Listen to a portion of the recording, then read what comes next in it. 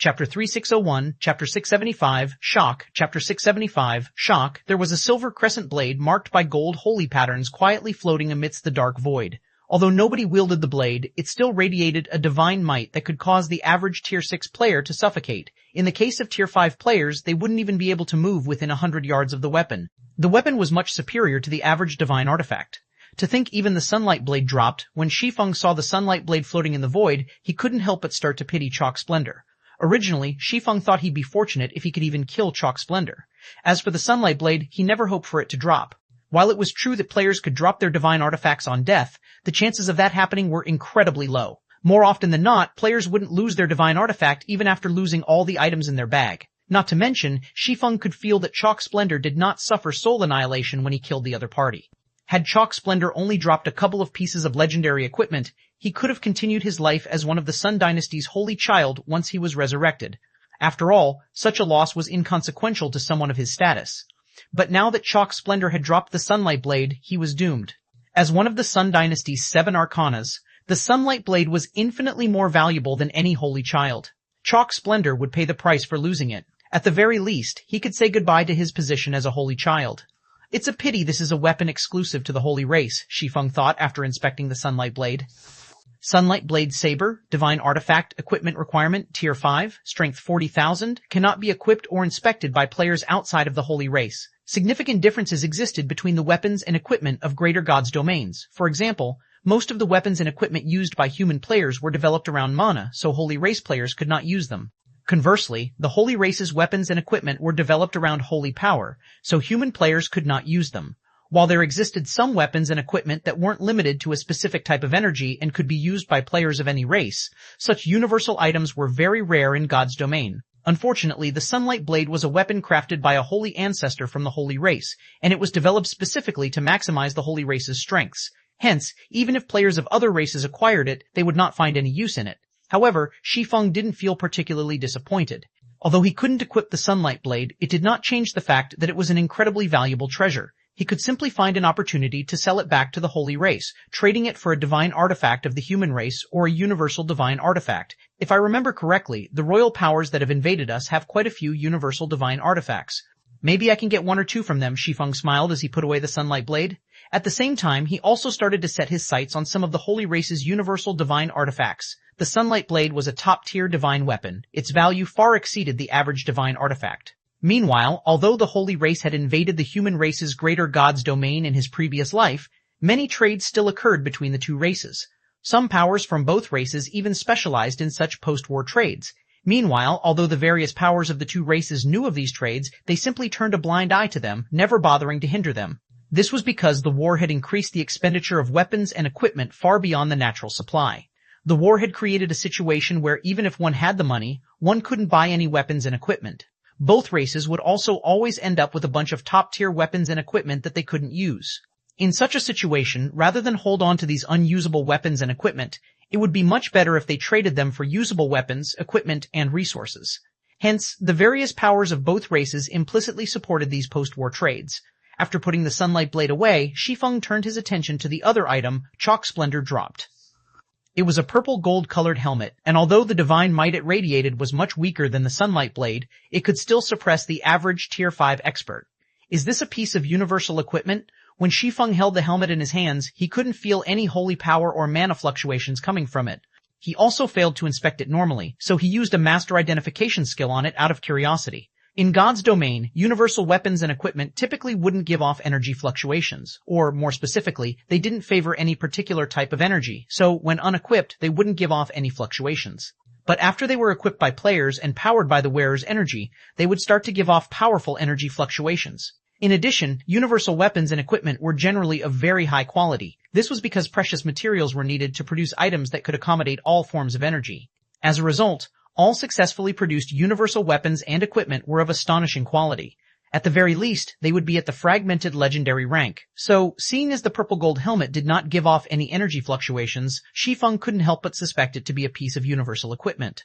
Not to mention, when subjected to his taboo level attack, all items at the fragmented legendary rank or below should have been disintegrated. The fact that the purple gold helmet remained unscathed proved that it was of extraordinary quality. In no time, the master identification skill began analyzing the purple gold helmet's information, and a loading bar appeared in the corner of Shi Feng's vision. 10%, 30%, 80%. After nearly a minute, the purple gold helmet's information finally appeared before Shi Feng. Upon reading the information, Shi Feng couldn't help but be surprised. Eternity Crown replica, damaged item, fragmented divine artifact, equipment requirement unknown, attributes unknown, non-bag space item. Collect 100 eternal stones to transform the Eternity Crown into a divine artifact. The Eternity set will become unique when all 6 set pieces are collected. Currently, 83 eternal stones have been collected already. The Eternity set? Shi Feng nearly dropped the helmet when he saw its information. When Shi Feng previously saw the Dragon Tongue Conglomerate's Eternity Gauntlets, he did have thoughts of collecting the Eternity set. However, he quickly gave up on the idea after the Holy World evolved into the Eternal Realm.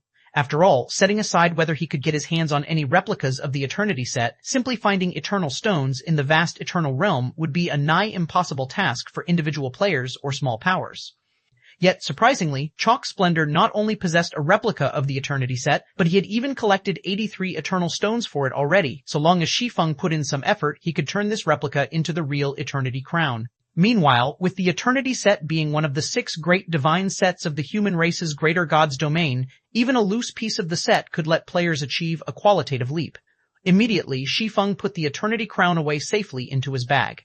Then, he rejoined the battlefield and started killing the escaping Holy Race experts, collecting as much contribution as possible before the battle concluded. Eternal Realm, Western Continent, Black Sea City. Black Sea City was a super large NPC city that hovered thousands of meters above the ocean. Over 100 million players were active in it daily, and even Tier 6 players could be seen walking the city streets.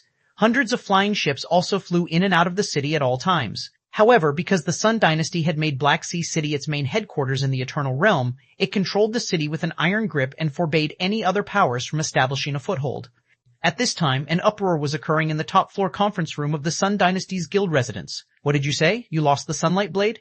Chapter 3602, Chapter 6056, World Arc's Battle Situation. Chapter 6056, World Arc's Battle Situation. World Arc's Battle Situation. World Arc, Inner Area, Silent Mountains, Resurrection Camp. Following the complete activation of the Core Circle, the 7 Luminaries Alliance officially occupied the Silent Mountains Resurrection Camp. Seeing this, the Sun Dynasty's army, which had been frenziedly attacking the camp, had no choice but to retreat in frustration. Hooray! We won! We won! We won! How close! I thought we would have failed for sure after all the magic barriers got destroyed. When the 7 Luminaries Alliance and the various powers members saw the Holy Race army retreating in their flying vehicles, some cheered, some rejoiced, and some collapsed on the ground, trying to catch their breath. But without exception, everyone was happy over the victory they had just achieved. We have severely underestimated the Holy Race this time. 19th Sword, who only had a few pieces of intact equipment equipped, muttered as he looked at the Sun Dynasty's retreating forces, a hint of fear appearing in his eyes. The battle at the Silent Mountains Resurrection Camp might not have lasted as long as the Guild Wars fought outside the Eternal Realm, which would typically span across multiple days and nights, but its intensity was multiple times greater. After only 24 hours, the Resurrection Camp that started with nearly 200,000 players had less than 30,000 players remaining. In the Skylight Association's case, its losses were even more tragic. The Templar Legion had 1,000 members at the start of the battle. Now, less than 100 members remained alive. In addition, of the Legion's 2 vice commanders, Heavy Shield Titan had fallen in combat, while Mjolnir Milia had sustained heavy damage to her soul and would be out of commission for a long time. To make matters worse, of the fallen Templar Legion members, 1/3 had suffered permanent deaths. In fact, even 19th Sword had nearly suffered a permanent death at the hands of a god-ranked Holy Race expert. Are you all right, Elder Sword? Milia asked, her complexion pale as she limped over to 19th Sword. I'm fine. I only had all of my fragmented legendary equipment destroyed, 19th Sword said as he looked at Milia. We've suffered a truly huge loss this time. After scanning the gathering Templar Legion members, Milia gloomily said, I originally thought we were only here to play a minor supporting role. With so few of our members remaining, even if the others regroup with us after getting resurrected, I'm afraid it'll be difficult for us to occupy a resurrection camp. The Skylight Association's losses this time were beyond tragic. With their remaining forces, there was no way they could safely occupy a resurrection camp in the World Arc's inner area. That might be the case, but I doubt the other powers are in a better situation than us, 19th Sword said nonchalantly. Moreover, we can already consider ourselves fortunate that we managed to defend this resurrection camp. For all we know, the Holy Race might have annihilated the other camps. The Holy Race army that had attacked the Silent Mountain's resurrection camp might have retreated, but it did not retreat in the direction of the Holy Race's resurrection camps. Instead, the army went to another one of the 7 Luminaries Alliance's resurrection camps. Evidently, whichever camp the army was headed had been taken over by the Holy Race. After all, the occupation process of all 6 camps had started simultaneously.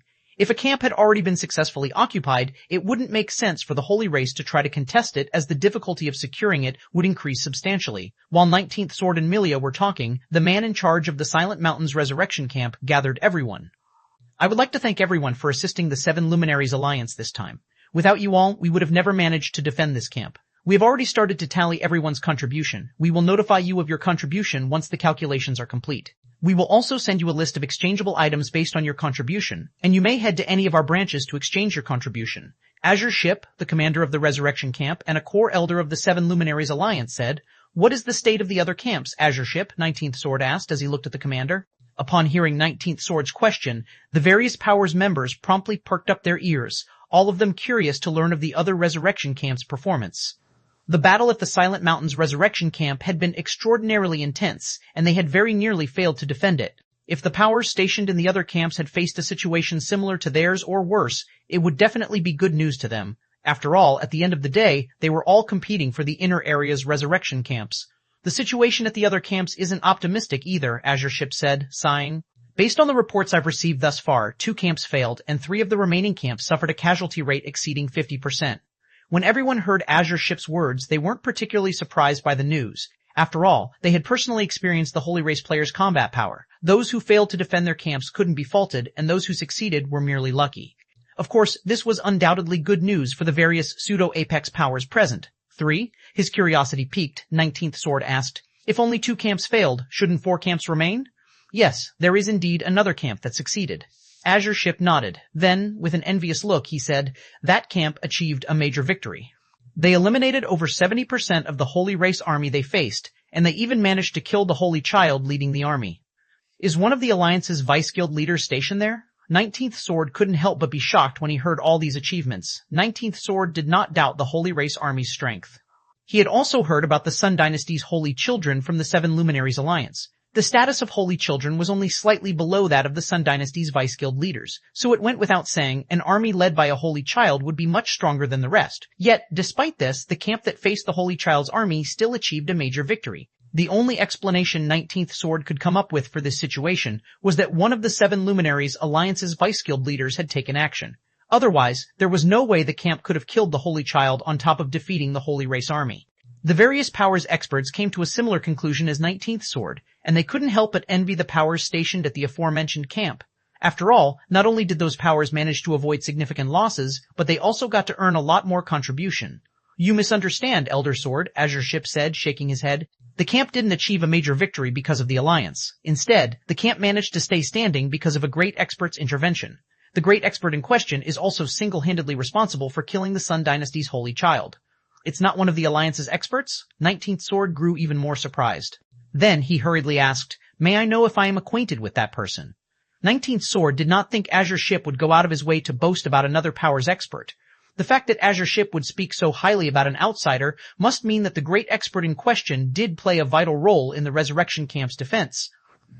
However, out of all the experts 19th Sword had seen answering the 7 Luminaries Alliance's call for assistance, he simply couldn't think of anyone capable of accomplishing such a feat. "You should have heard of that person before, Elder Sword," Azure Ship said. "He is Black Flame, the Lord of War Goddesses." Chapter 36003, Chapter 677, Top 5 Expert. Chapter 67C7, Top 5 Expert. Black Flame?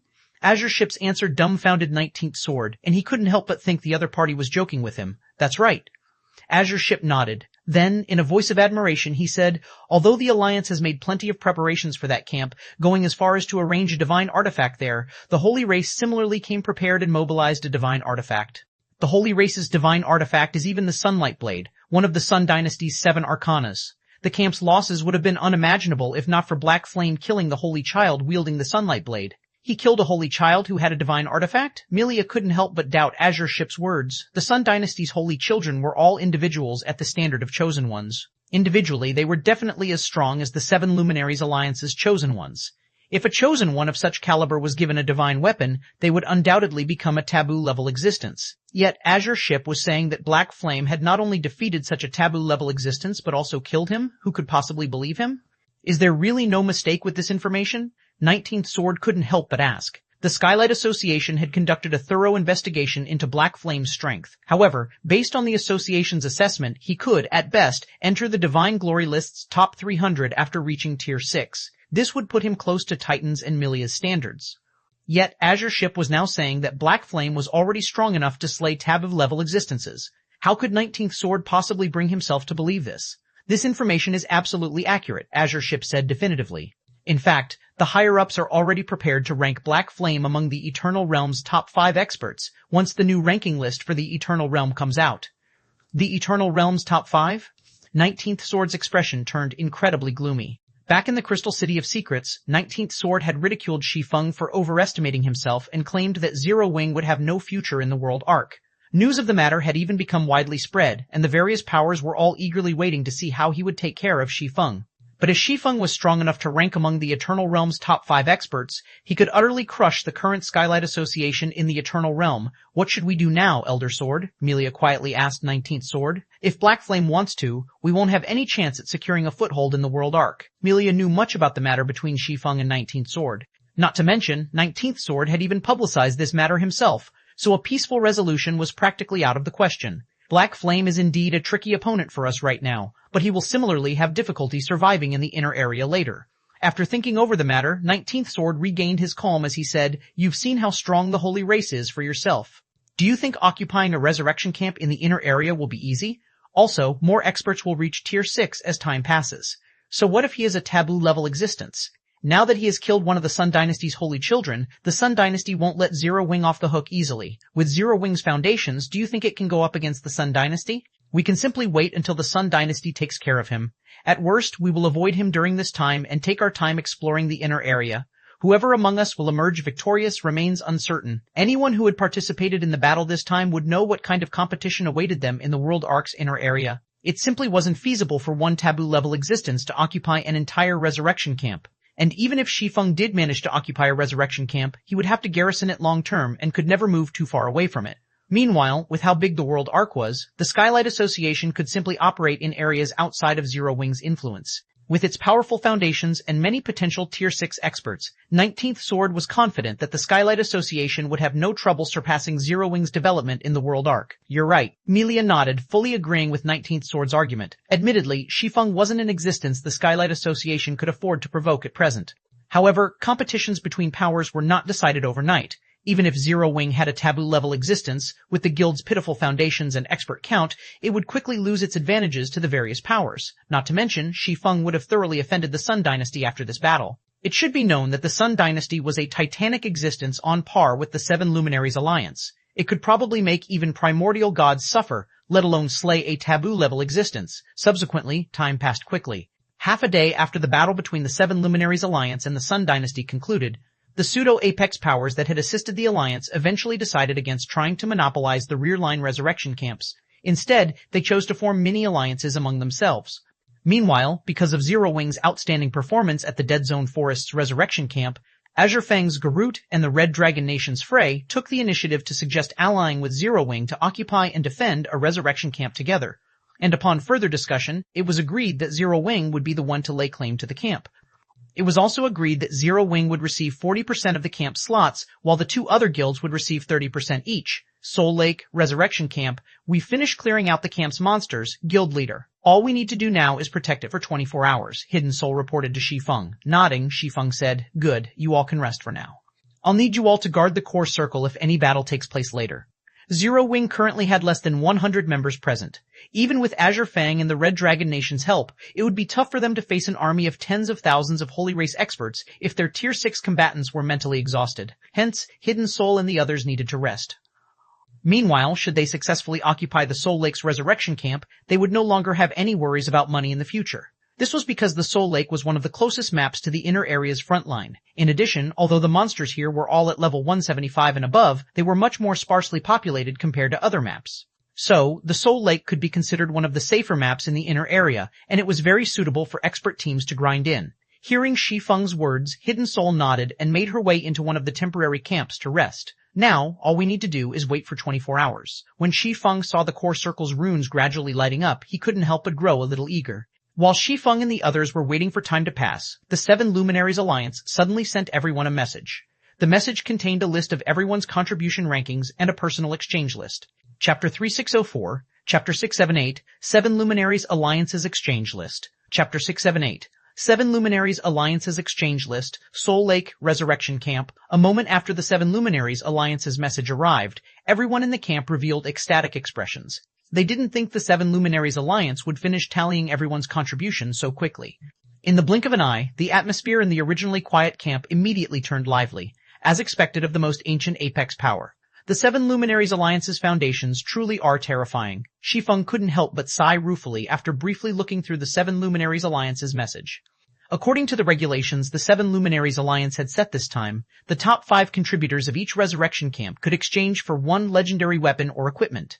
In the case of the Dead Zone Forest's resurrection camp, Shi Feng was the undisputed number 1 contributor, while coming after him were Gentle Snow, Crimson Heart, Hidden Soul, and Fire Dance. Zero Wing had monopolized the top 5 rewards for the Dead Zone Forest's resurrection camp, leaving none for the other powers. Fortunately, because of the camp's major victory, the Seven Luminaries Alliance had provided everyone with a much more abundant exchange list. In Shi Feng's case, he even got to exchange 1 extra item from his list because of his achievement of killing the Holy Child Chalk Splendor. As for the exchange list he received, it was so abundant that executives of upper-ranking hegemonic powers would faint from excitement if they saw it. Of the items he could exchange, there were 1,654 legendary weapons, 7,171 pieces of legendary equipment, 8,513 legendary items, and 121,065 inferior divine artifact rank materials.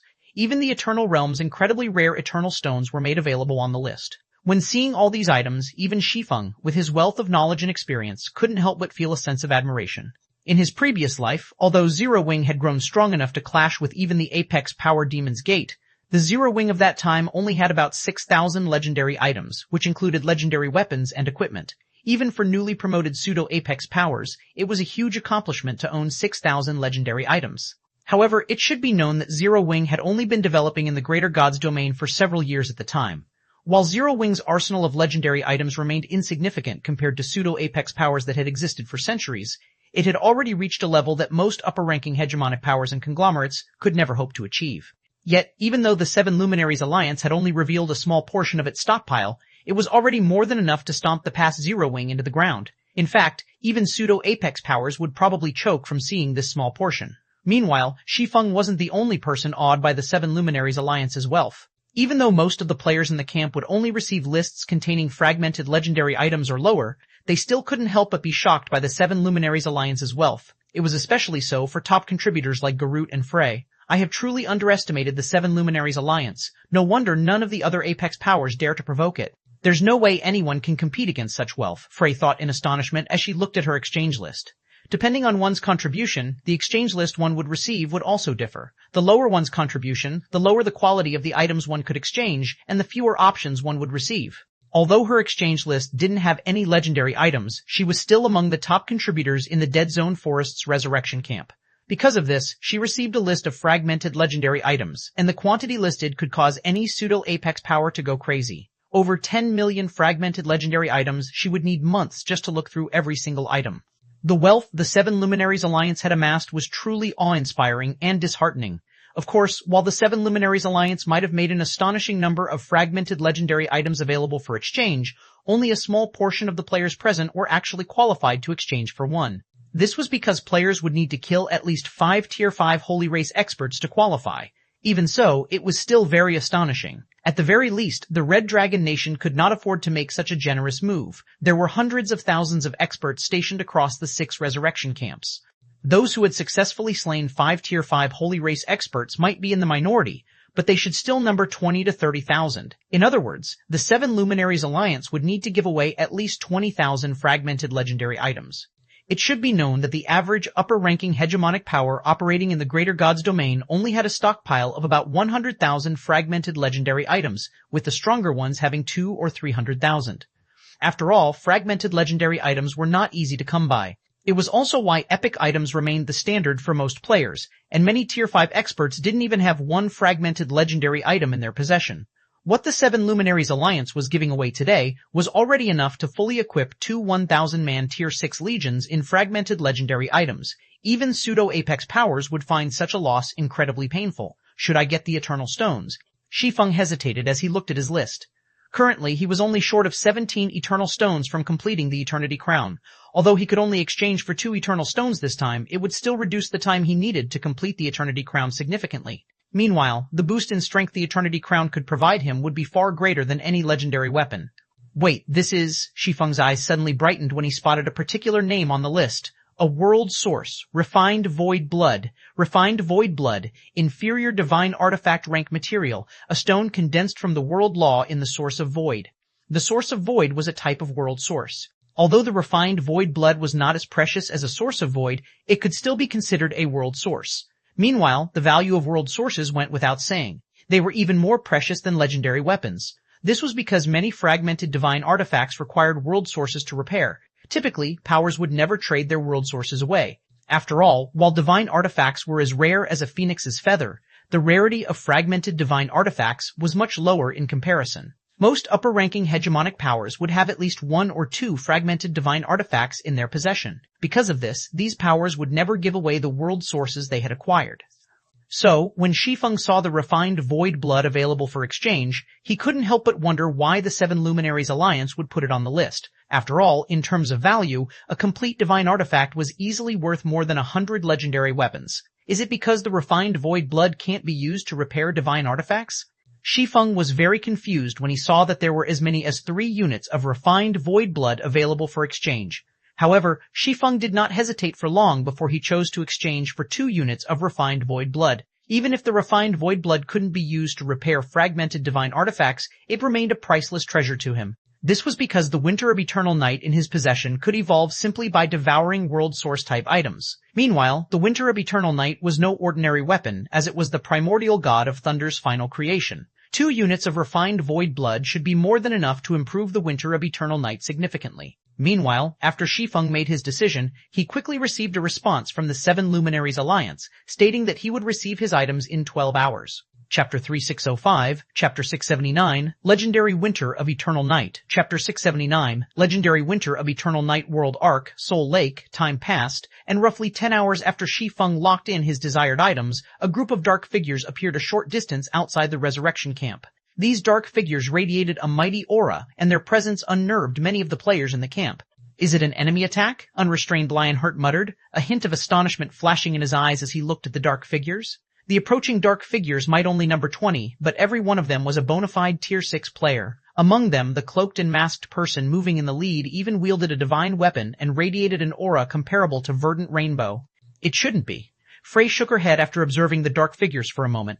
They might be powerful, but they're not radiating holy power. Mana is even continuously gathering around them, so they should be human experts. And if that's the case, they shouldn't have a reason to fight for our resurrection camp, since there are still plenty of unoccupied camps in the inner area. As soon as Frey finished speaking, the 20-man team arrived at the edge of the magic barrier erected around the Soul Lake's resurrection camp. We are from the Eternal Chamber of Commerce. We are here to distribute the items you have exchanged from the Seven Luminaries Alliance. The cloaked man standing in the lead said as he revealed the Eternal Chamber of Commerce's guild emblem to everyone in the camp. The Eternal Chamber of Commerce? Following the masked man's words, the players in the resurrection camp sighed in relief and quickly welcomed the 20-man team inside the magic barrier. Nobody doubted the validity of these dark figures' identities either. It was impossible to falsify guild emblems in God's domain. Every guild emblem was unique, and the Eternal Chamber of Commerce's Golden Scales emblem was widely known across the greater God's domain. As expected of an apex power, when Garut saw that the Eternal Chamber of Commerce had mobilized 20 Tier 6 experts and 1 divine artifact just to run errands, he couldn't help but be shocked. In the current Eternal Realm, even the pseudo-apex powers would not have more than 1 or 2 Tier 6 experts under their command. Yet, the Eternal Chamber of Commerce could afford to have 20 Tier 6 experts run errands for the Seven Luminaries Alliance. This was something no pseudo-apex power could think of accomplishing. Of everyone in the resurrection camp, only Shi Feng remained unfazed by the Eternal Chamber of Commerce's show of strength. The Eternal Chamber of Commerce's existence might be a mystery to many, but Shi Feng knew that Eternal's foundations were only slightly inferior to the Seven Luminaries Alliance. When it came to facilitating transactions across the greater god's domain, Eternal was even vastly superior to the Seven Luminaries Alliance. After entering the resurrection camp, the leader of Eternal's delivery team approached Shi Feng and handed him 2 crimson metal cubes, saying, "Here are the items you have requested, Guild Leader Blackflame." Shi Feng accepted the metal cubes, satisfaction filling his heart. These 2 metal cubes were none other than the 2 units of refined void blood he had requested. With the refined void blood, he should have no trouble upgrading the Winter of Eternal Night to the legendary rank. "Please accept this gold vibe token as well, Guild Leader Black Flame," the masked man from Eternal said as he handed Shi Feng the golden token with the word Eternal engraved on it. "With this token, you can participate in any of the auctions taking place on the Dark Star Auction House's 300th floor or above." Frey and Garut grew even more surprised when they saw the gold token the masked man handed to Shi Feng. They never thought the Eternal Chamber of Commerce would give Shi Feng one of its gold vibe tokens. After all, anyone who possessed one of these tokens would be treated as one of the Eternal Chamber of Commerce's core elders. Normally, even guild leaders of pseudo-apex powers wouldn't necessarily be able to get their hands on a gold VPay token. As for the auctions taking place on the Dark Star Auction House's 300th floor and above, those were auctions that all executives of the various pseudo-apex powers wished to participate in.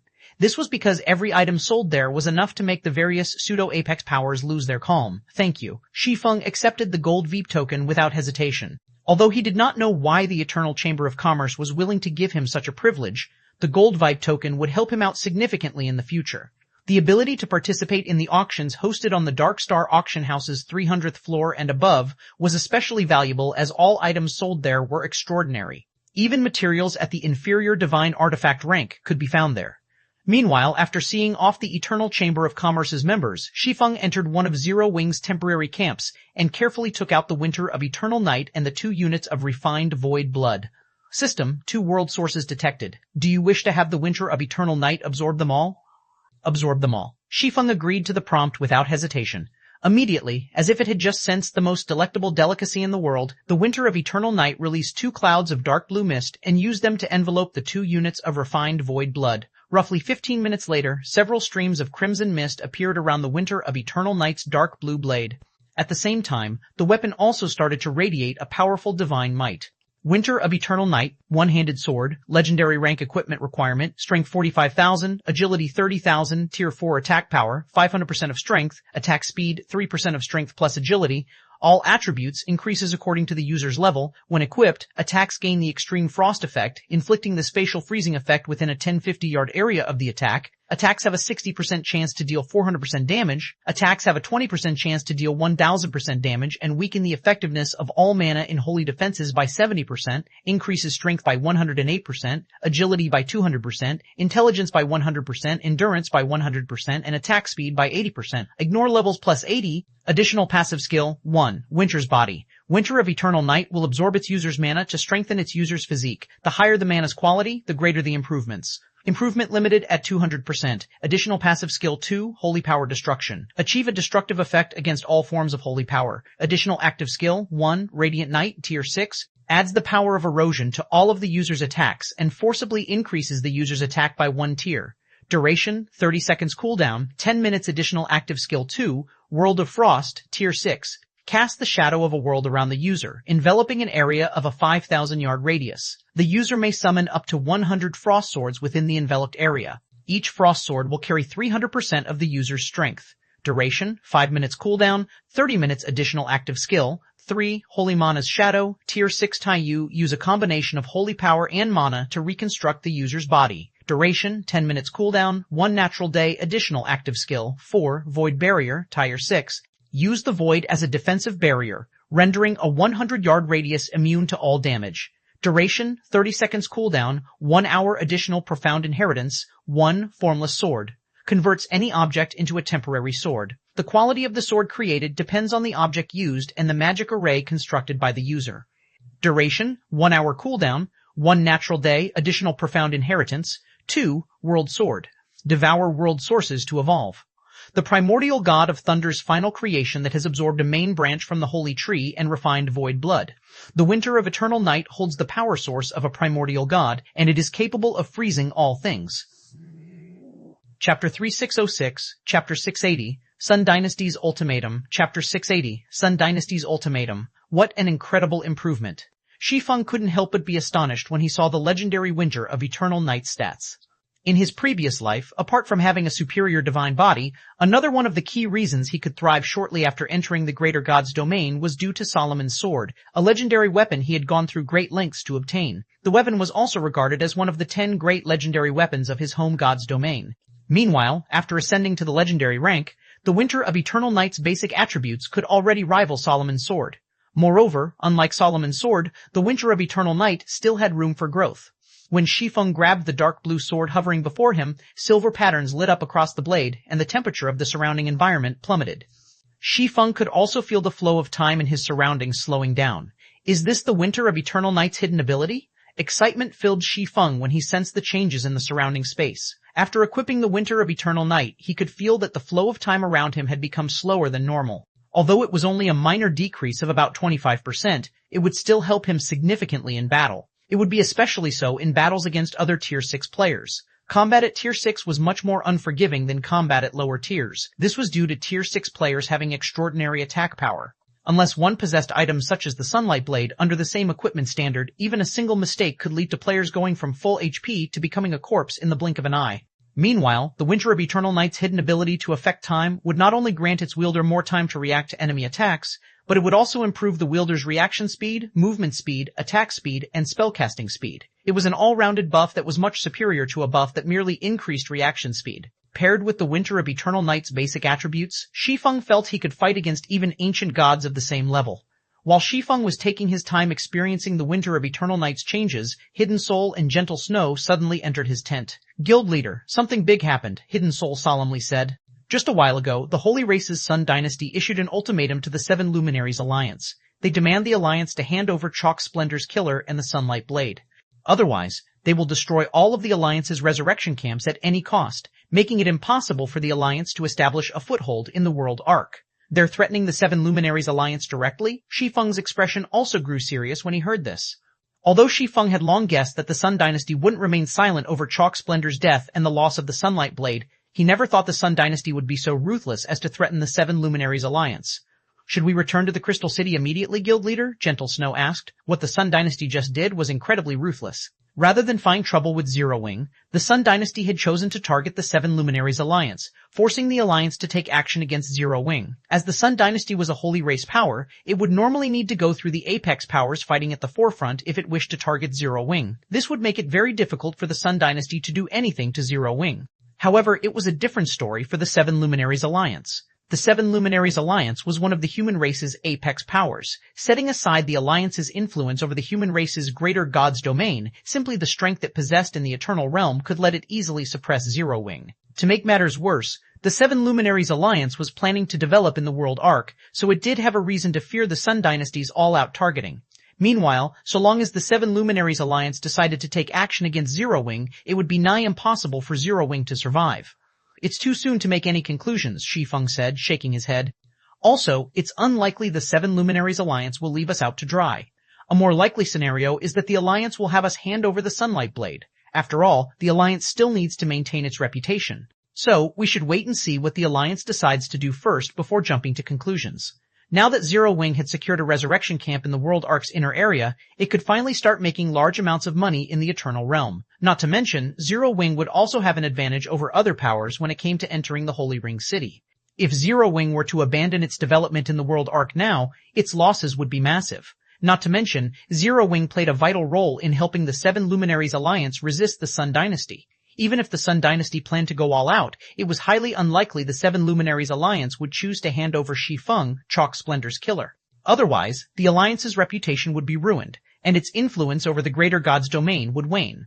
So, what Zero Wing needed to do now was wait for the Seven Luminaries Alliance to finish negotiating the Sun Dynasty and see to what extent the Alliance was willing to compromise. When Hidden Soul and Gentle Snow heard Shi Feng's reasoning, they decided to go with Shi Feng's arrangement and wait for the Seven Luminaries Alliance's response. Apart from the Soul Lake's resurrection camp, a commotion also occurred across the World Arc's various resurrection camps following the Sun Dynasty's ultimatum. I knew the Sun Dynasty wouldn't let Zero Wing get away so easily, 19th Sword happily said after reading the report he just received. So what if Black Flame is one of the Eternal Realm's top 5 experts? In the end, he still has to withdraw from the World Arc. Zero Wing is indeed quite pitiful, Milia said, feeling a hint of sympathy for Zero Wing. When it comes to military strength, the Sun Dynasty is evidently superior to the Seven Luminaries Alliance. If the Alliance wishes to avoid tragic losses in the Eternal Realm and appease the Sun Dynasty, the least it will need to do is to have Zero Wing permanently withdraw from the World Arc. As for Zero Wing, the best it could hope for is some compensation from the Seven Luminaries Alliance. The World Arc was a world mode regional dungeon, and it was one of the key regions for powers to establish a foothold in the Eternal Realm. If Zero Wing could not extend its development into the World Arc, even with a mighty expert like Black Flame leading it, it would ultimately still be reduced to a second-rate power in the Eternal Realm. Subsequently, time passed quickly. While the various powers and players were discussing what decision the Seven Luminaries Alliance would ultimately make, the Soul Lake's Resurrection Camp welcomed a group of Seven Luminaries Alliance members. So they've still come in the end, unrestrained Lionheart muttered with a wry smile when he saw the Seven Luminaries Alliance members riding atop the approaching Tier 5 flying mount. Then, he turned to Frey and asked with a complicated heart, "Are we really going to continue standing on the same front as Zero Wing?" "We have no choice but to take the gamble," Frey replied resolutely as she looked at the approaching flying mount. With the World Arc's current state, it was simply impossible for just 2 or 3 pseudo-apex powers to adequately defend a resurrection camp in the inner area. Without Zero Wing's help, the Red Dragon Nation would lose the ability to secure an early advantage in the World Arc's inner area. Meanwhile, even if the Seven Luminaries Alliance chose to compromise with the Sun Dynasty and Zero Wing refused to comply, the most the Alliance would do was let the Sun Dynasty fight Zero Wing without interfering. So, Frey planned to continue standing on the same front as Zero Wing. Although this would put the Red Dragon Nation directly in the Sun Dynasty's line of sight, the Red Dragon Nation would at least still have a chance at securing an early advantage in the World Arc's inner area. A short moment later, a 60-meter-tall, two-headed blaze eagle landed in the middle of the resurrection camp. Then, more than 50 Tier 6 experts wearing the Seven Luminaries Alliance's guild emblem alighted from the blaze eagle, and walking in the lead was a middle-aged man who was a level 173 Tier 6 mage god. "Who among you is Black Flame?" the middle-aged mage god asked as he scanned the crowd in the resurrection camp. Chapter 3607, Chapter 681, Responding. In kind, Chapter 681, Responding in kind, Soul Lake, Resurrection Camp. Following the middle-aged mage god's words, a powerful divine might swept across the resurrection camp, and everyone in the camp felt like a mountain had just fallen on their shoulders. The pressure from the divine might was so intense that all of the Tier 5 players in the camp had difficulty breathing, and even those capable of matching Tier 6 experts found themselves immobilized. A divine domain? Disbelief filled Garut's eyes as he looked at the middle-aged mage god. In God's domain, players could typically only radiate divine might after reaching Tier 6. Meanwhile, once players developed their concentration to the extremes of the Tier 6 standard, they could mentally manipulate their divine might to form a domain, which was also known as a divine domain. Meanwhile, once a divine domain was unleashed, it could suppress players below Tier 6 effortlessly and subject Tier 6 experts to a powerful mental suppression, rendering them incapable of executing their combat techniques and mana techniques normally, and even if they managed to execute their techniques, it would put a huge toll on their concentration. What kind of status does he have in the Seven Luminaries Alliance? Frey was similarly shocked as she looked at the middle-aged mage god. According to the Red Dragon Nation's intelligence, there were no more than 20 divine domain experts across the greater god's domain. However, the middle-aged mage god was never mentioned in the Red Dragon Nation's intelligence. "I am." A moment after the middle-aged mage god unleashed his divine domain, a deep voice echoed throughout the resurrection camp. Immediately afterward, Shi Feng stepped out of the crowd and approached the middle-aged mage god in a steady stride. He also gave off the feeling of a primordial giant, and those he walked past felt their hearts instinctively shudder. When Shi Feng arrived before the Seven Luminaries Alliance's members, the terrifying aura he radiated caused even the Alliance's Tier 6 experts to lower their heads and avoid his gaze, all of them afraid to catch his attention. Incredible, as expected. "No wonder Little Rainbow has praised you so highly," the middle-aged mage god said, smiling as he looked at Shi Feng. "I am Aimless Bloodshed, a core elder of the Seven Luminaries Alliance. I am here this time to talk to you about the Sun Dynasty's matter, Guild Leader Black Flame." Aimless Bloodshed? Shi Feng briefly fell into a daze when he heard the middle-aged mage god's introduction. Experts whose concentration had reached the extremes of Tier 6 were exceedingly rare in the greater god's domain. In the current timeline, the existence of the Seven Luminaries Alliance's Aimless Bloodshed was indeed unknown to the greater god's domain.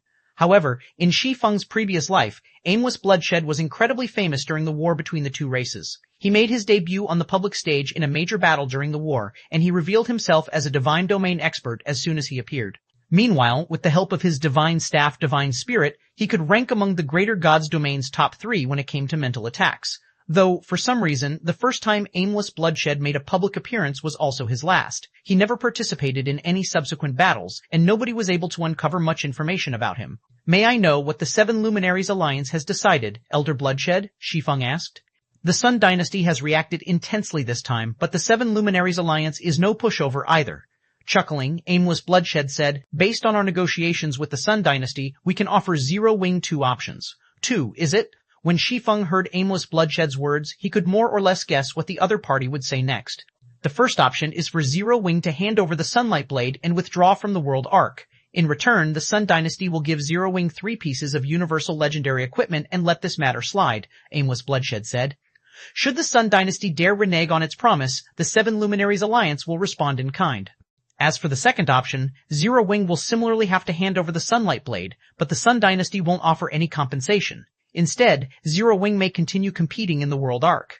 Upon hearing Aimless Bloodshed's words, many of the players present couldn't help but be surprised. They didn't think the Seven Luminaries Alliance would ultimately offer Zero-Wing such lenient choices. The second option was especially lenient. Although Zero-Wing would lose its spoils of war, it could still retain its advantages in the World Arc. This was undoubtedly the best outcome for Zero-Wing. These are already the best conditions the Seven Luminaries Alliance can fight for Zero-Wing, Guild Leader Black Flame, Aimless Bloodshed said in a somewhat embarrassed tone. The Sun Dynasty's combat power in the World Arc is slightly superior to the Seven Luminaries Alliance. If the Sun Dynasty tries to attack us with zero regard to cost, we will have difficulty defending our current resurrection camps. I understand. Shi Feng nodded. He knew the Seven Luminaries Alliance had already taken out its greatest sincerity. The fact that the Seven Luminaries Alliance had even sent a big shot like Aimless Bloodshed to persuade Zero-Wing showed how much the Alliance valued Zero-Wing. May I ask you a question? Feel free to ask anything, Guild Leader Black Flame, Aimless Bloodshed answered, smiling. If Zero-Wing goes to war with the Sun Dynasty, can the Seven Luminaries Alliance remain neutral? Shi Feng calmly asked. Go to war with the Sun Dynasty? Aimless Bloodshed froze momentarily, his mind failing to process Shi Feng's words. Yes, Zero-Wing will go to war with the Sun Dynasty, Shi Feng stated resolutely. The Sunlight Blade was one of the Sun Dynasty's 7 arcanas. Its value was extraordinary, and it could easily be traded with the Holy Race for 2 universal divine artifacts. The Sun Dynasty's compensation of 3 pieces of legendary equipment was nothing but a joke. In his previous life, he never got the opportunity to own even 1 divine artifact. Now that he had a chance to own 2, he naturally wouldn't abandon it easily. It was especially so now that he had upgraded the Winter of Eternal Night to the legendary rank. In the World Arc, he had no need to fear the Sun Dynasty. This, after hearing that Shi Feng was serious, Aimless Bloodshed couldn't help but say, "Are you really going to provoke the Sun Dynasty, Guild Leader Black Flame? That's one of the Holy Race's 10 royal powers we are talking about. It is a tough opponent, even for the Seven Luminaries Alliance." At this moment, Aimless Bloodshed felt that Shi Feng must have lost his mind. After all, an upstart power in the Eternal Realm was trying to pick a fight with an opponent that even the Seven Luminaries Alliance dreaded. This was no different than having a death wish. While Zero-Wing might not be a royal power, we won't capitulate just because of a few words. In a resolute tone, Shi Feng said, since the Sun Dynasty insists on using force, we will simply respond in kind. Chapter 3608, Chapter 682, World Gate's Initial Appearance. Chapter 682, World Gate's Initial Appearance. Is he crazy? Unrestrained Lionheart couldn't help but doubt his ears when he heard Shi Feng's resolute words. Is he not afraid that Zero-Wing would be erased from God's domain? Anyone who had participated in the defense of the Seven Luminaries Alliance's resurrection camps should know how powerful the Holy Race's royal powers were by now. It simply wasn't possible for any human power to resist a royal power on its own. Even an existence as mighty as the Seven Luminaries Alliance could just barely resist the Sun Dynasty. Although Shi Feng was a taboo-level expert, an existence such as the Sun Dynasty should have quite a few such experts. Even if Shi Feng could ensure his own safety, what about the rest of Zero-Wing? At this time, Frey was similarly surprised by this situation. She didn't think Shi Feng would refuse both options proposed. The second option, in particular, could already be considered generous. All Zero-Wing needed to do was to surrender the Sunlight Blade to retain its ability to develop in the World Arc. As for negotiating a fair deal with the Sun Dynasty, that was simply out of the question. After all, there was a huge gap in strength between both parties. Sure enough. When Hidden Soul heard Shi Feng's resolute reply, she couldn't help but wryly smile. As expected of our guild leader. Battle. In the early phases of the miniature ancient world, Shi Feng had stood strong in the face of overwhelming odds and single-handedly caused the various superpowers to suffer severe losses. Now that Zero-Wing had entered the Eternal Realm and achieved metamorphosis, there was no way he would allow Zero-Wing to capitulate so easily. Indeed, we will simply respond in kind. Gentle Snow nodded, fighting spirit burning in her eyes. The Sun Dynasty might be a frightening existence, but Zero Wing wasn't a pushover either. It was especially so now that Zero Wing's guild residents had a secret room capable of increasing players' chances of getting promoted to Tier 6. As for herself, if she could fight against more experts and perfect her techniques, her strength would also increase with time. Is Zero Wing made up of lunatics? When Garut saw the enthusiastic look on Gentle Snow and Zero Wing's other members, he couldn't help but be astonished. The Sun Dynasty had already proven itself to be superior to the Seven Luminaries Alliance in combat. Logically, all powers should be doing their best to avoid confrontations with the Sun Dynasty. Yet, even though Zero Wing was clearly presented with an opportunity for reconciliation, Shi Feng chose to take the initiative to provoke the Sun Dynasty. Moreover, aside from Shi Feng, the rest of the Zero Wing members also shared a similar sentiment. It was as if the entire guild was made up of lunatics. Can the Seven Luminaries Alliance remain neutral, Elder Bloodshed? Shi Feng asked once more as he looked at the dazed middle-aged man before him. Although I haven't consulted with my superiors, I can say with certainty that the Seven Luminaries Alliance is a human power, so we will never side with the Holy Race, Aimless Bloodshed said confidently. If anyone dares to assist the Holy Race, I will be the first to object. Thank you very much, Elder Bloodshed, Shi Feng gratefully said. Subsequently, Aimless Bloodshed quickly left for one of the Seven Luminaries Alliance's resurrection camps to report Zero Wing's decision to his superiors and have them prepare for the inevitable. Time passed quickly. Several hours after Zero Wing made its decision, the World Ark's various powers also learned of the outcome, and a huge commotion swept across the entire Eternal Realm. It should be known that not even the various pseudo-apex powers would dare to publicly challenge one of the Holy Race's royal powers. Yet Zero Wing, an upstart guild in the Eternal Realm, had done it. This was undoubtedly the most shocking piece of news to date in the Eternal Realm. At the same time, because the Seven Luminaries Alliance had finished establishing its defenses in the World Ark's inner area, it no longer restricted players from entering the inner area, and as Zero Wing managed to safely occupy the Soul Lake's resurrection camp, many players flocked to the camp. After much deliberation, Shi Feng ultimately decided to charge each player 20 eternal silver for registering at the resurrection camp. This might be a significant sum for Tier 5 players operating in the Eternal Realm, but many players still chose to register at the Soul Lake's resurrection camp regardless. After only a day, over 50,000 players had registered at the camp already.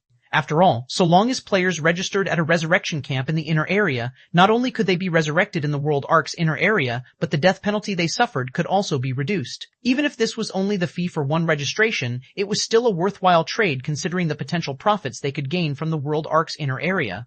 If not for many players being wary of the Sun Dynasty, many more players would have come to register at the Soul Lake's resurrection camp. What do you think is going on with the Sun Dynasty, guild leader? It's been more than a day since our response, yet they still haven't shown any signs of taking action, Hidden Soul said in confusion. More and more players were coming to register at the Soul Lake's resurrection camp, yet not a single Holy Race player had appeared near the camp thus far. Could they simply be trying to intimidate us? But in reality, they don't actually have the strength to deal with us? Ever since the Seven Luminaries Alliance forwarded Zero Wing's rejection, the Sun Dynasty did not make a single response. In fact, according to Zero Wing's investigation, the Sun Dynasty had even reduced its activities at the inner area's front lines. They are merely gathering their strength, Shi Feng said nonchalantly. They are aware that I have killed Chalk Splendor and can summon 6 Tier 6 war goddesses, so they know that if they want to destroy Zero Wing and intimidate the human race, they will need to gather much more strength. Not to mention, the Holy Race has many Tier 5 experts capable of advancing to Tier 6. They simply lack the necessary resources to get promoted. In that case, should we have more of our internal 5th floor experts enter the secret room and advance to Tier 6, guild leader? Hidden Soul asked worriedly. The Sun Dynasty undoubtedly had a frightening number of Tier 5 experts capable of advancing to Tier 6. In comparison, although Zero Wing had a medium world fragment, for the sake of secrecy, they only dared to let trustworthy members enjoy the medium world fragment's benefits thus far. As a result, Zero Wing didn't have many experts capable of completing their Tier 6 promotion at a reliable success rate. If this situation persisted, Zero Wing would only become more disadvantaged over time in the World Arc. This, Shi Feng couldn't help but hesitate. Admittedly, letting more internal members enjoy the medium world fragment's benefits and advance to Tier 6 would increase Zero Wing's overall strength. However, it would also increase the risk of exposing the medium world fragment's existence. After all, most of Zero Wing's internal members in the Crystal City of Secrets weren't based in Star Lake City in the real world. It was unrealistic to think that everyone could keep this matter a secret. Meanwhile, once the medium world fragment's existence was exposed, Zero Wing's opponent would no longer be limited to the Holy Race's Sun Dynasty. Instead, it would have to go up against the various human powers operating in the Eternal Realm. While Shi Feng was hesitating, Gentle Snow suddenly barged into the tent in a hurry. Guild leader, I just received an offline message regarding our God's Domain's World Gate. Excitedly, Gentle Snow said, "It has finally appeared in the Starlight Realm." Chapter 3609, Chapter 683, Returning to God's Domain, Chapter 683, Returning to God's Domain, has it appeared already? Shi Feng was pleasantly surprised by the news Gentle Snow brought him. Any God's Domain that wished to connect with the greater God's Domain would need to do so through a world gate. However, before a God's Domain was linked with the greater God's Domain, its world gate could not be seen in the greater God's Domain. Only when a God's Domain was close to being fully connected would its world gate appear in the greater God's Domain. Meanwhile, once the world gate revealed itself, it would open at varying times. Depending on the rank of the God's Domain in question, it could take as soon as several days to as late as several months for the world gate to open. In addition, unlike the world gate of miniature worlds, the world gate of a God's Domain did not have any restrictions. As soon as it opened, Tier 6 players could pass through it immediately. There was no gradual process to speak of. The situation would be completely different from the miniature ancient world where, even now, its world gate only allowed Tier 5 players to pass through. For most players, whether living in the greater God's Domain or the God's Domain that was opening up, the appearance of a world gate could only be considered a pleasant surprise. At best, they would have access to more resources and business opportunities. However, for the current Zero Wing, it was an opportunity to achieve a qualitative transformation. According to the Green God Corporation, our God's Domain's world gate appeared in the Starlight Realm roughly 5 hours ago, and it is situated in the northern wasteland that's close to the ancient River Kingdom, Gentle Snow said. The Green God Corporation also states that the world gate will open in 10 days at the latest, and that the powers of 2 realm empires and 6 realm kingdoms have already mobilized their armies to surround the gate. At that time, I'm afraid it is going to be difficult to enter or exit the gate. Aside from the lofty apex and pseudo-apex powers, I doubt anybody can resist the resources and experts of an entire God's Domain, Shi Feng said, unsurprised by Gentle Snow's report. I need to make a trip back to our God's Domain immediately. I will leave the Feather of Oath with you in the meantime. With it, you should be able to defend the resurrection camp from the Holy Race's various powers without trouble, but if defeat is inevitable, make sure to retreat without hesitation. No need to make meaningless sacrifices. Normally, it should be impossible for players to cross a world gate before it opens. However, Shi Feng was an exception. Previously, he had acquired a gray key in the miniature ancient world that allowed him to freely travel between God's domains. However, there was a precondition for using the gray key. He needed to know the exact location of the God's domain he wished to visit. Originally, he had thought of finding a sealed passage in the miniature ancient world that was connected with his home God's domain. That way, he could use the gray key to travel to the God's domain he had lived in for many years and obtain the God Slayer's legacy. However, his development speed and the opportunities he had encountered far exceeded his imagination. Not only did he get his hands on the primordial abyssal god's legacy, but he had even obtained a primordial chaos body and constructed a superior divine body with it. These opportunities completely eliminated the need for him to acquire the God Slayer's legacy. Hence, he had postponed returning to his home God's domain. But now that the World Gate had appeared, it was imperative that he returned before they opened. Zero Wing had annexed many guilds in the miniature ancient world. A few examples were the Star Alliance, 100 Flower Palace, and Mysterious Moon. These first-rate guilds all possessed many Tier 5 and Tier 6 players in their home God's domain. So long as Zero Wing could absorb these experts and bring them to the Eternal Realm, Zero Wing could increase its strength without having to worry about exposing the medium world fragment's existence. Not to mention, these Tier 5 and Tier 6 experts had been operating on their home God's domain for as long as 10 years now. Even a Tier 3 player could reach level 200 when given such a long time, let alone players of higher tiers. Meanwhile, level 200 was a massive turning point in God's domain. The benefits players could receive from reaching level 200 would be no different than achieving a 1-tier promotion. Under the same tier, a level 200 player fully equipped with epic weapons and equipment could match a level 190 player fully equipped with legendary equipment. And if the opponent was a level 190 player, they would be beaten black and blue, even if they had a legendary weapon. If such a group of high-level Tier 6 players were to appear in the current Eternal Realm, it would absolutely tilt the realm's balance. Leave it to us, Guild Leader. We'll make sure the Resurrection Camp stands strong before you return, Gentle Snow assured as she accepted the Feather of Oath. Unless the Holy Race attacked the Resurrection Camp with 2 or more taboo-level experts, 6 level 180-plus Tier 6 war goddesses should be enough to keep most opponents at bay. Not to mention, she, Hidden Soul Fire Dance, and Crimson Heart had already exchanged a gold combat technique suited for themselves from the 7 Luminaries Alliance.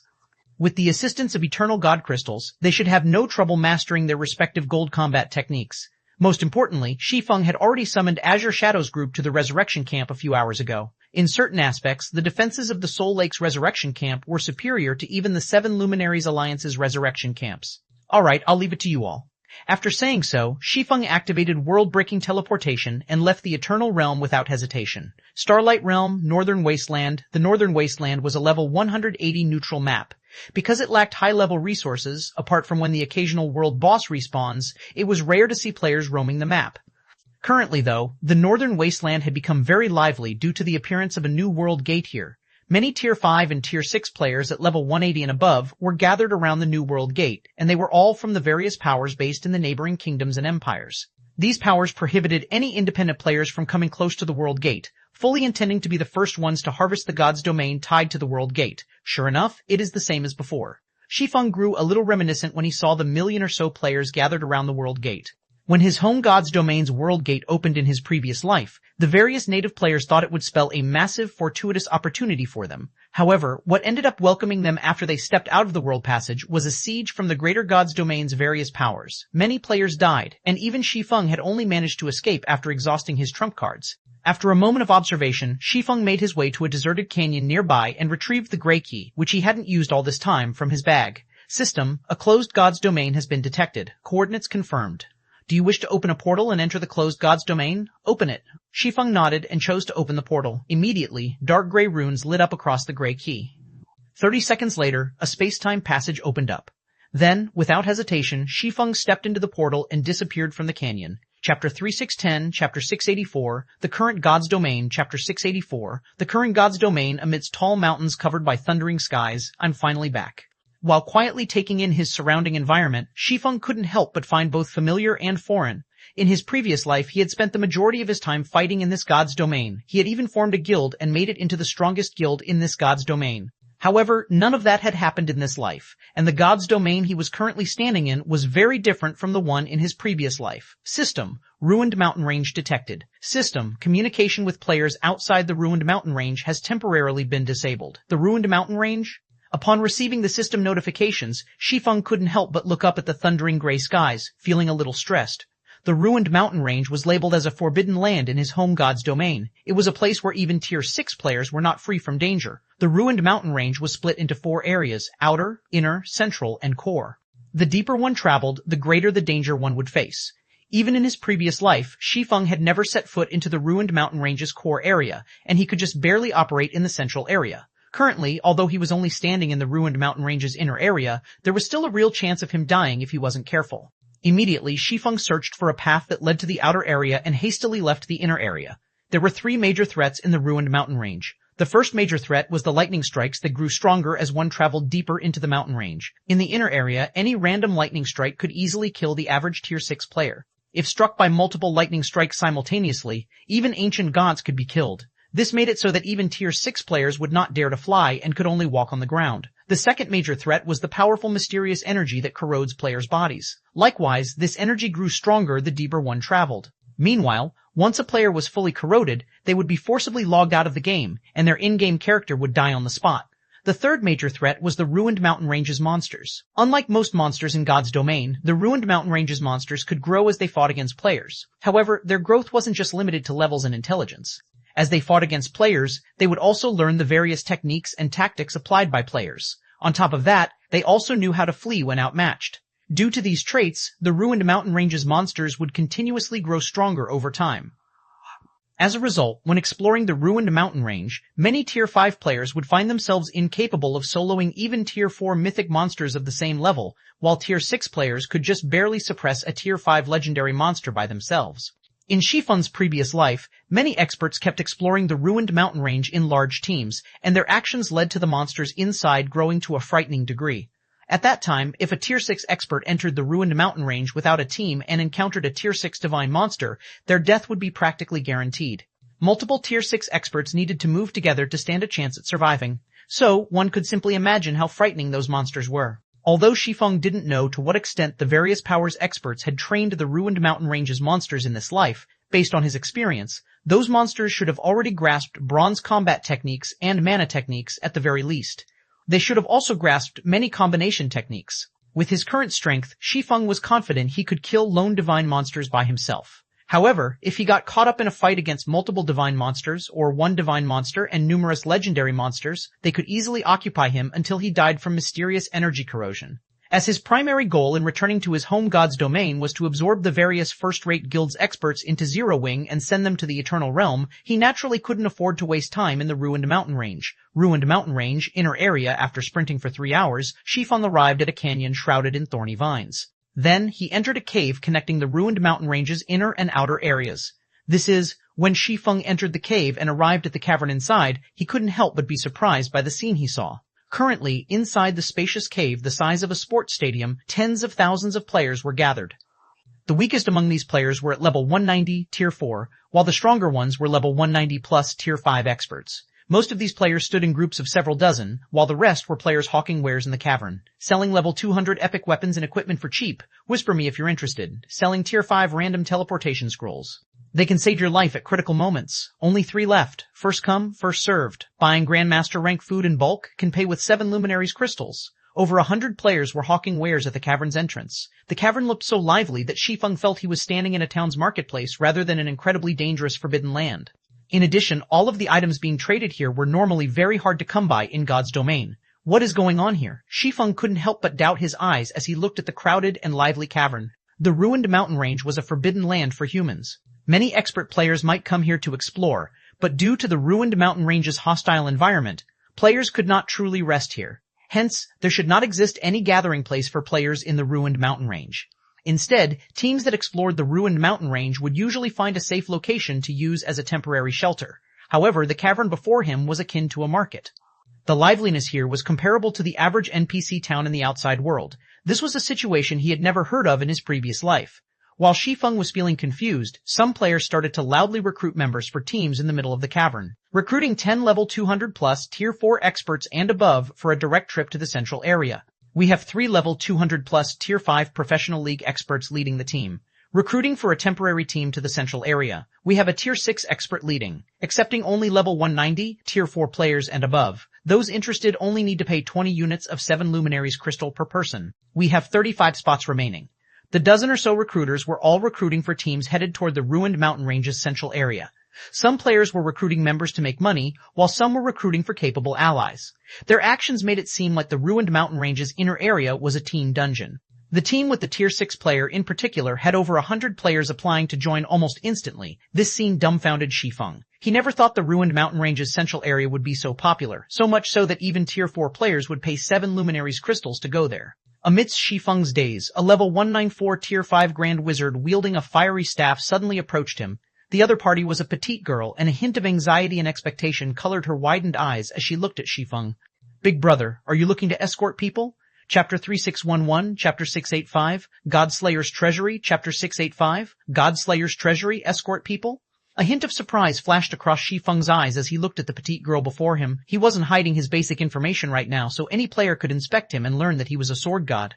The petite girl similarly did not hide her information. The girl was named Fiery Heart, and she looked no older than 18. Yet, she was already a level 104 tier 5 grand wizard and had multiple pieces of fragmented legendary equipped. The fiery staff she wielded was even a top-tier fragmented legendary weapon, though what caught Shi Feng's attention the most was Fiery Heart's guild emblem. It was a guild emblem with the image of a dragon and a phoenix, and the guild it belonged to was none other than the Dragon Phoenix Pavilion, a super first-rate guild in this god's domain. Normally, guilds of such caliber would have teams accompanying their young experts into dangerous places. They wouldn't let their young talents team up with strangers, much less allow them to visit the Ruined Mountain Range's central area. After all, that was a place where even tier 5 players had less than a 10% chance of surviving. Moreover, should they die in the central area, there was a small chance they could suffer a permanent death. Not to mention, judging by Fiery Heart's age and tier, she was no doubt one of the Dragon Phoenix Pavilion's core members. There only existed a small number of tier 6 experts in this god's domain. A superpower would be fortunate to have 4 or 5 tier 6 experts. So, tier 5 experts remained the main combat power of the various powers, and the loss of even one tier 5 expert would be significant. This was something Fiery Heart should understand. Yet, Fiery Heart had not only appeared in the Ruined Mountain Range, but she was even asking Shi Feng, a stranger, to escort her to the central area. This situation confused Shi Feng greatly. While the monsters in the Ruined Mountain Range's central area might have good loot, the dangers that came with exploring the central area simply weren't worth it for tier 5 experts. Rather than take such a risk, it would be better if Fiery Heart explored the inner and outer areas. If you are willing to escort me and my team, we will compensate you adequately, big brother, Fiery Heart hurriedly said when she saw that Shi Feng didn't seem willing to entertain her offer. Our team has 45 members, and we'll pay 25 units of 7 luminaries crystal for each member. Even if some of us accidentally die midway, we will still pay 15 units per person. That is quite a generous offer. Shi Feng nodded. Then, out of curiosity, he asked, but can you tell me why you want to head to the central area, young lady? 7 luminaries crystals were regarded as a hard currency everywhere. Many transactions involving fragmented legendary items and above were usually conducted using 7 luminaries crystals. It was especially so in this god's domain, where 7 luminaries crystals remained the biggest hurdle for most Tier 5 players in advancing to Tier 6. Meanwhile, Fiery Heart's offer to pay 1,125 units of 7 luminaries crystal just to escort 45 players to the ruined mountain range's central area was a lucrative offer even Tier 6 players would find hard to resist. Not to mention, she was even offering to pay 15 units for those who died midway. However, rather than the payment, Shi Feng was more interested in finding out why so many players were trying to get to the central area. Do you not know? Fiery Heart couldn't help but look at Shi Feng in shock. She didn't think there would be someone who still didn't know about the matter regarding the ruined mountain range's central area. Don't be surprised. Regarding Fiery Heart's question, Shi Feng had long come up with an excuse, so he calmly said, I fell into a miniature world some time ago, and it took me a while to come back. So that's why you didn't seem interested. For a second there, I thought you only planned to escort friends and allies. Realization dawned on Fiery Heart. Then, she explained, well, the matter regarding the central area isn't much of a secret. A few days ago, an ancient ruin called the Ruined Temple appeared in the central area. So many people are going there to explore it, hoping to reap a big harvest. Fiery Heart did not doubt Shi Feng's reasoning. After all, many players would abruptly disappear from time to time in God's domain, and most of these disappearances were due to players entering various miniature worlds. It was also very common for players to be trapped in these miniature worlds for months and even years. The Ruined Temple? Shi Feng fell into a daze when he heard this name. In his previous life, the Ruined Temple had caused a huge wave in both his home god's domain and the greater god's domain. This was because the Ruined Temple wasn't just your average ancient ruin. Instead, it was a treasury left behind by the God Slayer. To the players of his home god's domain, the God Slayer was inconspicuous. This was because the God Slayer only created a few achievements in this god's domain. The ancient gods slain by the God Slayer were also rather average. However, it was a different story in the greater god's domain. According to the greater god's domain's historical records, the God Slayer was responsible for the death of the last ancient demon god, an existence rivaling primordial gods. Meanwhile, it goes without saying that the treasury left behind by such a frightening existence would be a great temptation to the greater god's domain's various powers. However, the timing of the Ruined Temple's appearance in this timeline was different. In his previous life, the Ruined Temple only appeared 1 year after the World Gate fully opened. Of course, following its appearance, many players flooded the ruined mountain range's central area, all of them hoping to obtain the God Slayer's legacy and become an existence capable of rivaling primordial gods. There are many treasures in the Ruined Temple, big brother, Fiery Heart continued when she noticed the look of interest on Shi Feng's face. From what I heard, several temporary teams have already found loose pieces of fragmented legendary equipment sets there. With Big Brother's tier, as long as you go there, the various powers' main forces will definitely try to recruit you. Even if you gain nothing from the Ruined Temple, the pay you can get from those powers should still be worth your time. Alright, I'll take you all there, Shi Feng answered after giving the matter some thought. Have your team get ready. We'll set out right away. The Ruined Temple was an opportunity he could not miss. It was especially so since its exploration reward could only be claimed once. In his previous life, because he was stuck dealing with enemies in the greater god's domain, he never got the opportunity to explore the Ruined Temple himself. Now that the Ruined Temple had appeared, he naturally wouldn't miss it. Moreover, going by Fiery Heart's words, this god's domain's various powers had gathered in the ruined mountain range's central area because of the Ruined Temple's appearance. With 100 Flower Palace and the others being first-rate guilds, they had most likely sent their main forces to explore the ancient ruin. This would make it much easier for him to gather them all together. Meanwhile, after hearing Shi Feng's reply, Fiery Heart quickly left to inform her resting teammates. Are you sure that uncle is reliable, Heart? A young man named Crying Blade asked. He was a level 200 Tier 5 berserker, and he couldn't help but grow a little worried as he looked at the person Fiery Heart had found to escort them. Setting aside the fact that I've never even heard of him, his level is just 1788. At such a low level, I highly doubt he can escort all of us safely to the Ruined Temple. Why don't we wait a little longer and find a higher-leveled Tier 6 expert? The other members of the team nodded in agreement. A player's level was just as important as their tier. The ruined mountain range's central area was filled with level 200 monsters. A level 178 Tier 6 player would have their strength greatly restricted there. A moment after Crying Blade finished speaking, several players entered the cavern from the outer area. Walking in the lead was a woman with shoulder-length crimson hair, and she was a level 22 Tier 6 sword god carrying 2 long swords on her back. Oh my god, look! It's Crimson Mist. The Eternal Glory Adventurer team's newly promoted sword god. Chapter 3612, Chapter 686, New Generation of Experts. Chapter 686, New Generation of Experts. Following the arrival of Crimson Mist, the level 2002, Tier 6 sword god, all the players in the cavern inadvertently found themselves turning to look at her. Even Fiery Heart was not an exception. Incredible. Even though she's just standing there, I'm having trouble moving in her presence. As expected of one of the top 5 experts from the most recent S-League, now that she has advanced to Tier 6, she can probably match the various superpowers veteran Tier 6 experts already. Match?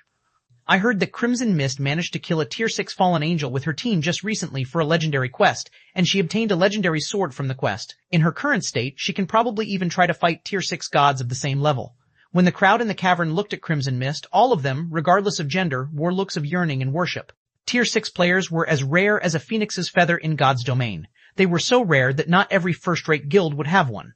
As for the various superpowers, many of them only had one Tier 6 expert. So, it wouldn't be an exaggeration to say that Tier 6 players represented the apex of strength in God's domain.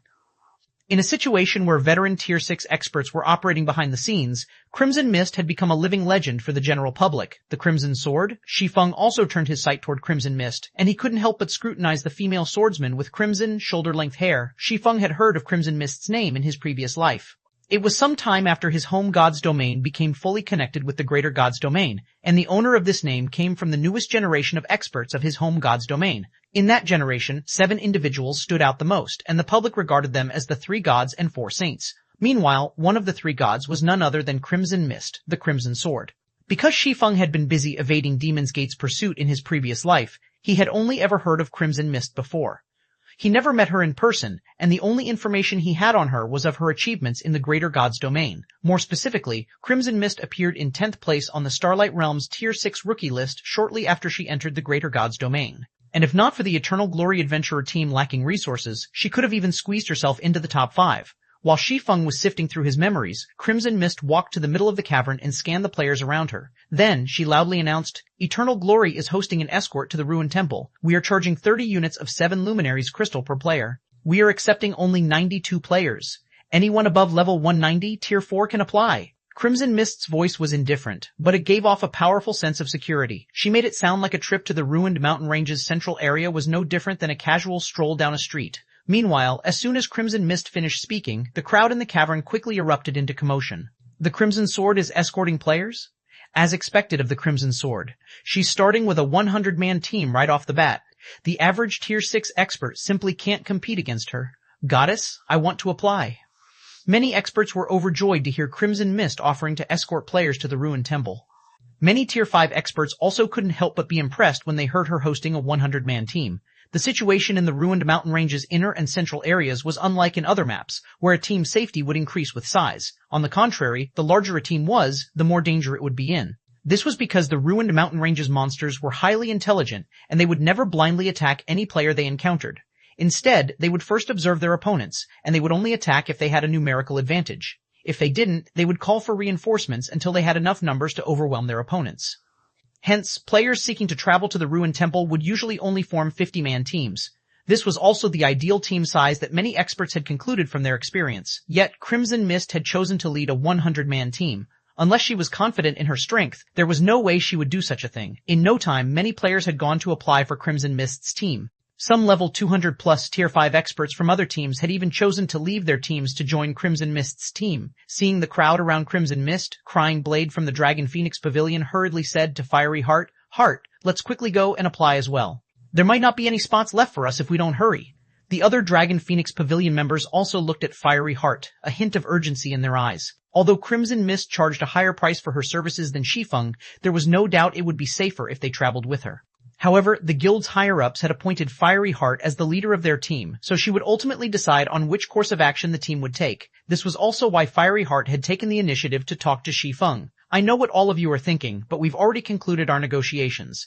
We cannot go back on our agreement," Fiery Heart sternly said as she glared at her teammates. "I disagree. You might be the leader, but that doesn't mean you can act selfishly, Heart," Crying Blade said as he stepped forward. "The guild has tasked us to head to the Ruined Temple as reinforcements, so we must prioritize our safety above all else. That uncle over there might be a Tier 6 sword god, but with his low level, how is he any different from us in front of level 200+ monsters? If you insist on acting selfishly, I'll just pay out of my pocket." The other level 200 plus tier 5 experts of the team nodded in agreement. Crying Blade, I am the leader of this team, Fiery Heart bellowed. You might be the leader, but don't forget that you're from the Phoenix Pavilion, while I am from the Heavenly Dragon Pavilion. Also, if you weren't from the Phoenix Pavilion, do you think you can get selected as the team leader with your strength? Crying Blade said, sneering. Then, while making his way over to Crimson Mist, he continued, regardless, I am heading over there. Whoever wants to stick with that uncle over there can stay. The Dragon Phoenix Pavilion was made up of the Phoenix Pavilion and the Heavenly Dragon Pavilion, and the two were in a competitive relationship with each other. If not for the current guild leader being the Phoenix Pavilion's Pavilion Master, Fiery Heart could have never become the leader of the operation this time. Subsequently, over half of the Dragon Phoenix Pavilion's members left with Crying Blade to join Crimson Mist's team without hesitation. Unfortunately, Fiery Heart could do nothing but watch as this happened. The Heavenly Dragon Pavilion's current Pavilion Master was constantly at loggerheads with the current guild leader. As a result, the Heavenly Dragon Pavilion's members were no longer as accommodating toward the Phoenix Pavilion's members. Not to mention, the command to head to the Ruined Temple didn't come directly from the guild leader this time. Instead, it came from the guild's executives, and the command was only for them to reach the Ruined Temple as quickly as possible. Although the guild's executives had appointed Fiery Heart as the team's leader out of respect for the guild leader, she didn't hold absolute authority over the team. Not a single level 200 plus tier 5 expert stayed. When Fiery Heart saw that only 16 members stayed behind, her complexion turned incredibly ugly. Chapter 3613, Chapter 687, This Big Brother is a little strong. Chapter 687, This Big Brother is a little strong. Why are there only 17 of you? Where's the rest? Shi Feng asked after scanning the Dragon Phoenix Pavilion members behind Fiery Heart.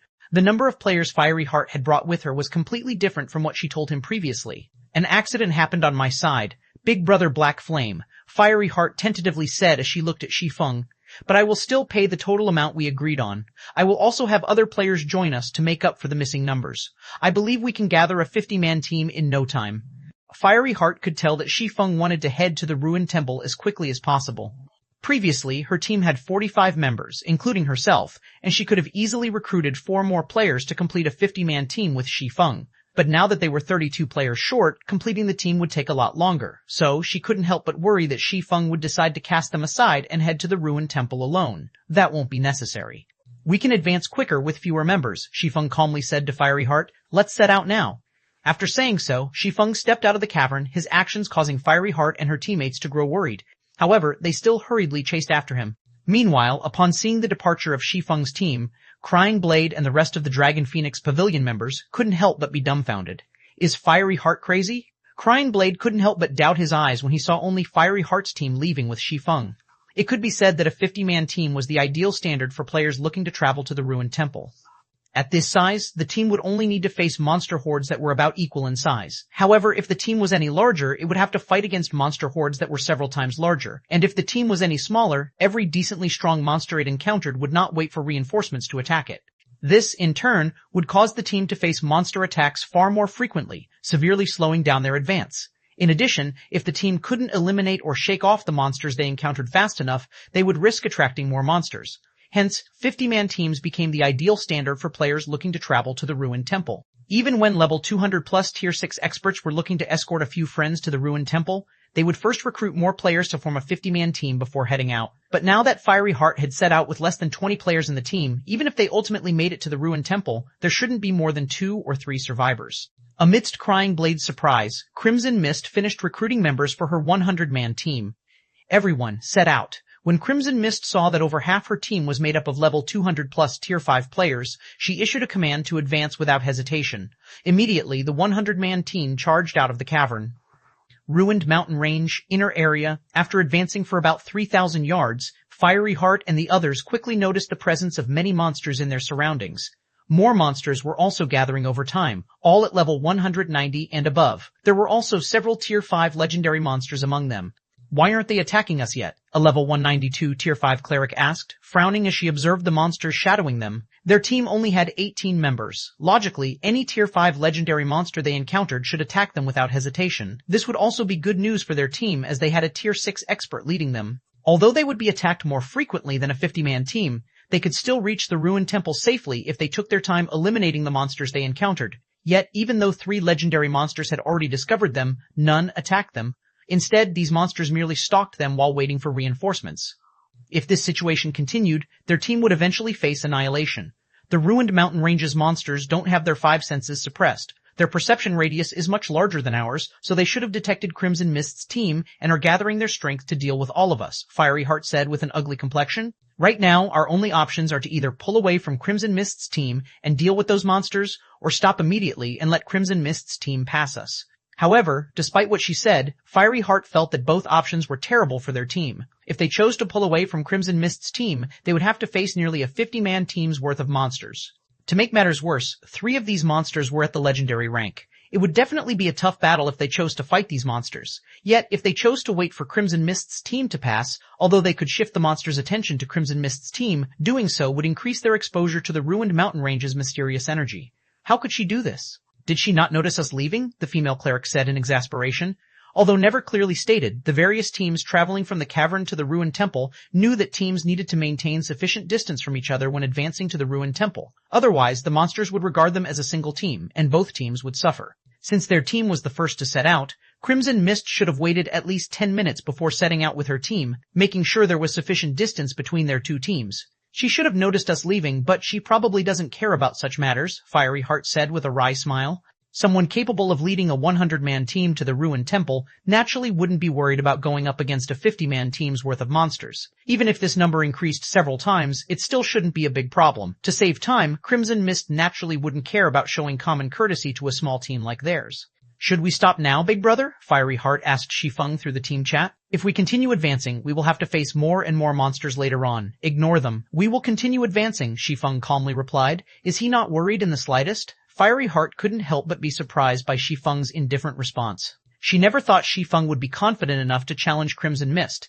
Any player capable of reaching Tier 6 wouldn't be a fool. They would know how to accurately gauge their and their opponent's strengths. So, the fact that Shi Feng had chosen to continue advancing meant that he was strong enough to deal with their current adversaries. Realizing this, Fiery Heart kept quiet and continued following Shi Feng with her team. Meanwhile, over at Crimson Mist's team, under Crimson Mist's careful selection, her team comprised primarily level 200+ Tier 5 experts. As for the rest, although they were under level 200, they were all Tier 5 assassins, Tier 5 rangers, and Tier 5 swordsmen, classes with excellent mobility. In less than 3 minutes, the team arrived within 1,000 yards of Shi Feng's team. This was also the limit of players' perception range in the ruined mountain range. They haven't stopped? Crimson Mist was slightly surprised when she saw Shi Feng's team still advancing steadily in front. Chapter 3614, Chapter 688, Difference Between Sword Gods, Chapter 688, Difference Between Sword Gods. Why don't we stop for a moment, Vice Commander?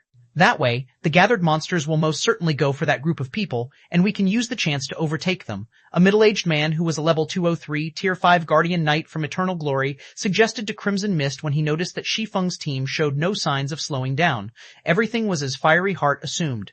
They had indeed noticed Shi Feng's team leaving, but they did not care about dealing with more monsters, so they boldly departed without waiting in the hopes that Shi Feng's team would wisely step aside and let them go first. However, it was now obvious that Shi Feng's team was not sensible and had no intentions of stepping aside.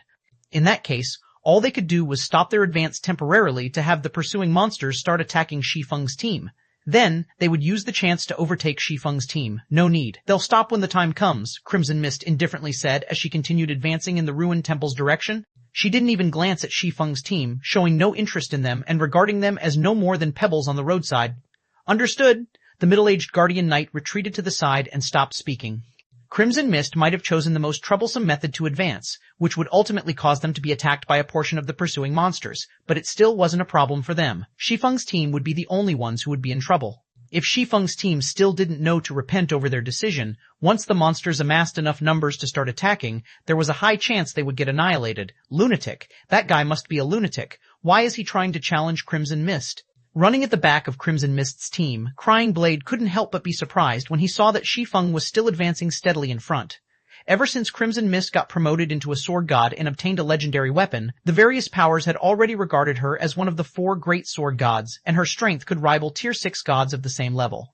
Even the 5 great super guild's old monsters had nothing but praise for her, and they all felt that current Eternal Glory could already rival the Midnight Tea Party of old. So, it could be seen just how highly the 5 great super guild's old monsters evaluated Crimson Mist. She simply wasn't an existence the average Tier 6 expert could hope to match. Currently, the number of monsters pursuing Shi Feng's team had already exceeded 100, and the number of legendary monsters had even reached 6. It should be known that the Ruined Mountain Range's legendary monsters normally required a party of Tier 5 experts to deal with, and even Tier 6 experts could only suppress them in one-on-one situations.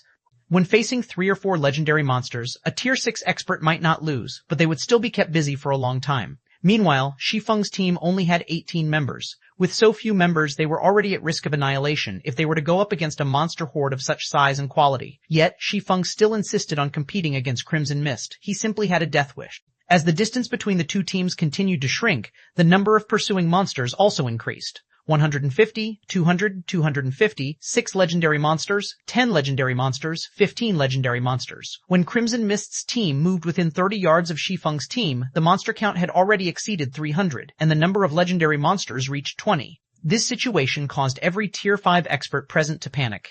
At this time, even the previously calm Eternal Glory members were wearing heavy expressions. After all, the monsters had already outnumbered them by 3 to 1. There were also 20 level 195 plus legendary monsters. If these legendary monsters attacked together, they could kill even a tier 6 player of the same level. Damn it. Is that sword god crazy? Is he aiming for mutual destruction? The middle-aged guardian knight from Eternal Glory fumed when he saw that Shi Feng still had no intentions of stopping. It was understandable for Shi Feng to want to compete against Crimson Mist. Even so, there was no need for him to risk his life. In fact, he had even put their lives on the line now. Shortly after the middle-aged guardian knight finished cursing, the pursuing monsters suddenly halted their stalking activities and started to attack both Shi Feng's and Crimson Mist's teams. These monsters were lizardmen wielding skillfully crafted weapons, and they attacked in groups of 3 or 5 using combination techniques. With the help of these combination techniques, even those at the Tier 4 Mythic could exhibit power at the Tier 5 Peak Standard. Moreover, their attack rate was comparable to that of Tier 5 players. Boom boom boom boom. After the initial clash, the Tier 4 Lizardmen Slaughterers charging at the forefront had not only broken apart the formations of both teams, but they had also inflicted light injuries to all Tier 5 players present. Everyone, return to formation. Do not let them mess up our coordination. Fiery Heart promptly commanded after the initial clash. Activate the battle array. The middle-aged guardian knight from Eternal Glory gnashed his teeth as he commanded Eternal Glory's members to activate their trump card. Then, he continued, all ranged DPS and healers gather together. All melee players form a circle. Do not get caught out alone. Immediately, both teams entered defensive formations in an orderly manner, neither getting distracted by the lizardmen's first wave of attack. Although the ruined mountain ranges monsters were highly intelligent, players were similarly intelligent. Not to mention, most players had engaged in group combat since their first day in God's domain, so compared to monsters, players were much more adept at working with each other. Most importantly, players had distinct class specializations. Tank classes were responsible for attracting enemy attacks, DPS classes for dealing damage, and healer classes for providing support. In contrast, monsters had no specializations, and those of the same race generally possessed the same skills and spells. There was no variation to speak of. Due to these points, so long as players kept calm, they could easily stabilize the situation and gradually occupy an advantageous position in group battles against monsters. While the Tier 5 players were engaging the Tier 4 Lizardmen Slaughterers in battle, the legendary ranked Lizardmen heroes started their attack on Crimson Mist and Shi Feng. The Lizardmen heroes similarly moved in coordination, the 20 of them splitting into 2 groups of 10 to deal with the 2 Tier 6 players. They intended to distract the human team's 2 strongest combatants to give the other Lizardmen time to kill the other players. Get lost. After looking at the Lizardmen heroes targeting her, Crimson Mist unsheathed the 2 longswords she carried on her back and brandished them. Like 2 dragons executing a tail swipe, the 2 weapons instantly sent the 10 Lizardmen heroes flying, the sight exciting Crimson Mist's teammates. How strong! I can't believe she neutralized the 10 monsters combination technique and sent them flying. As expected of Crimson Mist, those legendary monsters are no match for her whatsoever.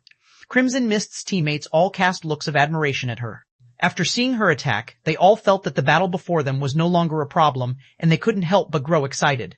While Crimson Mist's teammates were immersed in excitement, Shi Feng stood still and calmly looked at the 10 Lizardmen heroes attacking him. Then, just as everyone thought that Shi Feng had been scared silly, he took a step forward.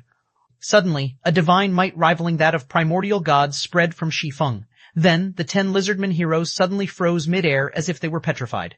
A divine domain? Fiery Heart gaped in shock at this scene, and her eyes nearly fell out of their sockets. Chapter 3615, Chapter 689, SS, Rank Expert, Chapter 689, SSS, Rank Expert, a divine domain? How is this possible? Crying Blade couldn't believe his eyes when he saw the 10 Lizardmen heroes standing frozen around Shi Feng. The level 197 Lizardmen heroes might only be Tier 5 legendary monsters, but each was strong enough to give the average Tier 6 expert of the same level a headache. If 10 of them worked together, they could even cause substantial damage to the Tier 6 expert in question.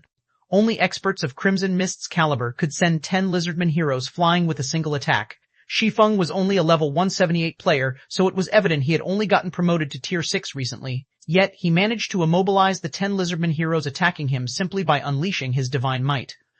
This meant that his control over his divine might had already reached a level where he could already form the rumored divine domain.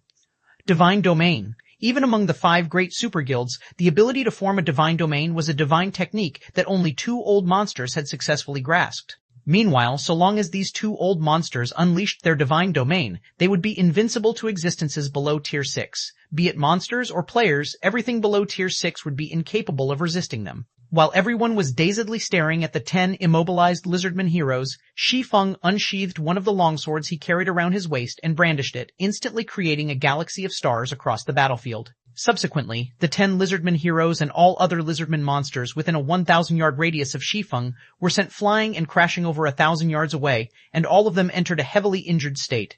Is he a monster? The middle-aged guardian knight from Eternal Glory gasped at this scene. The act of heavily injuring 300-plus Lizardmen was simply unbelievable, even if most of them were only mythic monsters. If it was up to Crimson Mist, there was zero chance she could replicate such a feat. This wasn't to say that Crimson Mist didn't have the raw power to heavily injure over 300 mythic-ranked Lizardmen. Instead, it was because she lacked the ability to manipulate over 300 attacks to accurately circle around the players on the battlefield and strike only the Lizardmen. If Crimson Mist truly wished to heavily injure all of the Lizardmen in her vicinity, she would have no choice but to use an indiscriminate AoE attack. Meanwhile, after Shi Feng's move, no more Lizardmen stood in the way of his team. "Let's go," Shi Feng said as he looked at Fiery Heart and the other dazed members of his team. Then, he promptly continued on his way toward the ruined temple, showing no intentions whatsoever to stay and fight alongside Crimson Mist's team. Fiery Heart failed to react to Shi Feng's words immediately. It wasn't until she closed her mouth with much effort that she had her teammates chase after Shi Feng.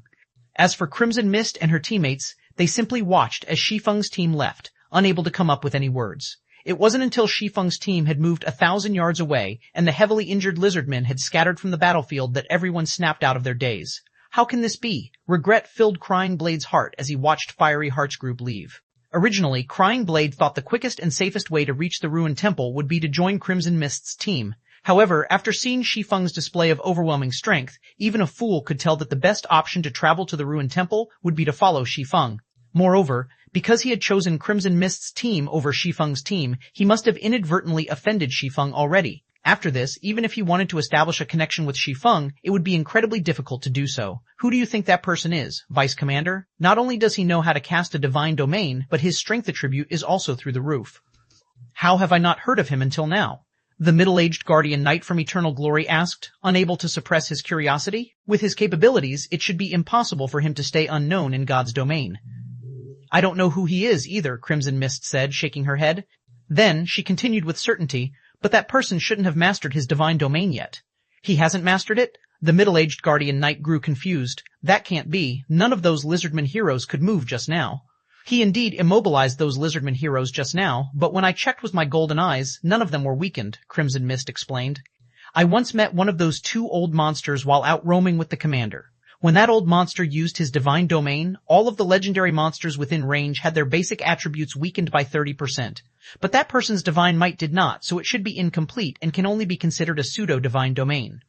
It was as Crimson Mist theorized. In reality, Shi Feng did not master the ability to form a divine domain. He had only managed to suppress the Lizardman heroes with his divine might because his concentration had reached the Tier 6 peak standard, and his life rating had improved substantially by virtue of his superior divine body. Even if it's not a complete divine domain, that person should still be strong enough to be regarded as an SSS rank expert, the middle-aged guardian knight said as he looked in the direction of Shi Feng's departure with expectant eyes. I truly did not think the ruined temple would attract so many SS rank experts. After the 6th-ranked divine prodigy and the recently promoted martial fanatic, there is this hidden expert now. Things are going to get interesting at the ruined temple. I wonder what rank the commander can achieve now that she has advanced to Tier 6 as well. Rank experts were individuals who had successfully placed within the top 5 of an S-League season, and they were all qualified to participate in the 10 Saints League. Meanwhile, it had been a very long time since the ranking of God's Domain's S's rank experts had changed. But following the ruined temple's appearance, many Tier 6 experts had decided to take action, so conflict between them would be inevitable. Among them, the clash between SSSSS rank experts was definitely the most anticipated by all players in God's domain. Alright, that's enough. We should quickly notify the commander about this matter, Crimson Mist said as she rolled her eyes at the middle-aged Guardian Knight. What? Now? Hearing Crimson Mist's intentions, the middle-aged Guardian Knight worriedly said, but if we inform the commander of such a powerful hidden expert now, what if she fails to resist her urges and challenge him right away? Wouldn't we miss the opportunity of a lifetime? Apart from searching the ruined temple for treasures, their goal in exploring the ruined temple this time was to solidify the Eternal Glory Adventurer team's position in God's domain. After all, 2 of Eternal Glory's members had successfully advanced to Tier 6 recently. The adventurer team's strength was no longer the same as before. Meanwhile, under normal circumstances, it was almost impossible to see 2 SS rank experts in the same place, much less see them clashing. Although it still wasn't certain that a clash would occur between SS rank experts at the ruined temple, their performances there would make it possible for comparisons to be made. This would, in turn, create a good opportunity for Eternal Glory to make a name for itself in God's domain. We cannot hide this information. After all, there are only a few such experts in God's domain, and every move they make is of great significance, Crimson Mist said. Then, a hint of expectation appeared in her eyes as she continued. Also, between that person and the commander, aren't you curious to find out who is stronger? Chapter 3616, Chapter 690, Astonishing Ruined Temple. Chapter 690, Astonishing Ruined Temple time passed quickly. After running for about 10 hours, Shi Feng, Fiery Heart, and the others arrived before the ruined temple that was situated in the ruined mountain range's central area. The ruined temple sat on top of a mountain shrouded by thunderclouds. The presence of these thunderclouds made it so that even Tier 6 gods would only dare to travel to the ruined temple on foot. If they tried to fly, they would put themselves at risk of getting vaporized by lightning. Amazing! How many experts have come to the ruined temple? Fiery Heart was both shocked and excited when she saw the hundreds of thousands of players gathered outside the ruined temple. Normally, S-League participants were incredibly hard to meet in God's domain. Yet, many of them could be seen gathered in the plaza before the ruined temple right now. She even spotted more than 30 of God's domain's elusive Tier 6 experts. It felt as if she was attending the God's Domain Association's International 10 Saints League, starting a team to explore the ruined temple's chapel area. Recruiting only level 200 plus Tier 5 experts with 6-piece level 200 plus epic equipment sets. Recruiting members to explore the graveyard area. We have a former Tier 6 S-League expert leading us. All drops and treasure chests will be auctioned internally, accepting only level 200 plus Tier 5 A-League experts. Only 15 slots remain. Selling 3 7 Luminaries treasure chests fresh out of the ruined temple, each for only 5,000 units of 7 Luminaries crystal. Come and try your luck at obtaining a fragmented legendary item. Aside from players recruiting for teams to explore the ruined temple, the plaza also had many players selling the loot they acquired from the temple. Many of the players who had just arrived at the ruined temple couldn't help but drool at this sight, as they didn't think there would be people selling 7 Luminaries treasure chests. 7 Luminaries treasure chests were one of the highest ranking treasure chests available in God's domain. Even the worst item players could obtain from one would be a piece of top-tier epic equipment. Not to mention, the 7 Luminaries treasure chests being sold were obtained from the ruined temple, a level 200 plus ancient ruin.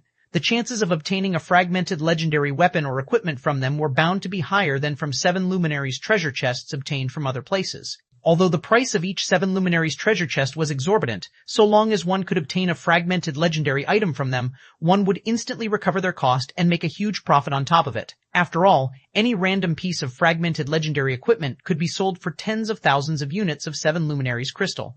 If it was a top-tier piece, it could even be sold for more than 100,000 units. When Fiery Heart and the others saw this scene, they couldn't help but be astonished by the potential harvests available in the ruined temple. Normally, players who obtained a 7 Luminaries treasure chest would never publicize their harvests. Instead, they would gamble on their luck and secretly open it themselves.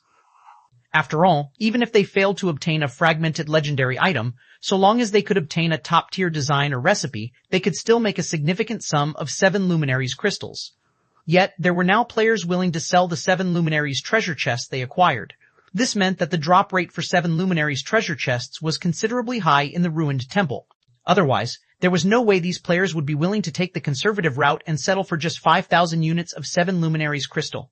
Meanwhile, after Shi Feng and the others arrived before the ruined temple's entrance, Fiery Heart suddenly turned to Shi Feng and asked, "Would you consider joining our team, big brother?" Although the Dragon Phoenix Pavilion isn't comparable to the 5 great super guilds, the team we sent here is top tier across God's domain. Our guild leader will also offer you a satisfactory price. Fiery Heart had already gained a good understanding of Shi Feng's strength on their way here. He could absolutely be considered an SSSS rank expert. Meanwhile, an expert of such caliber could be of massive help to any team. If she could invite Shi Feng to join the Dragon Phoenix Pavilion's exploration team, she would be making a huge contribution to the guild. However, before Shi Feng could respond, a pleasant female voice suddenly interjected. The Dragon Phoenix Pavilion might have dispatched a top-tier team to explore the ruined temple, but compared to joining the pavilion, it would be much better if you joined Eternal Glory's team. The owner of the voice was a woman who had just stepped out of the ruined temple. The woman wore a silvery gray mage robe and wielded a jade staff. The mana gathered around her was of a solid state, and it was comparable to the mana of Tier 6 gods. The woman was also at level 210, her level being much higher than most of the Tier 6 experts present in the plaza. Following the woman's appearance, a commotion occurred in the plaza. My god, it's Ji Lurong. Eternal Glory's commander is actually here as well? Wait, she's a Tier 6 mage god now. She actually succeeded in her promotion. Many of the experts present recognized the woman in the silvery gray mage robe, and all of them couldn't help but look at her in surprise. However, they were surprised not simply because Ji Lurong was the Eternal Glory Adventurer team's commander, but also because she had successfully advanced from a Tier 5 Grand Wizard to a Tier 6 Mage God. Eternal Glory was one of God's Domain's top-ranking adventurer teams, and a large part of how it achieved its current position was because of its commander, Ji Lurong. In the past, despite being only at Tier 5, Ji Lurong had successfully killed multiple Tier 6 experts when she involved herself in a chaotic war between the various superpowers. As a result, even though she was not at Tier 6, the God's Domain Association still regarded her as an SSS rank expert. Many people even felt that, should Ji Lurong successfully advance to Tier 6, she could secure herself a spot among the 10 saints. Unfortunately, Ji Lurong never managed to advance to Tier 6, and her name gradually faded from everyone's minds after the war between the various superpowers ended. But now, hello, I am Ji Lurong, commander of the Eternal Glory Adventurer team. Under everyone's gaze, Ji Lurong approached Shi Feng and introduced herself with a smile. May I know if you are interested in joining Eternal Glory's team? I can assure you that you will obtain a much more bountiful harvest with us than with the Dragon Phoenix Pavilion, especially now that the pavilion is getting obstructed inside the ruined temple. Obstructed? Ji Lurong's words piqued Shi Feng's curiosity. What do you mean by that? Shi Feng wasn't surprised that Ji Lurong would approach him. He was quite familiar with Ji Lurong in his previous life, so he knew she was a combat enthusiast. If she suddenly learned of a powerful hidden expert appearing within her vicinity, she would most certainly try to approach and interact with said expert. It's not much of a secret. Everyone operating in the library area should know of this matter by now, Ji Lurong said. A new team dungeon has recently appeared in the library area, and the Dragon Phoenix Pavilion's team and a couple of members from an upstart guild called Zero Wing are trying to enter it. But because the pavilion's guild leader offended the Flower of Seven Sins some years ago, the latter's team is currently obstructing the pavilion's team from entering the team dungeon. Right now, the pavilion's team can't even take the team dungeon's entrance test, let alone enter the dungeon. So, if you're considering joining the pavilion's team, I advise you to abandon the idea. The Flower of Seven Sins isn't an existence the average person can afford to provoke. Chapter 3617, Chapter 691, Ancient Human, Chapter 691, Ancient Human Fiery Heart's complexion turned pale when she heard Ji Lurong's words. Anxiously, she asked, Is my guild leader all right, Commander Ji? The Flower of Seven Sins was a transcendental assassin organization specializing in killing players for money in God's domain. Apart from the Flower of Seven Sins' internally nurtured experts, other experts could also take on commissions from the Flower of Seven Sins to earn money and resources.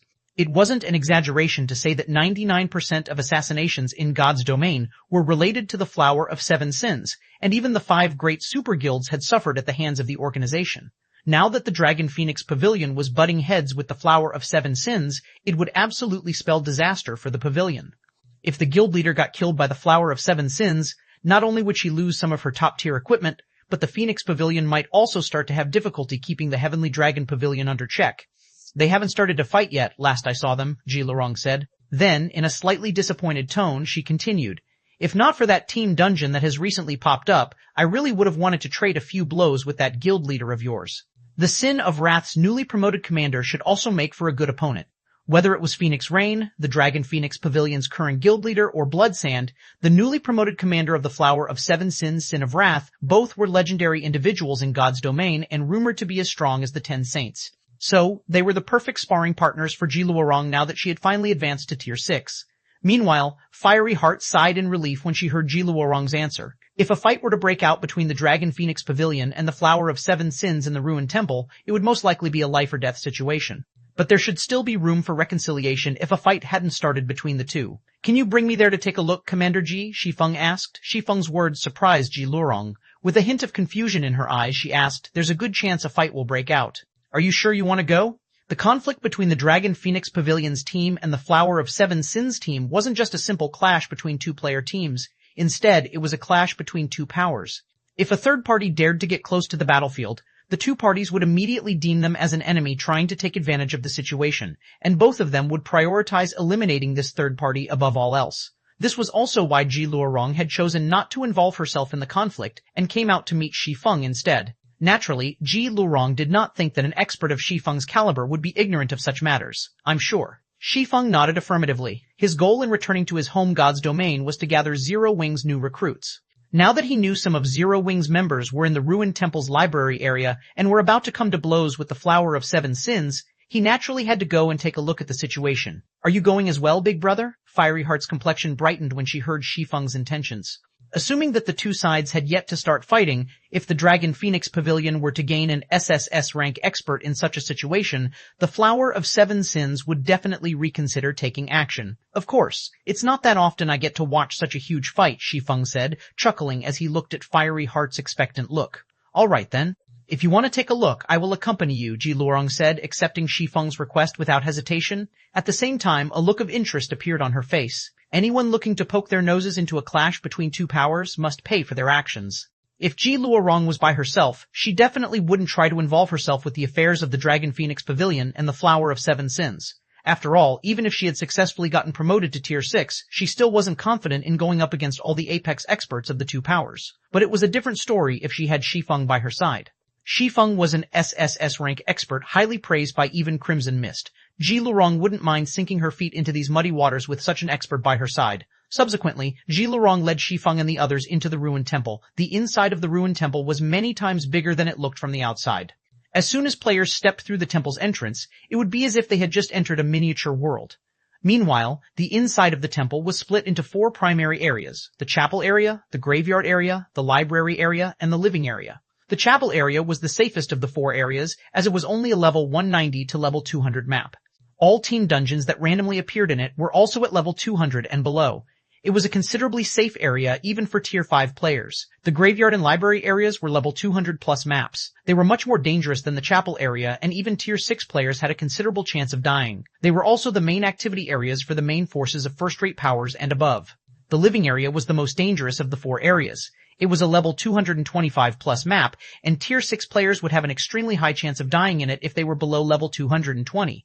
Meanwhile, under Ji Luorong's lead, Shi Feng and the others quickly traveled across the ruined temple. Then, after advancing for about 2 hours, they arrived at an ancient-looking library that measured 300 meters in height. Currently, standing in front of the library's entrance was a 3-meter-tall man. The giant of a man wore a white holy robe and carried a great sword that was as long as he was tall on his back.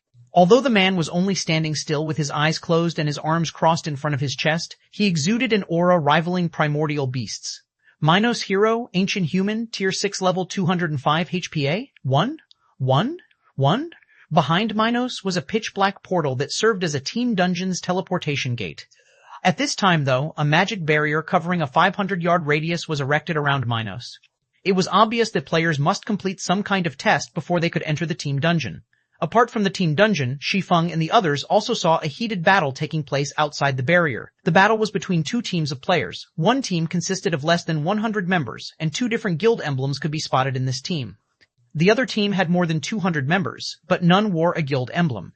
In addition, all of these players' names were bright red, with a few even being colored black. They also exuded bloodlust visible to the naked eye, something that couldn't be seen on the average red player. We were still too late. Fiery Heart's complexion turned ugly when she saw that the Dragon Phoenix Pavilion and the Flower of Seven Sins had started fighting already. Currently, a level 212 Tier 6 female elementalist from the Dragon Phoenix Pavilion could be seen fighting against a level 201 Tier 6 male berserker and a level 210 Tier 6 male assassin. Although the female elementalist vaguely held the upper hand in their fight, the same could not be said for the 2 other Tier 6 experts on the Dragon Phoenix Pavilion's side. Of these 2 other Tier 6 experts, both wore a 6-winged guild emblem. Among them, one was a level 211 Tier 6 female assassin, and her opponents were 3 level 210 Tier 6 black players. Although the female assassin did her best to defend herself, her HP steadily fell over time. As for the other, she was a level 210 Tier 6 female elementalist, and her opponents were 2 Tier 6 black players. Although she wasn't losing much of her HP, she could barely hold her ground against her opponents. At a glance, it was obvious that the Dragon Phoenix Pavilion was at a disadvantage, as expected of the Demon Queen. She's actually holding her ground against Bloodsand and his Vice Commander Hyena, Ji Lurong said in a tone of admiration as she watched Phoenix Rain manipulate a sea of flames against her two opponents. While Bloodsand might have been promoted into the Sin of Wrath's commander only recently, nobody in God's domain would dare to underestimate him. This was because he had successfully assassinated an old monster from mythology, one of the 5 great super guilds. Yet, despite simultaneously going up against Bloodsand and his Vice Commander Hyena, Phoenix Rain did not show the slightest hint of weakness. Phoenix Rain's strength far exceeded Ji Lurong's understanding of her. While Ji Lurong, Shi Feng, and the others were observing the clash between the two powers experts also noticed their arrival. Chapter 3618, Chapter 692, Zero Wings Guild Leader, Chapter 692W Zero Wings Guild Leader. As soon as the members of the Dragon Phoenix Pavilion and the Flower of Seven Sins noticed Shi Feng's group, as if they had premeditated it, they promptly ceased fighting and separated into 2 groups. Why is that madwoman back? Phoenix Rain frowned as she looked at Ji Lurong. Ji Lurong was famous for being a battle maniac in God's domain. Even when she was still at Tier 5, she had participated in many wars involving the various superpowers, and the Tier 6 experts she had killed to date numbered as many as 8. Now that Ji Lurong had successfully advanced to Tier 6, even Phoenix Rain dared not underestimate her. If Ji Lurong was looking to get herself involved in the battle between the Dragon Phoenix Pavilion and the Flower of Seven Sins, she could absolutely affect the entire state of the battle. Her participation might even lead to one side suffering a tragic defeat. Ji Lurong, what is the meaning of this? Are you thinking of starting a war with us? Bloodsand coldly looked at Ji Lurong. Has Eternal Glory been prospering so much lately that you want it erased from God's domain? Admittedly, the Eternal Glory Adventurer team had grown much stronger now that Ji Lurong and Crimson Mist had successfully advanced to Tier 6. The current Eternal Glory was so strong that even superpowers like the Dragon Phoenix Pavilion would need to be wary of it. However, it was a different story for the Flower of Seven Sins. The Flower of Seven Sins was a transcendental power in God's domain, and it stood on a completely different level than the Dragon Phoenix Pavilion. In the eyes of the Flower of Seven Sins, even the 5 great super guilds were not worthy of its fear.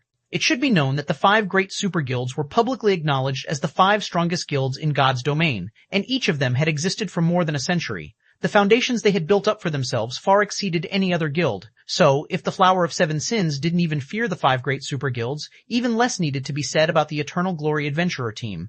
Don't get so riled up. I'm not here to pick a fight, Ji Lurong said and smiled in response to Bloodsand's questioning. I only brought someone here to take a look. Take a look? Bloodsand grew even more agitated after hearing Ji Lurong's answer. Coldly, he said, Who's the bastard with the death wish? Hearing Bloodsand's words, Fiery Heart, who stood next to Shi Feng, couldn't help but grow worried. The Flower of Seven Sins had always operated fearlessly in God's domain, and any individual or power who dared to provoke the organization would never have a good end. This time, Bloodsand and his team were targeting the Dragon Phoenix Pavilion's team because of a personal grudge between Phoenix Rain and a big shot from the Flower of Seven Sins. It wasn't actually the Flower of Seven Sins' grudge. However, it would be a completely different story if someone tried to spectate the Flower of Seven Sins' activities. Anyone who did so would be offending the entire Flower of Seven Sins. The last superpower that had provoked the Flower of Seven Sins had long been erased from God's domain. This was also why Bloodsand dared to threaten to eliminate the Eternal Glory Adventurer team. If even superpowers were not safe from the Flower of Seven Sins, it goes without saying the organization could easily eliminate any individual player who had provoked it. In fact, if the Flower of Seven Sins was serious, it could permanently erase even existences as strong as the 10 Saints. Meanwhile, when Phoenix Rain heard Ji Lurong's answer, she couldn't help but look at Ji Lurong in surprise. Could it be an old monster from one of the 5 great super guilds? Phoenix Rain instinctively deemed that whoever had come to spectate must be someone from the 5 great super guilds. Moreover, it should be someone of great status, such as the 5 great super guilds' old monsters. After all, only individuals with such strength and status would dare to provoke the Flower of Seven Sins. However, even after looking through Ji Lurong's group several times, Phoenix Rain failed to find anyone who could be this old monster. Aside from Shi Feng, who was a level 178 Tier 6 swordsman, everyone else in Ji Lurong's group was a member of the Dragon Phoenix Pavilion. Before Phoenix Rain could come to further conclusions, Shi Feng calmly looked at Bloodsand and said, So what if I'm here to watch your fight? What do you take the Flower of Seven Sins as? An apex power? Following Shi Feng's words, silence briefly enveloped the entire battlefield. Who is he? Is this guy crazy? Whether it was the Dragon Phoenix Pavilion's members or Ji Lurong, they all looked at Shi Feng in shock. This was already beyond having a death wish. Not even the 5 great super guilds guild leaders would dare say such words to the Flower of 7 Sins. Good. Very good. Glaring at Shi Feng, Blood Sand coldly said, "Although I don't know who you are, since you dare to poke your nose into the Flower of 7 Sins business, it doesn't matter even if you have the 5 great super guilds backing you. Nobody can save you today." As soon as Blood Sand finished speaking, Hyena and the 5 black players from the Flower of 7 Sins suddenly charged at Shi Feng at lightning speeds. Their actions were so fast and sudden that even Phoenix Rain and Ji Luorong failed to react to them immediately. However, just as Hyena and the 5 black players were about to reach Shi Feng, 2 figures suddenly intercepted them. "Shadow Flower, Purple Eye, what are you two trying to do?" Hyena glared at the 2 women before him in anger and confusion. Does Zero Wing intend to protect that person? Now that a third party had appeared, the personal grudge between the Flower of 7 Sins and the Dragon Phoenix Pavilion should logically be set aside temporarily. Yet Shadow Flower and Purple Eye had intercepted their group, essentially declaring that they wished to make an enemy out of the entire Flower of 7 Sins. Such behavior was incredibly confusing. Shadow Flower, Purple Eye, have you two lost your minds? Phoenix Rain was similarly surprised by the 2 women's actions. She couldn't understand why they would try to protect that swordsman.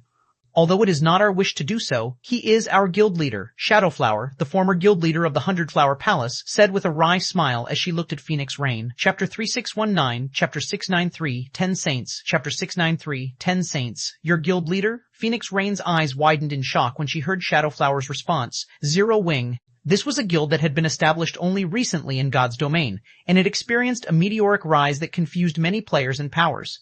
Whether it was the Star Alliance or the 100-Flower Palace, both were large guilds with strong potential to become superpowers in the future. They also had many talented rookies who had made a name for themselves in God's domain's A-League, and it wouldn't be strange for them to advance to Tier 6 in the future. Yet, despite having such excellent circumstances, the Star Alliance and the 100-Flower Palace had both chosen to disband and merge into Zero Wing. Apart from them, Mysterious Moon, another first-rate guild, had similarly chosen to merge into Zero Wing. Zero Wing's appearance had shaken the entire God's domain. After all, this was a merger of 3 first-rate guilds they were talking about. Among them, there were even pseudo-superpowers like the Star Alliance and the 100-Flower Palace. The combined strength of these 3 guilds could strike fear into even veteran superpowers like the Dragon Phoenix Pavilion. In fact, in terms of Tier 6 experts, Zero Wing already had more than what some veteran super guilds possessed. This was also why Phoenix Rain had chosen to partner with Zero Wing to explore the ruined temple this time. Meanwhile, seeing as Zero Wing could convince 3 first-rate guilds to merge into one guild, many people, including Phoenix Rain, felt that whoever was helming the guild must possess unbelievable strength and connections. So, what was up with this level 178 Tier 6 swordsman? You are Zero Wing's guild leader? Ji Lurong couldn't help but turn to look at Shi Feng in surprise. Ji Lurong had a much better understanding of Shadowflower than Phoenix Rain. The woman was incredibly ambitious, so much so that she dreamed of one day having the 100-Flower Palace stand shoulder to shoulder with the 5 great super guilds. It was because of this that Ji Lurong found it unbelievable when she initially heard Shadowflower had disbanded the 100-Flower Palace and had all of its members join Zero Wing. For a time, she even suspected that Zero Wing was a product of the Green God Corporation. Otherwise, there was no explanation for why an ambitious person like Shadowflower would disband the 100-Flower Palace. After all, the 100-Flower Palace's growth potential was superior to even the Dragon Phoenix Pavilion, let alone the Star Alliance. It was just that this matter was something only Ji Lurong knew. As for how the 100-Flower Palace could have such potential, it was because of 2 factors. Firstly, it was because Shadowflower herself was an SSS rank expert. Secondly, it was because Crimson Heart and Cleansed Rue, 2 of the 100-Flower Palace's Vice Guild leaders, had the potential to become SS rank experts. While SS rank experts might be exceedingly rare to most superpowers, that was not the case for the 100-Flower Palace. That's right. I am Zero Wing's guild leader, Shi Feng said, smiling as he looked at the shocked look on Ji Lurong. Surprised? Of course. How can I not be surprised? Ji Lurong retorted as she looked at Shi Feng's smiling face. We are talking about Zero Wing's guild leader here. Until now, everyone has been guessing that Zero Wing's guild leader is actually an old monster from the Green God Corporation. How can you be so young? Am I not allowed to be Zero Wing's guild leader simply because I am young? Shi Feng chuckled. That's not what I meant. After reorganizing her thoughts, Ji Lurong said, What I'm saying is that Zero Wing's guild leader should be an expert capable of ranking among the 10 Saints. Otherwise, there's no way someone like Shadowflower would willingly submit to Zero Wing. The 10 Saints? That's not a hard standard to achieve, Shi Feng said. If you join Zero Wing, I promise you can reach it in a day. A day? Keep on boasting. Ji Lurong rolled her eyes at Shi Feng. She did not believe his words in the slightest. The 10 saints represented the apex of combat power in their god's domain. Although there were still some hidden old monsters who had chosen not to compete for a position among the 10 saints, the 10 saints were still part of the strongest group of experts in their god's domain. Meanwhile, the condition to become one of the 10 saints was incredibly stringent. Not only did players need to have sufficiently high combat standards, but they would also need to have sufficiently good weapons and equipment. Simply having one legendary weapon wouldn't suffice. Players would need at least several pieces of legendary equipment paired with a legendary weapon. However, legendary weapons and equipment were incredibly rare in God's domain. Even for the 5 great super guilds, it was incredibly difficult for them to equip a player with so many legendary items. Naturally, it would be even more difficult for other guilds to accomplish it. As for independent players or members of adventurer teams, it would take nothing short of a miracle for them to accomplish such a feat. Throughout their God's Domain's history, only one player had managed to join the ranks of the 10 saints without being backed by a guild. That person was a legendary individual, and they were also ranked as the #1 expert on the God's Domain experts list at the time. Only, that person had disappeared all of a sudden, and rarely would anybody talk about them nowadays. Although Ji Lurong was confident in her strength, she knew she still had a long way to go to match the 10 saints. She would need at least several more years of accumulation before she could truly try to challenge those individuals. Yet, Shi Feng was saying that so long as she joined Zero Wing, he would need only a day to give her the strength of the 10 saints. No matter how she looked at it, Shi Feng must be joking with her. What if I can do it? Shi Feng chuckled when he saw how Ji Lurong was doubting him, his words filled with provocation and temptation. Chapter 3620, Chapter 694, One Move to Slay the 7 Sins. Chapter 694, One Move to Slay the 7 Sins. How can he still talk to someone else so casually after provoking the Flower of 7 Sins? Does he really think Shadow Flower and Purple Eye can protect him? When Phoenix Rain saw Shi Feng leisurely conversing with Ji Lurong, confusion colored her pale golden eyes. She had met and clashed with many people in her time leading the Dragon Phoenix Pavilion, and this wealth of experience had given her the ability to discern a person's inner emotions. Whether a person was secretly feeling anger, fear, or hesitation, she could tell with just a glance. Because of this ability, she could often gain the upper hand over her opponent, whether in battle or negotiations. This, in turn, allowed the Dragon Phoenix Pavilion to achieve much greater heights under her leadership. Logically, now that Shi Feng had provoked the Flower of 7 Sins, an organization feared by all in God's domain, he should be feeling fearful, if not worried, at the very least. After all, even the 5 great super guilds' guild leaders would feel a hint of anxiety if they ended up provoking the Flower of 7 Sins. However, the only emotion Phoenix Rain could see in Shi Feng was calmness. It was as if what he just did was insignificant, and the Flower of 7 Sins' 7 Tier 6 experts were of no threat to him. In the meantime, Shadow Flower and Purple Eye looked like they were going up against a mighty foe as they faced Hyena's group of 6. They focused all their 5 senses on the group, not daring to relax in the slightest. After all, while they might be apex experts in God's domain, their chances of victory were still slim if they had to go up against 6 of the Flower of 7 Sins Tier 6 experts simultaneously. They would be walking a tightrope, and a single mistake could spell their doom. "Are you sure there's nothing wrong with our guild leader, Palace Master Flower?" Purple Eye asked Shadow Flower, exasperated by Shi Feng's behavior. The Star Alliance's merger into Zero Wing was handled fully by Galaxy Past, the Star Alliance's former guild leader. Although Purple Eye was a Grand Elder of the Star Alliance, she did not know the details surrounding the merger, and she only agreed to it because she trusted in Galaxy Past's judgment of the future. As a result, she did not know anything else about Black Flame besides him being Zero Wing's guild leader and the #1 player in the miniature ancient world. Purple Eye couldn't be faulted for her ignorance. Most players developing on the main continent did not pay attention to the miniature ancient world's affairs. This was because most of those who had entered the miniature ancient world were either new players or players looking for a new beginning after failing to succeed on the main continent. In the real world, most people still placed all of their attention on the main continent, wanting to make a name for themselves amidst countless famous experts. After all, the main continent's resources were far more abundant than the miniature ancient world. Although the main continent's various powers had indeed sent some members to develop in the miniature ancient world, most had done so with a mentality of testing the waters. Few had mobilized noteworthy amounts of manpower and strength. However, it was a different story for the 100 Flower Palace. The 100 Flower Palace had invested heavily into the miniature ancient world, going as far as to send 2 of its vice guild leaders, who had the potential to advance to Tier 6, to the miniature ancient world. In addition, with how ambitious of a person Shadow Flower was, the fact that she would choose to merge the 100 Flower Palace into Zero Wing proved that she understood Zero Wing well. Otherwise, she would never take such a crazy action. If we are speaking solely about combat standards, our guild leader should rank within the top 3 of our god's domain, Shadow Flower said after giving Purple Eye's question some thought. Then, she hesitantly continued, although he is currently rather low-leveled, he should be able to handle one of the Flower of 7 Sins black players. Based on Crimson Heart and Cleansed Rue's accounts, Shi Feng was undoubtedly a 5th floor expert. Moreover, he had mastered at least one gold combat technique. If not for the 5 great super guilds having 2 unreasonably strong old monsters, Shadowflower would dare say that Shi Feng could rank number 1 in their god's domain. However, combat standards did not represent all of a player's strength in god's domain. Levels also played a vital role. If the level difference between 2 players got too large, it might create a gap in basic attributes and physique so large that it could not be bridged by technique alone. Not to mention, level 200 was a major turning point for players. In Shadowflower's opinion, Shi Feng would not stand a chance if he were to fight against a 4th floor expert like Hyena. But if it was the Flower of 7 Sins black players who were only at the domain realm standard, he should be able to hold his ground. Only one black player? Purple Eye's expression grew solemn when she heard Shadowflower's answer. If that's the case, our only choice is to escape. Otherwise, once Blood Sand takes action, none of us can leave this place alive. Previously, they could only hold their ground against the Flower of 7 Sins 7 Tier 6 experts because they were working together with Phoenix Rain. Now that Phoenix Rain's stance remained unclear, they could only hope for her presence to keep Blood Sand in check. This would leave them having to deal with 6 of the Flower of 7 Sins Tier 6 experts.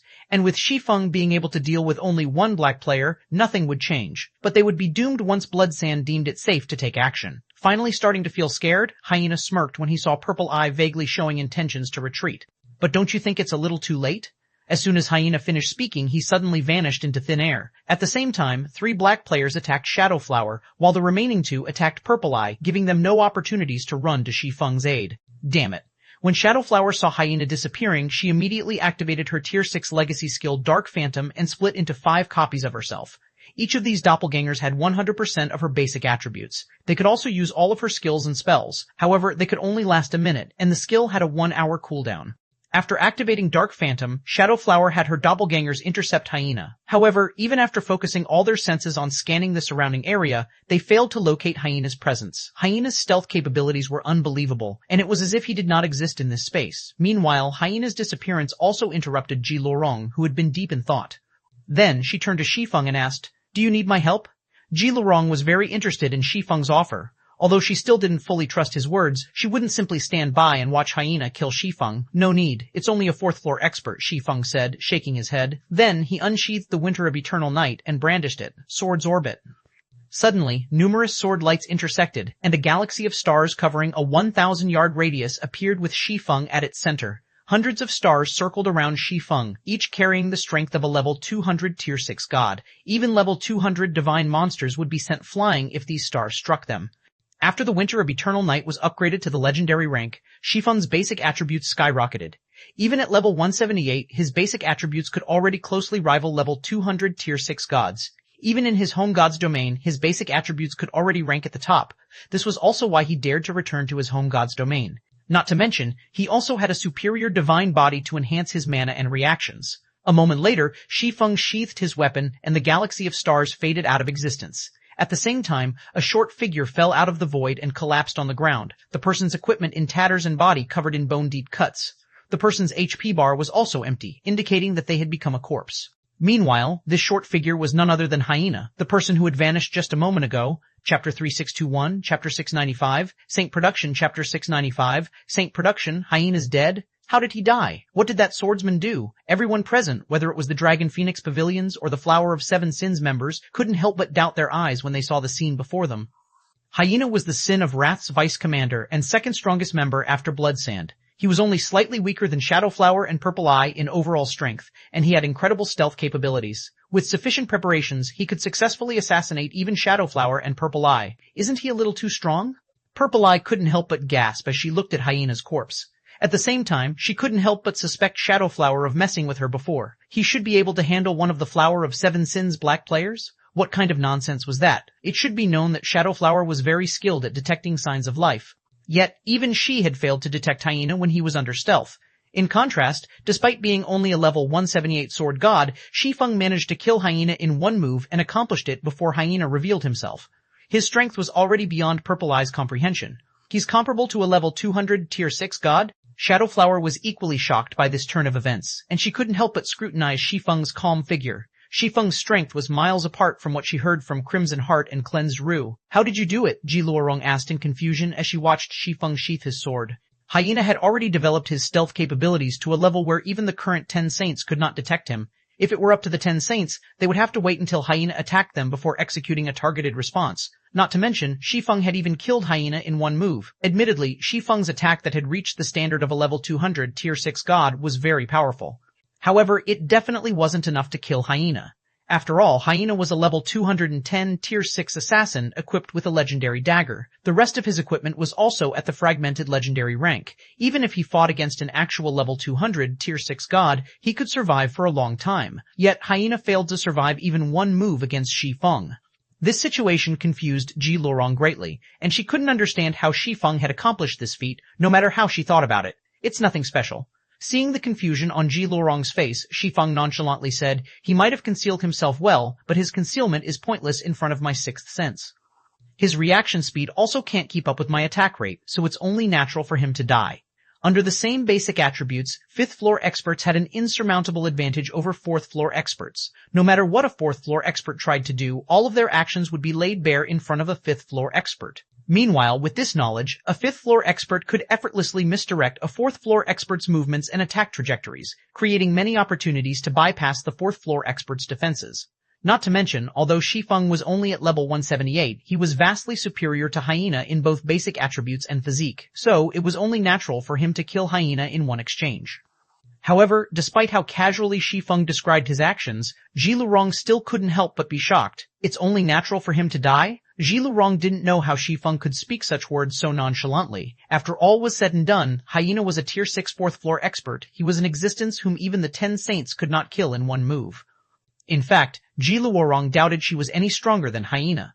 Yet Shi Feng spoke as if experts of her caliber were nothing but a bunch of noobs. Meanwhile, after this sudden turn of events, Blood Sand, who had been warily watching Phoenix Rain's movements, couldn't help but turn to look at Shi Feng with a grim expression. Currently, his gaze no longer contained the calmness and anger it had before. Instead, deep-seated fear had replaced it. He never thought Shi Feng could be this strong. Only, before Blood Sand and everyone else could react, Shi Feng suddenly appeared before the Flower of Seven Sins' 5 black players and executed Sword's Orbit once more. Although the 5 black players had instinctively activated their life-saving skills and tried to flee, they lasted no more than 2 seconds in the face of Shi Feng's sword lights, and they dropped numerous weapons and equipment following their death. It was a fight that couldn't even be considered a fight. Everyone was stunned once again. These were 5 tier 6 experts they were talking about. Yet they had disappeared in the blink of an eye. Previously, everyone still found Shi Feng's achievement of killing Hyena in one move a little unrealistic. After all, Hyena was already dead when they saw him. This time, though, they saw very clearly how Shi Feng dealt with the 5 black players. A crushing defeat. It was an absolutely crushing defeat.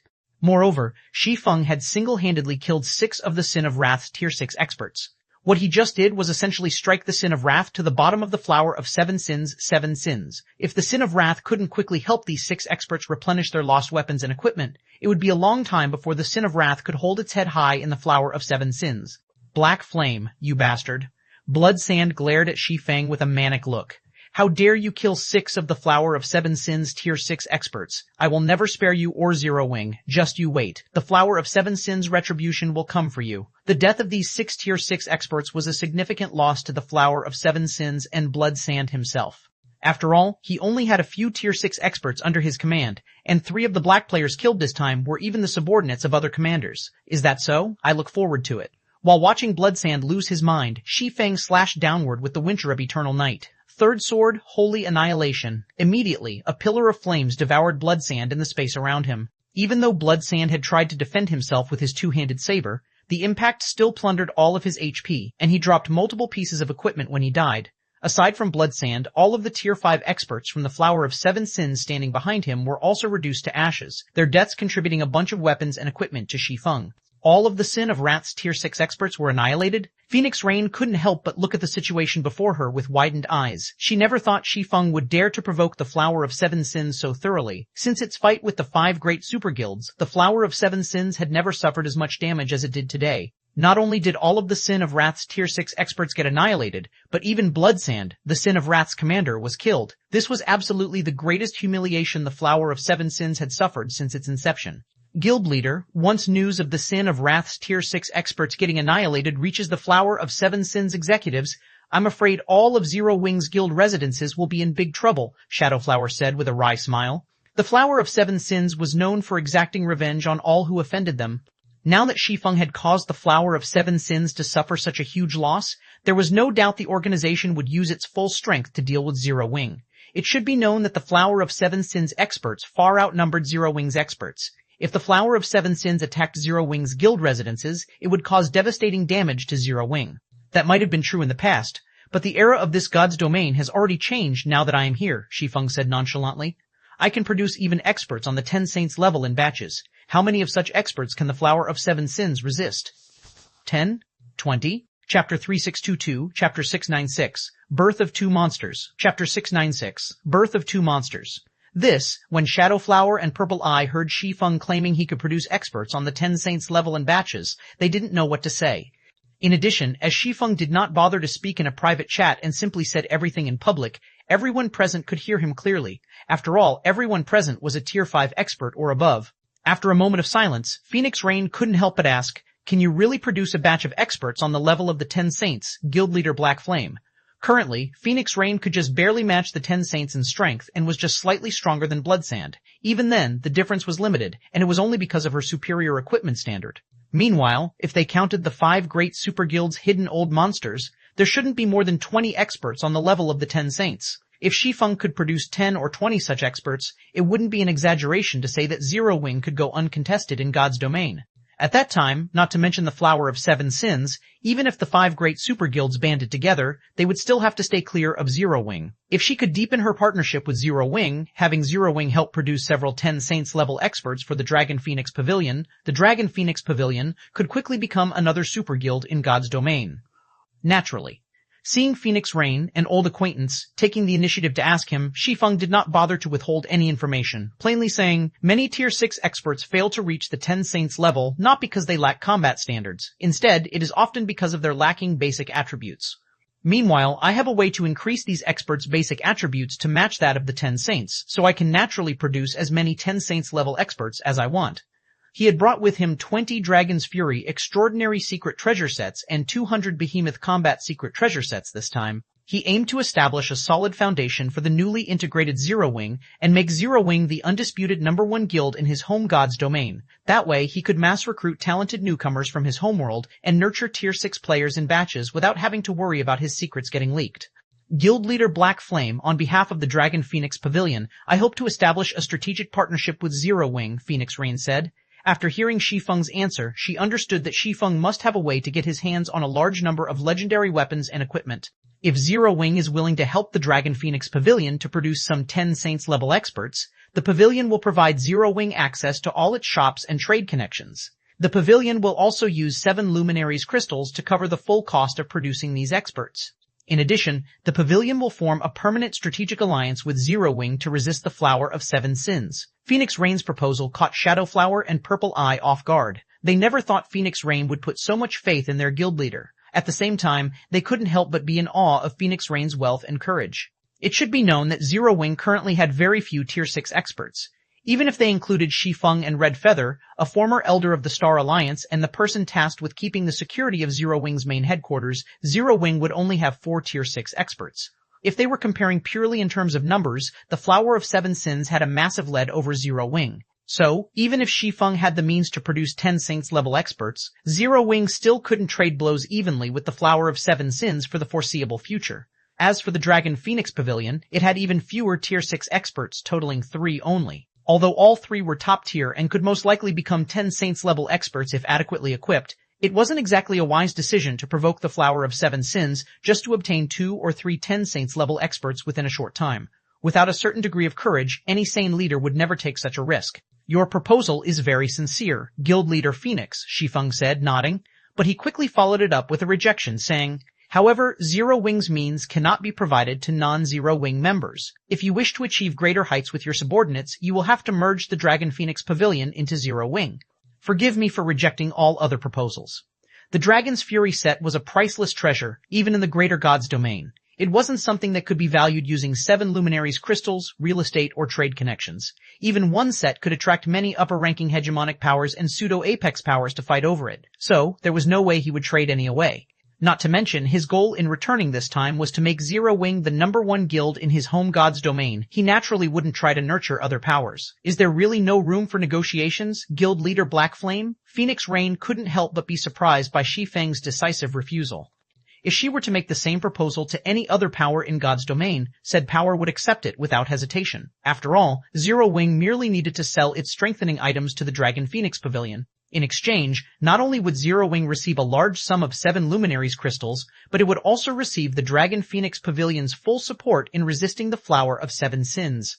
Meanwhile, so long as Zero Wing could survive the Flower of 7 Sins' initial onslaught, it could slowly amass Tier 6 players and develop more 10 Saints level experts, ultimately becoming the supreme ruler of God's domain. No matter how one looked at it, this partnership could only benefit Zero Wing, so she found it hard to believe Shi Feng would turn down her offer so decisively. You shouldn't turn down the idea of merging the Dragon Phoenix Pavilion into Zero Wing so quickly either, Guild Leader Phoenix, Shi Feng said, chuckling. Once you see the improvements my items can provide, you will understand that joining Zero Wing will be no harm to the Dragon Phoenix Pavilion. On the contrary, it might even be a good thing for you all. A good thing? Ji Lurong couldn't help but be exasperated by Shi Feng's words. She never thought Shi Feng could be so shameless.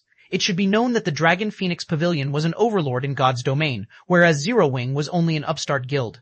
Yet Shi Feng was saying that it would benefit the Dragon Phoenix Pavilion to become a part of Zero Wing, and he was even saying it to Phoenix Rain, a 10 Saints level expert. Phoenix Rain's equipment standard was already top tier among Tier 6 experts. Not only did she wield a legendary staff, but she was also equipped with 6 pieces of legendary equipment. Even if her equipment standard could still be improved, there wouldn't be much room for improvement. At most, she could switch out her fragmented legendary equipment for a few more pieces of legendary equipment. Meanwhile, Phoenix Rain could easily accomplish something like this in the future, even without joining Zero Wing. If that were the case, why should she join Zero Wing and reduce herself to becoming a vice guild leader of Zero Wing? However, Shi Feng did not wait for Phoenix Rain to make a response this time. Instead, he took out 2 Dragon's Fury sets and handed them to Shadowflower and Purple Eye. Meanwhile, looking at the spherical crystals in their hands, Shadowflower and Purple Eye couldn't help but grow confused. Bind these items to your equipment. If you don't have enough 7 Luminaries crystals, you can get them from me, Shi Feng said, not bothering to offer any explanations. He merely had Shadowflower and Purple Eye follow his instructions to bind the Dragon's Fury sets. Shadowflower and Purple Eye both had a fragmented legendary equipment set equipped. Although not as ideal as legendary equipment, they still wouldn't be wasting the Dragon's Fury set's potential. After looking at the secret treasures in each other's hands, Shadowflower and Purple Eye couldn't help but be astonished by the binding cost of these secret treasures. Each crystal sphere cost 3,000 units of 7 Luminaries crystal to bind, with the full set totaling 18,000 units. The cost was absurdly expensive. However, the two still followed Shi Feng's instructions and quickly bound the secret treasures with their equipment. Suddenly, whether it was Shadowflower or Purple Eye, both had seemingly become dragons that had just awoken from a slumber.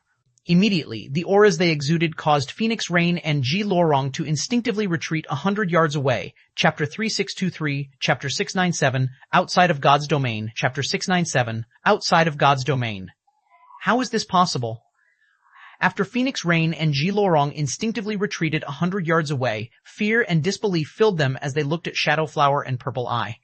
Previously, they were already very surprised when they saw Shi Feng handing Shadowflower and Purple Eye a pile of marble-like crystals. They didn't think that Shi Feng was referring to something other than legendary weapons and equipment when he mentioned the strengthening items. Based on their understanding of God's domain, the easiest way for players to improve their basic attributes by a qualitative margin was through upgrading their weapons and equipment. In the case of Shadowflower and Purple Eye, only legendary weapons and equipment would enable them to achieve a qualitative leap. As for tools, it shouldn't be possible for any to improve Shadowflower and Purple Eye's basic attributes by any substantial amount. Yet, the crystal marble Shi Feng took out had accomplished it. This had completely exceeded their knowledge of God's domain. Moreover, it wasn't just Shadowflower and Purple Eye's basic attributes that had received a massive improvement. Another thing that improved was their mana, and it was to an extent where even Phoenix Rain and Ji Lorong felt suffocated by it. Such mana could no longer be defined in human terms. Rather than two human players, Phoenix Rain and Ji Lorong felt like they were standing before two Tier 6 dragons. The Shadowflower and Purple Eye's mana was no longer something the average Tier 6 player could resist. However, compared to Phoenix Rain and Ji Lorong, Shadowflower and Purple Eye were even more surprised by their transformation. These secret treasures are unbelievable. Purple Eye couldn't help but be dumbfounded when she felt the changes the Dragon's Fury set had brought to her. From an outsider's perspective, they could only tell that she and Shadowflower's basic attributes and mana had achieved a qualitative improvement. It also wouldn't be an exaggeration to say they had already reached the 10 Saints level. However, as those who had equipped the Dragon's Fury set, they knew that the extraordinary secret treasure set didn't just improve their basic attributes and mana. At the same time, it also granted them an additional talent. Dragon Metamorphosis. This additional talent granted them the racial talent of the dragon race. Not only did it improve their 5 senses to closely rival that of dragons, but it also elevated their control over mana to a whole new level. On the surface, Dragon Metamorphosis might not improve players statistically. However, this additional talent was vital in determining how much a player could utilize their statistical attributes. In other words, besides providing qualitative improvements to their basic attributes and mana, the Dragon's Fury set had also raised their combat standards to a new level. No wonder you were so confident, Guild Leader Blackslame. The value of these crystals indeed exceeds legendary weapons and equipment, Phoenix Rain commented in admiration when she sensed danger coming from Shadow Flower and Purple Eye. Even 10 Saints level experts will go crazy for these crystals, let alone weaker tier 6 experts. The various superpowers of God's domain all had their own ways of obtaining legendary weapons and equipment. It was only a matter of time. However, the secret treasures Shi Feng took out were items Phoenix Rain had never heard about. If these secret treasures were given to 10 Saints level experts such as herself, they could absolutely raise their strength by another standard, completely surpassing all tier 6 experts in God's domain. Meanwhile, such experts could probably go up against any of the 5 great super guilds by themselves. The World Gate will soon open. I'm sure you know this well, Guild Leader Phoenix, Shi Feng said as he looked at Phoenix Rain. There are countless experts and powers outside of our God's domain. Even existences as strong as the 5 great super guilds would be nothing more than an insignificant guild outside, and the same is true for 10 Saints level experts. I do know a little about the world outside our God's domain, Phoenix Rain stated honestly. Their legendary weapons and equipment far outnumber ours, let alone their experts. I heard that they even have heaven-defying items such as divine artifacts. As for our 10 Saints level experts, they seem to only be regarded as 4th floor experts, and there are countless such experts outside. Only the rumored 5th floor experts can be considered powerhouses and strike fear into the various hegemonic powers. Unfortunately, our God's domain is lacking a comprehensive training system, so it is beyond the means of most players to become 5th floor experts. Phoenix Rain couldn't help but feel a little disheartened when speaking of the world outside their God's domain. She fully understood how weak their God's domain was, especially regarding combat standards. Their God's domain's powers only had 10 years to develop their training systems, whereas the greater God's domain's powers had already been perfecting theirs for decades and centuries. Not only could the greater God's domain's powers develop 4th floor titled experts, but some could even develop 5th floor experts. It is also why I say it is beneficial for the Dragon Phoenix Pavilion to merge into Zero Wing, Shi Feng said, nodding. No matter how much the pavilion develops in our God's domain, the best it could hope to achieve in the future is to rival the 5 great super guilds. Once the World Gate opens, our God's domain's powers will be fortunate if they can keep their existing territories, let alone develop outside. However, so long as the Dragon Phoenix Pavilion becomes a part of Zero Wing, both the pavilion can develop outside of our God's domain, achieving a height that the current pavilion can never achieve. As for yourself, you might even get to stand shoulder to shoulder with the outside world's apex experts, becoming an existence that the various powers would fear. I doubt that can ever happen. I know my limits, Phoenix Rain said, wryly smiling. Even if you give me a legendary equipment set, I will, at most, become a second-rate expert in the outside world with my combat standards. Shi Feng did not respond to Phoenix Rain's words. Instead, he turned to look at the hero guarding the library's entrance and asked Phoenix Rain, "What do you think of the current Shadow Flower and Purple Eye, Guild Leader Phoenix? What rating can they receive if they challenge Minos' trial?" Hearing this, Phoenix Rain glanced at Shadow Flower and Purple Eye before definitively saying, "A rank." Before Shi Feng's arrival, the 100-man library dungeons test had been activated for a few days already, and many teams had challenged it. Phoenix Rain also knew the strength of some of the teams that challenged the trial and the ratings they received, so she could make accurate estimates of how a team would perform in the trial. For 100-man teams looking to gain the privilege to enter the library dungeon, they would need to score at least a B-rank rating. But even for the Dragon Phoenix Pavilion's main force, achieving such a rating was difficult, which was why she had chosen to partner with Zero Wing. Now that Shadow Flower and Purple Eye's basic attributes could already rival the 10 Saints, the Dragon Phoenix Pavilion's team had essentially gained 2 10 Saints level experts. With such a significant improvement, the team would have a very good chance of securing an A-rank rating. In that case, why don't we give it a try? Shi Feng asked, chuckling when he heard Phoenix Rain's confident reply. "We will gladly accept your help if you are willing to offer it," Phoenix Rain answered. Originally, she thought she could no longer expect Zero Wing's help since Zero Wing's team was already strong enough to enter the library dungeon by itself. So, although she did not know what Shi Feng was trying to do, she still gladly accepted his suggestion. Immediately, Shi Feng had Shadow Flower and Purple Eye follow Phoenix Rain's original plan and enter the magic barrier with the Dragon Phoenix Pavilion's team. Chapter 3624, Chapter 698, Might of Dragon Metamorphosis. Chapter 698, Might of Dragon Metamorphosis. When Phoenix Rain and the others stepped into the barrier, Minos suddenly opened his eyes. His eyes were covered with glowing runes, and just a glance from them caused the Tier 5 players present to shudder and feel as if Minos was staring directly at their souls. In addition, the mana Minos radiated was vastly superior to ordinary Tier 6 NPCs, and everyone couldn't help but feel as if they were standing before a level 205 Tier 6 god. My kin, according to the ancient agreement, if you want to enter this library and regain the lost power inside, you must first pass my trial, Minos said in a dignified voice as he scanned the players before him. For 10 minutes, you must try your best to survive my attacks. So long as half of you survive, you will have passed my test. In addition, the more of you who survive after 10 minutes, the greater the privilege you will be granted once you enter the library. I hope you do not disappoint me. After saying so, Minos removed his greatsword from his back and wielded it with both hands. Activate the threefold mana sealing barrier. All Tier 5s stay 300 yards away from Minos. Tanks, protect those who fall within 300 yards of Minos. Phoenix Rain promptly issued commands one after another according to her original plan when she saw Minos readying his weapon. Based on the information they collected, Minos' basic attributes were comparable to gods of the same level. So, under normal circumstances, any Tier 5 player would almost certainly die if they got hit by any of his attacks. However, it was possible to rectify this problem by utilizing the mana sealing barrier, the strongest Grandmaster barrier currently in the various superpowers' possession that could suppress even Tier 6 divine monsters. After stacking 3 mana sealing barriers, Minos would be weakened just enough for Tier 5 tanks to survive a hit. Immediately, 36 Dragon Phoenix Pavilion members each took out a magic scroll made using Dragonhide. Then, they split into 3 groups of 12 to cast 3 identical barriers on Minos, the barriers creating law chains that restrained Minos and weakened his basic attributes and physique by 20%. Good. When Phoenix Rain saw the threefold mana sealing barrier taking effect on Minos, she promptly said to the level 210 Tier 5 female elementalist beside her, "Summon your personal guard Blue." With Minos having basic attributes that rivaled Tier 6 gods, even Tier 6 tanks would not dare to receive his attacks directly. Not to mention, there were no Tier 6 tanks in the Dragon Phoenix Pavilion's team. Fortunately, her subordinate, Blue Phoenix, had a Tier 6 epic personal guard. Moreover, the personal guard in question was a level 21T Tier 6 Guardian Knight. He had much greater HP and defense than Tier 6 players of the same level, and he was more than capable of surviving a few attacks from Minos now that the latter was weakened. Understood. Upon hearing Phoenix Rain's command, Blue Phoenix hurriedly took out a summon guard scroll from her bag.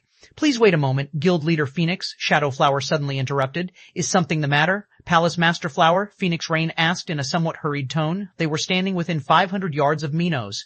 If a Tier 6 god decided to launch an attack at this distance, the attack would connect almost instantly. So, any time wasted now could potentially lead to the team's annihilation. Meanwhile, having Blue Phoenix's personal guard tank Minos was part of the plan they had previously agreed on. "Purple Eye and I wish to test our current standards, so can I trouble you to keep watch for the time being?" Shadow Flower said as she turned to look at Minos, a hint of expectation in her eyes. "If we fail to resist Minos and cause the team to incur casualties, we will promptly return to following your original plan. We will also surrender our share of entry slots for the library." Following Shadow Flower's words, Purple Eye nodded in agreement. "All right then, but be careful." Phoenix Rain did not reject Shadow Flower's proposal. This was because it was indeed a tempting proposal. Whenever a team successfully passed Minos' trial, it would receive an entry pass that could let 100 players into the library dungeon. Based on their previous partnership agreement, Zero Wing would receive 40 entry slots and 40% of the dungeon's harvest for helping the Dragon Phoenix Pavilion in Minos' trial. But going by Shadow Flower's proposal, should she and Purple Eye fail to deal with Minos by themselves, the Dragon Phoenix Pavilion would gain the opportunity to monopolize the library dungeon's harvest. And even if they did succeed, they would simply follow the previously agreed profit distribution. So, the Dragon Phoenix Pavilion could only stand to profit from this proposal. As for whether Shadow Flower and Purple Eye might come into any life-threatening danger from challenging Minos by themselves, Phoenix Rain was confident she could save their lives if necessary. When Shadow Flower and Purple Eye received Phoenix Rain's nod of approval, they immediately went into action. Transforming into an afterimage, Shadow Flower vanished from where she stood and reappeared beside Minos a second later. Then, she began weaving her way around Minos rapidly, leaving over a dozen afterimages in her wake as she poked at Minos with her daggers one time after another. Her speed was so fast that even Phoenix Rain had trouble keeping track of her. As for Minos, although he promptly reacted and brandished his greatsword, he failed to do anything about Shadow Flower. Shadow Flower seemed to be able to see through all of his movements, never failing to dodge his attacks. In the meantime, Purple Eye silently waved her staff and summoned 3 tornadoes, each shredding the surrounding space and exhibiting power rivaling that of Tier 6 curses.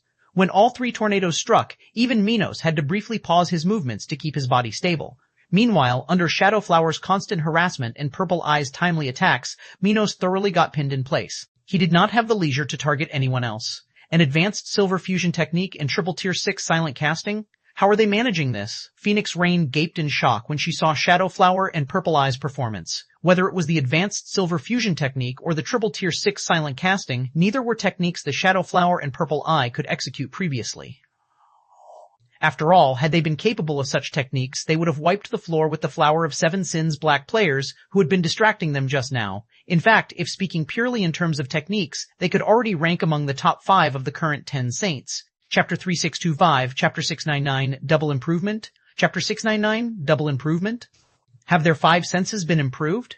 Ji Luorong's eyes sparkled when she saw Shadow Flower and Purple Eye fight Minos. Many powers had already challenged Minos multiple times, so his information was widely known among the various powers. As a Tier 6 hero, Minos not only possessed basic attributes close to matching Tier 6 gods, but he also possessed incredible intellect.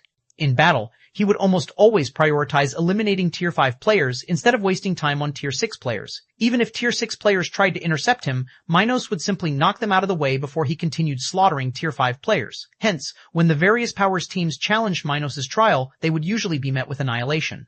In fact, some teams couldn't even last a minute, let alone secure a B-rank rating. Ji Luorong also knew a little about Shadow Flower and Purple Eye's standards. Even if the two now possessed basic attributes rivaling the 10 saints, it would still be impossible for them to block Minos' great sword. Ji Luorong had personally clashed with Minos previously. While Minos' swordsmanship might seem simple and predictable, his attack speed was incredibly high. Even 4th floor experts wouldn't necessarily be able to react to his attacks, let alone make preemptive judgments to dodge or deflect his attacks. Yet, through their coordination, Shadow Flower and Purple Eye had successfully distracted Minos for 8 whole minutes already.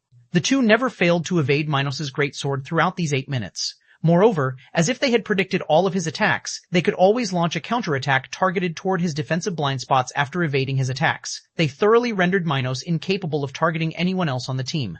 In Ji Luorong's opinion, the only way Shadow Flower and Purple Eye could accomplish such a feat was if they had received a huge improvement in their 5 senses. There was no way their combat performance could have improved to such an extent if they only received an improvement in their basic attributes. Meanwhile, an improvement to the 5 senses was undoubtedly something all expert players in God's domain dreamed of obtaining. An improvement to the 5 senses could not only allow players to learn combat techniques more easily, but it would also let them discover their own imperfections, which would, in turn, give them a clearer idea of how they could improve themselves. This was also why talented players in God's domain could improve so quickly. After advancing to Tier 6, Ji Luorong knew she had already reached the limit she could achieve with her current circumstances. Unless she received the outside world's superior training system, it was almost impossible for her to further improve her combat standard. But now, the secret treasures Shi Feng had taken out allowed her to see a new possibility to further improve herself. Meanwhile, noticing the excitement on Ji Luorong's face, Shi Feng chuckled and asked, "So, are you interested in joining Zero Wing now, Commander Ji?" Due to their God's domain's isolated state, few Tier 6 experts existed. As a result, battles between Tier 6 experts also happened very infrequently. If an expert lacked opponents of a similar caliber to spar with, they would have more difficulty discovering their imperfections. Under such circumstances, aside from a few exceptional talents, it would be almost impossible for experts to reach the extrasensory realm. "I have to say that your offer is very tempting, Guild Leader Black Flame," Ji Luorong said as she watched Shadow Flower and Purple Eye's battle against Minos.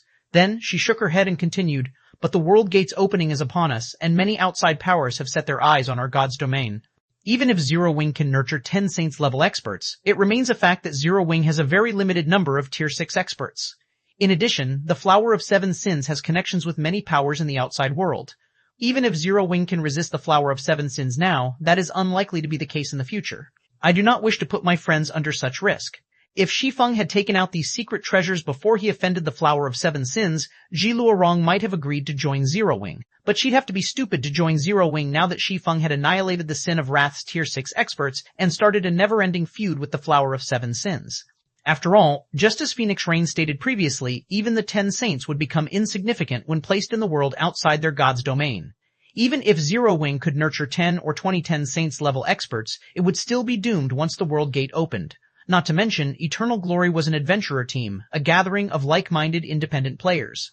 Unlike guilds such as the Dragon Phoenix Pavilion, Eternal Glory did not need to occupy fixed territories to thrive. So long as they did not offend powerful existences, they could survive and thrive anywhere. It was completely unnecessary for Eternal Glory to risk joining Zero Wing to gain more strength. Your concern is indeed a problem, Commander Ji. Shi Feng was not surprised by Ji Lurong's reply.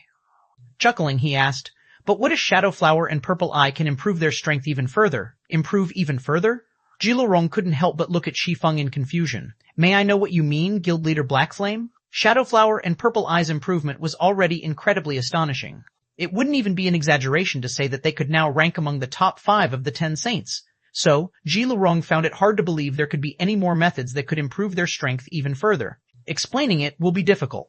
Smiling, Shi Feng sent a document to Ji Lurong and said, "It's better if you take a look at it yourself." Shi Feng didn't just return with the Dragon's Fury sets and Behemoth sets. Besides that, he also brought 100 copies of the Bronze Mana Purification Technique and 1,000 copies of the Advanced Mana Purification Technique. Meanwhile, the document he shared with Ji Lurong was a documentation of the effects of the Bronze Mana Purification Technique. How can this be possible? When Ji Lurong finished reading the document, disbelief filled her eyes. The Bronze Mana Purification Technique's effects were simply unheard of.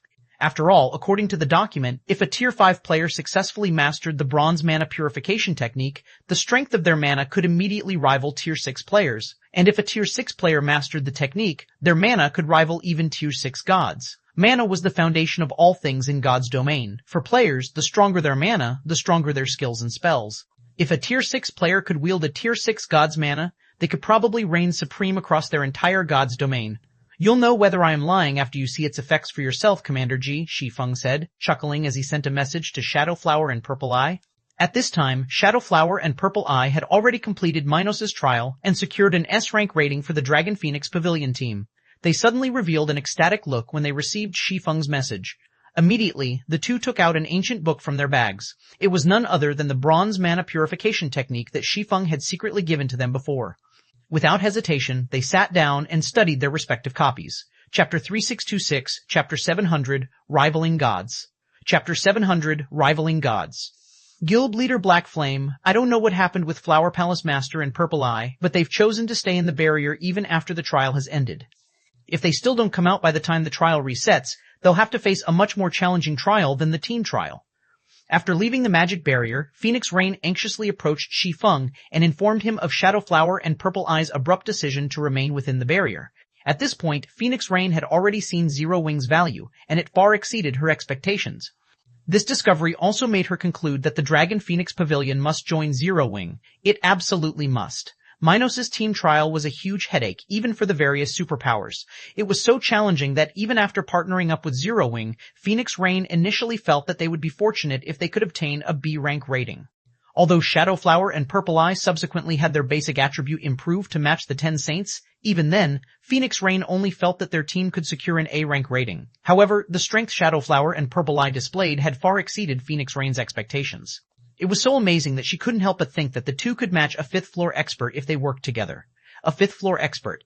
Even in the world outside of their god's domain, experts of such caliber were incredibly rare, yet Zero Wing could produce such experts on demand. With such a heaven-defying ability, even if Zero Wing ended up being suppressed by the outside world's powers in the near future, it could still end up achieving a height far beyond the Dragon Phoenix Pavilion's reach in the long run. Meanwhile, because Shadow Flower and Purple Eye managed to distract Minos for 10 minutes and keep him from targeting anyone else, the Dragon Phoenix Pavilion's team earned an S-rank rating in Minos' trial. As a reward for their outstanding performance, their team received a temporary buff that increased 5% of all their attributes when inside the library dungeon and a detailed map of the dungeon. With this, it was more than possible for them to catch up to the 5 Great Super Guilds progression, become the first team to conquer a team dungeon in the Ruined Temple, and receive the best pioneering reward. But all this could only happen under the precondition that Shadow Flower and Purple Eye remained alive. In reality, Minos offered 2 different types of trials. The first trial was known as the Team Trial.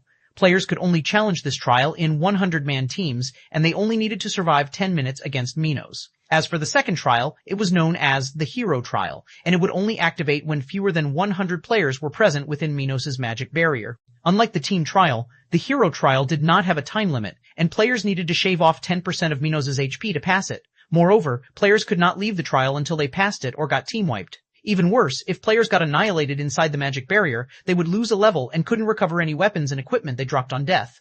If Shadowflower and Purple Eye were to lose their legendary weapons, their strength would plummet, and it would absolutely impact the library dungeon raid later on. Don't worry, Guild Leader Phoenix.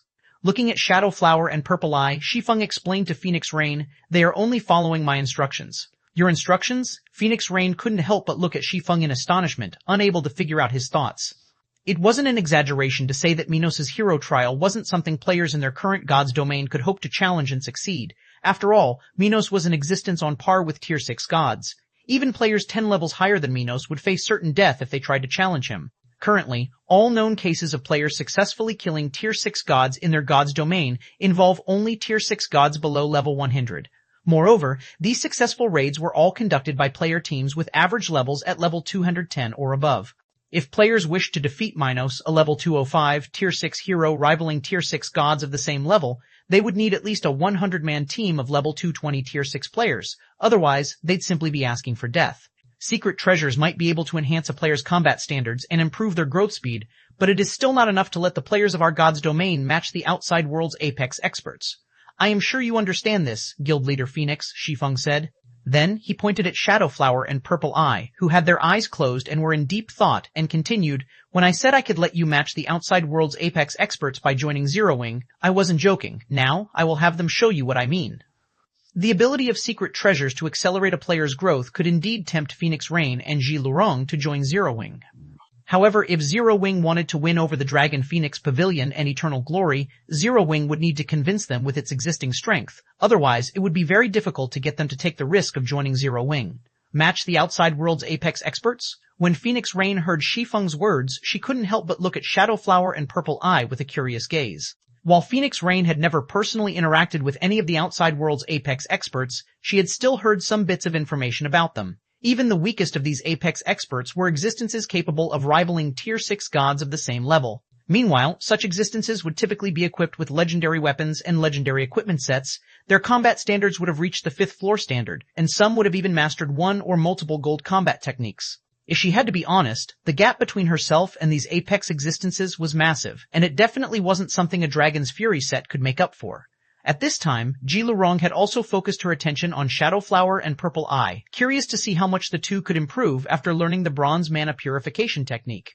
After Phoenix Rain and Ji Lurong waited for 20 minutes, Minos announced the rules of the hero trial to Shadowflower and Purple Eye before readying his greatsword once more. At the same time, Shadowflower and Purple Eye finally opened their eyes. Immediately, everyone outside the magic barrier felt two mighty sources of mana descend upon them, making them feel like an invisible mountain had just fallen onto their shoulders and causing the space around them to tremble. When subjected to the presence of this mana, all of the Tier 5 experts present also found themselves suffocating. Is this supposed to be mana? When Fiery Heart felt the mana enveloping her, she couldn't help but question her knowledge about mana. After all, the mana enveloping her completely differed from the mana she recognized. Not only was it as dense as lead, but it was also continuously corroding and reshaping the surrounding space to adapt to itself. However, before those outside the barrier could pay closer attention to the frightening mana enveloping them, Minos had already executed an attack on Shadowflower and Purple Eye. With a swing of his greatsword, Minos sent a sword light as bright and scorching as the sun in the direction of Shadowflower and Purple Eye. The sword light was a product of Dimensional Holy Slash, a Tier 6 skill, and Minos had executed it without holding back any strength. If a Tier 6 tank tried to block the attack without a Tier 6 life-saving skill active, they would likely die on the spot. Meanwhile, upon seeing this attack, Purple Eye raised her staff and summoned a tornado shrouded in black lightning arcs before her and Shadowflower. Boom. When Minos' sword light collided with Purple Eye's lightning tornado, a powerful explosion occurred, and the sound waves reached well over 10,000 yards away. Immediately afterward, both Swordlight and Tornado disappeared, and Minos and Purple Eye each could be seen stumbling a step backward from the generated shockwave. At a glance, the two were evenly matched. Chapter 3627, Chapter 701, Sealed Expansion Pack, Chapter 701, Sealed Expansion Pack, S. She blocked it. She actually blocked it. When the spectating crowd saw that similar to Minos, Purple Eye had only stumbled a step backward, they couldn't help but be dumbfounded. Phoenix Rain and Ji Lurong were especially shocked, the two staring at Purple Eye with their mouths agape. As individuals who had personally clashed with Minos before, they knew exactly how frightening Minos could be when using skills. Previously, even after receiving a qualitative boost to their basic attributes, Shadow Flower and Purple Eye would always preemptively interrupt Minos' skills. They never dared to let him fully activate his skills, as they'd have no way of blocking them. But now, Purple Eye managed to block Minos' skill all by herself. She even came out evenly matched in the exchange. It was simply unbelievable. Has she fully mastered it already? Shi Feng was similarly surprised when he saw Purple Eye blocking Minos' skill. Normally, the bronze mana purification technique wasn't something that could be adopted at a moment's notice. Even after players learned how to apply the technique, getting used to their mana's transformation would still take some time. However, Purple Eye's current performance clearly showed that she had already grasped her new mana well. Otherwise, there was no way she could have exhibited power at the standard of Tier 6 gods with her Tier 6 Spellstorm Torrent. While everyone outside the barrier was still in awe over Purple Eye's performance, Shadow Flower transformed into a blur as she charged at Minos. Then, as soon as she reached the Tier 6 hero, she split into 100 copies of herself and began attacking Minos from all directions. In response, Minos rapidly brandished his greatsword, generating blinding sparks all around him as he blocked Shadow Flower's daggers one time after another. However, despite his strong defense, many of Shadow Flower's attacks still managed to slip by and strike him directly, causing his HP to plummet steadily. Is this the power of the bronze mana purification technique? Ji Lurong was shocked beyond words as she watched Purple Eye and Shadow Flower's performance. Although the information Shi Feng shared with her already stated that the bronze mana purification technique could enhance Tier 6 players' mana to match that of Tier 6 gods, she still couldn't help but be shocked when she saw the technique's effects with her own eyes. It should be known that Shadow Flower's and Purple Eye's levels were only slightly higher than Minos. There wasn't even a 10-level gap. Yet, they were already strong enough to trade blows with Minos. If news of this spread, it would shake the entire god's domain. It was universally recognized that Tier 6 gods were invincible against players of the same level. Players could only defeat a Tier 6 god by relying on level suppression. This was also the only viable method the various superpowers had to deal with Tier 6 gods. But now, Shadow Flower and Purple Eye were strong enough to single-handedly deal with a Tier 6 god without having to rely on level suppression. In their current states, it wouldn't be an exaggeration to say that they were matchless in God's domain. Even those two old monsters from the 5 great super guilds would most likely hesitate to trade blows with them directly. Most importantly, Zero Wing could mass-produce experts like Shadow Flower and Purple Eye. Is this result to your satisfaction? These are the benefits Zero Wing is offering to its internal members. If you join Zero Wing, you too will get to enjoy them, Shi Feng said to Phoenix Rain and Ji Lorong. Also, these benefits aren't just limited to Tier 6 members. Tier 5 members can also receive secret treasures and mana purification techniques, albeit of a slightly inferior quality. Even so, they can still gain Tier 6 combat power. Even Tier 5 members can receive these benefits? Phoenix Rain was surprised. She could more or less accept the situation if Zero Wing only provided its secret treasures and mana purification techniques to its Tier 6 members. After all, the secret treasures and mana purification techniques that could elevate Shadow Flower and Purple Eye to such a standard were bound to be limited in quantity. It would already be incredible if Zero Wing could allow every one of its Tier 6 members to have a set of these items. But now, Shi Feng was saying that even Tier 5 members could get their hands on these secret treasures and mana purification techniques. While Tier 5 players weren't everywhere in God's domain, they still existed in large numbers. Every superpower would have no trouble taking out several hundred Tier 5 players. In the Dragon Phoenix Pavilion's case, it could easily take out 500 Tier 5 players. If the Dragon Phoenix Pavilion could equip each of these 500 Tier 5 players with secret treasures and mana purification techniques, even if these items were lower quality, it would still be enough to let the pavilion rule over God's domain with an iron fist. After all, there shouldn't be more than 100 players with Tier 6 combat power in the current God's domain. A force of 500 Tier 6 combatants would be enough to beat up all of God's domain's superpowers. Okay. Eternal Glory is willing to join Zero Wing, Ji Luorong answered without hesitation. Truth be told, she was a little frightened by the strength Shadow Flower and Purple Eye had just displayed. At the same time, she somewhat understood why first-rate guilds like the 100 Flower Palace, the Star Alliance, and Mysterious Moon were willing to join Zero Wing. With the strength Shadow Flower and Purple Eye currently possessed, the Flower of 7 Sins would have great difficulty dealing with even one of them. Not to mention, Zero Wing could produce even more experts of such caliber. With such an ability, it would only be a matter of time before Zero Wing surpassed the 5 great super guilds in all aspects. If all of what you say is true, I can agree on the Dragon Phoenix Pavilion's behalf in joining Zero Wing immediately, Guild Leader Black Flame, Phoenix Rain said after seeing Ji Luorong agreeing to have Eternal Glory join Zero Wing. I will complete all the transfer procedures within a week. At that time, all of the pavilion's Tier 5 and Tier 6 experts will report to Zero Wing's main headquarters. Even before seeing the mana purification technique's effects, Phoenix Rain was already convinced by the secret treasure's effects to join Zero Wing. It was just that she would need some time to convince the Dragon Phoenix Pavilion's former guild leader and the Heavenly Dragon Pavilion's pavilion master. However, after seeing the bronze mana purification technique's effects, Phoenix Rain knew that she no longer needed to waste time convincing anybody. With the current benefits Zero Wing was offering, so long as it gave the word, a ton of powers and experts would come running to join it. At that time, the Dragon Phoenix Pavilion might not even be able to join Zero Wing. In that case, let's sign a God's Domain contract right away then. As for the matters regarding the merger, you can talk to Shadowflower and Purple Eye about that. They will tell you everything you need to know, Shi Feng said as he retrieved 2 God's Domain contracts from his bag. Honestly, Shi Feng didn't care whether the Dragon Phoenix Pavilion or Eternal Glory joined Zero Wing. So long as Phoenix Rain and Ji Lurong joined, whether the rest of the Dragon Phoenix Pavilion and Eternal Glory joined was inconsequential. A moment later, Shi Feng, Phoenix Rain, and Ji Lurong finished signing their respective contracts. According to their contracts, Phoenix Rain and Ji Lurong would officially join Zero Wing on behalf of their respective powers, and they would also promise to merge their respective powers into Zero Wing, completing all transfer procedures within a week. In return, Shi Feng would need to supply the 2 of them with secret treasures and mana purification techniques ahead of time. Regarding this, Shi Feng gladly fulfilled his side of the contract, handing Phoenix Rain and Ji Lurong each a Dragon's Fury set and a copy of the bronze mana purification technique. In addition, he also supplied each of the Tier 5 experts present with a Behemoth set and a copy of the advanced mana purification technique, making it easier for them to raid the library dungeon later on. While the Dragon Phoenix Pavilion's members and Ji Lurong were busy attaching their secret treasures and learning their mana purification techniques, the battle inside the magic barrier concluded. Although Minos possessed basic attributes rivaling Tier 6 gods of the same level, Shadowflower and Purple Eye still had no trouble shaving off 10% of his HP when working together. At the same time as Shadowflower and Purple Eye passed the hero trial, a system announcement rang across God's domain. System announcement: a group of players has successfully passed the Ruined Temple's hero trial, lifting the seal on the sealed expansion pack Ancient Glory. All taboo mode dungeons in God's domain will be activated. System announcement: the sealed expansion pack will take 1 natural day to unseal. All players will be logged out in 1 hour. Chapter 3628, Chapter 702, Taboo Mode Dungeon, Chapter 702, Taboo Mode Dungeon. Someone cleared the hero trial. What's going on? Didn't they say that the hero trial is impossible to clear? Taboo mode dungeons? What the heck are those? Could they be dungeons of a higher rank than God mode dungeons? Seeing as you're asking such a question, you're probably the type who rarely sets foot into libraries, right? Well, for your information, all of the weapons and equipment that we obtain from Team Dungeons in God's Domain have a level limit of 200. Even fragmented legendary items are capped at level 200.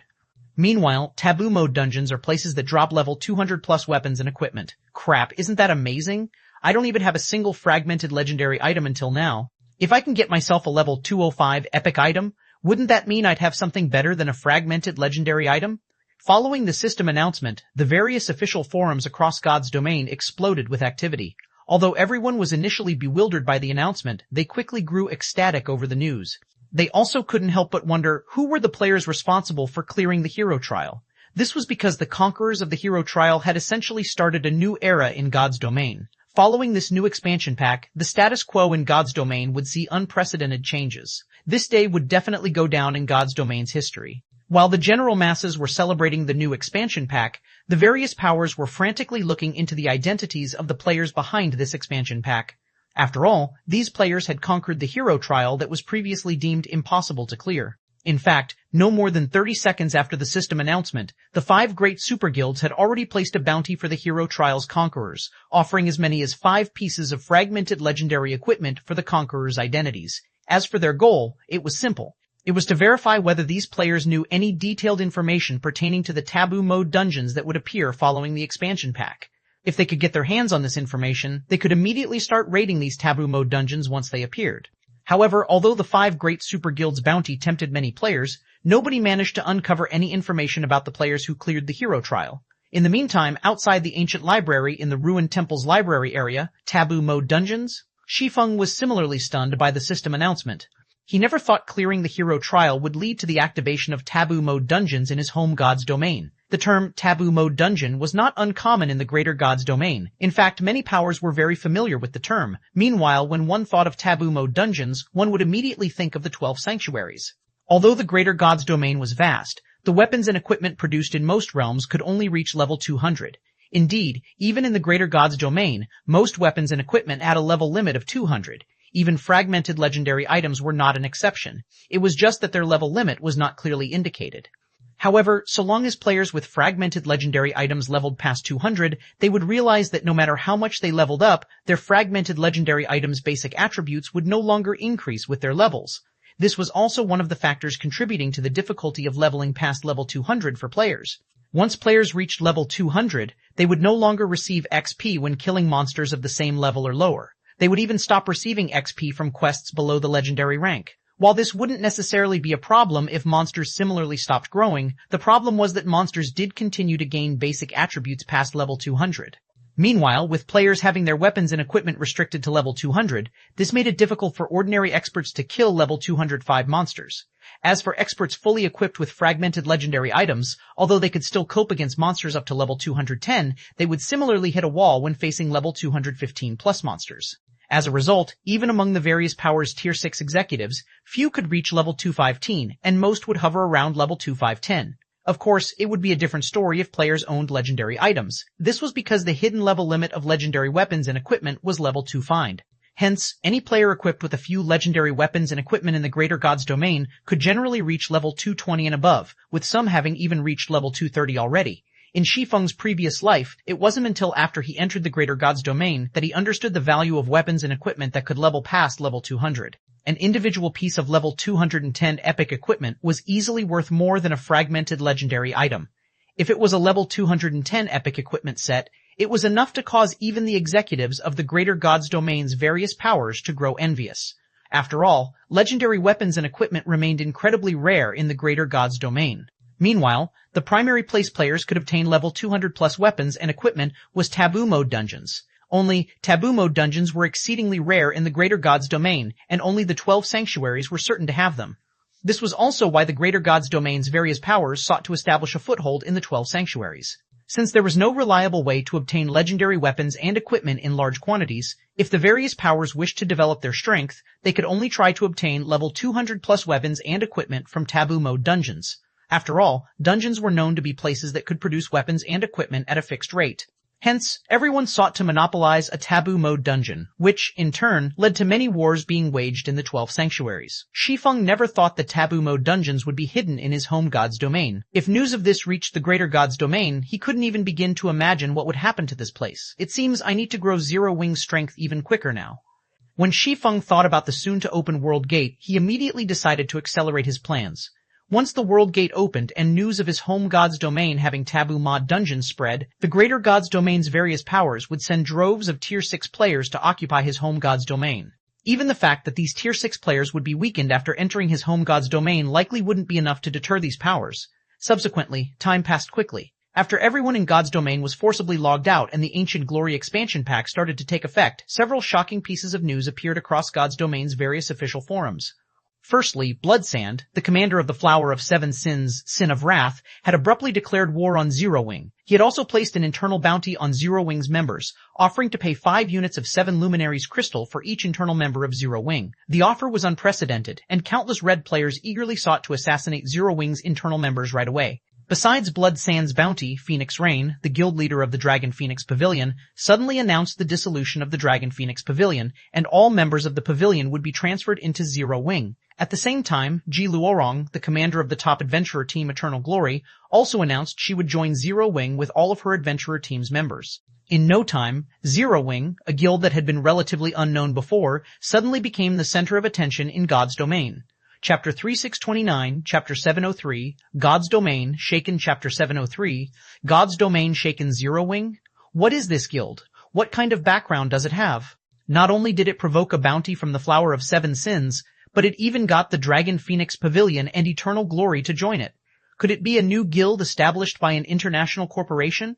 Even international corporations shouldn't have that kind of strength. After all, that is the Dragon Phoenix Pavilion we are talking about. It has multiple powerful corporations backing it.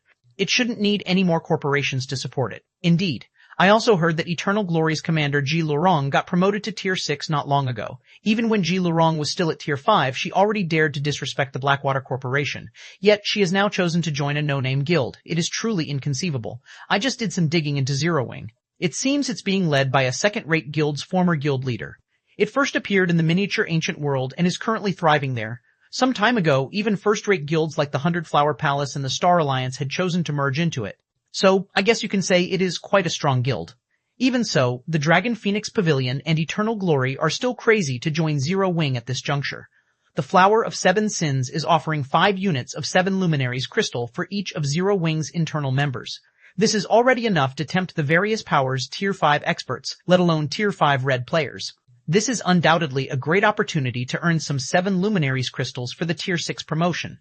When the news surrounding Zero Wing spread on the official forums, many players couldn't help but wonder about Zero Wing's background. Not only did this new guild assimilate multiple first-rate guilds, but it even managed to swallow up a superpower like the Dragon Phoenix Pavilion and a top adventurer team with 3 Tier 6 experts like Eternal Glory. After assimilating so many powers, Zero Wing could already be regarded as an overlord in God's domain. Of course, now that Zero Wing had somehow offended the Flower of Seven Sins, everyone could already foresee that this new overlord would soon cease to exist in God's domain. Meanwhile, inside the top-floor VIP room of a 100-story hotel in the real world, there was a round table placed in the middle of the spacious room, and over a dozen figures sat around the table. Some individuals wore cloaks to hide their appearances, and some appeared in holographic form. These individuals also varied in age and gender, and quite a few of them were executives of superpowers. Among these individuals, one of them was Illusory Words, the second vice-guild leader of the superpower Crimson Emperor, and one of God's domain's 10 great clerics. Another of these individuals was the Invincible Spear Lifeless Thorn, and he was currently ranked number 1 on God's domain's black player list. Every one of these individuals had almost nothing in common in God's domain, but they all shared one common characteristic here. They were all Tier 6 players. Everyone gathered in this room was a bona fide Tier 6 expert in God's domain.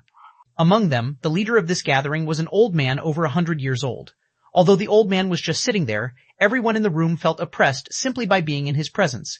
Even 3-star mental strength masters would break out in a cold sweat. The old man was one of God's domain's hidden old monsters. He was from the same era as the 5 great super guilds' old monsters, so very few people knew his true name. However, he had cultivated many experts who were widely known throughout God's domain. Among the old man's students, the most famous would have to be Flowing Cloud, the current top 1 of the 10 saints and a level 226 holy warrior. Outside of the 2 old monsters from the 5 great super guilds, Flowing Cloud was also publicly acknowledged as the strongest player in God's domain. In the past, Flowing Cloud single-handedly wiped the floor with an empire with his saber, causing Netherworld Empire, one of the 5 great super guilds, to back off. It was also for this reason the Tier 6 experts present in the VP room greatly feared the old man. According to Flowing Cloud, he never managed to defeat the old man in a duel. Moreover, all of his defeats ended within 10 moves. Everyone couldn't even begin to imagine how strong the old man was if even the strongest of the 10 saints couldn't last 10 moves against him. Phoenix Rain. Don't you think you've gone too far?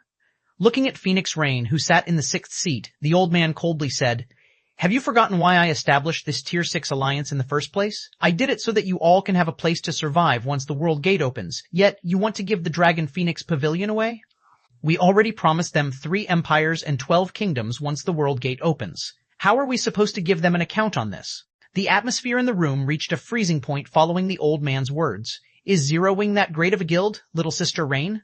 Is it really worth you giving up the entire Dragon Phoenix Pavilion and your future in the greater God's domain? Illusory Words, who sat beside Phoenix Rain, asked, her voice giving off a healing feeling. When Illusory Words finished speaking, everyone else in the room also turned to look at Phoenix Rain curiously. Out of everyone here, Phoenix Rain could be said to be the strongest supporter of the Tier 6 alliance. She was also among the most knowledgeable regarding the greater God's domain in this room. In fact, many of the individuals present had only joined the Tier 6 alliance because of Phoenix Rain's invitation. So everyone was greatly surprised when they learned of Phoenix Rain's decision to hand the Dragon Phoenix Pavilion to Zero Wing. "It isn't a matter of whether it is worth it," Phoenix Rain said, sighing as she swept her gaze across the people around the table. "Instead, joining Zero Wing is the best option." If it was before her encounter with Shi Feng, Phoenix Rain would have felt that the Tier 6 alliance was the Dragon Phoenix Pavilion's only option. After all, the Tier 6 alliance had over a dozen Tier 6 experts. With such a force at their disposal, even the greater God's domain's various powers would have to more or less show them some respect. But after her meeting with Shi Feng, Phoenix Rain could only think of the Tier 6 alliance as nothing more than a joke. Is Zero Wing that strong? Do you think it can remain unfazed even when making an enemy out of all of us here? The old man suddenly asked in a cold voice. Chapter 3630, Chapter 704. Phoenix Rain's Choice, Chapter 704. Phoenix Rain's Choice Redstone Hotel, top floor VP room. Upon hearing the old man's question, everyone at the table couldn't help but gaze toward Phoenix Rain. Among them, Illusory Words, a vice guild leader of Crimson Emperor, couldn't help but grow worried as she looked at her good friend Phoenix Rain. Rain, stop angering Elder Mist any further, Illusory Words whispered to Phoenix Rain. Most of the people present only knew the old man as the Tier 6 Alliance's founder. However, as a vice guild leader of Crimson Emperor, a veteran super guild, Illusory Words was well aware of the old man's true identity. The old man went by the name of Hidden Mist in God's domain, and he was one of the founding elders of mythology, one of the 5 great super guilds. If not for Hidden Mist having a falling out with another founding elder and withdrawing from mythology many years ago, mythology would have long become the strongest guild in the world rather than just one of the 5 strongest. Meanwhile, throughout the years Hidden Mist had operated behind the scenes, not only did he nurture many famous experts, but he also gained the full support of more than 10 corporations. It was also due to the financial support of these corporations that the Dragon Phoenix Pavilion could have its current strength, and the many Tier 6 experts present could have the legendary equipment currently in their possession. If Phoenix Rain angered Hidden Mist, she could lose her standing in God's domain and the Dragon Phoenix Pavilion. It should be known that the Dragon Phoenix Pavilion's experts didn't just sign a God's Domain contract with the pavilion. They had also signed a God's Domain contract with the corporations backing it. Hence, even if the Dragon Phoenix Pavilion disbanded and merged into Zero Wing, unless the pavilion's many experts wished to lose their existing weapons and equipment, they would still need to listen to the arrangements of those corporations. If it were a few years ago, Phoenix Rain would have indeed had the final say in all matters in the Dragon Phoenix Pavilion. This was because the corporations that supported the pavilion also supported Phoenix Rain. However, after the corporations behind Hidden Mist had invested in the Dragon Phoenix Pavilion, Phoenix Rain could no longer decide the fate of the pavilion's many experts all by herself. I know you are striving to secure a better future for our native Tier 6 experts, Elder Mist, Phoenix Rain said calmly. But don't you think it is a little too much to ask all of us here to surrender half of our territories and sign a lifetime contract to obey those people? And what do we get in return? Some security and the ability to enter the greater God's domain?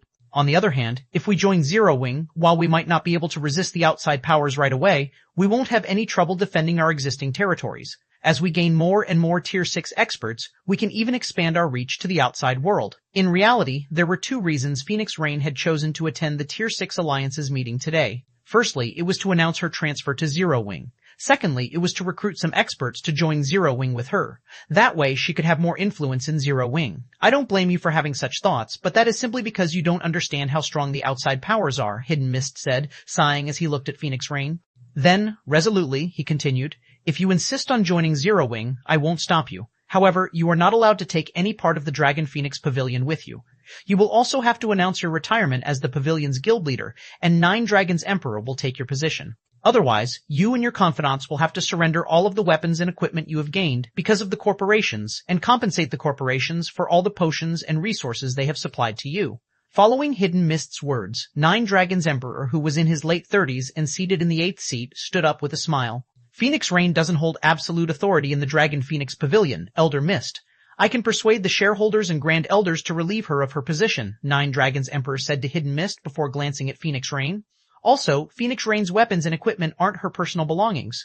Those are legendary equipment gained through countless sacrifices from the Dragon Phoenix Pavilion's experts. Phoenix Rain can leave the pavilion, but she must surrender all of her legendary equipment and fragmented legendary items first. Upon hearing 9 Dragons Emperor's words, many of those present couldn't help but look at Phoenix Rain with some sympathy. 9 Dragons Emperor had always been dissatisfied with working under Phoenix Rain as a vice guild leader of the Dragon Phoenix Pavilion. In addition, he had the support of nearly half of the pavilion's members. If he were to take the initiative to persuade the pavilion's shareholders and Grand Elders, with the support of the corporations behind Hidden Mist, he could indeed deprive Phoenix Rain's authority and confiscate her items. Meanwhile, once Phoenix Rain lost her legendary equipment, even if she was a Tier 6 expert, it would be long before she could make any waves in God's domain. Her value to Zero Wing would also plummet. 9 Dragons Emperor, how can you do this to your guild leader? Illusory Words, seated in the 4th seat, said with a frown. The new expansion pack is just about to launch, and it is the best time for us to make further improvements before the world gate opens.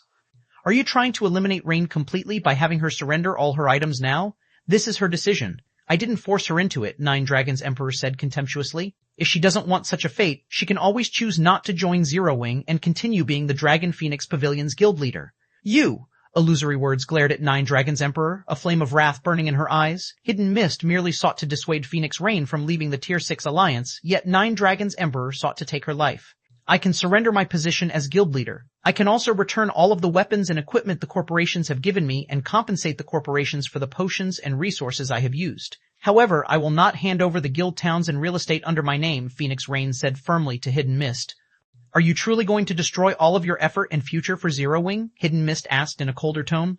I have already made a promise to guild leader Black Flame, Phoenix Rain said with a casual smile. She paid no attention whatsoever to the change in Hidden Mist's tone. God's Domain's various guild and NPC cities were necessary to pay for a guild's operating costs. If Zero Wing wished to develop rapidly in their God's Domain, the guild must have some real estate in the various guild and NPC cities. It was also the bottom line she had set for herself in her partnership with Shi Feng. If she couldn't even keep this bottom line, she'd be too ashamed to occupy a vice guild leader position in Zero Wing. Good. You best not regret your decision, Hidden Mist said as he took one last look at Phoenix Rain. Take your leave then, the Tier 6 Alliance still has other important matters to discuss. Hearing this, Phoenix Rain got out of her seat and took her leave without hesitation, her actions surprising many present. They never thought Phoenix Rain would be willing to abandon her position as the Dragon Phoenix Pavilion's guild leader, discarding many years of her effort. Meanwhile, following Phoenix Rain's departure, Nine Dragons Emperor smiled even more jovially than before. In reality, Nine Dragons Emperor and Hidden Mist had been the ones to initiate the abrupt meeting today.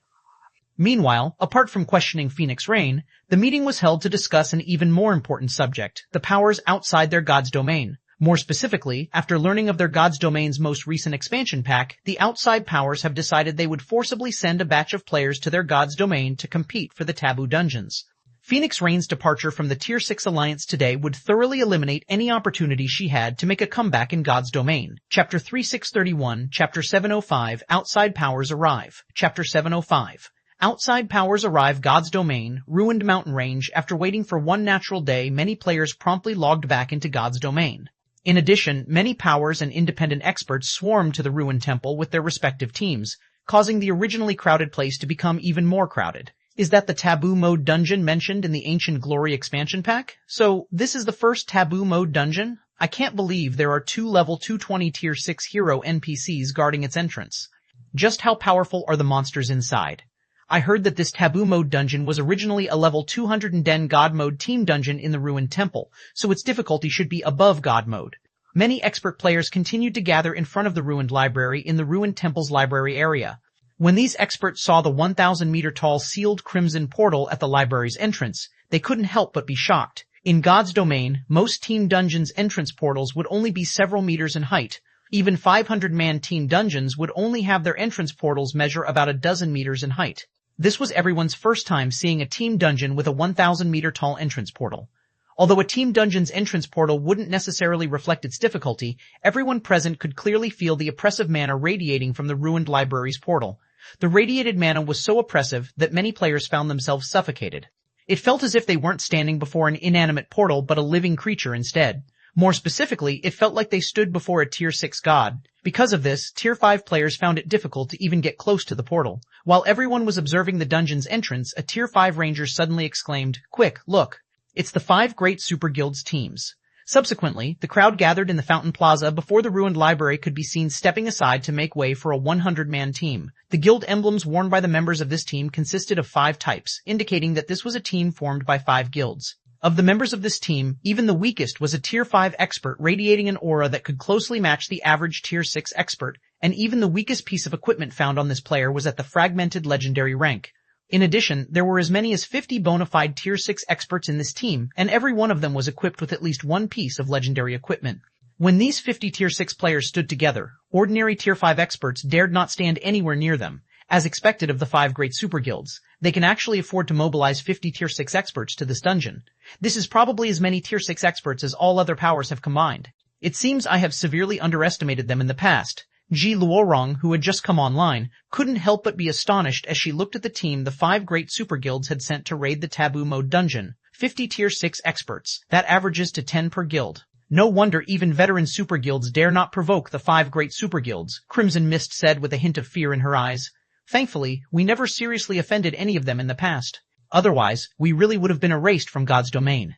The 5 great super guilds have occupied most of our God's Domain's resources, so it's unsurprising for them to have such a foundation, Shi Feng said, not particularly surprised by the 5 great super guilds' strength.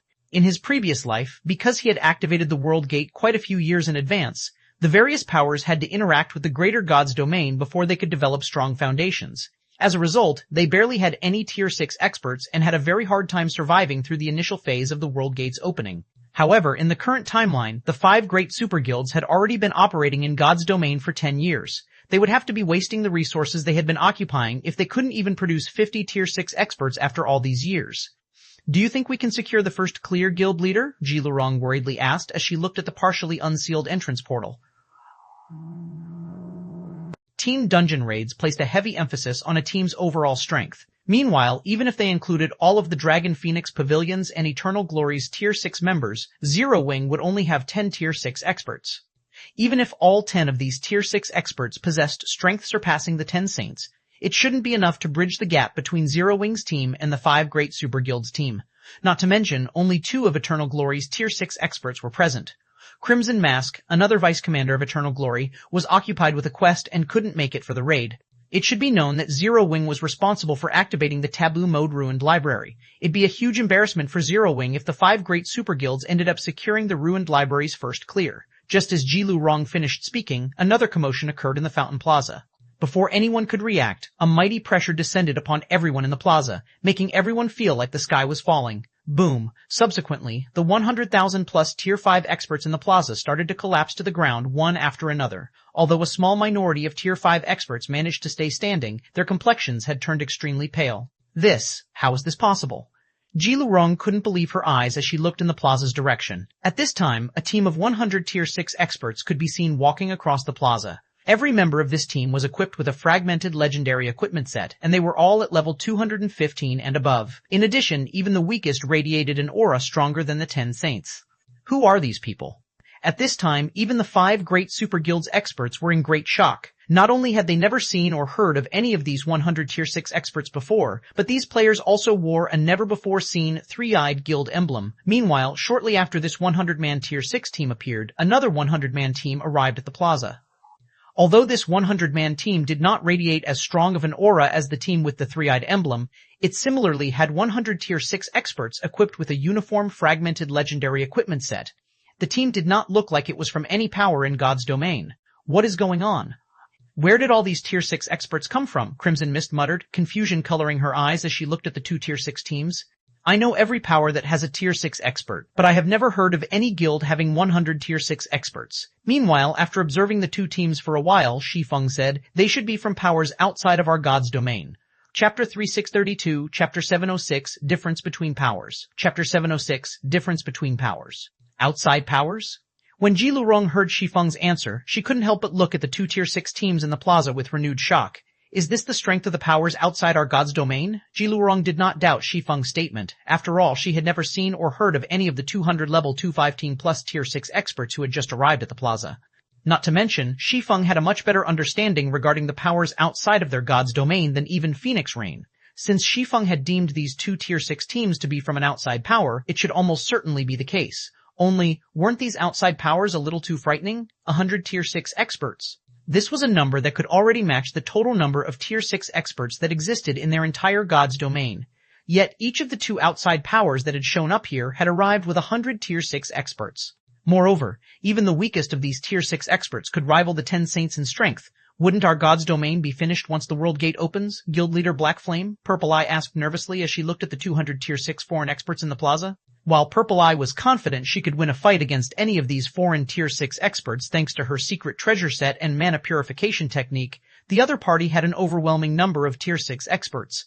She doubted she could escape with her life if she had to go up against such overwhelming odds. Needless to say, the chances of the average native Tier 6 expert surviving against these foreign experts were even lower. It should be known that the World Gate remained closed thus far, and the outside world's players still couldn't freely enter their God's domain. Yet, the outside world's powers could already dispatch such an invincible force into their God's domain. At this point, Purple Eye couldn't even begin to imagine what would happen once the World Gate opened, and the outside world's players could freely enter their God's domain. How were any of their God's domain's powers supposed to survive? Don't worry. Seeing the anxiety on Purple Eye, Shi Feng explained, as a protection mechanism for native players, every God's domain will suppress all non-native players who enter it, and the higher a player's tier, the stronger the suppression they will face. So, while these foreign Tier 6 experts might have powerful auras, their basic attributes are actually much weaker than the average Tier 6 player. They're just slightly stronger than Tier 5 players and can only be considered as pseudo-Tier 6 players. Moreover, foreign Tier 6 players cannot manipulate the mana inside our god's domain. They can only utilize their own mana. If you were to fight them, you can easily take on 100 of them by yourself. Every god's domain came with a powerful protection mechanism for its native players. This mechanism existed to maximize the survival rate of civilizations newly introduced to the greater god's domain and allow everyone to climb to the apex, or, at the very least, it could ensure a civilization wouldn't get eliminated as soon as it was introduced to the greater god's domain. Of course, there were always exceptions. If a power destroyed a god's domain directly, the players and powers inhabiting said god's domain would immediately cease to exist. Only very few powers possess such frightening strength in the greater god's domain. Meanwhile, Ji Lurong and the others couldn't help but sigh in relief when they heard Shi Feng's explanation. They had much to lose in God's domain. It would be absolutely terrible for them if their God's domain were to become another civilization's possession as soon as the world gate opened. Be that as it may, we can only stay holed up in our God's domain. We won't be able to leave at all. While Ji Lurong and the others were sighing in relief, a team of several dozen players approached them. Meanwhile, walking in the lead of this team was Phoenix Rain. Upon seeing Phoenix Rain, Ji Lurong and the others couldn't help but be dumbfounded. "Did you all get robbed, Big Sis Rain?" Ji Lurong couldn't help but ask when she saw the present state of Phoenix Rain and her teammates. At this time, the only item in Phoenix Rain's possession that remained the same was her staff. Apart from that, all of the equipment she previously wore had been swapped out for level 200 epic equipment. It was like she had transformed from an empress to a peasant. Moreover, it wasn't just Phoenix Rain that had undergone such a transformation. Blue Phoenix and the other Dragon Phoenix Pavilion members on Phoenix Rain's team had also lost all of their fragmented legendary items. Although level 200 epic weapons and equipment was by no means terrible in God's domain, they still shouldn't be the only items that a super first-rate guild's main force members had equipped. After all, even in first-rate guilds, every main force member would have at least one or two fragmented legendary items. If not for Phoenix Rain still having her legendary staff, the overall strength of Phoenix Rain's team wouldn't even meet the standard of a first-rate team. "We weren't robbed," Blue Phoenix, who stood behind Phoenix Rain, said with a wry smile. "It's just that the guild's grand elders and shareholders have all switched to Nine Dragons Emperor's side. To ensure that we could keep the guild towns and real estate we had promised to Zero Wing, Big Sis Rain had no choice but to return all of the weapons and equipment that belonged to the Dragon Phoenix Pavilion. On top of that, Big Sis Rain also ended up owing a huge sum of money. Although Blue Phoenix spoke in a casual and teasing manner, everyone who heard her could tell she was greatly disheartened.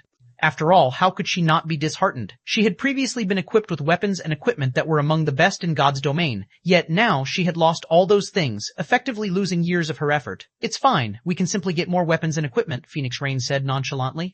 "So long as we have those real estate, we can always rise back again." "You make it sound as if it's easy," Rain, illusory words, wearing a black cloak that failed to hide her seductive figure, said as she rolled her eyes at Phoenix Rain. Then, she bluntly continued, "Have you forgotten how much you have gone through to get your hands on those 3 pieces of legendary equipment? Even with the Tier 6 Alliance's assistance, it took you several years to gather the necessary materials to repair those equipment. Moreover, that was back when the various powers were in the midst of exploring God's domain's maps. Now that 99% of God's domain's maps have been explored, do you think it'll be as easy to get your hands on 3 pieces of legendary equipment, and compatible ones at that? Not to mention, Zero Wing wouldn't necessarily be grateful for your sacrifice. On the other hand, if you were still the Dragon Phoenix Pavilion's guild leader right now, you could have gotten in touch with the Dragon Hunting Temple by now. That's an upper-ranking hegemonic power we are talking about. Exploring the Taboo Mode dungeon with such a power will be infinitely better than doing so with a guild that barely has any Tier 6 players." Illusory words were sharp, especially when she mentioned Zero Wing. Her eyes focused on Shi Feng, and her gaze had a cold glint. After learning of the Tier 6 Alliance's true trump card in the latest meeting, Illusory Words felt that Phoenix Rain's decision to join Zero Wing was utterly foolish. Unfortunately, the only thing she could do to try to rectify the decision was to persuade Phoenix Rain to apologize to Hidden Mist. With how highly the old man valued her, Phoenix Rain should have no trouble rejoining the Tier 6 Alliance so long as she voiced her regret. While Illusory Words was speaking, another 100-man team arrived at the plaza. Although not composed entirely of Tier 6 experts, this 100-man team still had 30 Tier 6 experts. Meanwhile, leading the team was a one-eyed middle-aged man who was a level 217 Tier 6 Guardian Knight wearing a dragon-shaped guild emblem, and standing next to him was Nine Dragons Emperor, a level 201 Tier 6 Ranger. At this time, all 70 of the level 210, Tier 5 experts standing behind Nine Dragons Emperor were equipped with a uniform fragmented legendary equipment set, and they radiated auras that could closely rival Tier 6 players. Although the whole 100-man team was not a match for the 2 Tier 6 teams from before, it could closely match the 5 Great Super Guilds team. That's the fragmented legendary basic battle array equipment set provided by the Dragon Hunting Temple.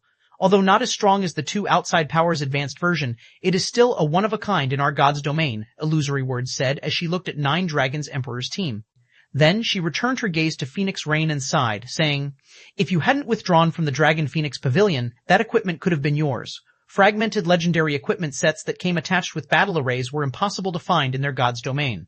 Yet, Phoenix Rain had abandoned the opportunity to secure one of these sets for herself, just to join Zero Wing, a guild that barely had any fame until recently. Zero Wing is indeed incapable of securing compatible legendary equipment currently, Shi Feng said, chuckling when he saw Illusory Words voicing grievances on Phoenix Rain's behalf. But if it's only fragmented legendary battle array equipment sets, Zero Wing has some. Chapter 3633, Chapter 707, Beyond Hegemonics, Chapter 707, Beyond Hegemonics, you have some? Illusory Words couldn't help but look at Shi Feng contemptuously when she heard his words. Why don't you take them out and show them to us then? As wealthy as the 5 great super guilds were, even they probably didn't have a single fragmented legendary battle array equipment set. Needless to say, it would be even more impossible for Zero Wing, an upstart guild that had merely integrated several first-rate guilds, to have any. In Illusory Words' opinion, Shi Feng was merely putting on an act. Those battle array sets can't exhibit their potential without sufficient scale, guild leader. If you want to raise our overall strength, it'll be enough to just give each of us a few fragmented legendary items, Phoenix Rain advised. Phoenix Rain similarly did not think Zero Wing would have any fragmented legendary battle array equipment sets. But to save Shi Feng from embarrassment, she decided to offer him an alternative solution that she knew he could fulfill. After all, Shi Feng had previously killed a bunch of experts from the Flower of Seven Sins and obtained their equipment. The 100 Flower Palace and the Star Alliance were also first-rate guilds with powerful foundations before they joined Zero Wing. So, Zero Wing should have no trouble coming up with enough fragmented legendary items to arm a small team of several dozen. Blue Phoenix also hurriedly nodded in agreement. Unlike Illusory Words, Blue Phoenix knew that Zero Wing had treated them wonderfully thus far, and they'd be very ungrateful if they tried to make trouble for Zero Wing. You don't need to turn down my offer, Shi Feng said as he initiated a trade with Phoenix Rain and started placing Eternal Magic Armor equipment sets into the trade window one after another.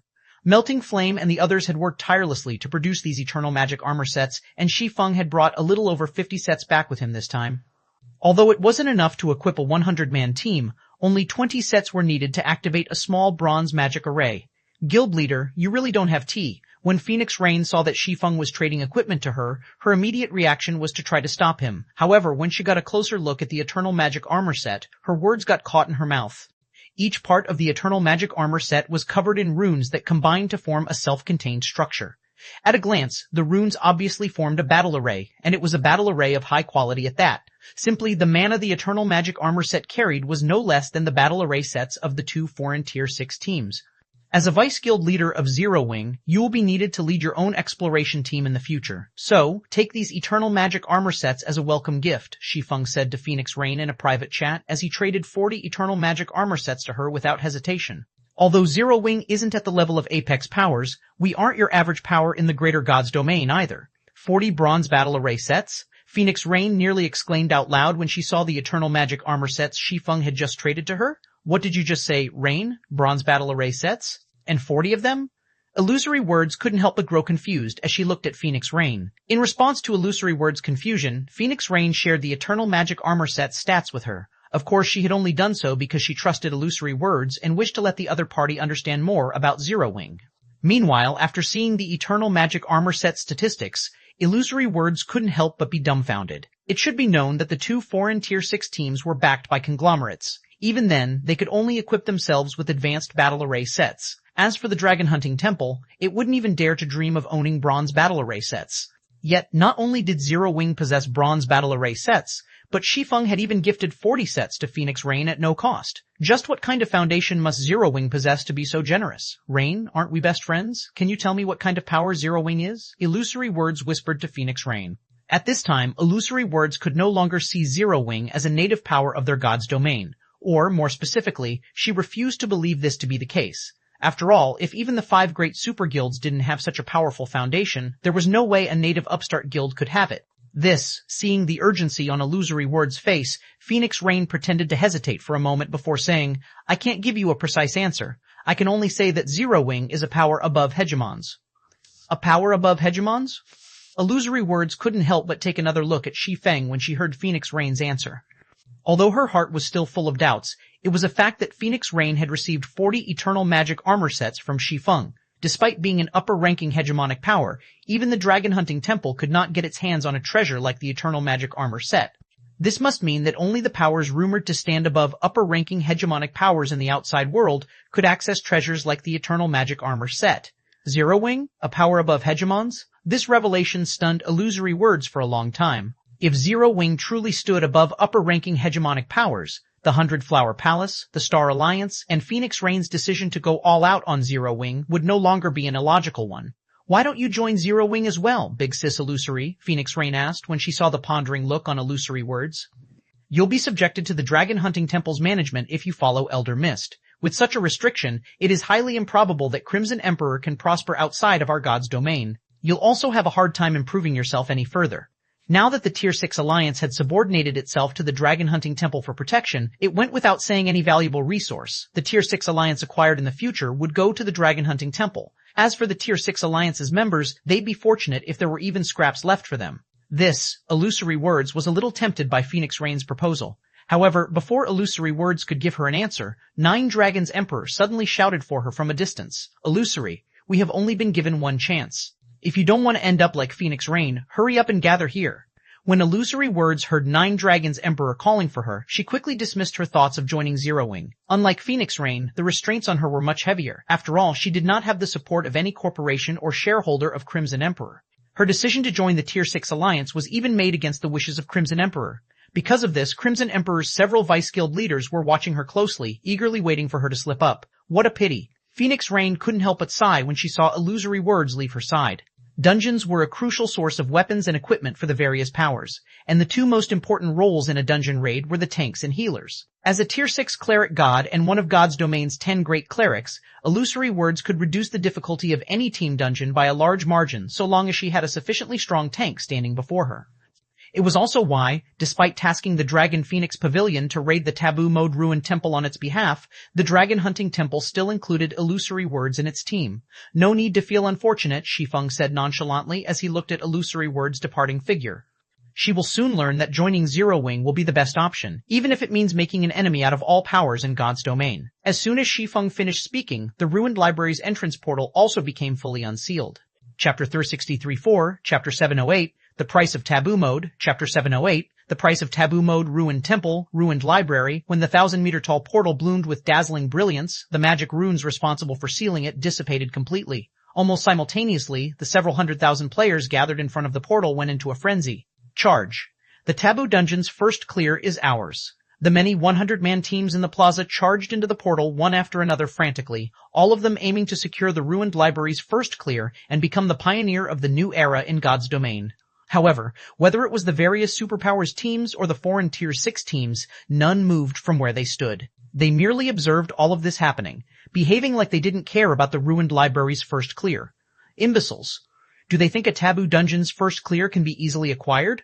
The one-eyed middle-aged guardian knight from the Dragon Hunting Temple thought contemptuously as he watched the teams swarming the Ruined Library's entrance portal. Taboo dungeons were considered gold mines, even in the greater God's domain. However, not just any power could harvest these gold mines. This wasn't to say that certain powers had monopolized taboo dungeons and forbade others from entering. On the contrary, although apex powers had indeed occupied some of the known taboo dungeons in the greater God's domain, they would gladly welcome anyone to enter their taboo dungeons if the other party was willing to pay a fee of 50,000 units of 7 luminaries, crystal, or treasures of equivalent value. They would even welcome their enemies with open arms if they were willing to pay up. Of course, these apex powers weren't doing so. Wasn't out of generosity, and neither was it because they didn't care about the items inside taboo dungeons. Instead, it was because of the great difficulty of raiding taboo dungeons and the extreme cost of deaths inside taboo dungeons. If players died inside a taboo dungeon, they wouldn't simply lose some XP and items. They would also lose a portion of their immortal souls. During the advent of taboo dungeons, players never noticed the damage to their immortal souls when they died in a taboo dungeon. This was because the portion they lost on each death was barely perceptible. However, as players started to experience more deaths inside taboo dungeons, they eventually noticed the subtle death penalty in taboo dungeons. But even then, players didn't care about the loss as it was so minuscule that it did not affect their normal development. That was until one day a main force member of a particular power lost an accumulated total of 10% of his immortal soul while raiding taboo dungeons. Upon hitting the 10% threshold, said player suffered a permanent death, and the news dumbfounded the various powers back then. Under normal circumstances, if players lost only 10% of their immortal souls, they wouldn't even see any impact on their skill and spell usage. Yet, a player had suffered a permanent death after losing just 10% of their immortal soul to taboo dungeons. This discovery frightened the Greater God's Domain's various powers. As a result, none of the various powers dared to recklessly allow their teams to raid taboo dungeons from then onward. Meanwhile, based on past successes, a team would have to be fully composed of Tier 6 experts equipped with fragmented legendary equipment sets to successfully raid taboo dungeons. Moreover, these were only level 210 taboo dungeons. In the case of level 210 plus taboo dungeons, each team member would need to have at least one or two pieces of legendary equipment. Otherwise, the chances of success would be near non-existent. As luck would have it, the Ruined Temple was a level 210 taboo dungeon. It was the greatest difficulty conglomerates and upper-ranking hegemonic powers like the Dragon Hunting Temple were willing to challenge. Not to mention, the Ruined Temple's first clear reward remained available, and there was no need to pay an entrance fee since nobody had laid claim to the taboo dungeon yet. Hence, they were willing to pay the price of sending some members through the World Gate before it opened to descend upon this god's domain. However, rather than blindly charging into the taboo dungeon like the native teams, what they should do first and foremost was to wait. Whenever a new taboo dungeon appeared, it was standard for the various powers to send numerous reconnaissance teams to gather as much information as possible. Never would they send their main forces into a taboo dungeon blind. After all, the main force members of any power were highly valuable and would require a lot of time to replace. It was especially so for peerless geniuses, as the loss of such geniuses could take years, decades, or even centuries to recover from. As for why they had shown up so early, it was to detain and interrogate any natives who came out of the taboo dungeon. The crowd is gone. "How are your preparations coming along?" Shi Feng asked Phoenix Rain when he saw the mostly empty plaza. After sweeping her gaze across her teammates, Phoenix Rain nodded and answered, "We are ready to go." "Okay, let's head inside then," Shi Feng said before entering the ruined library with Phoenix Rain, Jilu Lorong, and the others. "You are doomed for sure, Phoenix Rain." When Nine Dragons Emperor saw Phoenix Rain entering the ruined library, he couldn't help but smirk. This was the first time a taboo dungeon had appeared in their god's domain, so there shouldn't be anybody from their god's domain who knew about the cost of taboo dungeons. If not for the Dragon Hunting Temple, Nine Dragons Emperor wouldn't have known about the horrors of taboo dungeons either. Meanwhile, knowing Illusory Word's relationship with Phoenix Rain, Nine Dragons Emperor had deliberately kept this information from Illusory Words. So, by the time Phoenix Rain notices the damage to her immortal soul, she should only be a few deaths away from a permanent death. Chapter 3635, Chapter 709, One-Man Legion, Chapter 709, One-Man Legion. After crossing the portal, Shi Feng and his team were teleported into a corridor covered in thorny vines and lined with stone statues. Then, upon getting a good look at their surroundings, Ji Luorong and the others couldn't help but gasp. Is this supposed to be a taboo dungeon? Phoenix Rain was flabbergasted as she looked at the divine runes engraved on the walls. Not only did these divine runes suppress her mental state and physique, but they also weakened her control over her body and mana. Despite being a Tier 6 player, Phoenix Rain currently felt that she was only slightly stronger than Tier 5 legendary monsters of the same level. If even she was suppressed to such an extent, she couldn't even begin to imagine what would become of Tier 5 players in this dungeon. Not to mention, there were also the 100+ demon statues that lined the sides of the corridor. At first glance, they might look like inanimate statues, but closer inspection would show that they were bona fide level 208 count ranked demon kings. Among them, there were also 6 100-meter-tall demon statues that were level 210 marquee-ranked Demon Kings .1. Unlike humans, demons inherently possessed extraordinary 5 senses and control over mana. Even the lowest-ranking demon could put up a good fight against human NPCs of the tier. As for count-ranked demons, they could rival 4-winged Valkyries of the same tier, and it should be known that Tier 5 4-winged Valkyries were existences that could give even Tier 6 players a difficult time. Yet, there were over 100 such existences in this corridor, and this was only the starting point of the taboo dungeon.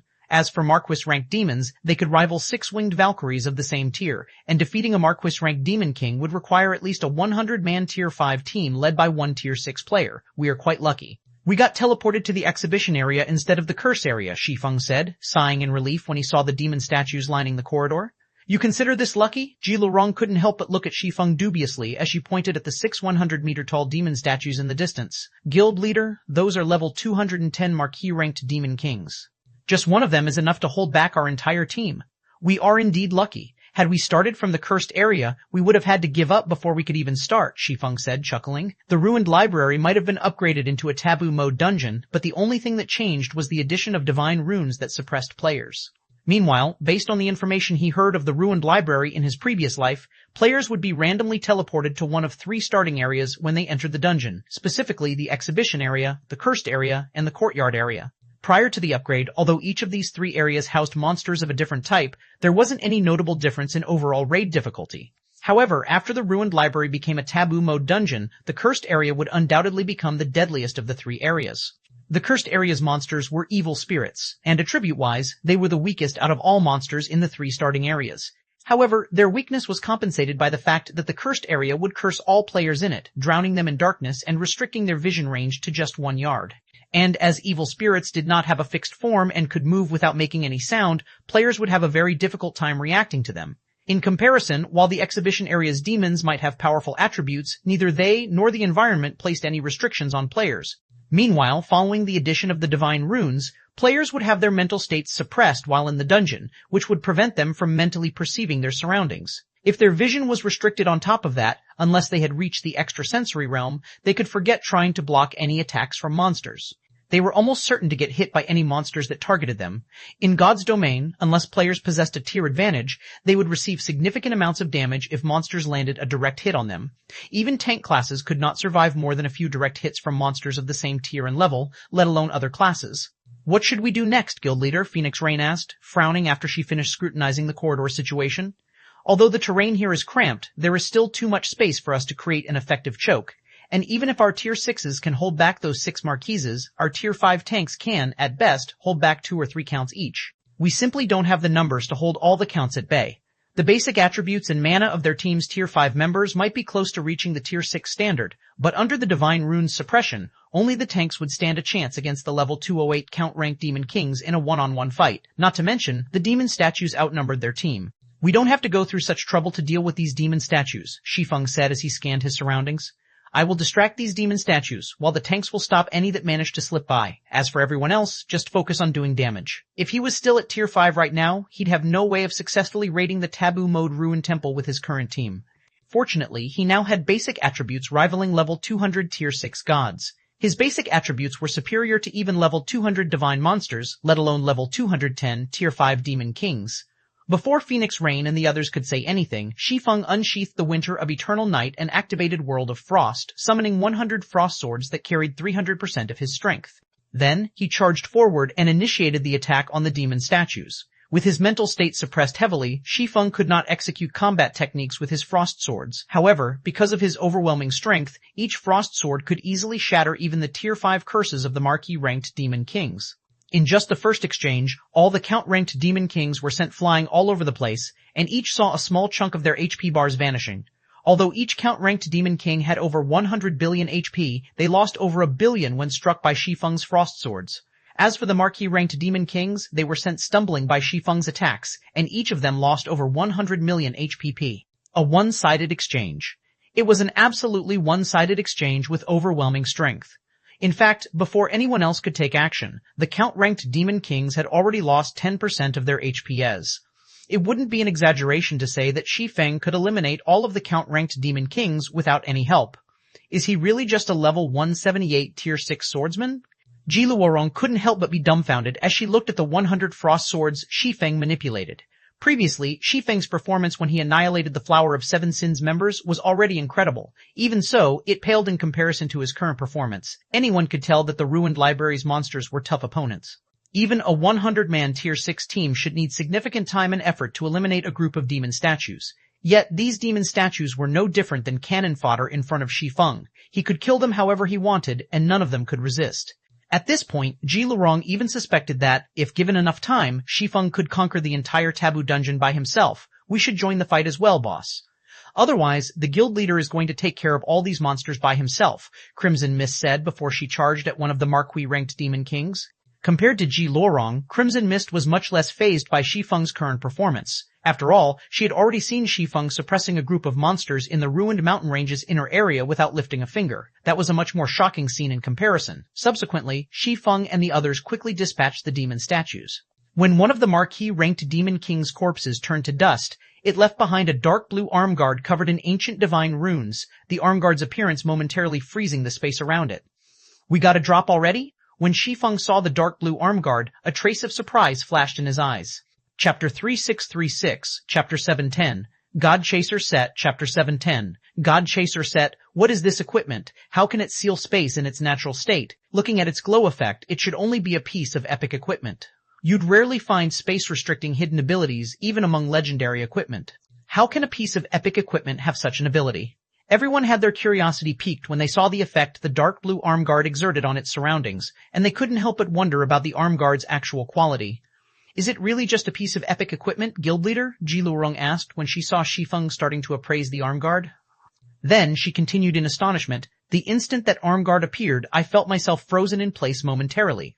The only other item that has given me such an experience before is the burning sunbow, and that's one of the 10 great legendary weapons owned by that old monster from mythology. There's no way something with a similar hidden ability is only at the epic rank." The burning sunbow was one of God's domain's 10 great legendary weapons, and it had a hidden ability that allowed its user to briefly lock down the surrounding space of their targets. Even so, the burning sunbow's hidden ability could only come into effect when a player equipped it. Yet, despite being unequipped, the dark blue arm guard momentarily froze everyone present. And if it could already exert such a powerful effect while in an unequipped state, how powerful would it become when equipped by a player? At this time, Phoenix Rain, Shadowflower, and the others also looked at Shi Feng curiously. "This arm guard is indeed at the epic rank," Shi Feng said, nodding after he finished appraising the arm guard. Then he joyfully continued, "But this isn't any ordinary epic arm guard. Instead, it's the arm guard piece for the God Chaser set, a level 210 epic equipment set." "It's only a level 210 epic set?" Phoenix Rain and the others were visibly disappointed when they heard Shi Feng's answer. A level 210 epic equipment set could match a fragmented legendary equipment set in basic attributes, and it could indeed be considered top-tier equipment in their god's domain. However, once the world gate opened, such a set could no longer be considered top-tier. "Don't be so quick to discount it," Shi Feng said, shaking his head and chuckling when he saw everyone's disappointed looks. "The God Chaser set might only be a level 210 epic equipment set, but when all 8 pieces are gathered, the set can be leveled up to 220 and grant basic attributes rivaling a full set of legendary equipment. Moreover, the 8-piece set effect also reduces the level requirement to level 200. Even in the greater god's domain, the God Chaser set can be considered top tier. In his previous life, the God Chaser sets produced by the Ruined Temple were only level 200 dark gold equipment sets. Even after gathering all 8 set pieces, the basic attributes players could gain from the God Chaser set was similar to what they would get from being equipped with a full set of fragmented legendary equipment. Honestly, when Shi Feng learned of the God Chaser set in his previous life, he couldn't help but find the information on the set exaggerated. After all, according to the information extracted from the ruined library, the God Slayer had personally crafted the God Chaser set, and it was described to be able to give human strength to combat gods. But if the God Chaser set only provided similar basic attributes as a full set of fragmented legendary equipment, there was no way it could let humans fight gods of the same level and tier. However, after seeing the epic ranked God Chaser set, Shi Feng realized the information wasn't exaggerating matters after all. Instead, it had just been referring to a different God Chaser set. Another thing that surprised Shi Feng was the epic God Chaser set's drop rate. Normally, the drop rate in taboo mode dungeons was abysmal. This was true even for newly discovered taboo mode dungeons. So, he was greatly surprised when he saw a set piece for the epic God Chaser set dropping from the first group of monsters they killed. If it can rival a full set of legendary equipment in basic attributes and be worn at level 200, anyone who equips the full set will be nigh invincible even after the world gate opens, Blue Phoenix exclaimed. Even for the 5 great super guilds, it would be an absolute extravagance to fully equip a player in legendary equipment. So, if a player could equip the full God Chaser set, it wouldn't be an exaggeration to consider them invincible in God's domain. According to the Dragon Phoenix Pavilion's understanding of the world outside of their god's domain, it was similarly difficult for powers to fully equip a player in legendary equipment. Even if there were powers who could afford to do so, there wouldn't be many. In that case, we should eliminate as many demon statues as we can while advancing. It'll be a jackpot for us if we can gather a complete set, Ji Luorong said with sparkling eyes. If Zero Wing could add a nigh invincible expert to its ranks, it would serve as a huge motivation to guild members and a powerful deterrence to enemies. This was an effect that could not be achieved normally, even with multiple tier 6 experts.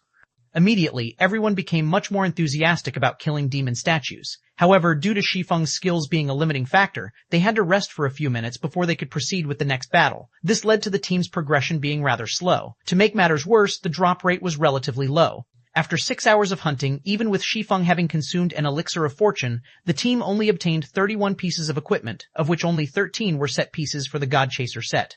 Moreover, most of them were duplicates. While Shi Feng and the others were hard at work, a commotion occurred outside the ruined library. In the past 6 hours, several 100,000 players, amounting to several thousand teams, had entered the ruined library. Some teams faced deadly traps, some faced demon statues, and some faced evil spirits. However, regardless of which challenge they faced, over 99% of these teams died before they could even make it past the first group of traps or monsters they faced. Even teams led by Tier 6 players had faced annihilation. The difficulty of the taboo mode ruined temple was truly unprecedented. As expected, none of these wastrels are useful. The one-eyed middle-aged guardian knight from the dragon-hunting temple scoffed when he read the intelligence 9 Dragons Emperor gathered. Then he looked toward 9 Dragons Emperor and commanded, "Tell Hidden Mist to gather all of the Tier 6 Alliance's Tier 6 players and have them explore the ruined temple. Have them get ready to transfer the promised real estate as well. The dragon-hunting temple will send someone to complete the handover procedures tomorrow. Only the Tier 6 Alliance's members will be going in." 9 Dragons Emperor couldn't help but be shocked. "That's right. Do you have a problem?" the one-eyed guardian knight coldly asked. "No, but even if Elder Mist agrees to it, I don't think we can gather much information with just so few of us," 9 Dragons Emperor hurriedly said. "You just need to gather as much information inside the dungeon as possible. I don't need you to die more than a few times," the one-eyed guardian knight said as he looked at 9 Dragons Emperor's worried expression. Then he pointed at the 2 other foreign teams who were in the midst of apprehending Tier 5 and Tier 6 experts in the distance and coldly smiled, saying, "You should be thankful you are partnered with the Dragon Hunting Temple. Otherwise, you'll probably have the same fate as those people, having to explore the taboo dungeon until you're gone for good. I'll get it done right away." When 9 Dragons Emperor saw the 2 foreign teams capturing the various powers Tier 6 experts outside the ruined library, he dared not hesitate any longer. Meanwhile, when Illusory Words, who had hidden her identity with a black cloak, saw the scene outside the ruined library, she couldn't help but shudder. Just a moment ago, she saw the 2 foreign teams capturing several joint teams formed by over a dozen native superpowers, and among those captured were Crimson Emperor's Tier 6 experts. Then, these foreign teams forced the players they captured to explore the ruined library, and those who refused to comply were repeatedly killed until they fell back to level 0. How did things come to this? Chapter 3637, Chapter 711, God's Domain is Calamity, Chapter 711, God's Domain's Calamity Redstone Hotel, top floor VP room. The time currently was late in the evening. The sky outside the top floor VIP room was pitch black, and few cars and pedestrians could be seen on the street below. Despite this, the room was brightly lit. At this time, the round table that could easily accommodate more than 30 people was fully seated. Among the Tier 6 Alliance's members, there were also about a dozen or so other individuals present in holographic form. If any of these individuals were to appear in a crowded location, almost everyone would recognize them immediately. Sinful Flame, a legendary individual from the superpower Azure Chamber of Commerce. Melancholy, the guild leader of the Super Guild 13 Thrones. Silent Soul, the guild leader of the superpower Unyielding Soul. Half Madness, one of the 10 Saints and a member of the Super Guild Battle Wolves. Every one of these individuals was a big shot in God's domain. Currently, though, all of them wore indescribably grim looks on their faces. "So, going by your words, we don't have any other choice, Elder Mist?" Melancholy, a giant of a man over 2 meters tall, asked angrily as he looked at the bearded Hidden Mist. "That is correct. This is already our best option," Hidden Mist said, nodding somewhat helplessly. "I believe all of you have already learned of the situation at the ruined temple. The allure the taboo dungeon holds to the foreign power has far exceeded our imaginations. Not only have they captured the Tier 6 experts of over a dozen superpowers, but they are also going after the Tier 5 S-League experts. They have even gone as far as to force everyone to sign a God's Domain contract or face an endless cycle of death. 9 Dragons Emperor and Illusory Words have both witnessed this happen in person. They have also made a recording, so feel free to watch it. Right now, your only option is to join the Tier 6 Alliance, hand over all your real estate, and become a subordinate power to the Dragon Hunting Temple. Only then can you avoid suffering a worse fate in the hands of the 2 other powers." Upon hearing Hidden Mist's words, everyone couldn't help but fall silent. Powerlessness. At this time, everyone present felt a deep sense of powerlessness overwhelm their hearts. It should be known that the dozen or so native Tier 6 experts who had gone to raid the ruined library were all individuals that even they had to treat with caution. Yet none of these experts could put up any resistance in front of the 2 foreign powers teams. Even the 5 great super guilds experts had barely managed to evade capture by promptly re-entering the taboo dungeon after exiting it. Otherwise, they too would have suffered a similar fate. It should be known that all of the foreign Tier 6 experts were merely pseudo-Tier 6 experts. Although their battle arrays could boost basic attributes, it did not change the fact that they couldn't manipulate the mana around them. Yet, their God's Domain's native Tier 6 experts could just barely win against these foreign Tier 6 experts in a one-on-one fight.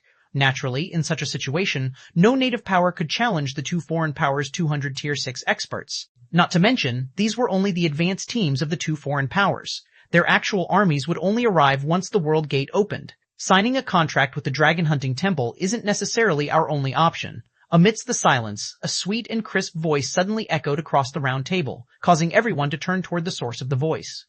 What other options do you have, Vice Guild Leader Illusory? Sinful Flame from the Azure Chamber of Commerce immediately asked in a somewhat excited tone. The only reason the Dragon Hunting Temple was willing to partner with their God's Domain's native powers was to establish a sturdy foundation for itself before the World Gate opened. That way, it could nurture their God's Domain's native experts to raid the Taboo Mode Ruin Dungeon on its behalf. If not for this reason, it was unlikely the Dragon Hunting Temple would be interested in partnering with any native power. So, apart from becoming a subordinate of the Dragon Hunting Temple, Sinful Flame found it hard to imagine what better options were available to their God's Domain's native powers. Zero Wing, Illusory Words said through her holographic projection. Based on my understanding, not only is Zero Wing superior to the outside world's hegemonic powers, but it is also providing excellent treatment to native experts and powers who join it. So long as we join Zero Wing, I believe we can survive this calamity. Even in the worst-case scenario, we should still be able to develop safely in our God's Domain. Zero Wing? Superior to hegemonic powers? Nine Dragons Emperor, who was similarly attending this meeting in holographic form, laughed when he heard Illusory Words' statement. Has Phoenix Rain brainwashed you, Illusory Words? Are you going to toss your mind away after Phoenix Rain? I've already looked into Zero Wing, and it is nothing more than an upstart guild from our God's Domain. Its acting guild leader is even the former guild leader of a second-rate guild only. Although Zero Wing has achieved good results in the miniature ancient world, that is only because the foreign powers have barely invested any strength there. How can you even compare the miniature ancient world situation with ours? Do you truly think Zero Wing can go against those foreign powers? The Dragon Hunting Temple is only willing to give us a chance because the World Gate has yet to open. If we lose this chance, we will all become slaves to the foreign powers once the World Gate opens, and we will have to spend the rest of our lives in that taboo dungeon. Upon hearing Nine Dragons Emperor's words, everyone's expression turned even uglier. They originally thought Illusory Words could bring them some hope, but it merely turned out to be despair. I don't know if Zero Wing can resist against the foreign powers. Illusory Words did not get angry because of Nine Dragons Emperor's rebuttal. Instead, she calmly said, but I do know that Zero Wing's guild leader has given Phoenix Rain 40 fragmented legendary equipment sets that come with a bronze battle array. I doubt any of our native powers can afford such generosity, right? In fact, how many foreign powers can replicate such an act? Impossible. Nine Dragons Emperor immediately cast doubt over Illusory Word's statement. Fragmented legendary equipment sets were incredibly rare to begin with, let alone those that came with a bronze battle array. Not even the Dragon Hunting Temple could take out 40 of such sets. If what you say is true, Vice Guild Leader Illusory, can Zero Wing ensure our independence and safety once we join it? Melancholy asked. At this time, everyone else in the room also looked at Illusory Words. Since Illusory Words dared to make such a claim, the matter regarding the 40 sets of fragmented legendary equipment sets must be true. It also showed that Zero Wing possessed an extraordinary foundation, and that it wasn't as weak as Nine Dragons Emperor described. At the very least, Zero Wing should be much stronger than any of their God's Domain's native powers. The only problem now was whether Zero Wing could ensure their independence and safety. This, Illusory Words, did not know what to say in this situation. After pondering for a moment, she said, I'm afraid I will need to consult with Rain first before I can give everyone an answer. Chapter 3638, Chapter 712, Godslayer's Treasury, Chapter 712, Godslayer's Treasury, Ruined Temple, Ruined Library. As Shi Feng and his team advanced deeper into the ruined library, the quantity and quality of demon statues they faced continuously increased. Initially, the demon statues only appeared in groups of 100 or so, but that number gradually increased to 200 and beyond.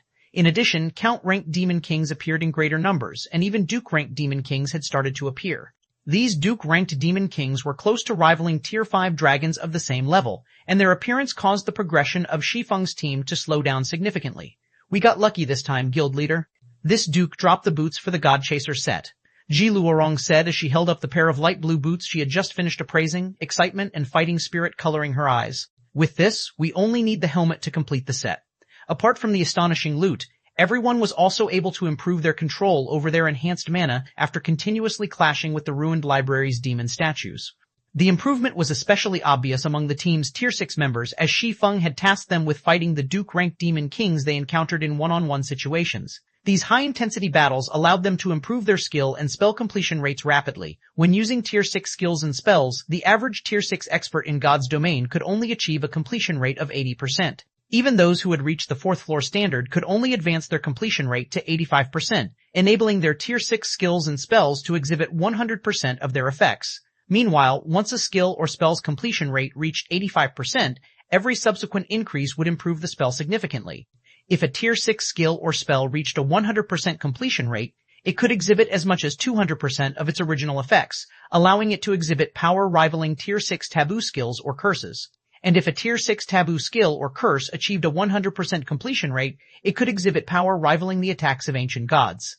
In Ji Lorong's case, the highest completion rate she had achieved when using Tier 6 spells in the past was 87%, while her result with Tier 6 curses peaked at 80%.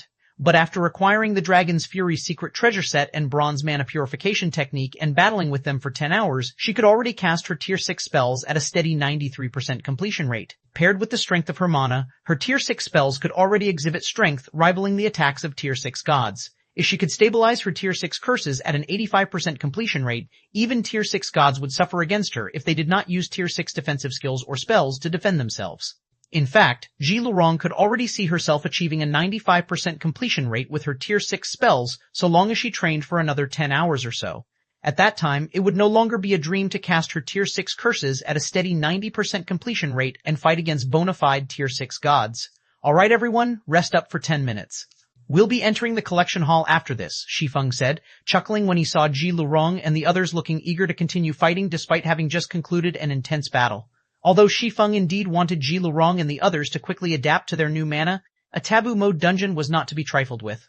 Even with his current strength, he had to rely on his skills heavily to assist the team. If they tried to fight without his skills, there was a high chance they would get team-wiped. As a side note, Shi Feng received an incredibly lucrative amount of XP from the demon statues they felled because of his low level. After just 10 hours of grinding, he had already leveled up from level 78 to level 80, and his basic attributes were now at the standard of level 200 Tier 6 gods in the truest sense. So long as the ruined library's final boss wasn't a level 210 Tier 6 god, he was confident he could lead his team to victory. Something big happened in God's domain, Phoenix Rain exclaimed as she approached Shi Feng with hurried steps. Some hours ago, the two foreign teams that have descended upon our God's domain suddenly started to capture Tier 5 and Tier 6 experts to do their bidding. The various powers are all panicking because of this, and several superpowers on Illusory Word's side are asking to join Zero Wing. However, they worry that Zero Wing might not be able to ensure their independence and safety once the world gate opens, so they hope for us to prove our strength. Should we agree? After Shi Feng distributed the secret treasures and mana purification techniques to them, Phoenix Rain no longer worried about the foreign powers. With Zero Wing's current strength, it was more than strong enough to survive against even the foreign powers' armies. Now, she only wondered whether it would be worthwhile to let other native powers join Zero Wing. These foreign powers are acting rather quickly. Shi Feng wasn't particularly surprised to hear the matter Phoenix Rain reported. Or, more specifically, it was only a matter of time before it happened. After all, native Tier 6 experts were the best tools to explore a taboo mode dungeon. There was no way these foreign powers would forgo using these tools. Tell Illusory Words that they can either join us or get lost. Zero Wing isn't interested in begging others to join. Honestly, after recruiting Phoenix Rain's and Ji Lorong's groups, Zero Wing no longer needed Tier 6 experts. Whether it was Phoenix Rain's subordinates or Ji Lorong's Eternal Glory Adventurer team, both had many Tier 5 experts capable of advancing to Tier 6. They were merely lacking the right opportunity. Meanwhile, Shi Feng would have no trouble letting these individuals advance to Tier 6 with the Medium World Fragment in his possession. In that case, why should Zero Wing go out of its way to prove itself to those seeking to rely on it? Did these people take Zero Wing for a charity case? Understood. Phoenix Rain nodded in agreement. A guild didn't need to have many members, especially not members who would pack their bags and flee at the first sign of danger. If the various superpowers weren't even willing to take the risk to join Zero Wing would be better off not having them as members. While Phoenix Rain was relaying Shi Feng's answer to Illusory Words, Shadowflower's voice suddenly appeared in the team chat. I think I discovered a treasury, guild leader, Shadowflower said before sharing an image through the team chat. The image showed a golden door sealed by countless divine chains. Engraved on the door was a man holding a long sword fighting to the death, and below the man laid countless corpses of demons and gods. the Godslayer's treasury. Shi Feng immediately got goosebumps when he saw the image. Very few records of the Godslayer existed in God's domain, but according to rumors, the Godslayer could slay gods despite having a mortal body. Moreover, these weren't just your average tier 6 gods, but primordial gods. From what Shi Feng uncovered in his previous life, the Godslayer initially appeared in a very distant era. It was so distant that none of the gods of the modern era existed back then, and some ancient gods hadn't even been born yet. During that era, existences that could be referred to as gods would be considered primordial gods in the modern era. According to rumors, the Godslayer had left behind many treasures across the greater God's domain to provide the human race a helping hand in times of danger. Meanwhile, the ruined library was one of the places rumored to house the Godslayer's treasure. However, Shi Feng had never heard of anyone discovering the Godslayer's treasure in the ruined library in his previous life. However, the instant Shi Feng saw the image Shadowflower shared, he was already certain of it. Hidden behind the golden door were undoubtedly the treasures the Godslayer had left behind. In Shadowflower's eyes, the engravings on the door might only be a depiction of a piece of ancient history. However, as someone who had learned the Goddess of Space's mana technique, Shi Feng could tell that these engravings had a similar function to those found on primordial god tablets. In other words, someone had done the unthinkable and used a primordial god tablet as a door. After seeing such an extravagant gesture, Shi Feng refused to believe that the Godslayer's treasures weren't behind that door. Chapter 3639, Chapter 713, First Generation Saint, Chapter 713. First Generation Saint, send me your coordinates, Flower. We'll head over there immediately.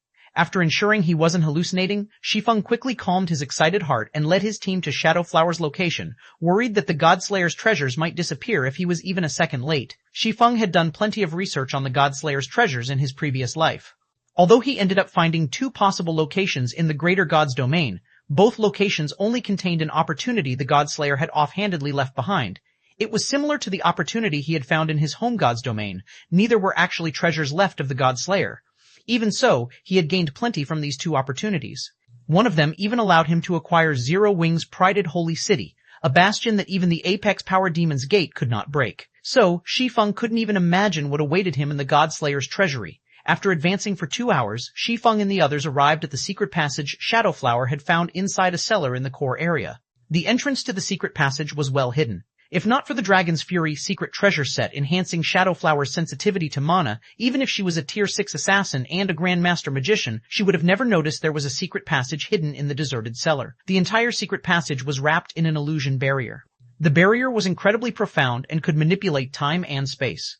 Even if players accidentally stepped into the secret passage, they would still think they were inside the cellar. They would not think they had already stepped into a completely different space-time. However, once Shadowflower noticed something was amiss, she promptly utilized her knowledge as a Grandmaster magician to carefully analyze what was wrong. After analyzing her surroundings for over 10 minutes, she finally noticed she had stepped into an illusion barrier. From then onward, it took her no more than 10 minutes to uncover the method of crossing the barrier. Meanwhile, as Shi Feng was already a great Grandmaster magician, he had an even easier time analyzing the illusion barrier. After just 1 minute, Shi Feng had already led his team into the secret passage. Subsequently, everyone felt ripples coming from the surrounding space-time. Then, in the blink of an eye, they found themselves standing before an ancient temple.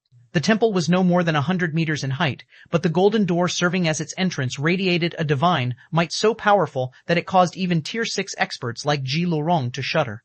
They could also feel their mental states being suppressed to a greater degree. Meanwhile, above the golden door bound by divine chains were over 100 rotating great Grandmaster magic arrays, and the figure of a person could be vaguely seen amidst these magic arrays. What in the world? Ji Lurong couldn't help but gasp when she got a good look at the figure amidst the magic arrays. Besides Ji Lurong, everyone else present also wore indescribably grim looks as they looked at the figure, their bodies involuntarily shuddering as if they had just been soaked in icy cold water. Sky Dragon Saint Eucharius, First Generation Saint.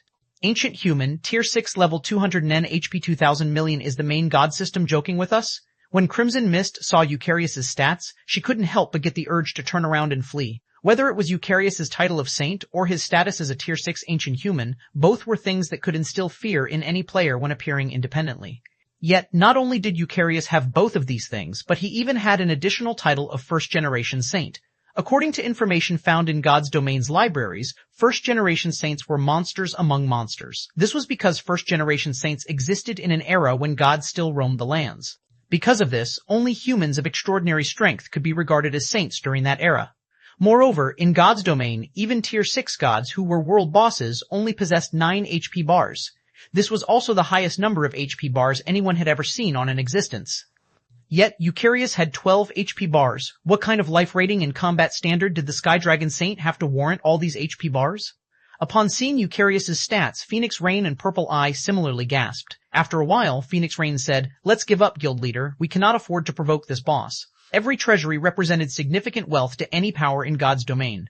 In the case of a treasury inside a taboo dungeon, even a fool could tell it was extraordinary. When Phoenix Rain initially heard Shadowflower reporting her discovery, she had indeed reacted with excitement. However, after seeing Eucharius, even though she knew Shi Feng was strong enough to rival level 200 Tier 6 gods, she did not think they had any chance of victory. It should be known that even among the modern human race, Tier 6 saints were existences capable of rivaling Tier 6 gods. Tier 6 ancient humans who had achieved the status of saint could only be stronger. She wouldn't be surprised if Eucharius could kill level 200 Tier 6 gods with a single blow. As for Tier 6 players, they'd be fortunate if they didn't suffer soul annihilation. A first-generation saint? Shi Feng was similarly shocked when he saw Eucharius. The information available in their god's domain was limited, so while Phoenix Rain and the others might know about the existence of first-generation saints, their knowledge should barely scratch the topic's surface. However, it was a different story for Shi Feng. As someone who had spent years roaming the greater god's domain and exploring the 12 sanctuaries, Shi Feng understood plenty about first-generation saints. More specifically, he knew the requirements to become a first-generation saint. If ancient humans in the mythical era wished to earn the title of saint, they would need to master at least 3 advanced laws. Normally, if a Tier 6 NPC were to master even 1 advanced law, they would become the nightmare of all Tier 6 players. If a player did not similarly master an advanced law, they would instantly lose half of their strength as soon as the Tier 6 NPC used law projection. If a first-generation saint used law projection with 3 advanced laws, even Tier 6 players who had mastered advanced laws would lose at least half their strength. As for Tier 6 players who had not mastered any advanced laws, they would be fortunate if they could retain even 10% of their strength. As for Shi Feng, since he had mastered a goddess law, he should be able to resist a first-generation saint's law projection, albeit barely. However, with only the basic attributes of a level 200 Tier 6 god, he stood no chance against Eucharius in a frontal confrontation. "We should leave this place quickly, guild leader." "We are dead if Eucharius notices us," Ji Lurong hurriedly said after snapping out of her daze. She did not wish to stay in Eucharius's presence for even a second longer. "Leave?" Shi Feng took another look at the golden door when he heard Ji Lurong's words. Then, an idea suddenly came to him as he turned to Blue Phoenix and said, "No, we still have a chance." "Can you summon your personal guard, Blue?" "My personal guard?" Blue Phoenix was confused by Shi Feng's request. "My personal guard might be Tier 6, but he is only at the epic rank. He can't survive the boss's attacks. An epic personal guard might not be enough. But what about a legendary personal guard?" Shi Feng said expectantly as he thought of the divine water of life in his bag. Chapter 3640, Chapter 714, Legendary Guard, Chapter 714, Legendary Guard Legendary? Can my personal guard become a legendary guard? Confusion appeared on Blue Phoenix's delicate face when she heard Shi Feng's words. Although Blue Phoenix held Shi Feng's strength in high regard, as Phoenix Rain's assistant and an expert who had nurtured personal guards for many years, she knew exactly how difficult it was to improve a personal guard's growth potential.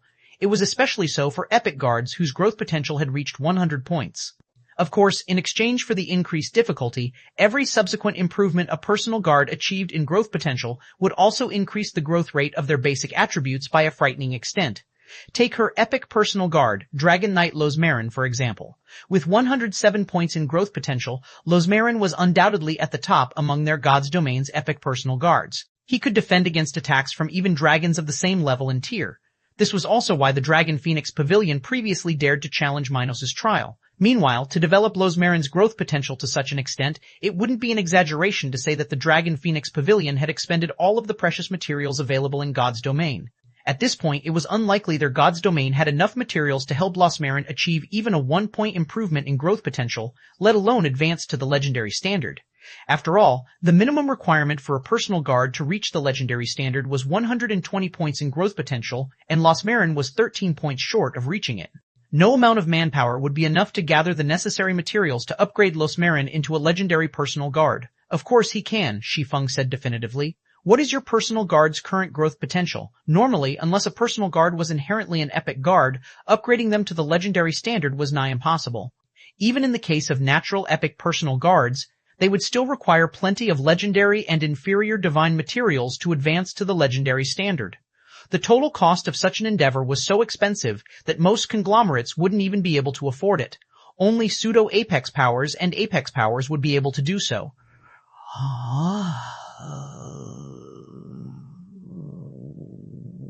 Fortunately, Shi Feng had previously raided the Nameless City's treasury and acquired over 30,000 bottles of divine water of life. So long as he was willing to pay the price, he could even produce an advanced legendary guard, let alone a legendary guard. He's currently at 27 points, Blue Phoenix said awkwardly. 13 points to go? Shi Feng couldn't help but frown a little when he heard Blue Phoenix's answer. Then, he handed Blue Phoenix 3 bottles of divine water of life and said, "It seems we can only take a gamble." Although there was no limit to the consumption of divine water of life, only the first 3 bottles would yield the greatest effects.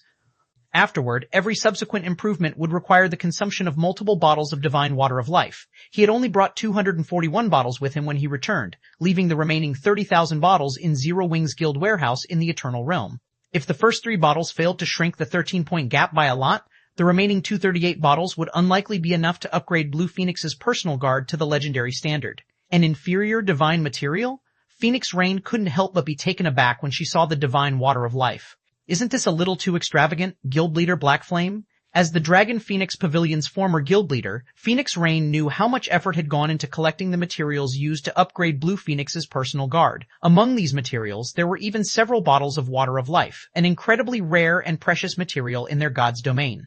Only with these materials could Losmarin achieve a growth potential of 107 points. Meanwhile, the divine water of life was 100 times more precious than the normal water of life. It was so rare that she had only ever seen it being mentioned in history books. Yet, Shi Feng was thinking of using such a precious material just to bet on the chance they could upgrade Losmarin's growth potential to the legendary standard. This was beyond extravagance. After all, the divine water of life's effects far surpassed that of the normal water of life. If these 3 bottles were used properly, they could bring Zero Wing 3 legendary guards. At that time, Zero Wing would be unstoppable in God's domain. "So long as we succeed, everything will be worth it," Shi Feng said to Phoenix Rain nonchalantly. Then, he looked at Blue Phoenix and continued, "Hurry up and have your personal guard drink them." Blue Phoenix was no fool. She naturally understood the divine water of life's value, so she couldn't help but look toward Phoenix Rain for directions. "Listen to the guild leader," Phoenix Rain said, and nodded when she failed to spot any hesitation on Shi Feng's face. After seeing Phoenix Rain's nod of approval, Blue Phoenix stopped hesitating and summoned her personal guard. Then, she had him drink all 3 bottles of divine water of life. However, she still couldn't help but grow a little nervous when she saw him drinking the precious liquid bottle after bottle. A moment after Losmarin consumed all 3 bottles, his aura suddenly changed. If before he was a lion cub, now he was an adult lion. He felt completely different from before, and he exerted an oppressive feeling on those around him. "What an incredible aura," Ji Lorong exclaimed as she looked at Losmarin. "He feels stronger than me already." "Indeed. With such basic attributes, he should have no trouble clashing with a tier 6 god," Shadowflower commented. Everyone marveled and rejoiced over Losmarin's astonishing transformation. Shi Feng, however, frowned. "How many points to go?" Shi Feng asked Blue Phoenix. Shi Feng had encountered more than 1 advanced legendary guards in his previous life, let alone basic legendary guards. So, he knew how strong legendary guards were supposed to be, and Losmarin definitely wasn't one. In response, Blue Phoenix looked at Losmarin's statistics and gloomily said, "He still needs 3 more points." Losmarin's growth potential was currently at 117 points. He could already be considered the strongest epic guard in their god's domain. However, he was still far from reaching the legendary standard. In fact, it wouldn't be an exaggeration to say that unless Losmarin could gain access to more divine water of life, he would have 0 chance of reaching the legendary standard within his lifetime. After all, even in the world outside of their god's domain, it was unlikely that there were treasures superior to the divine water of life. Only 3? Thank goodness. Shi Feng sighed in relief when he heard Blue Phoenix's answer. Then, he took out another 140 bottles of divine water of life and handed them to Blue Phoenix, saying, "Have him drink all of these." Starting from the 4th consumption, a personal guard must consume multiple bottles of divine water of life to see any improvements. More specifically, the 4th consumption would require 10 bottles. The 5th consumption would require 30 bottles. The 6th consumption would require 100 bottles. The 7th consumption would require 300 bottles, and the 8th consumption would require 1,000 bottles. With the amount of divine water of life he had on hand, he could only upgrade Blue Phoenix's personal guard 3 more times. Fortunately, Losmarin only needed 3 more points. Even if each consumption only improved his growth potential by 1 point, he could still advance to the legendary standard without fail. To that many? Blue Phoenix gaped in shock when she saw the 140 bottles of divine water of life. As for everyone else, they were similarly dumbfounded by this scene. It was especially so for Phoenix Rain, who had some understanding of the divine water of life. With 140 bottles of divine water of life, so long as one wasn't a fool and utilized them normally, it was entirely possible to rule over the entire god's domain. Yet Shi Feng was using all these precious materials just to create one legendary guard. Words such as insane and extravagant could no longer describe Shi Feng's actions. What he was doing was no different than tossing a mountain of gold into the ocean just to see some waves. Hurry up. The boss has already noticed us, Shi Feng urged when he saw Eucharius suddenly opening his eyes. Hearing this, Blue Phoenix hurriedly had Losmarin consume all 140 bottles of divine water of life in one fell swoop. Boom. Immediately, a pillar of terrifying flames made of mana rose from Losmarin, and a mighty aura swept across everyone present. Losmarin's current aura was in a completely different dimension compared to before, and even Phoenix Rain and the other Tier 6 players present couldn't help but stumble multiple steps away from the personal guard. Success, Shi Feng smiled when he saw this scene. Quote, Xide, Chapter 3641, Chapter 715, Legendary vs. First Generation, Chapter 715, Legendary vs. First Generation. So the rumors of legendary guards rivaling gods of the same level were true. A legendary personal guard, if those who chose not to leave the Dragon Phoenix Pavilion with Phoenix Rain learn of this, they'll probably die from regret. At this time, Ji Luorong and the other Tier 6 team members felt immense pressure from Losmarin.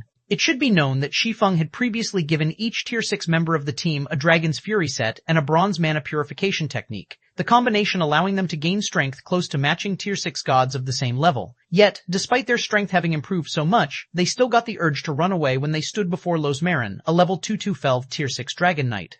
It wouldn't even be an exaggeration to say that none of their gods' domain's powers possessed anyone capable of contending against Losmarin. Even the 5 great super guilds were no exception. After all, even the strongest expert from the 5 great super guilds could only match level 200 Tier 6 gods. Said expert still had a long way to go to match level 212 Tier 6 gods. Alright, this is no time to be daydreaming. What is Losmarin's current potential? Shi Feng asked, smiling as he looked at Blue Phoenix's dazed expression. Of course, Shi Feng could understand the reactions of Blue Phoenix and the others. Any player would be surprised if it was their first time seeing a legendary guard. After all, the life rating and basic attributes of legendary guards were vastly superior to most Tier 6 players. It was especially so for legendary guards who were fully equipped with legendary items or several fragmented divine artifacts. In front of such legendary guards, even Tier 6 players equipped with multiple legendary items would be no different than ants. Currently, although Losmarin was not fully equipped with legendary weapons and equipment, he still possessed incredibly powerful basic attributes. If he were to fight against the Tier 6 players of their god's domain, he would be akin to an adult fighting against a bunch of toddlers. He's at 121 points, Blue Phoenix said after snapping out of her daze. Not bad. He should have no trouble tanking the boss now, Shi Feng said, feeling a little joyful as he looked at Losmarin. Then, he commanded, everyone, get ready. When Losmarin tanks the boss, everyone else should find opportunities to deal damage. However, never get greedy and try to get close to the boss. Once a personal guard reached the legendary standard, every subsequent 1-point increase in growth potential would increase their basic attributes by 10%. After factoring in their weapons and equipment, their overall strength would increase by an even greater margin. Although Losmarin had yet to complete his exclusive legendary guard quest and acquire a set of top-tier legendary weapons and equipment for himself, thanks to his growth potential, his basic attributes should be close to matching a 120-point legendary guard fully equipped with legendary weapons and equipment. Meanwhile, as soon as Shi Feng finished issuing his command, Eucharius suddenly appeared within 300 yards of the team. At the same time, a staff embedded with 7 luminaries, gemstones, appeared in his hand. Foolish intruders, this is not a place where you belong. Eucharius waved his staff as he gazed down at Shi Feng's team. Suddenly, a 4-fold magic array that was several thousand yards in diameter appeared above Shi Feng and the others. The magic array instantly drained the surrounding area of mana, causing all of the Tier 5 experts present to fall to their knees. Impossible. This is impossible. How can anyone quadruple cast the Tier 6 version of Dark Paradise? Is he a monster? All of the Tier 5 experts despaired as they looked at the 4-fold magic array above their heads. Even Ji Lurong and Phoenix Rain, who were Tier 6 mage gods, were greatly frightened. What Eucharius had cast was the Tier 6 version of Dark Paradise. As it was a Tier 6 curse, even Tier 6 mage gods like themselves would normally take their time casting it. Otherwise, their skill completion rate would end up very low, and the effects their Dark Paradise could achieve would be terrible. Meanwhile, casting a 4-fold spell was akin to casting the same spell 4 times. In the case of Tier 6 curses, quadruple casting them was such a challenging endeavor that it was outside the capabilities of even Tier 6 gods proficient in magic. However, the fact that Eucharius had cast a 4-fold Tier 6 curse was still not the most frightening part. What truly frightened everyone was that Eucharius's 4-fold Dark Paradise was cast with a 100% completion rate. Subsequently, a black ball of mana emerged from the 4-fold magic array and descended upon Shi Feng's team rapidly. The ball of mana erased everything in its path, and there was no doubt it could erase even the immortal souls of Tier 6 players should it be allowed to connect. However, halfway through the mana ball's descent, a brilliant radiance suddenly illuminated the sky. At the same time, Losmarin could be seen appearing before the mana ball with his shield raised.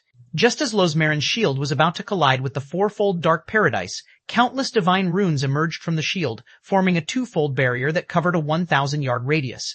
Twofold Tier 6 superspell, Oracular Barrier. Boom! For a moment, the land and the sky vanished as a powerful shockwave turned the space in a 10,000-yard into a dark void. The flood of mana that resulted from the collision of spells was so violent that it momentarily prevented the world laws from repairing the affected space. However, the two individuals in the sky did not stop their clash after the initial impact.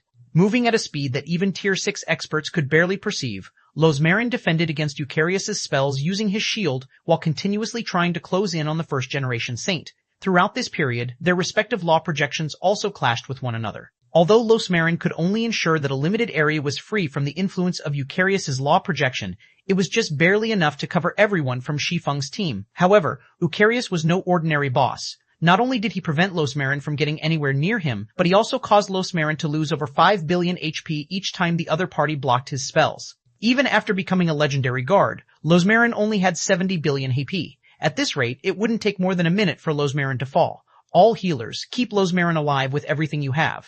Tier 5s, find opportunities to attack with combination skills and spells, Shi Feng calmly commanded, not at all surprised to see Losmarin being in a convincingly disadvantageous position.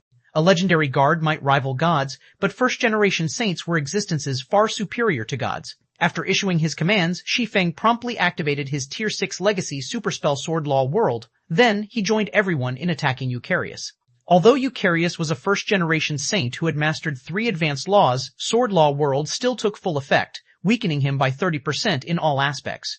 As a result, Eucarius's maximum HP fell to 1.4 quadrillion, and his law projection was weakened by 30%. This change allowed Losmarin to gain the upper hand, and the Dragon Knight instantly appeared within melee range of the first-generation saint and dealt over 30 billion damage with a Tier 6 shield bash. He can close the gap now. What skill did the guild leader use? Isn't it overpowered? When everyone saw Losmarin finally landing a hit on Eucarius, their confidence no longer wavered. Split into 10-man groups and attack with large combination spells. Phoenix Rain was similarly excited by this development, and she promptly commanded her Tier 5 subordinates to attack Eucarius using large combination spells. Immediately, apart from the 14 healers, every other Tier 5 expert in the team started attacking Eucarius in groups of 10. Under normal circumstances, Tier 5 large combination spells could already exceed the average Tier 6 spell in power. Now that all of the team's Tier 5 members had mana rivaling Tier 6 players, the Tier 5 large combination spells they cast could rival Tier 6 curses, each attack causing over 10 billion damage to Eucarius. In just one volley, the team's 8 Tier 5 groups had dealt over 100 billion damage. Paired with Shi Feng's attack, which dealt over 300 billion damage, they managed to put a visible dent in one of Eucarius's 12 HP bars. However, before anyone could celebrate, Eucarius's battle recovery kicked in, instantly replenishing all of the HP he had just lost. This sight plunged everyone into despair once again. Sure enough, the difference is still too much. Shi Feng wryly smiled when he saw Eucarius's fully recovered HP. Although Eucarius had been weakened by 30%, his HP remained at a staggering value, and it allowed him to recover 28 trillion HP every 5 seconds. Under normal circumstances, even a 100-man Tier 6 team would be helpless against him. It seems I have no other choice. Immediately, Shi Feng took out the Primordial Dragon Legacy Crystal and summoned Kalish's Phantom. This time, Kalish's Phantom was visibly stronger than the last time Shi Feng had summoned it. The phantom of a 10,000-meter tall dragon had even appeared with Kalish's Phantom. Meanwhile, after scanning the surrounding area, Kalish's Phantom revealed a look of surprise briefly before she pointed a finger at Eucarius. At the same time, the phantom dragon behind Kalisha opened its mouth and gathered a concentrated ball of energy in it. Then, it bellowed in the direction of Eucarius. Primordial Dragon Roar. Chapter 3642, Chapter 716. Primordial Dragon's Roar, Chapter 716. Primordial Dragon's Roar, Despicable Dragon. This is not where you belong. When Eucarius saw the massive phantom dragon opening its mouth, his composure disappeared, and his expression turned gloomy. At the same time, a 7-colored radiance bloomed from his staff, and numerous magic arrays that spewed out divine runes appeared above him. In the blink of an eye, countless divine runes had wrapped themselves around Eucarius, making it impossible for even Losmarin to get within 1,000 yards of him. As for everyone else, their attacks were erased from existence as soon as they moved within 1,000 yards of the first-generation saint. This boss wasn't even taking us seriously this entire time? Ji Lurong couldn't help but doubt herself when she saw this sudden development. Previously, although Eucharius was strong, they could more or less damage him after Shi Feng had weakened him. But now, their attacks couldn't even get within 1,000 yards of Eucharius, let alone damage him. The difference in strength was simply despairing. Meanwhile, a moment after Eucharius finished constructing his divine rune barrier, the gigantic phantom dragon suddenly bellowed. Immediately afterward, a gray beam exuding a boundless destructive aura struck Eucharius's barrier. However, unlike the attacks of Ji Lurong and the others, the gray beam did not get erased. Instead, it tore through the barrier like a thin sheet of paper and devoured Eucharius. Even then, the beam did not stop as it continued advancing and devouring the land behind Eucharius, creating a bottomless pit in front of the temple, as expected of one of the 12 sanctuary's rulers. Not even a level 210 first-generation saint can defend against her attack. Shi Feng couldn't help but be astonished when he saw Eucharius losing the left half of his body to the gray beam. It should be known that Kalisha was still not in her peak state, yet she could already exhibit such power with only her phantom. Although her primordial dragon roar did not outright kill Eucharius, it took away more than 10% of his HP and put him in a heavily injured state. This was a feat that even ancient gods would have great difficulty replicating. In fact, if Kalisha hadn't halted her attack after hitting Eucharius, Shi Feng suspected she could put a hole through his home god's domain. How many more trump cards does he still have? When Phoenix Rain saw Eucharius being deprived of most of his combat power, she couldn't help but look at Shi Feng in shock. Even though it hadn't been long since they started clashing with Eucharius, Phoenix Rain could already tell that the first-generation saint was an impossible opponent. They wouldn't stand a chance against Eucharius even if they gathered all of their god's domain's players, let alone fighting him with just 6 tier 6 players. Under normal circumstances, their only option was to wait for death to claim them and pray they wouldn't get their souls annihilated. Yet, with only a single move, Shi Feng had reduced Eucharius to a state where the first-generation saint couldn't even pose a threat to their team. "We need to start attacking. We cannot let the boss recover his body," Shi Feng commanded when he saw Kalisha's phantom disappearing. Once Eucharius's body fully recovered, even if he remained heavily injured, he could still exhibit combat power rivaling tier 6 gods of the same level. With his absurdly high HP, even if he didn't have combat recovery, he could slowly whittle them to death. Hearing Shi Feng's command, Phoenix Rain and the others understood this was a precious opportunity and promptly resumed their attack on Eucharius. Immediately, Phoenix Rain, Ji Lurong, and Purple Eye activated a tier 6 Berserk skill and started casting tier 6 curses such as Dimensional Spirit Blade, Skyfire Thunder Spear, and Meteor Explosion. Although none of these tier 6 curses were known for having astonishing power, they were the tier 6 curses that the trio were most proficient in. For example, Phoenix Rain could control up to 100 dimensional blades at a time, Ji Lurong could control several hundred thunder spears at a time, and Purple Eye could control over 1,000 meteors at a time. Before their mana dried up, they could attack endlessly with these tier 6 curses. Meanwhile, Shadow Flower and Crimson Mist activated their respective doppelganger skills, with Shadow Flower splitting into 5 copies of herself and Crimson Mist summoning 2 copies of herself. Shadow Flower's doppelgangers possessed 100% of her basic attributes, while Crimson Mist's doppelgangers had 150% of her basic attributes. After doing so, they worked with Losmerian to negate all of Eucharius's attempts at launching a counteroffensive and allow everyone else to attack the first-generation saint freely. As for Shi Feng, he activated Holy Mana's Shadow and World of Frost, transforming into a 20-meter-tall giant and summoning 100 frost swords to his side. Immediately afterward, he executed Sword's Orbit and launched a barrage of stars at Eucharius, each impact easily depleting nearly 100 billion of the first-generation saint's HP. After just one cycle of attacks, he dealt over 10 trillion damage to Eucharius, his DPS alone surpassing the combined total of the rest of his team. 87%, 50%, 20%. Eucharius's HP rapidly fell under everyone's fierce attacks. But at the same time, Eucharius gradually recovered his body and combat power. First, it was his left arm, then it was his left leg. As Eucharius recovered more of his divine body, he also shifted from using tier 4 spells to tier 5 spells to defend himself. When Eucharius's HP fell to 2%, he finally recovered his divine body completely and could use tier 6 spells again. Immediately, he retaliated against Shi Feng's team with a 4-fold tier 6 curse, overcoming Losmerian's defense with ease and obliterating 4 of the 10 tier 5 groups. This turn of events shocked everyone. It should be known that Eucharius's heavily injured status was still in effect, yet he could still kill them with ease. "It's over for you intruders. Die, all of you." After his initial retaliation, Eucharius coldly glanced at Shi Feng's team before summoning 15 magic arrays around himself, each corresponding to a tier 6 spell. However, at the same time as Eucharius had decided to rid himself of his opponents once and for all, Shi Feng raised the Shadow Incinerator high into the air and swung down with it. Die, the end. Third sword, Holy Annihilation. Immediately, a towering pillar of flames rose from under Eucharius. Although Eucharius had promptly reacted to it by casting a tier 6 defensive spell and summoning a barrier to protect himself, the crimson flames took only a second to burn through the barrier and envelop him. Meanwhile, following a scream of agony, Eucharius's remaining HP disappeared completely. System, congratulations, you are the first team to have conquered the ruined library. Dungeon rewards doubled. You will be teleported out of the ruined library in 2 hours. Chapter 3643, Chapter 717, Taboo Dungeons First Clear, Chapter 717, Taboo Dungeons First Clear, we won, we won. When Phoenix Rain and the other survivors heard the system notification, they couldn't help but feel like they were dreaming. Although Eucharius had less than 2% of his HP left just now, that still translated to more than 16 trillion HP. With a tier 6 defensive spell protecting Eucharius, even Losmarin would need some time to do that much damage to the first-generation saint. Outside of Losmarin, Eucharius was more than capable of killing everyone else in that period. However, nobody had expected Shi Feng to be able to plunder 16 trillion HP from Eucharius simply by raising his sword. While everyone was in a daze, Shi Feng reappeared from the void and quickly collected the sacred phantom ring from the ground. Thank goodness I had the sacred phantom ring to substitute my death. Otherwise, we really would have lost this time. Shi Feng breathed a deep sigh of relief as he looked at Eucharius's charred corpse on the ground. The ruined library's difficulty had far exceeded his expectations. Originally, he thought it would have been a battle without any surprises. He never thought he would have to exhaust his trump cards to clear the taboo dungeon.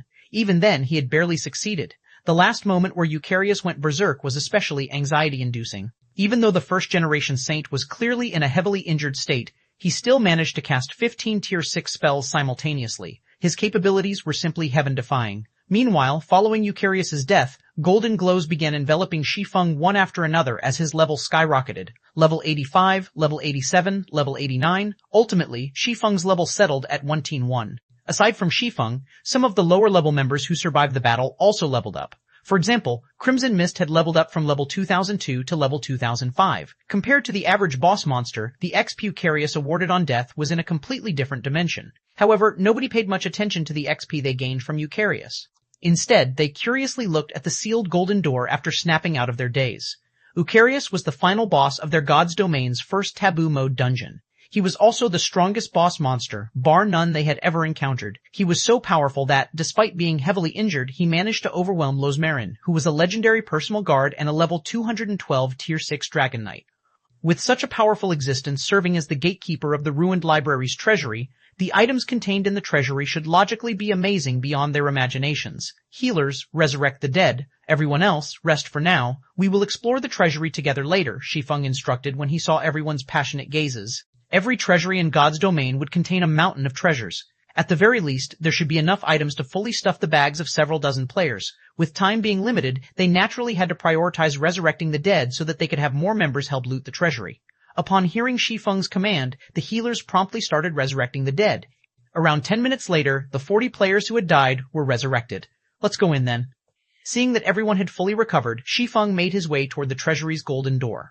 However, as everyone got closer to the 30-meter door, they were suddenly subjected to a continuous barrage of mental attacks, and over half the team fell to their knees on the spot, unable to move forward any further. What powerful mental attacks! With such an obstacle in place, those without tier 6 basic concentration won't even be able to enter the treasury. Phoenix Rain, who had arrived before the golden door, said with a somewhat pale complexion.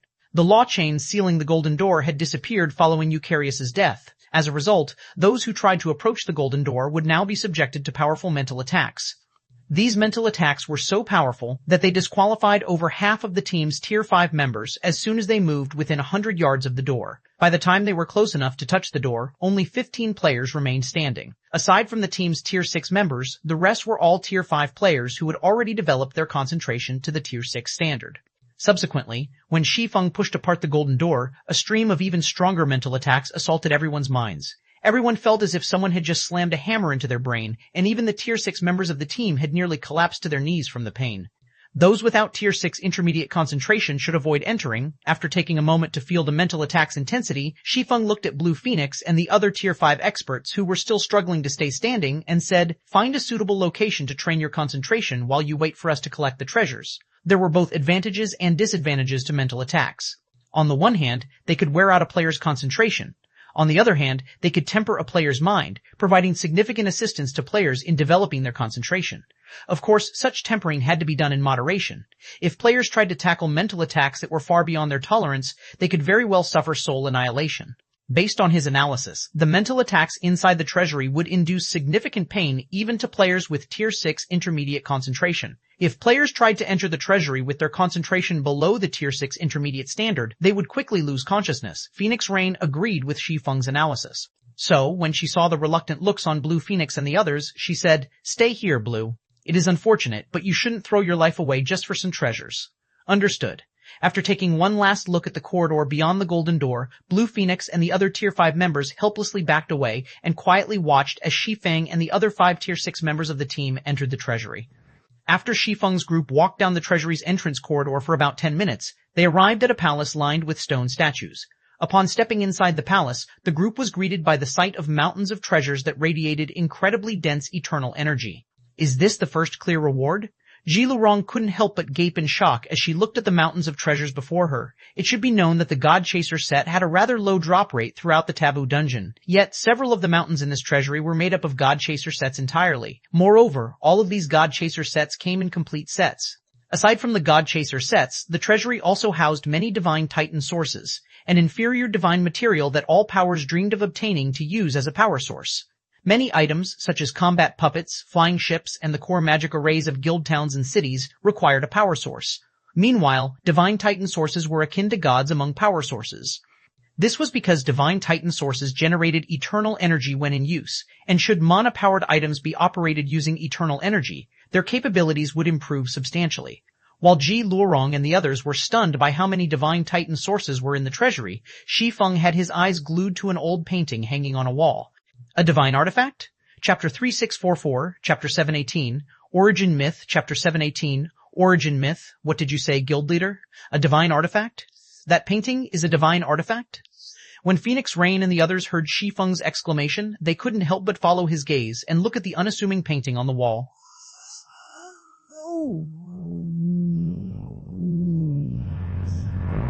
However, they failed to sense even a strand of mana from the painting, let alone eternal energy. It was no different than the ordinary paintings used as decoration. But Shi Feng was far more knowledgeable about God's domain than them, so they couldn't completely discount his words. For those living in their God's domain, divine artifacts were very foreign objects. But at the same time, these were also items they yearned to obtain. Although they didn't have much knowledge regarding the world outside their God's domain, they knew that divine artifacts remained extraordinary items there, and every divine artifact could potentially lead to the birth or death of a titanic existence in the outside world. Now that a divine artifact could potentially be hanging right before their eyes, how could they not be surprised and excited?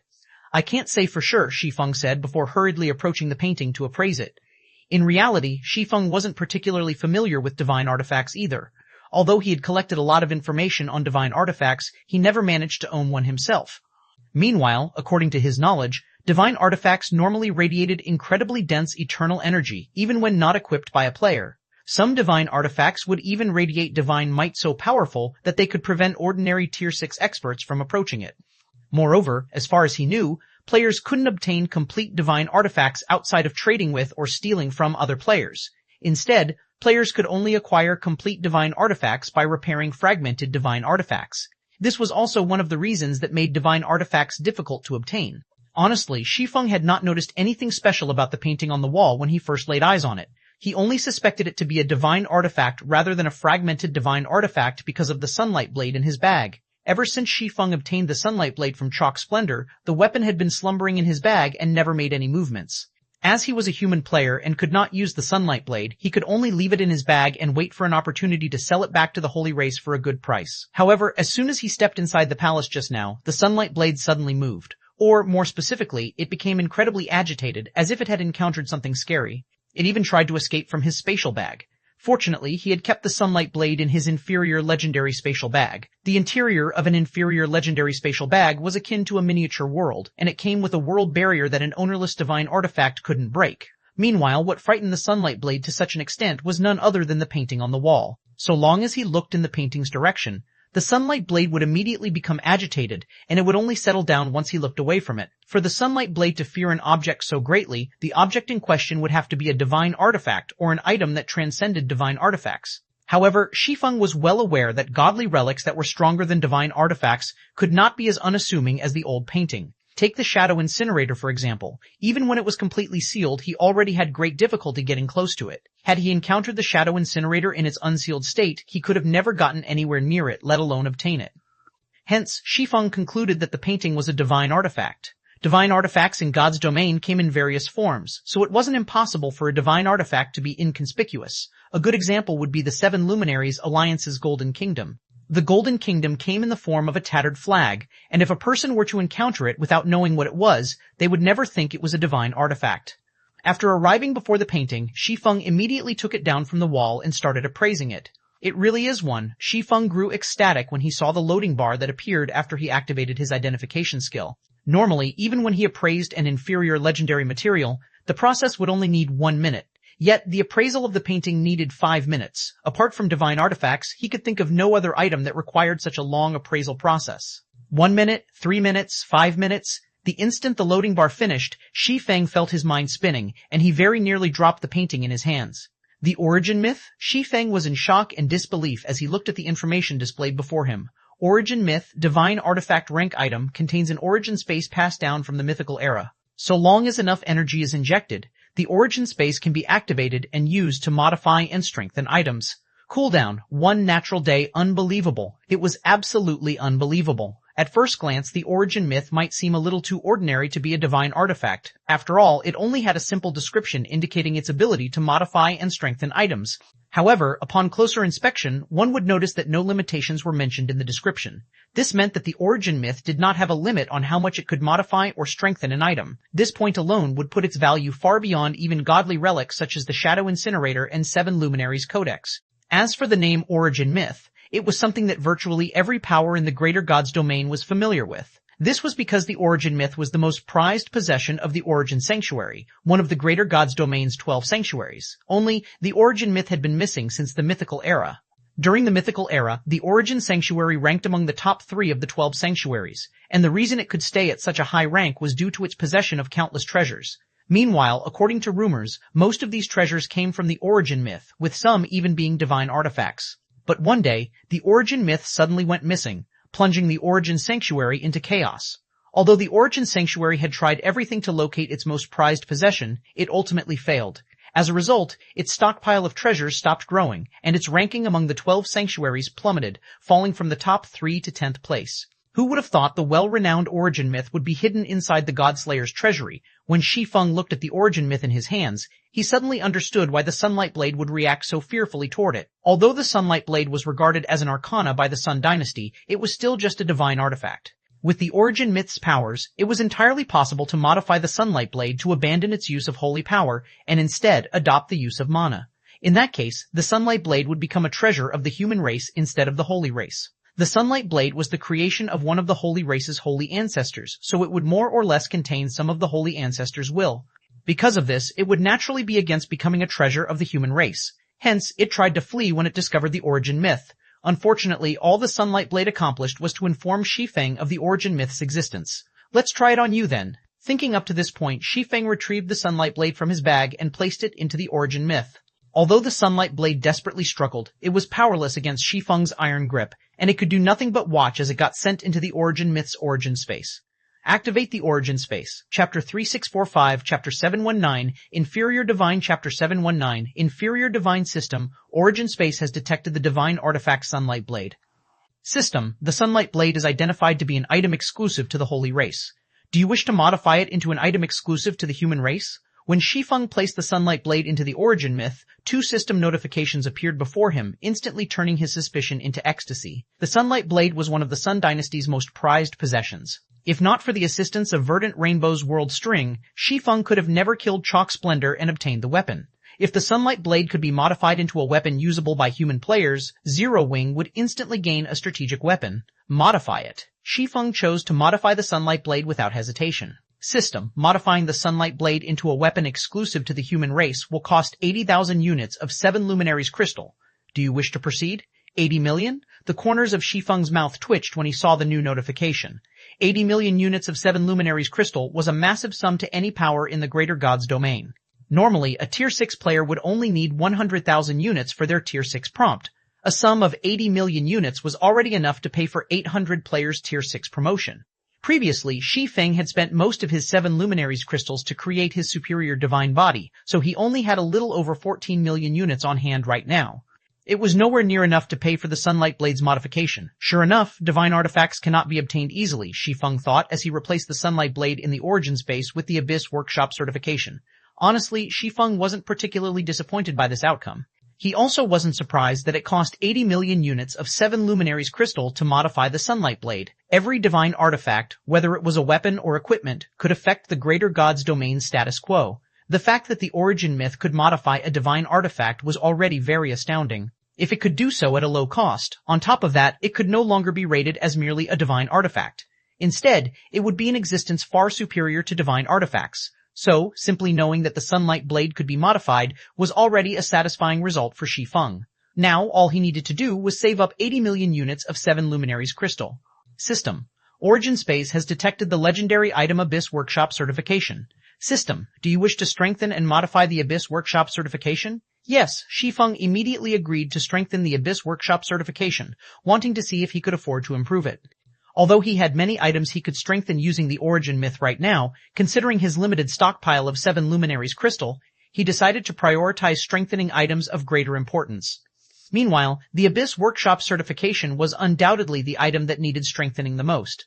Zero Wing's greatest advantage in the Eternal Realm was its ability to transport players across realms. Players outside the Eternal Realm had an overwhelming advantage over the Eternal Realm's players in levels and equipment standards, so it would benefit Zero Wing greatly if it could have many such players fighting for it in the Eternal Realm. However, the Abyss Workshop certification could only teleport up to 20 players at a time. This greatly restricted Zero Wing's growth in the Eternal Realm. System, strengthening, and modifying the Abyss Workshop certification into an inferior divine item will cost 6 million units of 7 luminaries crystal. Do you wish to proceed? Proceed. Shi Feng gritted his teeth as he made his choice. Although spending 6 million units of 7 luminaries crystal here would reduce the number of Tier 6 experts Zero Wing could have, Shi Feng's current priority was transporting as many Tier 5 and Tier 6 experts from his home god's domain to the Eternal Realm. Only by doing so could Zero Wing safeguard its resurrection camp in the World Arc.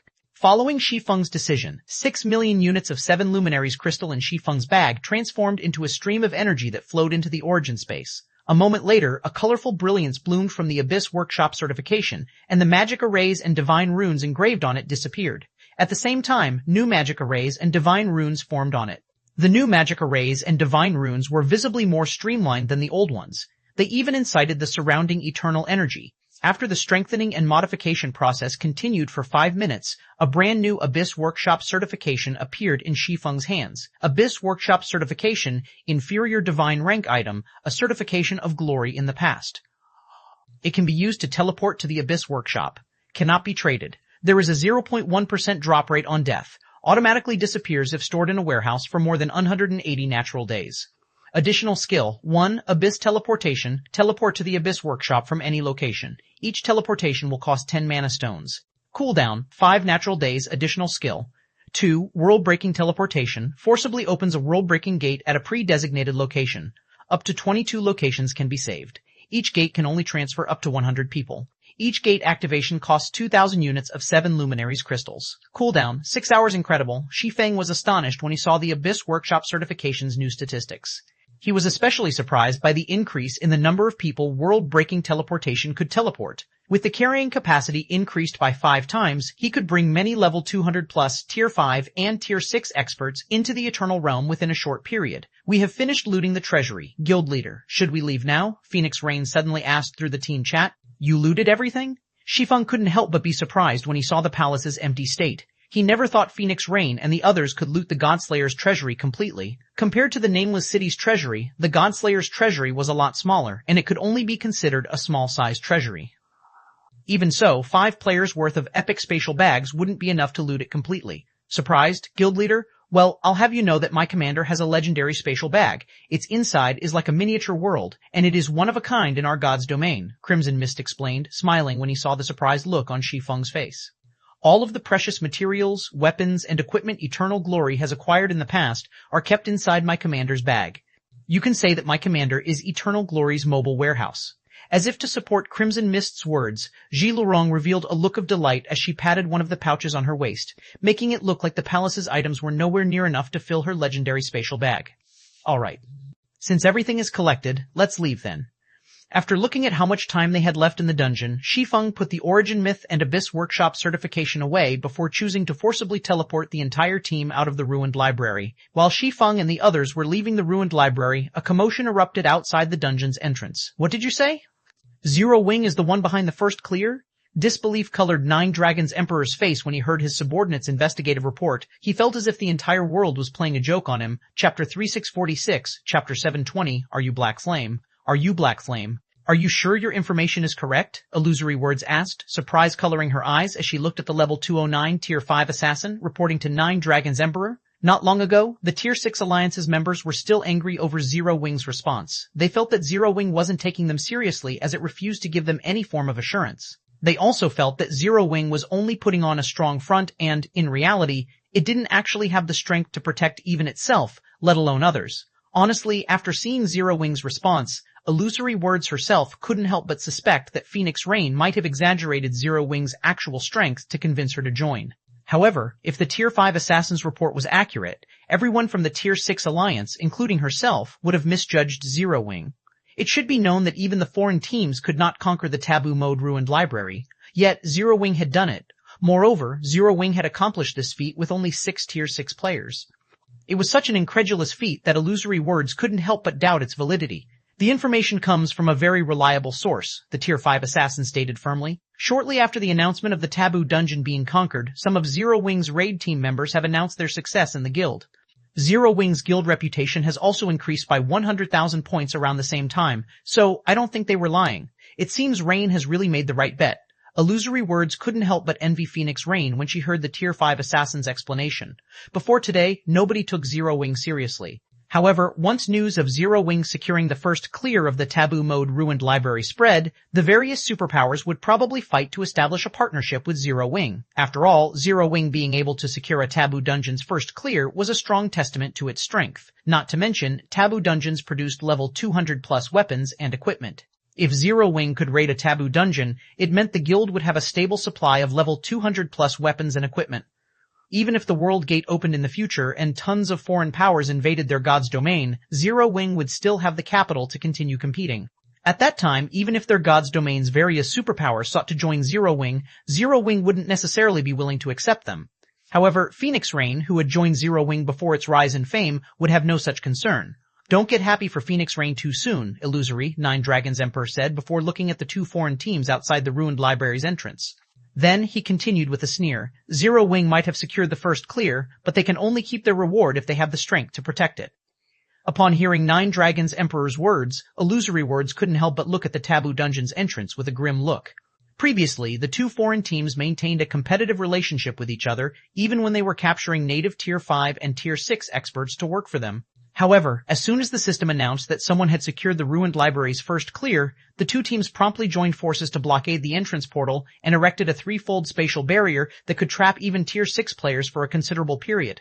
Evidently, these foreign teams intended to eliminate Zero Wing's team and take the first clear rewards for themselves. While Illusory Words was thinking of contacting Phoenix Rain, a beam of crimson light suddenly shot out of the entrance portal and landed a short distance away. Then, individuals began emerging from the crimson light one after another, and these individuals were none other than Shi Feng and his teammates. They came out so quickly, how bold of them. Do they not know that the 2 foreign teams are watching the entrance?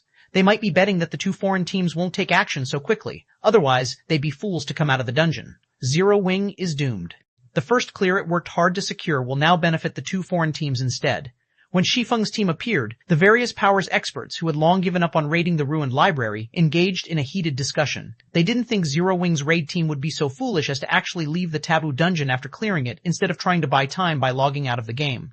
Players were allowed to go offline inside dungeons in God's domain. They would simply be teleported to the dungeon's entrance when they came back online. Hence, when it came to team dungeons prioritized by the various powers, teams would normally choose to log out inside the dungeon after successfully securing the first clear. Although they would still be forcibly teleported to the dungeon's entrance when they came back online, they would still have bought themselves some precious time. If they waited long enough, they could even leave the dungeon scot-free. After all, it was unfeasible for any power to erect a magic barrier on a dungeon's entrance over a long period. It was especially so for magic barriers that could trap Tier 6 players. The cost would quickly build up and diminish potential profits. Of course, if a team had sufficiently strong backing and knew nobody would dare to target it, it could also leave the dungeon right after securing the first clear. But in everyone's opinion, Zero Wing should be nowhere near comparable to the conglomerates backing the two foreign teams. So what if you can secure the first clear? So what if your team is strong? In the end, all your effort will go to someone else, Nine Dragons Emperor said contemptuously as he looked at Phoenix Rain, who was trapped inside the threefold spatial barrier.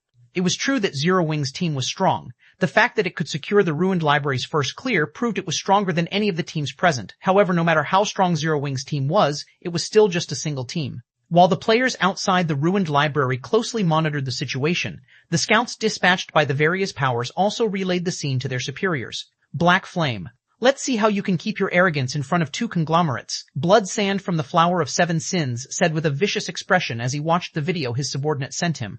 After the fight with Zero Wing, his position in the Flower of Seven Sins had plummeted. Originally, he had been having a headache thinking of how he could get his revenge on Zero Wing after Phoenix Rain and Ji Luorong had joined the guild. But now, he wouldn't need to take action anymore. He could simply let the two conglomerate-backed foreign teams take care of Zero Wing for him. The various native powers of their god's domain might be unfamiliar with the greater world's conglomerates, but as an executive of the Flower of Seven Sins, Blood Sand knew just how terrifying they were. Every conglomerate was an existence that ruled over numerous gods' domains and had countless Tier 6 experts under their command. If an upstart guild like Zero Wing was to go against a conglomerate, only death would await it. At this time, each of the two conglomerate-backed teams outside the ruined library could be seen sending a representative to meet with Zero Wing's team. Of the two representatives, one was a man and the other was a woman. Both were level 2117 Tier 6 players fully equipped with legendary weapons and equipment, and both were clearly experts at the 5th floor standard. After arriving before Zero Wing's team, the woman, who was a level 217 Tier 6 swordsman with a tall and powerful figure, looked at Shi Feng with a hint of surprise in her eyes and asked, "Are you Black Flame, the Lord of War Goddesses?" Chapter 3647, Chapter 721, New Divine Glory List, Chapter 721, New Divine Glory List, what's going on? Why does that big shot look like she's familiar with Black Flame? Black Flame? The Lord of War Goddesses? Could Zero Wing's guild leader actually be someone famous? The conglomerate-backed woman's question caught the various native players by surprise. Nobody could understand what was going on right now, and the Tier 6 experts of the various native superpowers were especially confused by this development. The members of the two conglomerate-backed foreign teams were incredibly arrogant. None of them took any native experts seriously, and even the 5 great super guilds' old monsters could not catch their attention. Of course, the arrogance of these foreign experts was not unfounded, as each of them was much stronger than any native expert. It was especially so for the female swordsman who was currently speaking to Shi Feng. Previously, not only did she capture 5 of the various superpowers Tier 6 experts by herself, but she had accomplished the feat with only 3 moves. Because of her strength and actions, many native players had already secretly started to refer to her as the Devil. Yet, this Devil was now taking the initiative to ask Black Flame for confirmation of his identity. How could everyone watching this not be surprised? "Yes, that is me," Shi Feng said, nodding. He also couldn't help but be a little surprised as he looked at the woman before him. While he might have some fame in the Eternal Realm, most of the Greater God's domain should still be unaware of his existence. After all, only a small portion of the Greater God's domain's players and powers were currently involved with the Eternal Realm. In addition, the core experts of upper-ranking hegemonic powers and conglomerates would usually have their focus on the 12 sanctuaries, so they wouldn't usually show any interest in matters outside the 12 sanctuaries. As for the 7 Luminaries Alliance's Sacred Glory list, it might be within the attention of the Greater God's domain's various powers, but most powers only regarded the experts on this list as talented children worthy of befriending. Nobody would actually regard a Sacred Glory expert as an actual powerhouse in the Greater God's domain. Meanwhile, the woman before him was the leader of a conglomerate-backed team.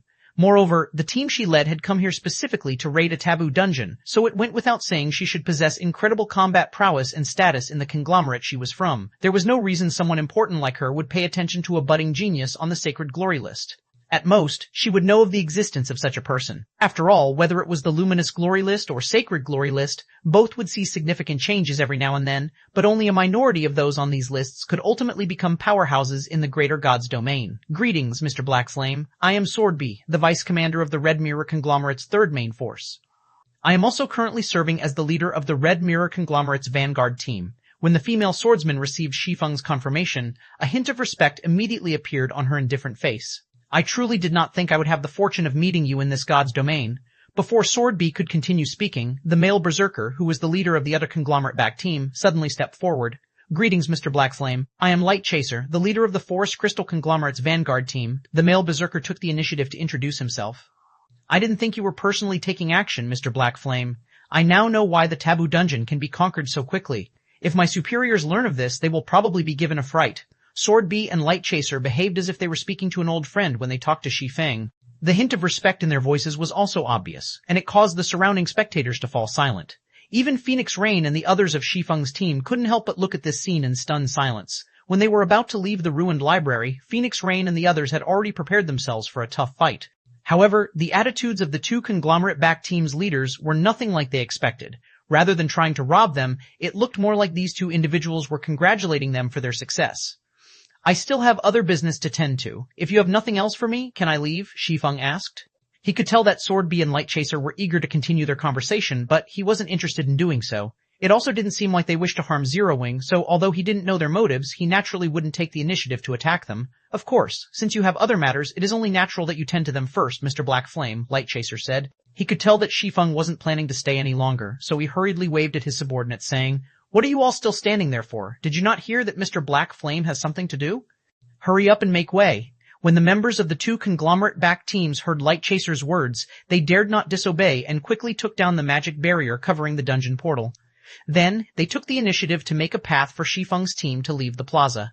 When the various native experts saw this scene, all of them were dumbfounded.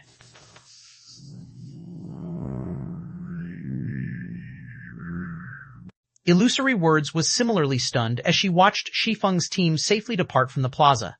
It should be known that the two conglomerate-backed teams had made it very obvious they were going to take lethal action against the team that secured the ruined library's first clear. Otherwise, they wouldn't have gone out of their way to join forces and erect a magic barrier over the dungeon's entrance. Yet, the instant the leaders of the two teams saw Shi Feng, they behaved as if they had just met an old friend and even personally saw him off. Nine Dragons Emperor was similarly confused by this development. It should be known that even the leader of the Dragon Hunting Temple's Vanguard team had to behave respectfully in front of Sword Bee and Light Chaser. What's wrong? Don't tell me you're acquainted with Black Flame? The one-eyed guardian knight from the Dragon Hunting Temple asked when he saw Nine Dragons Emperor's gaze fixated on Shi Feng's team. I'm not acquainted with him, but a friend of mine is, Nine Dragons Emperor said, shaking his head. Then, unable to help his curiosity, he asked the one-eyed guardian knight, who exactly is that Black Flame, Mr. Dragon Tamer? Why would those two behave so respectfully toward him? Your friend is very fortunate then, the one-eyed guardian knight named Dragon Tamer said. Then, he looked at Nine Dragons Emperor and pondered for a moment before asking, have you heard of the Greater God's Domain's Divine Glory List before? The Divine Glory List? Hearing Dragon Tamer's question, Nine Dragons Emperor quickly recalled the Greater God's Domain's Apex ranking lists previously mentioned by Hidden Mist. Is it the ranking list where only the Greater God's Domain's Apex experts can enter? That's correct. Dragon Tamer nodded. Then, he looked at Shi Feng's departing back and respectfully said, Black Flame is the latest expert to enter the Divine Glory List, the Lord of War Goddess's Black Flame. Moreover, he's been granted the rank of 281st. That is a high ranking even on the Divine Glory List. He's 281st on the Divine Glory List? Nine Dragons Emperor nearly lost his footing when he heard Dragon Tamer's words. Even the lowest ranked expert on the Divine Glory List was an extraordinary existence who could single-handedly shake an entire realm, let alone someone ranked within the top 300. When dealing with such an individual, even cross-realm conglomerates would have to tread carefully, let alone the average conglomerate. If any of their god's domain's native powers could get into the good graces of such an expert, they could be worry-free even when developing in the greater god's domain, let alone in their god's domain. Chapter 3648, Chapter 722, Times Have Changed, Chapter 722, Times Have Changed Black Dragon Empire, Black Dragon City, Zero Wing's Residence. We are done appraising and tallying the loot we got from the treasury, Guild Leader, Phoenix Rain reported excitedly as she stepped into the Guild Leader's office. In addition to 12,485 Divine Titan sources, we have obtained 216 God Chaser sets and 104 God Slayer combat puppets. That many? Shi Feng was a little surprised by the numbers Phoenix Rain reported. Although he had long known the God Slayer's treasury would house extraordinary wealth, he didn't think it would be to such an extent. Firstly, the value of the Divine Titan sources and epic-ranked God Chaser sets went without saying. As for the God Slayer combat puppets, they were bona fide advanced Dark Gold combat puppets. They were superior to even the Dark Gold combat puppets the Seven Luminaries Alliance used in the defensive clash against the Sun Dynasty. Each could overwhelm the average Tier 6 player, even when piloted by a Level 0 player. Although a force of 11 Ford Godslayer combat puppets still wasn't enough to let Zero Wing triumph over the Sun Dynasty in an all-out clash, it should be enough to let Zero Wing defend its resurrection camp in the world arc. Besides that, we have already integrated with 6 superpowers and received the real estate of 5 empires and 26 kingdoms. Our stockpile of 7 Luminaries crystal is currently sitting at 315 million units, and our Tier 6 expert count has reached 14. As for Tier 5 experts, we now have over 10,000 level 200 plus Tier 5 experts, of which 2,000 are at level 210 and above, Phoenix Rain continued reporting. Also, as per your instructions, I have asked the 164 level 210 plus Tier 5 experts who have mastered at least one basic law if they are willing to sign the God's Domain contract you provided, and 109 have agreed. Excellent, Shi Feng said, nodding in satisfaction. Have everyone who has signed the contract gather in the residence as soon as possible. We will leave our God's Domain in 3 hours. We're leaving today? Phoenix Rain couldn't help but look at Shi Feng in surprise. Shortly after the 2 conglomerate-backed foreign teams respectfully saw Shi Feng off from the ruined library, many native powers expressed their wishes to join Zero Wing. As a result, Zero Wing became swamped with work selecting and integrating these powers. Fortunately, Zero Wing was very stringent on the powers and players it accepted. Otherwise, completing the preliminary integration in just a day would have been impossible. Originally, Phoenix Rain thought they would have a few more days to complete the integration work. She never thought they would be heading for the Eternal Realm so soon. Zero Wing's situation in the Eternal Realm isn't looking too good from what I've been told, so we'll need to send reinforcements as soon as possible, Shi Feng said with a wry smile. If possible, he would also prefer to bide his time to bring more experts into the Eternal Realm. Unfortunately, the Sun Dynasty did not plan on giving him more time. The World Arc was one of the most important locations in the Eternal Realm, and there were 2 reasons for this. Firstly, it was a producer of secret treasures. Secondly, it was a gateway for players to enter Holy Ring City. Currently, Holy Ring City was the only known location where players could reincarnate into a mythical race.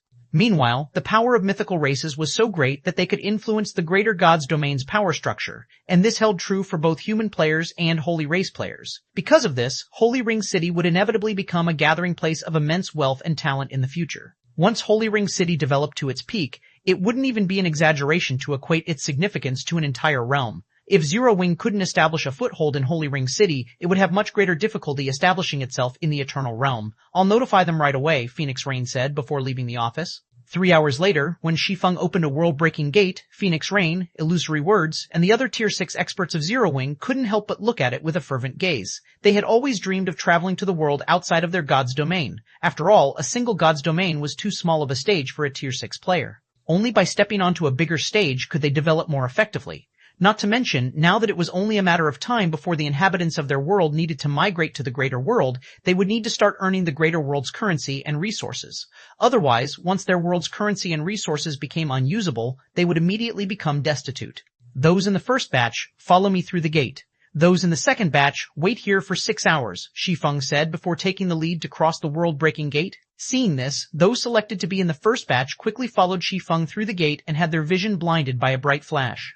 Then, when they could see again, they found themselves standing in a room filled with unbelievably dense mana. The room even had a trace of eternal energy. Is this the world outside our God's Domain? Phoenix Rain couldn't help but widen her eyes in shock as she looked out the window at the courtyard of Zero Wing's residence.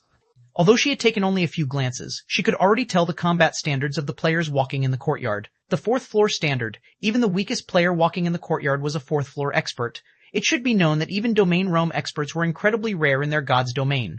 As for those who had reached the 4th floor standard, they were all existences who could compete for a spot among the 10 saints. Yet such experts were the most common type of experts found in Zero Wing's residence in the Eternal Realm. While Phoenix Rain and the others were looking through the window of Shi Feng's office with shocked expressions, a woman entered the room. The woman had an extraordinary presence, instantly dominating everyone's attention as soon as she appeared. You're finally back, Guild Leader. Vice Guild Leader Frey and I would have failed to hold on had you taken any longer to return. Carrying the Chaos Windblade on her back, Gentle Snow was akin to a war goddess as she walked up to Shi Feng. Although she was currently only at level 180, Phoenix Rain and the others felt as if they were standing before a Tier 6 god. In fact, the power she carried within her body was so overbearing that it distorted the space around her. Gentle Snow? Phoenix Rain couldn't help but be surprised when she saw Gentle Snow. Although it had been years since she last saw Gentle Snow, she could still recognize her face. Gentle Snow, the Snow Goddess. The woman was very famous during the early days of God's domain. When she suddenly disappeared from God's domain, many powers lamented over her disappearance as they all felt that Gentle Snow had the potential to become a Tier 6 expert. At one point, Phoenix Rain had also tried to recruit Gentle Snow. She felt that Gentle Snow was comparable to Blue Phoenix in talent, and she was confident the woman could become of huge assistance to her. Unfortunately, Gentle Snow turned down her offer, and she never saw the other party ever since. Now that Phoenix Rain was meeting with Gentle Snow again, she found that the other party had become inhumanly strong. Gentle Snow had become so strong that Phoenix Rain doubted she could survive more than a handful of moves against her. Chapter 3649, Chapter 723, Advanced Fine Gold Flying Ship, Chapter 723, Advanced Fine Gold Flying Ship, Guild Leader Phoenix. Gentle Snow was a little surprised to see Phoenix Rain in the room. She didn't think Shi Feng could successfully abduct the renowned demon queen of their home god's domain. Personally, Gentle Snow admired Phoenix Rain a lot. This was because the other party had single-handedly developed the Dragon Phoenix Pavilion into an overlord in their god's domain. In contrast, not only did she fail to properly manage Ouroboros, a first-rate guild, but she even ended up getting dismissed from the guild. I am no longer the Dragon Phoenix Pavilion's great pavilion master, so you don't have to address me as Guild Leader Phoenix. I'm slightly older than you, so call me Big Sis Phoenix instead, Phoenix Rain said, shaking her head.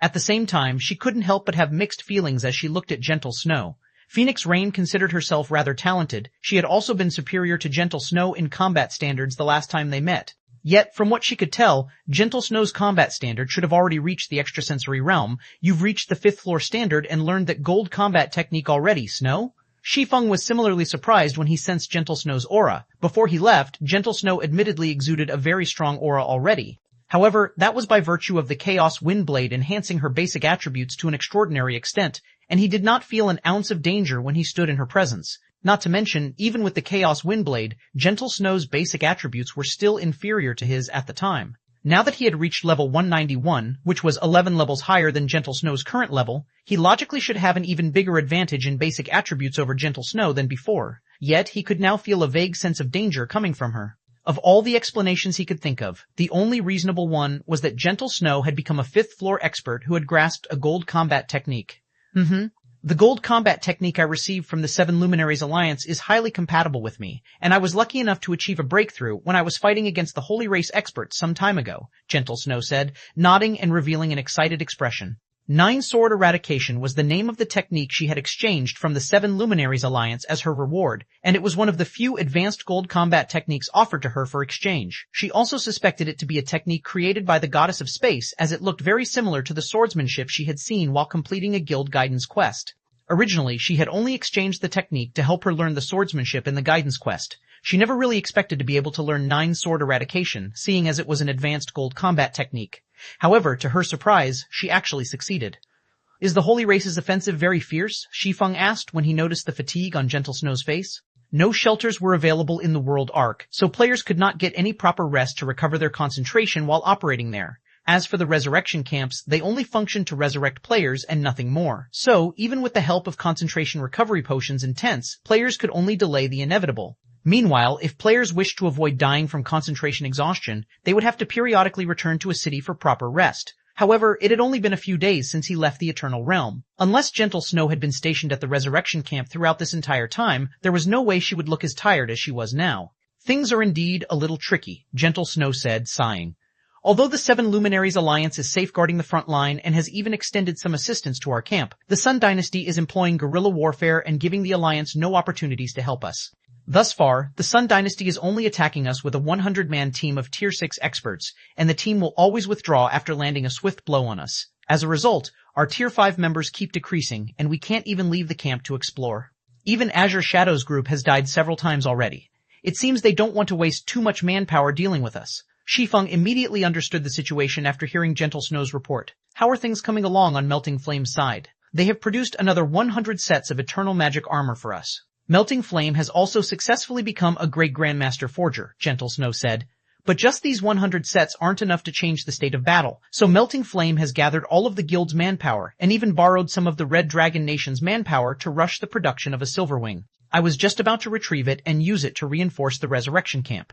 They've completed a Silverwing already? Shi Feng couldn't help but be surprised. Currently, exploration of the World Arc's inner area was of the utmost priority for both the human race and the Holy Race. Neither side would allow the other to gain any advantage in Holy Ring City. It was why the Sun Dynasty had mobilized so little manpower to deal with Zero Wing. While a 100-man team of Tier 6 experts was impressive, it was nowhere near enough to capture Zero Wing's resurrection camp. At most, such a force could be used to eliminate some of the camp's Tier 5 and Tier 6 defenders. Not to mention, even if the Sun Dynasty successfully eliminated Zero Wing from the World Arc, it would not be able to reclaim the Sunlight Blade.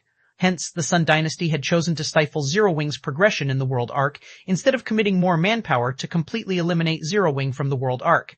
Have a look yourself, Gentle Snow said as she shared a holographic image of a completed Silverwing flying ship with Shi Feng. I can't believe it. Shi Feng was greatly surprised as he looked at the image before him. At this point in time, it should logically be impossible for Zero Wing to manufacture the Silverwing flying ship in the Eternal Realm. After all, secret silver flying ships were considerably rare even in the Greater God's domain, let alone the Eternal Realm.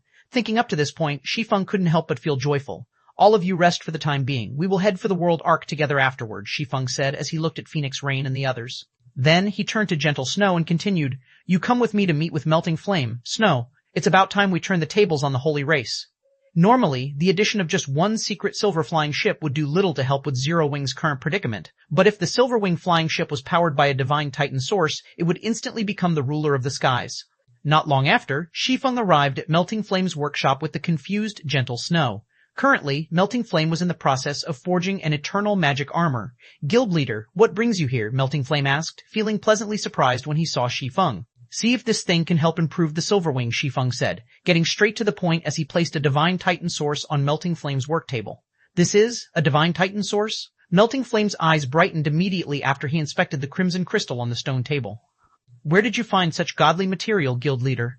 Just tell me if it's of any use, Shi Feng said, exasperated by Melting Flame's response. Yes, it's of incredible use, Melting Flame answered with certainty. If I have this divine titan source, I can upgrade the Silverwing into an advanced fine gold flying ship. Chapter 3650, Chapter 724, New Silverwing Chapter 724, New Silverwing Advanced Fine Gold. Shi Feng's eyes brightened when he heard Melting Flame's answer. How many people do you need? How long will the upgrade take? Secret silver flying ships were already considerably rare in the Greater God's domain. As for fine gold flying ships, they were as rare as a phoenix's feather, and they were usually regarded by upper-ranking hegemonic powers as one of their most prized possessions. Originally, Shi Feng thought Melting Flame could, at best, upgrade the Silverwing into a fine gold flying ship. After all, the improvements flying ships received from each rank upgrade were much more significant than weapons and equipment. Hence, it was much more challenging to upgrade a flying ship's rank. Meanwhile, upon reaching the advanced fine gold rank, a flying ship would be akin to a mobile fortress. Not only could it withstand the attacks of Tier 6 players, but it also had the power to kill Tier 6 players. If the average Tier 6 player were to encounter an advanced fine gold flying ship while traveling across the Void Sea, they would usually steer clear of its path. For these reasons, advanced fine gold flying ships were used by conglomerates as their primary method of transporting cargo between realms. It's only a simple power source replacement, so I'll only need one Grandmaster Engineer to assist me with the modifications. The process also shouldn't take more than 4 or 5 hours, Melting Flame said, anticipation coloring his face as he looked at the crimson crystal on the table. He had only seen an advanced fine gold flying ship once before, and it was when he was visiting a holy city. When the advanced fine gold flying ship appeared near the holy city, the entire city erupted with commotion. Even the holy city's Tier 6 defenders went on high alert for fear that the advanced fine gold flying ship was looking to do harm to the city. Now that he had the opportunity to create an advanced fine gold flying ship, he couldn't help but feel as if he was in a dream. Okay, go and get a Grandmaster Engineer right away, but make sure they are trustworthy, Shi Feng said, nodding. Then he handed Melting Flame a God's Domain contract and added, also, whoever you choose must sign this contract. The both of you will be responsible for modifying all Silverwings produced in the future. While time was of the essence currently, Zero Wing could still afford to wait a handful of hours, especially if it meant it could add an advanced fine gold flying ship to its Resurrection Camp's defense. At that time, the Resurrection Camp's safety would rise to a whole new level.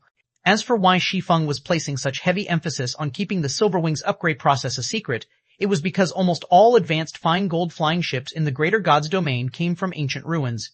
Not a single power in existence could manufacture flying ships of such rank. Hence, should news of Zero Wing having the ability to produce advanced fine gold flying ships get leaked, the consequences would be beyond Zero Wing's capability to bear. Do you still have more of this godly material, guild leader? Melting Flame couldn't help but doubt his ears when he heard Shi Feng's words. He dared not believe Shi Feng had more than one divine titan source. As an inferior divine material, the divine titan source's rarity went without saying.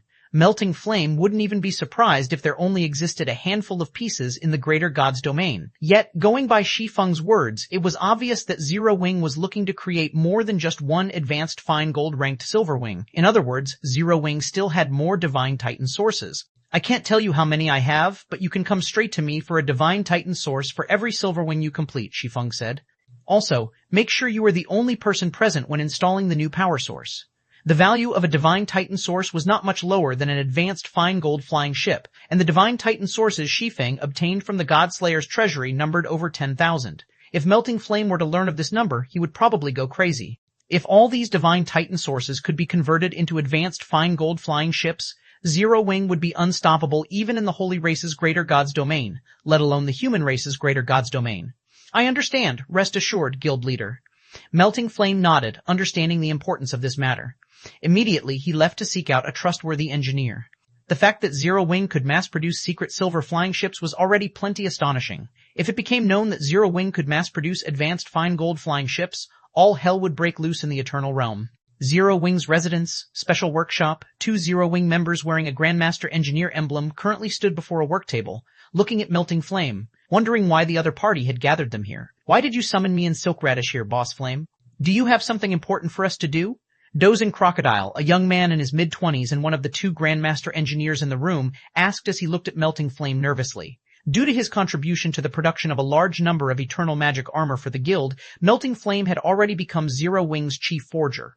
Although he still wasn't a core executive of Zero Wing, his status was already comparable to that of core executives. It's nothing major, Melting Flame said as he looked at the 2 individuals who had joined Zero Wing at the same time as he did. Then, with a smile, he took out a God's Domain contract and continued, I need an exclusive engineer to work under me. The benefits are listed in this contract. See if any of you are interested. Heeding Shi Feng's instructions, Melting Flame settled on 2 possible candidates to take on Shi Feng's task with him. These 2 candidates were Silk Radish and Dozing Crocodile. They were among the same batch of players who joined Zero Wing as he did, and both were currently among the best engineers in Zero Wing. We can never log into God's domain once we break the contract? Dozing Crocodile frowned when he read the final clause of Melting Flame's contract. Admittedly, Melting Flame offered incredibly lucrative benefits in his contract. In addition to a monthly salary of 100,000 star coins, Melting Flame also offered an advanced living quarter in Zero Wing's main headquarters. In the current situation where the surrounding third-tier mobile cities were all frantically competing over Star Lake City's housing spaces, this was a privilege Dozing Crocodile dared not dream of obtaining. However, signing this God's Domain contract would also mean that he would forever be restricted to working for Zero Wing. It should be known that he had only joined Zero Wing on behalf of his family, and his relationship with Zero Wing could only be considered a temporary partnership. There was also a strong possibility he would become the head of his family in the future. Compared to the benefits he could reap from being the ruler of a hegemonic power, the benefits Melting Flame offered could only be considered laughable. So, there was no reason for him to restrict himself to Zero Wing. I'll sign this contract, Big Brother Melting Flame, Silk Radish said without hesitation after reading the contract. Silk Radish's circumstances were different from Dozing Crocodile's. Dozing Crocodile was an original inhabitant of the greater world, and he even had citizenship in a third-tier mobile city. Even if he left Zero Wing, he would still have plenty of equally good options to choose from. However, for Silk Radish, Zero Wing was her only option, as it was the only guild from her homeworld currently operating in the greater world. Not to mention, once she signed the exclusive contract, she would become a core member of Zero Wing and receive more resources to support her advancement to the Great Grandmaster rank. Okay, sign it and follow me, Melting Flame said, nodding. Subsequently, Silk Radish signed the God's Domain contract and left to modify the Silver Wing with Melting Flame. As for Dozing Crocodile, he nonchalantly returned to his workshop and resumed striving to become a great Grandmaster Engineer so that he could become the head of his family as soon as possible. Roughly 5 hours later, Melting Flame ran to the guild leader's office and happily handed the modified Silver Wing to Shi Feng. Then, he left to start production on the second Silver Wing so that he could modify more secret silver flying ships into advanced fine gold flying ships and produce a fleet of them for Zero Wing residence, guild leader's office, it's all up to you now. After Melting Flame left, Shi Feng took out the origin myth and expectantly moved the advanced fine gold Silver Wing from his bag into the origin space. An advanced fine gold flying ship might be powerful, but calling it the ruler of the skies was a stretch, especially against the Holy Race's Sun Dynasty. One advanced fine gold flying ship was not enough to get Zero Wing out of its current predicament.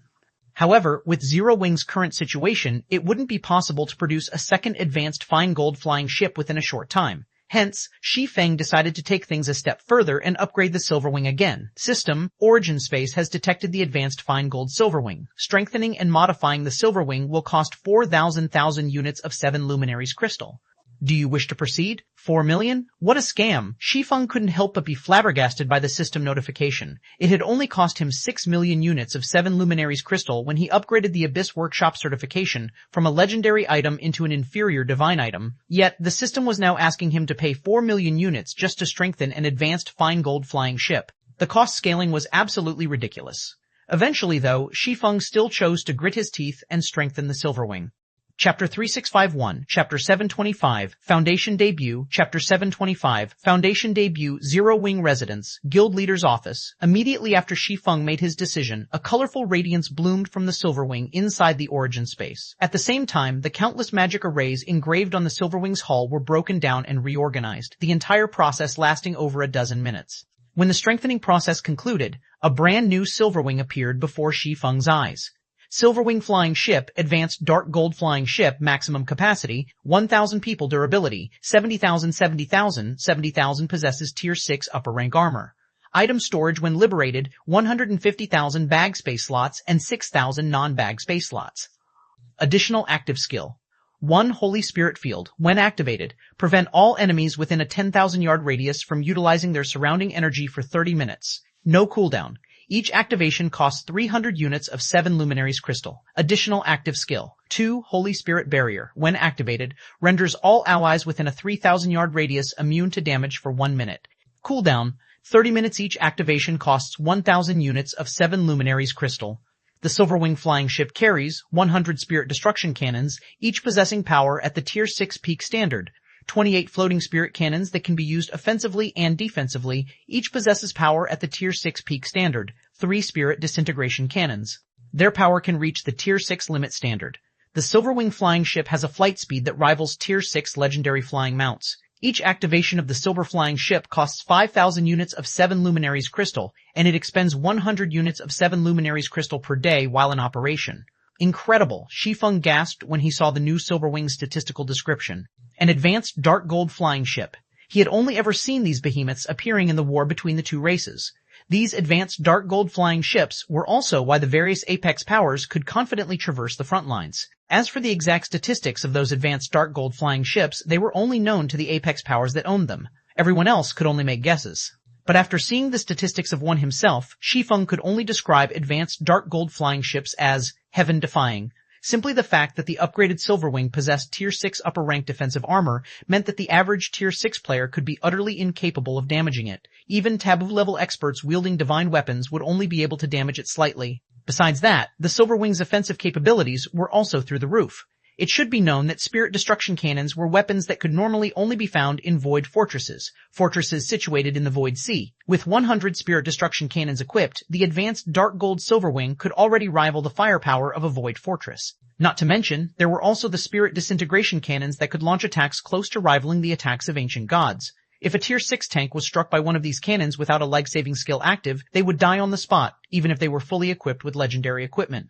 No wonder those advanced dark gold flying ships I've seen could single-handedly take down entire fortresses. With such firepower, even Tier 6 gods will have to steer clear of them.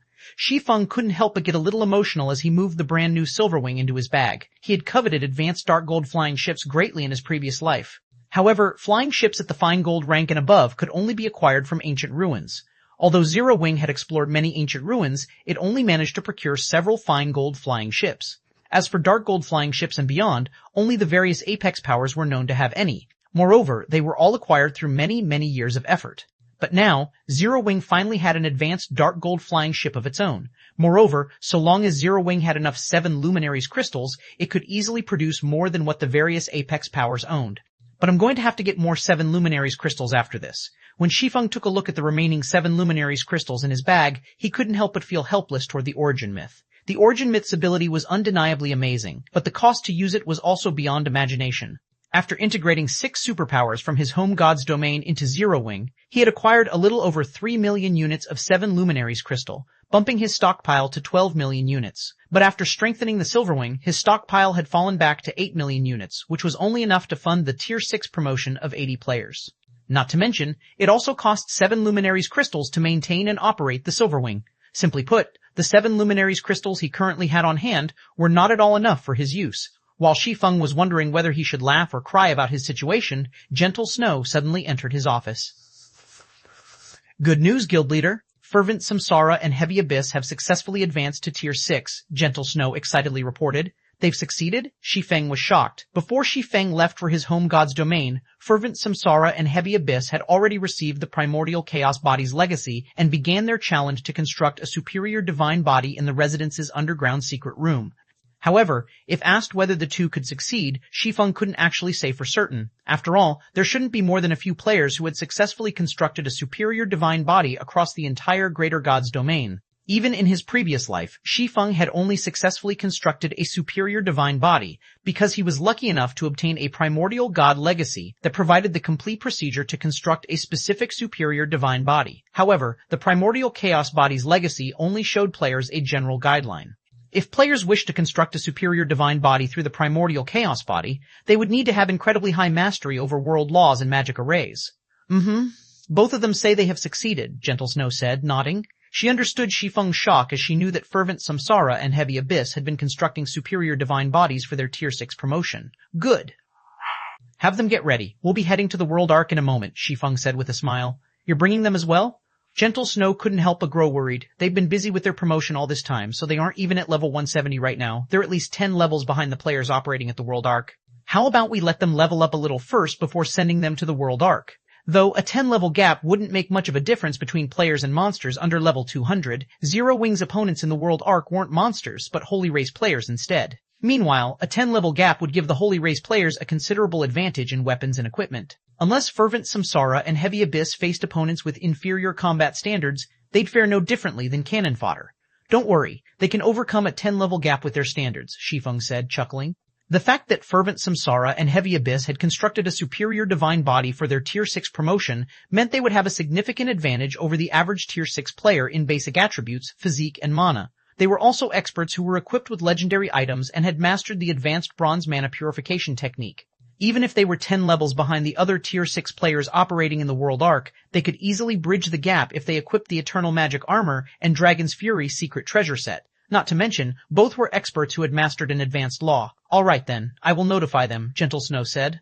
Chapter 3652, Chapter 726, Guild War Chapter 726, Guild War World Arc, Soul Lake. Ever since the 7 Luminaries Alliance lifted restrictions on the World Arc's inner area, the inner area's resurrection camps had become a gathering place for the Eternal Realm's various powers and independent players. The Soul Lake resurrection camp under Zero Wing's ownership was especially popular.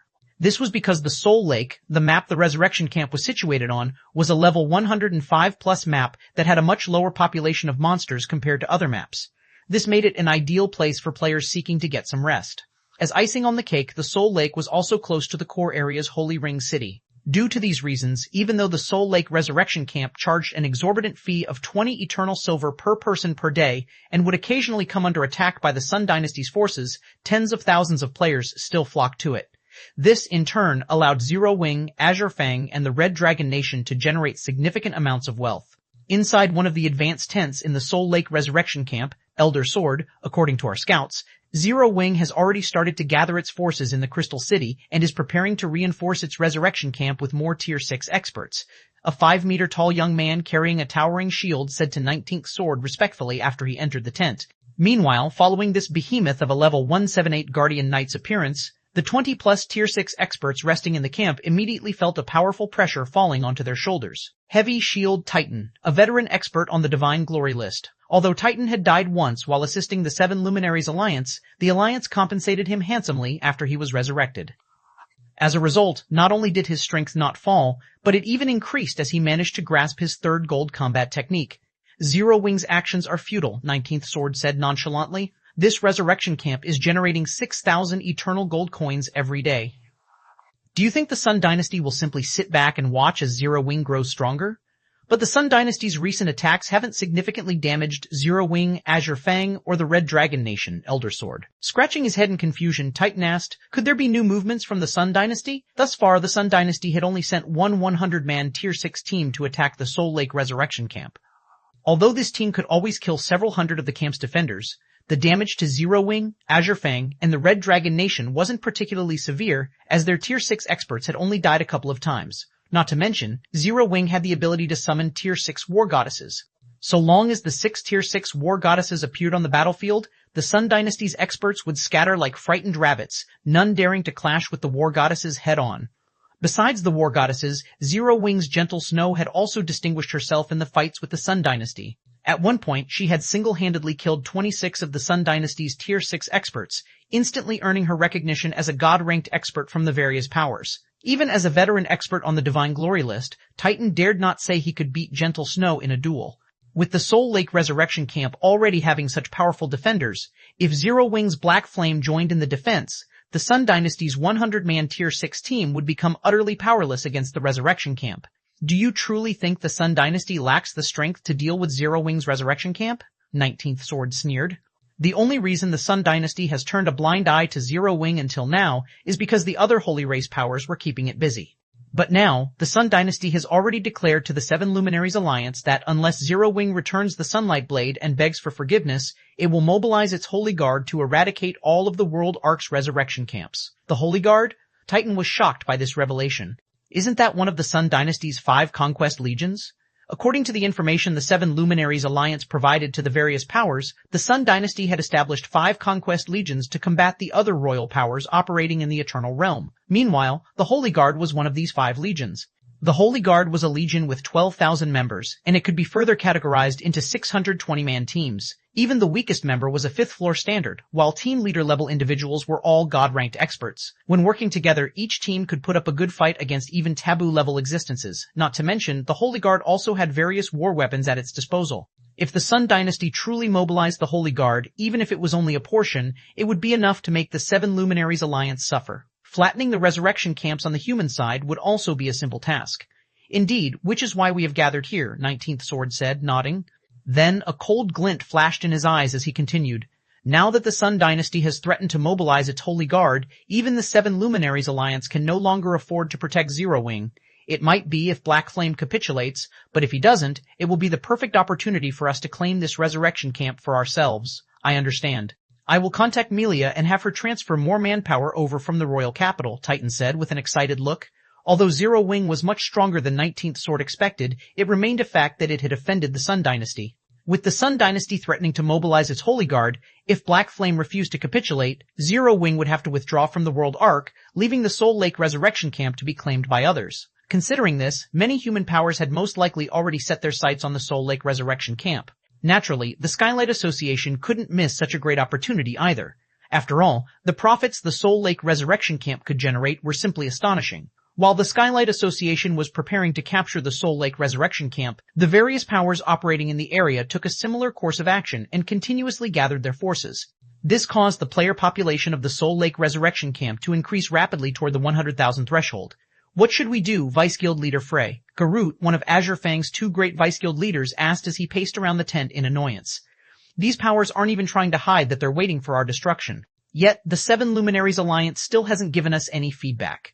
The Star Lake Resurrection Camp was a cash cow.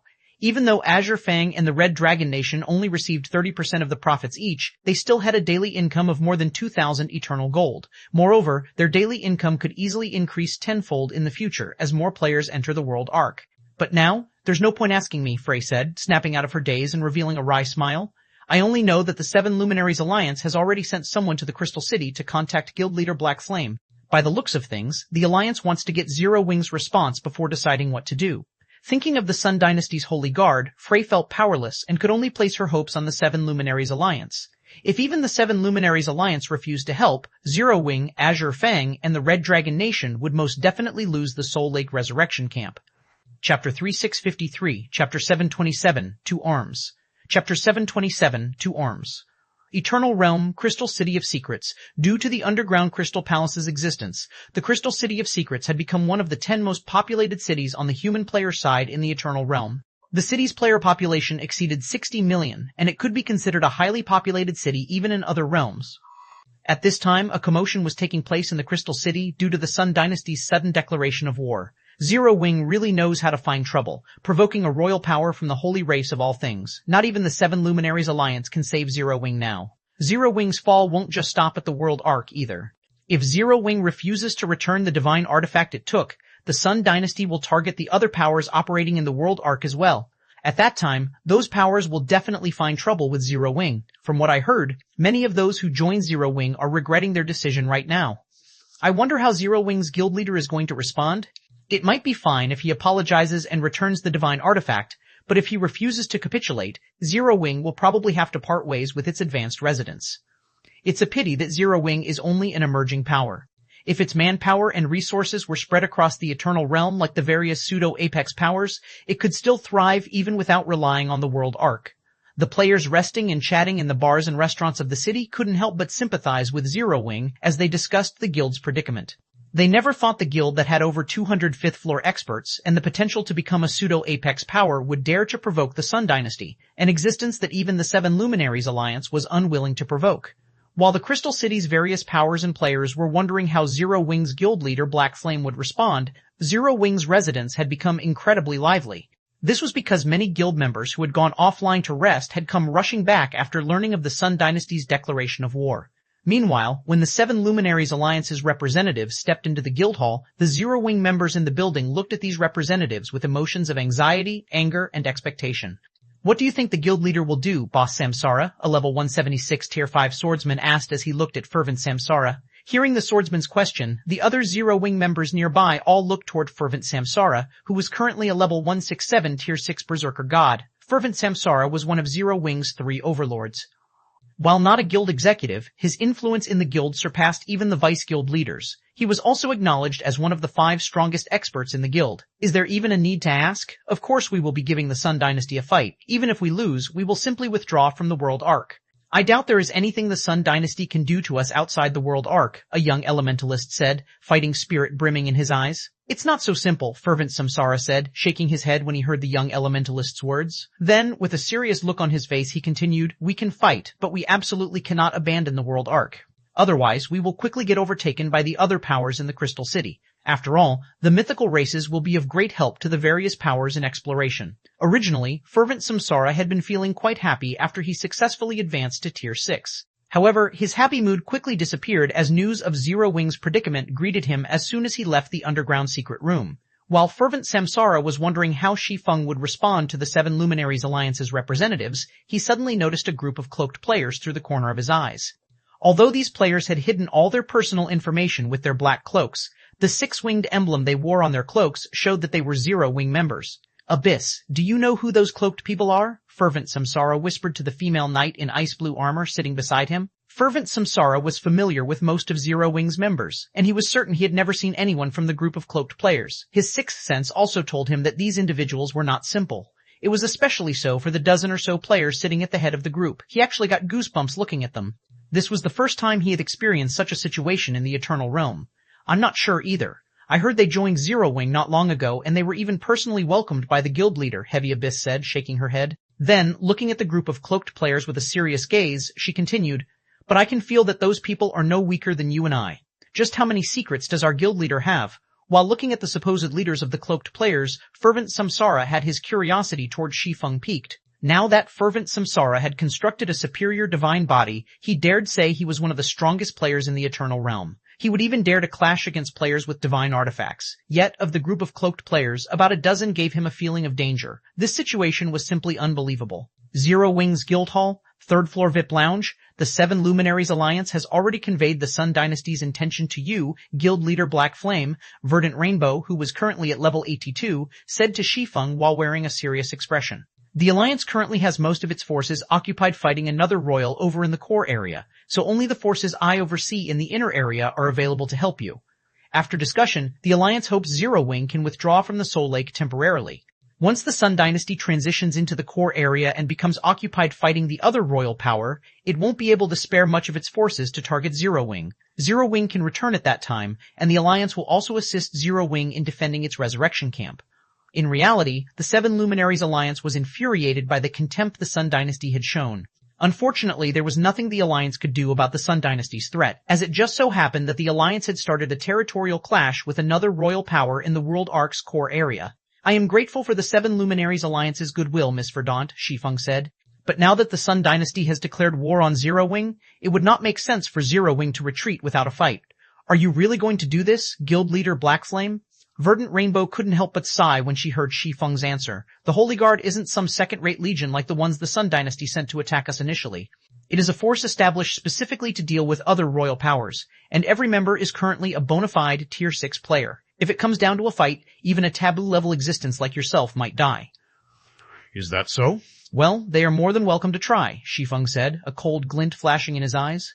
Chapter 3654, Chapter 728, World Arc. In Turmoil, Chapter 728, World Arc in Turmoil, Crystal City of Secrets, Airport, Lunatic. He's simply a lunatic. Is he trying to bring his entire guild down with him? Looking out the window of the flying ship they were on, the Outer Elder who had accompanied Verdant Rainbow to Zero Wing couldn't help but be shocked as he looked at the players gathering inside Zero Wing's residence. The fact that the Seven Luminaries Alliance had sent Verdant Rainbow, the Alliance's rising star, to communicate with Black Flame was already enough to show how much it valued Zero Wing. Normally, not even the guild leaders of pseudo-apex powers would receive such a treatment. As if that wasn't enough, the Seven Luminaries Alliance had even promised that so long as Zero Wing temporarily withdrew from the World Arc this time, it would help Zero Wing re-establish itself in the World Arc in the future. This was an opportunity that many powers could only dream of obtaining, yet Black Flame had turned down this offer and insisted on fighting the Sun Dynasty's Holy Guard with only Zero Wing strength. Although Black Flame is indeed a little crazy, Zero Wing shouldn't be underestimated either, Verdant Rainbow said as she looked at Zero Wing's residence. When we first arrived inside the guild hall, I sensed at least 10 experts who could threaten me. 10? The Outer Elder couldn't help but look at Verdant Rainbow in astonishment. How can a new guild possibly have so many taboo-level existences? It should be known that Verdant Rainbow was a new generation chosen one of the Seven Luminaries Alliance. Her combat standard was through the roof. Paired with the World String, although she still wasn't at the standard of the Alliance's veteran taboo-level existences, she could still be considered mid-tier among all taboo-level existences in the Greater God's domain. Hence, anyone who could make Verdant Rainbow feel threatened should be a taboo-level existence at the very minimum. But how could Zero Wing possibly have 10 taboo-level existences? I don't know. Verdant Rainbow shook her head. Then, thinking of the Holy Guard she had previously encountered in the World Arc's core region, she sighed and said, "But it doesn't matter whether Zero Wing has 10 or 20 taboo-level existences. None will matter in front of the Sun Dynasty's Holy Guard." The Sun Dynasty's strength far exceeded the Seven Luminaries Alliance's imagination. Of the Holy Guard's 12,000 members, over 600 were considered team leaders. All of them were also battle-hardened individuals who had clashed against the Holy Race's other royal powers for many years. So long as these team leaders formed a 20-man team with the Holy Guard's weaker members, they could trade blows with taboo-level existences. With the Holy Guard having 12,000 members, it meant that the Legion had 600 teams that could trade blows with taboo-level existences. 10 against 600? With such a huge disparity in numbers, even a layman could tell Zero Wing's chances of victory were non-existent. This was also why the Sun Dynasty dared declare that it would eradicate all of the human race's resurrection camps in the World Arc. While Verdant Rainbow and her entourage were leaving the Crystal City of Secrets, news of Zero Wing's intention to fight the Sun Dynasty quickly spread like wildfire, and every player in power who received news of this matter couldn't help but be shocked by Shi Feng's decision. World Arc, Soul Lake Resurrection Camp, Skylight Association's Advanced Tent, Black Flame is truly insane. Titan couldn't believe his eyes when he read the report from his subordinate. Isn't that good news? Milia the Mjolnir smiled. We will now have a stable source of income to fund the construction of a guild town. After seeing the fortune the Blaze conglomerate was raking in thanks to its guild city, many powers had already started to prepare for the construction of their own guild town, and the Skylight Association was no exception. However, constructing a guild town in the Eternal Realm was easier said than done. Aside from requiring a building order, astronomical funding was also needed. Fortunately, the Skylight Association could easily solve this problem so long as it took over the Soul Lake Resurrection Camp. Originally, had Zero Wing chosen to make peace with the Sun Dynasty, it could have easily defended the Soul Lake Resurrection Camp with the help of Azure Fang and the Red Dragon Nation. But now, Zero Wing had willingly chosen to fight the Sun Dynasty to the death. Titan nodded in agreement with Melia's words. Many powers were eyeing the Soul Lake Resurrection Camp due to its economic value. Fortunately, Zero Wing had chosen to send itself into the jaws of death and give everyone a chance to lay claim to the Resurrection Camp. How is the gathering of our forces coming along? 19th Sword interrupted. The 42 Tier 6 experts stationed in the capital are already making their way here, Milia answered, smiling after checking the latest update report. Once they arrive, we will have 70 Tier 6 experts here, far exceeding the Scarlet Merchant Alliance and Flaming Bee. At that time, not even the Star Dynasty can clash with us. Good, have them hurry up a little, 19th Sword said, nodding. If we don't have enough forces by the time the Sun Dynasty starts its attack, those other powers might get the upper hand over us. You can rest assured, Elder Sword, Titan said. According to our scouts, the Sun Dynasty seems to have learned of Zero Wing's intention and is enraged by it. Originally, the Sun Dynasty had already stopped amassing its forces after gathering 4,000 players. But now, the Sun Dynasty has changed its mind and is looking to gather all Holy Guard members. This process will take at least a day. Our reinforcements would have long arrived by then.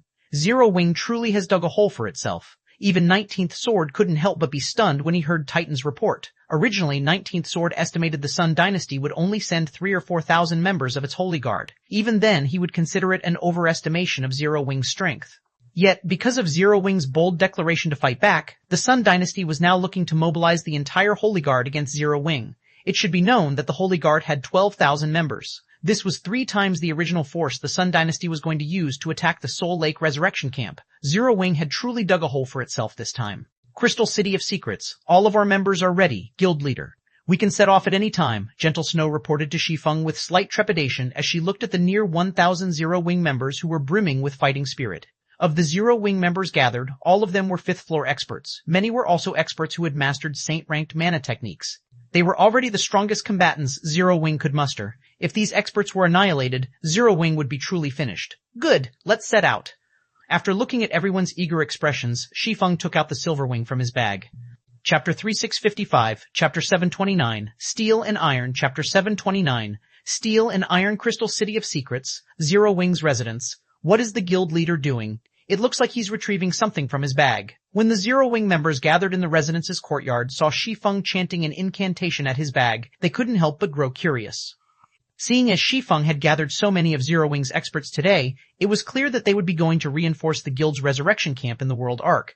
Yet, rather than hurrying over to the World Arc, Shi Feng was taking his time retrieving something from his bag. While everyone was wondering what Shi Feng was retrieving, a gigantic spatial magic array suddenly appeared above the residence. The silver spatial magic array covered the entire residence, its appearance causing a commotion both inside and outside the residence. A moment later, a flying ship forged entirely from iron and steel emerged from the magic array. The ship spanned over 1,000 meters from bow to stern, and its gradual descent cast a dark shadow over the land beneath it. At first glance, the ship was akin to a floating mountain, and its appearance dumbfounded the Zero Wing experts in the courtyard. Is that a flying ship? What's going on? Since when did our guild have a flying ship? Heavens, how can there be a flying ship this massive? It's at least 100 meters long. At this time, even fervent Samsara, who was familiar with many of the Greater God's Domain's secrets, couldn't help but be shocked by the sight of the Silver Wing flying ship. It should be known that the average flying ship in God's Domain only measured about 100 or 200 meters long. Even the various pseudo-apex powers prided fine gold flying ships only measured about 800 meters long. However, if placed beside the Silver Wing, even fine gold flying ships would look no different from infants standing beside an adult. Is this flying ship really the Silver Wing guild leader? Gentle Snow asked. She couldn't help but rub her eyes in doubt as she looked up at the flying ship above her. Gentle Snow knew of Shi Feng's intentions to modify the Silver Wing. She had also seen the Silver Wing's original appearance. Originally, the Silver Wing was only a 500-meter-long flying ship armed with 30 cannons. Yet, the current Silver Wing had not only tripled in size, but its armaments had also quadrupled in number. The ship's 3 main cannons were especially noteworthy. Merely the mana fluctuations they naturally radiated were enough to make her heart palpitate. It should be known that she was currently strong enough to rival Tier 6 gods of the same level. There should be very few existences in the current eternal realm that could threaten her. Yet, she was now feeling the threat of death coming from a flying ship's main cannons. Naturally, Shi Feng said, chuckling. Only, the current Silver Wing is at the Advanced Dark Gold rank. Advanced Dark Gold? Doesn't that put it on the same level as the Obsidian? Gentle Snow exclaimed. The Obsidian. It was currently the strongest known flying ship in the Greater God's Domain, and it was owned by the 7 Luminaries Alliance. The Obsidian was without a doubt a strategic weapon for war, and it was rumored that one Obsidian flying ship had enough firepower to rival a god-ranked fortress. Hence, Gentle Snow couldn't help but be astonished to hear that the Silver Wing was now equal to the Obsidian. While watching the Silver Wing gradually descend, Shi Feng asked Gentle Snow, "By the way, you've already had the selected 114 5th floor members sign a confidentiality contract, right? All 114 members have signed it already. If they dare leak any information on the Godslayer combat puppet or transfer their assigned unit to a third party, they will permanently lose the ability to log into God's Domain," Gentle Snow said with certainty. Good. Shi Feng nodded. Then he instructed, also, before I give the command, tell them not to take out the Godslayer combat puppets under any circumstances. The Soul Lake Resurrection Camp was of utmost importance to Zero Wing. Not only was it an important source of income, but it also served as an assurance for the guild to recruit Tier 6 experts in the Crystal City of Secrets.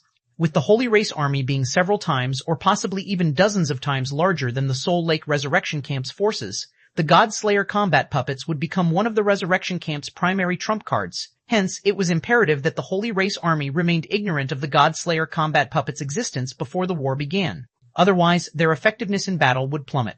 Combat puppets were often used as trump cards in wars between the various powers. When deployed at opportune moments, they could often achieve amazing results. It was especially so for Dark Gold combat puppets. Dark Gold combat puppets came with large destruction spells that could match Tier 6 destruction curses cast by Tier 6 mage gods. Even when operated by Tier 0 players who hadn't reached the Refinement Realm standard, Dark Gold combat puppets could act as a mobile cannon and devastate battlefields. Naturally, in the hands of experts, Dark Gold combat puppets could display even greater combat effectiveness. Oftentimes, even a handful of Dark Gold combat puppets were more than enough to turn the tides of a battle involving tens of thousands of experts. So, one could imagine just how terrifying a force of 114 advanced Dark Gold combat puppets manipulated by 5th floor experts could be. During the war between the two races in Shi Feng's previous life, even though the Holy Race had an overwhelming numerical advantage over the human race, human players still managed to hold their ground and put up a good fight. Ultimately, they even managed to stop the Holy Race army's advance in the Eternal Realm. Meanwhile, apart from the few monstrously powerful experts, the reason the human race managed to accomplish such a feat was largely due to war weapons. Of course, war weapons were not without their flaws. It was especially so for advanced Dark Gold combat puppets like the God Slayer combat puppet. Simply powering up a God Slayer combat puppet already cost 500 units of 7 Luminaries crystal, while every use of its large destruction spells cost 50 units of 7 Luminaries crystal. If a guild didn't have a sufficiently large stockpile of 7 Luminaries crystals, it wouldn't matter how many war weapons it possessed. It wouldn't be able to afford to use them. Rest assured, guild leader. They won't make a move without your command. Moreover, to ensure they have sufficient firepower, I have assigned each of them 5,000 units of 7 Luminaries crystal. That should be enough to last them through the entire battle, Gentle Snow said excitedly. Before Shi Feng's return, Gentle Snow could only despair whenever she considered facing the Sun Dynasty's encirclement. However, after seeing the 114 Godslayer combat puppets Shi Feng brought back, she immediately gained the confidence to trade blows with the Sun Dynasty. Subsequently, Shi Feng had the near 1,000 experts gathered in the courtyard board the Silverwing. Then, under the gaze of the Crystal City's players, the Silverwing transformed into a silver glow as it flew toward the World Ark, its speed vastly superior to the flying transport ships docked at the city's airport. World Ark, Soul Lake, as the battle between Zero Wing and the Sun Dynasty drew closer, the various powers members and independent players started distancing themselves from the Soul Lake Resurrection Camp, leaving only the members of Zero Wing, Azure Fang, and the Red Dragon Nation. It's been nearly a day, yet Zero Wing's forces have yet to show up. I heard that many of the Sun Dynasty's subordinate powers have decided to join the crusade against Zero Wing because of the bounty the Sun Dynasty is offering. Even excluding the Sun Dynasty's forces, their forces totaled over 200,000 players. By now, they have already blocked the paths leading to the Soul Lake Resurrection Camp, and even the 7 Luminaries Alliance's teams will have trouble reaching the camp. Quick, look. There's a flying ship approaching from over there. Isn't that Zero Wing's 6-winged emblem? Chapter 3656, Chapter 730, Unsheathed Sword, Chapter 730, Unsheathed Sword Soul Lake, Resurrection Camp. Although many players and powers had distanced themselves from the Soul Lake Resurrection Camp due to the upcoming war, the camp's player population hardly decreased. This was because Azure Fang and the Red Dragon Nation had gathered over 100,000 members at the camp.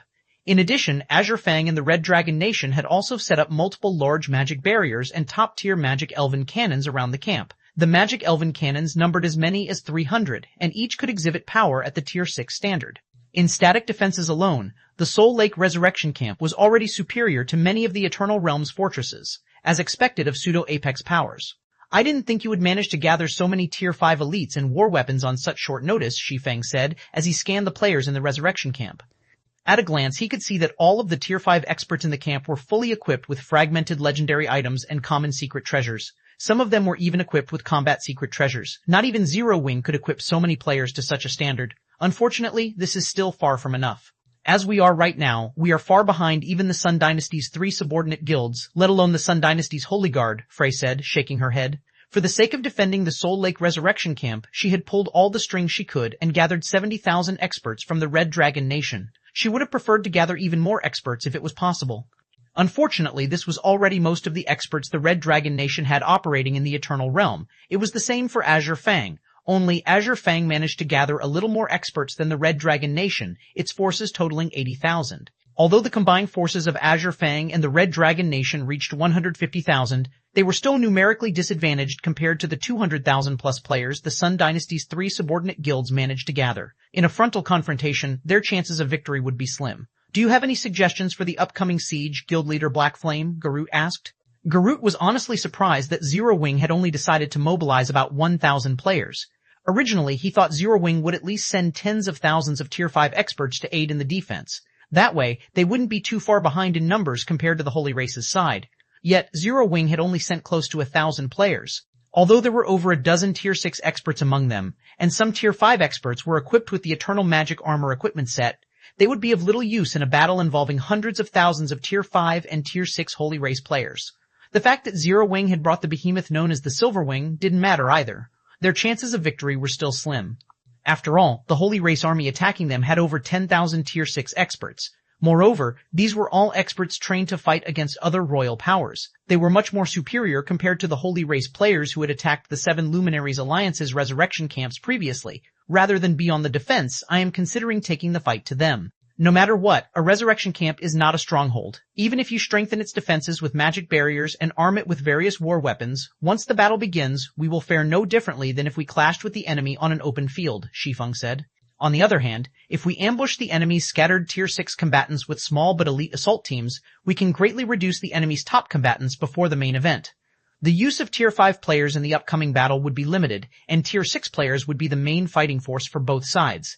If one side's Tier 6 players suffered annihilation, its remaining forces would be powerless to resist the other side's Tier 6 players. Previously, in the defensive war led by the 7 Luminaries Alliance, they couldn't let too many Holy Race players enter the Alliance's resurrection camps as it would disrupt the occupation process. Hence, they had to stay in the camps to prevent anyone from sneaking through. Now, though, the Sun Dynasty's goal was to target Zero Wing and eliminate all the forces stationed in the Soul Lake Resurrection Camp. In such a situation, it would be foolish for them to stay inside the Resurrection Camp. It was especially so now that he had brought a bunch of level 200+ experts from his home god's domain to the Eternal Realm. In a defensive siege, the combat effectiveness of these level 200+ experts would be limited. However, if they were put in a field battle involving only tens of thousands of players, their strength would be overwhelming. Of course, this was a secret Shi Feng did not plan on sharing with outsiders like Frey and Garut. Reducing their combat power before the main battle is indeed a good idea, but with our current forces, it really isn't ideal to do such a thing, Frey said after pondering over Shi Feng's suggestion. Based on the intelligence I've received, the Sun Dynasty's 3 subordinate guilds are no pushovers. Each guild has several hundred Tier 6 experts under their command. Even if they are scattered across the Soul Lake, each group should still have over 100 Tier 6 experts. Meanwhile, the total number of our Tier 6 combatants is only a little over 100. We will need to concentrate all of our Tier 6 combatants into one team if we want to eliminate any of their teams within a short time. Even with your current strength, we can, at most, afford to form 2 assault teams, Guild Leader Black Flame, Garut said, nodding in agreement with Frey. But if it is just 2 assault teams, the damage we can do to the enemy will be negligible. We will also expose our top combatants, making it easier for the enemy to counter us. 1 or 2 teams might not do the trick, but what about 10, Shi Feng said, chuckling. 10 assault teams? Frey and Garut couldn't help but look at Shi Feng in confusion. They failed to understand what was going through Shi Feng's head. Their 3 guilds only had a little over 100 Tier 6 experts. If they were to form 10 assault teams, each team would only receive about a dozen Tier 6 experts. They'd be sending their forces straight into the jaws of death if they tried pitting a dozen Tier 6 human experts against 100 Tier 6 Holy Race experts. You two don't have to worry about this. Zero Wing's members will take on the responsibility of attacking the enemy's Tier 6 experts. I only need you to send some scouts to determine the positions of the enemy forces, Shi Feng said, not bothering to explain himself. If there are no more problems, let's quickly get things into motion. The enemy's Tier 6 experts will start to group up if we drag our feet for too long. Shi Feng's words stunned Frey and Garut. However, since they couldn't think of a good reason to object to Zero Wing shouldering all responsibilities for attacking the enemy, they agreed to provide several hundred scouts for reconnaissance. Even if these scouts were annihilated, it wouldn't result in much losses to their 2 guilds. Subsequently, Shi Feng had Phoenix Rain and the other players from his home god's domain form 9 assault teams and scattered them across the Soul Lake. Then, he hopped onto the Silver Wing with Zero Wing's main force members and flew to the border connecting the Soul Lake with the frontline maps. It was already known that the Holy Race army was continuously gathering their forces at the border, so they would definitely find some enemies there. Meanwhile, shortly after Zero Wing arrived at the Soul Lake Resurrection Camp with the eye-catching Silver Wing, news of Zero Wing's arrival quickly reached the Sun Dynasty's Holy Guard. Zero Wing's guild leader has arrived at the Soul Lake Resurrection Camp, Your Highness. Heavenly Ape Saint, who was currently a level 81 tier 6 player, cautiously reported to a woman with a stunning appearance and slender figure. However, it doesn't look like he is as tough as he makes himself out to be. According to our investigations, Black Flame only brought 1,000 players to reinforce the Resurrection Camp. It is obvious he is afraid we will wipe out Zero Wing's forces. As things stand, the 3 guilds' armies will be more than enough to destroy the Soul Lake Resurrection Camp. I thought the person who killed my foolish little brother would be someone incredible, but it seems I have overestimated him. After hearing Heavenly Ape Saint's report, the woman named Daystar nonchalantly commanded, "Let's not waste any more time then. Have our gathered forces move out immediately? I want to be back in the core area in half an hour." Understood. Heavenly Ape Saint respectfully withdrew and began instructing the gathered members of the Holy Guard to advance on the Soul Lake Resurrection Camp immediately. Chapter 3657, Chapter 731, Zero Wing's Elites. Chapter 731, Zero Wing's Elites. Following the news of Zero Wing's Silver Wing arriving at the Soul Lake Resurrection Camp, the 3 holy race guilds that had entered the Soul Lake quickly went into action. The Sun Dynasty was a royal power of the holy race, so although the 3 guilds were subordinates of the Sun Dynasty, they were still vastly superior to the average human guild. Presently, each of the 3 guilds had gathered around 90,000 experts to encircle and attack the Soul Lake Resurrection Camp, their combined forces exceeding 270,000. In addition, they had close to 500 Tier 6 experts in total. With these forces, they wouldn't fear clashing against even the 7 Luminaries Alliance.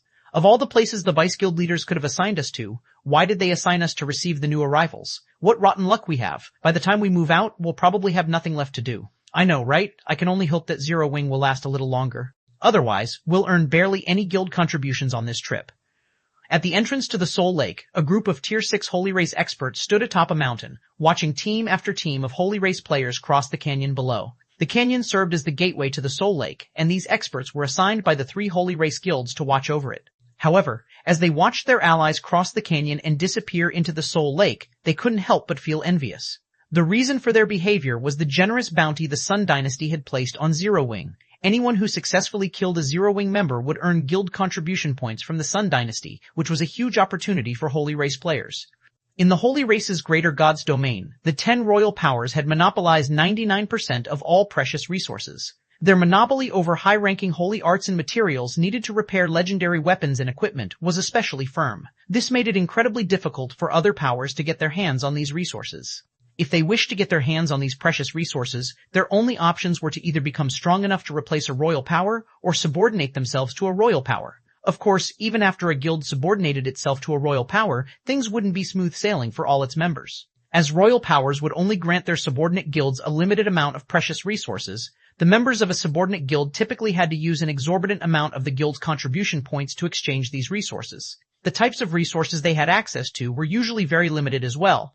But now, they had an opportunity to earn the Sun Dynasty's guild contribution points directly, and all they needed to do was kill members of Zero Wing. Not only did this mean that they could exchange precious resources at a significantly cheaper price, but the variety of items they could exchange would also be much greater. They could even make a fortune by reselling the items they exchanged. Inside a certain tent on the mountaintop, how are preparations coming along on your side, Locust? The Holy Guard has already moved out. Once Her Highness Daystar takes action, there won't be anything left for us to do. A giant of a man who was 10 meters tall, covered in holy patterns, and had messy hair said to the elegant middle-aged man resting beside him. If the rumors about Black Flame killing Chalk Splendor are true, he should be able to rank in the Transcendent list. You know how hard it is to find opportunities to fight such experts. It'd be a pity if we don't even get to fight him.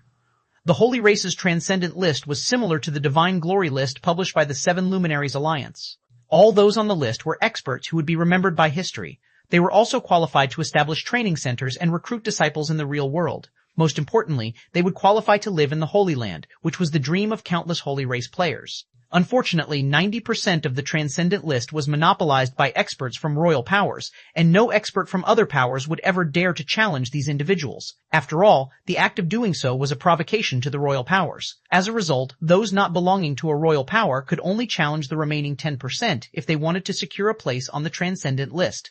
However, there were so many players seeking to challenge the remaining 10% that the current waiting list was over a century. Unless they could come across one of these few Transcendent experts alone out in the fields, it would be nearly impossible for them to get into the Transcendent list. But now, a new opportunity known as Black Flame had appeared. It should be known that Chalk Splendor was a reserve candidate for the Transcendent list, and many powers had deemed it likely he could enter the Transcendent list in the future. Yet, Chalk Splendor had died in the hands of Black Flame, which meant that Black Flame was stronger than him. This meant that so long as someone could kill Black Flame, there was a high chance they could be put on the Transcendent list and skip the trouble of having to defeat an existing Transcendent expert. Black Flame is indeed strong, but it is an exaggeration to say that he has the strength to enter the Transcendent list, the elegant man named Locust said contemptuously. Don't forget that the Seven Luminaries Alliance's Verdant Rainbow was helping Black Flame when he killed Chalk Splendor. Even so, it is still an incredible feat. If we can kill such an expert, we will get nominated for a reserve candidate spot at the very least, the giant of a man said excitedly. Six Fingers has a point, a woman with her eyes closed said. The woman sat alongside the giant and the elegant man, and she carried 2 sabers on her back. If you're not interested, Locust, leave Black Flame to me later on. I was originally planning to challenge one of the Royal Power's reserve candidates, but it will save me a lot of trouble if I can come across Black Flame. Locust was rendered speechless when he heard the woman's words. Skypillar Sanctus, Myriad Blades. She was a chosen one of the Skypillar Guild's latest generation. Both she and Six Fingers, the giant of a man, were his rivals when it came to competing for a spot on the Transcendent list. If he allowed either of them to kill Black Flame, his entry into the Transcendent list would be delayed even further. While Locust, Myriad Blades, and Six Fingers were chatting inside their tent, the Silverwing had stealthily arrived within 1,000 yards of the canyon's entrance. Currently, the Silverwing was concealed with a Tier 5 invisibility scroll, and Shi Feng stood on its deck as he observed the Holy Race army stationed above the canyon. I'm done analyzing the energy fluctuations, Guild Leader. I detected over 30,000 energy signatures, and 440 of them are Tier 6. Fiery Heart, a Tier 5 Grand Wizard equipped with the God Chaser set, reported through the team chat with certainty. That's quite a lot of Tier 6s. It seems we were right to come here first, Shi Feng said, chuckling. Is everyone in position? For the current Eternal Realm's human powers, a force of 400 plus Tier 6 Holy Race experts would be considered a huge threat. However, it was a different story for the Tier 5 and Tier 6 experts from his home god's domain, as well as Tier 6 experts like Gentle Snow. Everyone's in position and ready to take action. Guild Leader, give us the command. Hidden Soul, Fire Dance, and 4 level 200 plus Tier 5 assassins responded one after another to Shi Feng's question, each position next to a tent occupied by the Holy Race Army's Tier 6 experts. Attack. After seeing that everyone was in position, Shi Feng promptly gave the command to attack. Chapter 3658, Chapter 732, Celebrity Black Flame, Chapter 732, Celebrity Black Flame basically, it means that Zero Wing has only formed 10 assault teams in total instead of 11. Upon receiving Shi Feng's command, Fire Dance and the others promptly took action against the tents they were stalking. Although the advanced tents used by the 3 Holy Race guilds were protected by an energy barrier that could normally withstand multiple Tier 6 attacks, Fire Dance and the others shattered the barriers standing in their way with just a single attack. Subsequently, before any of the Tier 6 Holy Race experts resting in the targeted tents could react, Fire Dance and the others swiftly brandished their daggers and short swords, stabbing their hearts and slitting their necks. Each of the targeted tents housed between 5 and 6 players. Even though Holy Race players inherently possessed a lot of HP and defense, they still died instantly to the attacks of Fire Dance and the others, which were close to rivaling the attacks of Tier 6 Gods One in the blink of an eye. 6 advanced tents were ambushed, and 31 Tier 6 Holy Race experts were killed. Human assassins are ambushing us. At the same time as Fire Dance and the others took action, a Tier 5 Holy Race expert patrolling nearby noticed their presence and promptly shouted to alert the others. All of the Holy Race experts assigned to this location were battlefield veterans. The moment they heard someone alerting an ambush, whether it was those resting in tents or chatting somewhere, everyone promptly dropped what they were doing and rushed in the direction of Zero Wing's 6 assassins. They even erected an energy barrier that covered the entire campsite, ensuring that the 6 assassins could not escape. Commander 6, emergency, Zero Wing's members have ambushed us. We have activated the Holy Power Barrier and trapped them in the campsite already. A Tier 6 patrol reported urgently after entering the camp occupied by the 3 guilds' army commanders. Zero Wing ambushed us? Six Fingers couldn't help but be stunned by his subordinate's report. Are you sure you're not mistaken? It should be known that their 3 guilds already regarded Zero Wing as a fish on a chopping block. After all, according to their investigations, Zero Wing only had a little over 100 Tier 6 experts defending its resurrection camp. That was only a fraction of what they had. With so few Tier 6 experts, Zero Wing would have great difficulty even defending its resurrection camp.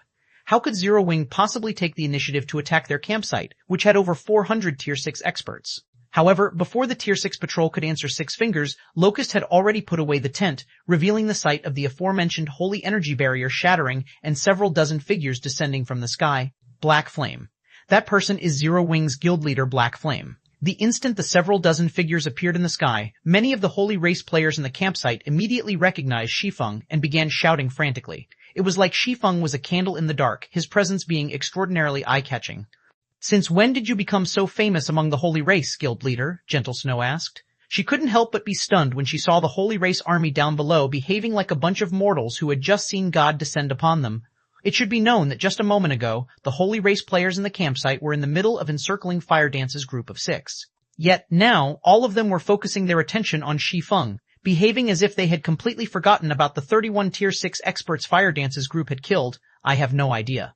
At this time, even Shi Feng found this situation confusing. Did he really have such a striking appearance? It should be known that he was wearing a dark gray cloak that hid his equipment and weapons. He did not reveal any distinguishing features. Paired with his face, he should look the most inconspicuous of everyone on his team. However, what Shi Feng did not know was that after he had killed Chalk Splendor, many Holy Race powers had deemed him an expert worthy of the Transcendent List. Meanwhile, the Transcendent List was a ranking list known by all among the Holy Race. Even those who merely have the potential to enter the Transcendent List would have their faces memorized by most Holy Race players. Hence, the 3 guilds members had long memorized Shi Feng's appearance, and as experts who had developed their minds to a great extent, it was very easy to single out Shi Feng from his teammates. Tier 5 members, stay at least 1,000 yards away from Black Flame. Locust of the Leisure Prison Guild commanded sternly upon learning of Shi Feng's presence. He's already stronger than Tier 6 gods. Those weaker than Tier 6 gods should prioritize targeting Zero Wing's other experts. At Locust's command, all the Holy Race experts obeyed without hesitation, solemn expressions on their faces. No one dared to underestimate Shi Feng. Treating him like a world boss, they had only their core experts face him head-on while everyone else supported them from behind. In only a moment, 23 level 180+ Tier 6 Holy Race experts stepped forward, each strong enough to rival the human race's Tier 6 gods. They then charged toward Shi Feng's landing location. As for the other Tier 6 Holy Race experts, they charged at the other Zero Wing members. "How cautious of you all," Shi Feng said, still slightly surprised as he looked at the 23 experts standing before him. As far as he could remember, Holy Race experts held great contempt for human experts. If Holy Race experts encountered human experts out in the fields, most would choose to fight one-on-one duels, even when they had the numerical advantage. Yet, the campsite's 23 strongest Holy Race experts had chosen to attack him together. This was a situation far beyond the norm. Cautious? Looking down at Shi Feng's comparatively small figure, Six Fingers grimly said, "I don't think so. When dealing with limit breakers like yourself, no amount of caution is excessive." In the Holy Race's greater god's domain, the term limit breaker was used to describe monstrously powerful players. More specifically, limit breakers were all monsters capable of ranking on the Transcendent List. Previously, Six Fingers was partially convinced by Locust's opinion that Shi Feng had only managed to kill Chalk Splendor thanks to the assistance of the 7 Luminaries Alliance's Chosen One. However, after seeing Shi Feng's extraordinary use of the surrounding energy, Six Fingers immediately understood that Shi Feng wasn't someone who needed to rely on others to kill Chalk Splendor. If they wished to go against such a monster, they would have to gather all of their campsite strength to have any chance at victory. "Locust and I will distract him." 6. Myriad Blades whispered to Six Fingers and the others as she cautiously approached Shi Feng with Locust. "Take any opportunity you see, even if it means our deaths." After saying so, Myriad Blades unsheathed her sabers and charged at Shi Feng. Chapter 3659, Chapter 733, Black Flame Sword, Chapter 733, Black Flame Sword. It'll all be up to you, 6. I doubt Myriad, and I can create many opportunities. When Locust saw Myriad Blades charging at Shi Feng, he put on a determined expression and raised the thorny wooden staff he wielded. Immediately, countless holy patterns started to form around him. "Don't worry, I understand." Six Fingers solemnly nodded. Logically, Six Fingers should have been the one to engage and distract Shi Feng since his 10-meter-tall body would make him the best fit for melee combat out of everyone present. Yet, Myriad Blades and Locust had chosen to take on this role instead.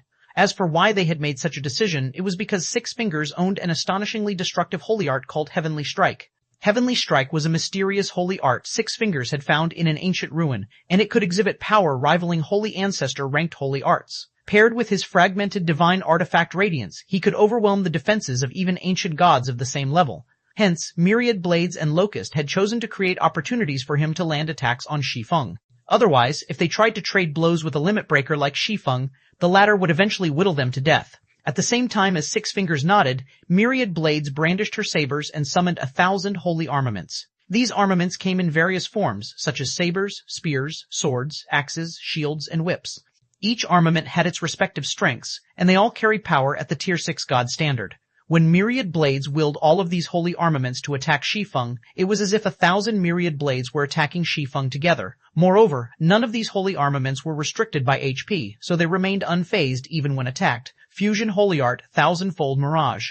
Thousandfold Mirage allowed myriad blades to become a one-man legion, and it was the primary reason behind her confidence in challenging a Royal Powers reserve candidate for the Transcendent list. In the meantime, the elegant Locust suddenly revealed a ferocious expression, his eyes turning crimson as the wooden staff he wielded merged with his body. His body also became withered like dead wood and shrunk by several sizes. Then, once his transformation was complete, he turned into a stream of light as he charged at Shi Feng, his speed so fast that he could put Tier 6 assassins to shame. Fusion Holy Art, Sanguine Ascension. Sanguine Ascension was the ultimate desperation move Locust had developed by combining a holy art with one of his legacy skills. When used, it allowed his movement speed and attack speed to achieve a qualitative leap, and nobody could keep up with him under the same tier. However, in exchange for this overwhelming speed, he would fall into a heavily injured state for a considerable time after using the Fusion Holy Art. When Zero Wings members saw myriad blades and Locust's display of strength, they couldn't help but be shocked. Are those two monsters? Fervent Samsara was similarly shocked when he saw myriad blades swarm of holy armaments and Locust's impossibly fast speed. Although he could keep up with Locust's speed thanks to his sixth sense, his body couldn't, especially not when Locust was constantly changing his attack and movement trajectories. As of present, Fervent Samsara was certain he stood no chance against myriad blades and Locust, even in one-on-one situations. Thousandfold Mirage and Sanguine Ascension? Is the other one Heavenly Strike? Shi Feng suddenly thought of 3 names when he saw the moves executed by myriad blades and Locust. During the war between the two races in his previous life, many holy race experts had become famous in the human race's greater god's domain due to their feats. Among them, 3 were particularly outstanding, and they were myriad blades, the Sky Pillar Saintus, Locust the Fleeting Wraith, and Heavenly Strike Six Fingers. Or, more specifically, their trademark moves were very well known. In the Sky Pillar Saintus's case, she had slaughtered an Apex Powers holy city with her thousandfold mirage. As for the Fleeting Wraith, he had single-handedly distracted Deathwind, one of Demon's Gate's 9 great experts. It should be known that Deathwind not only wielded a divine weapon, but was also equipped with divine equipment.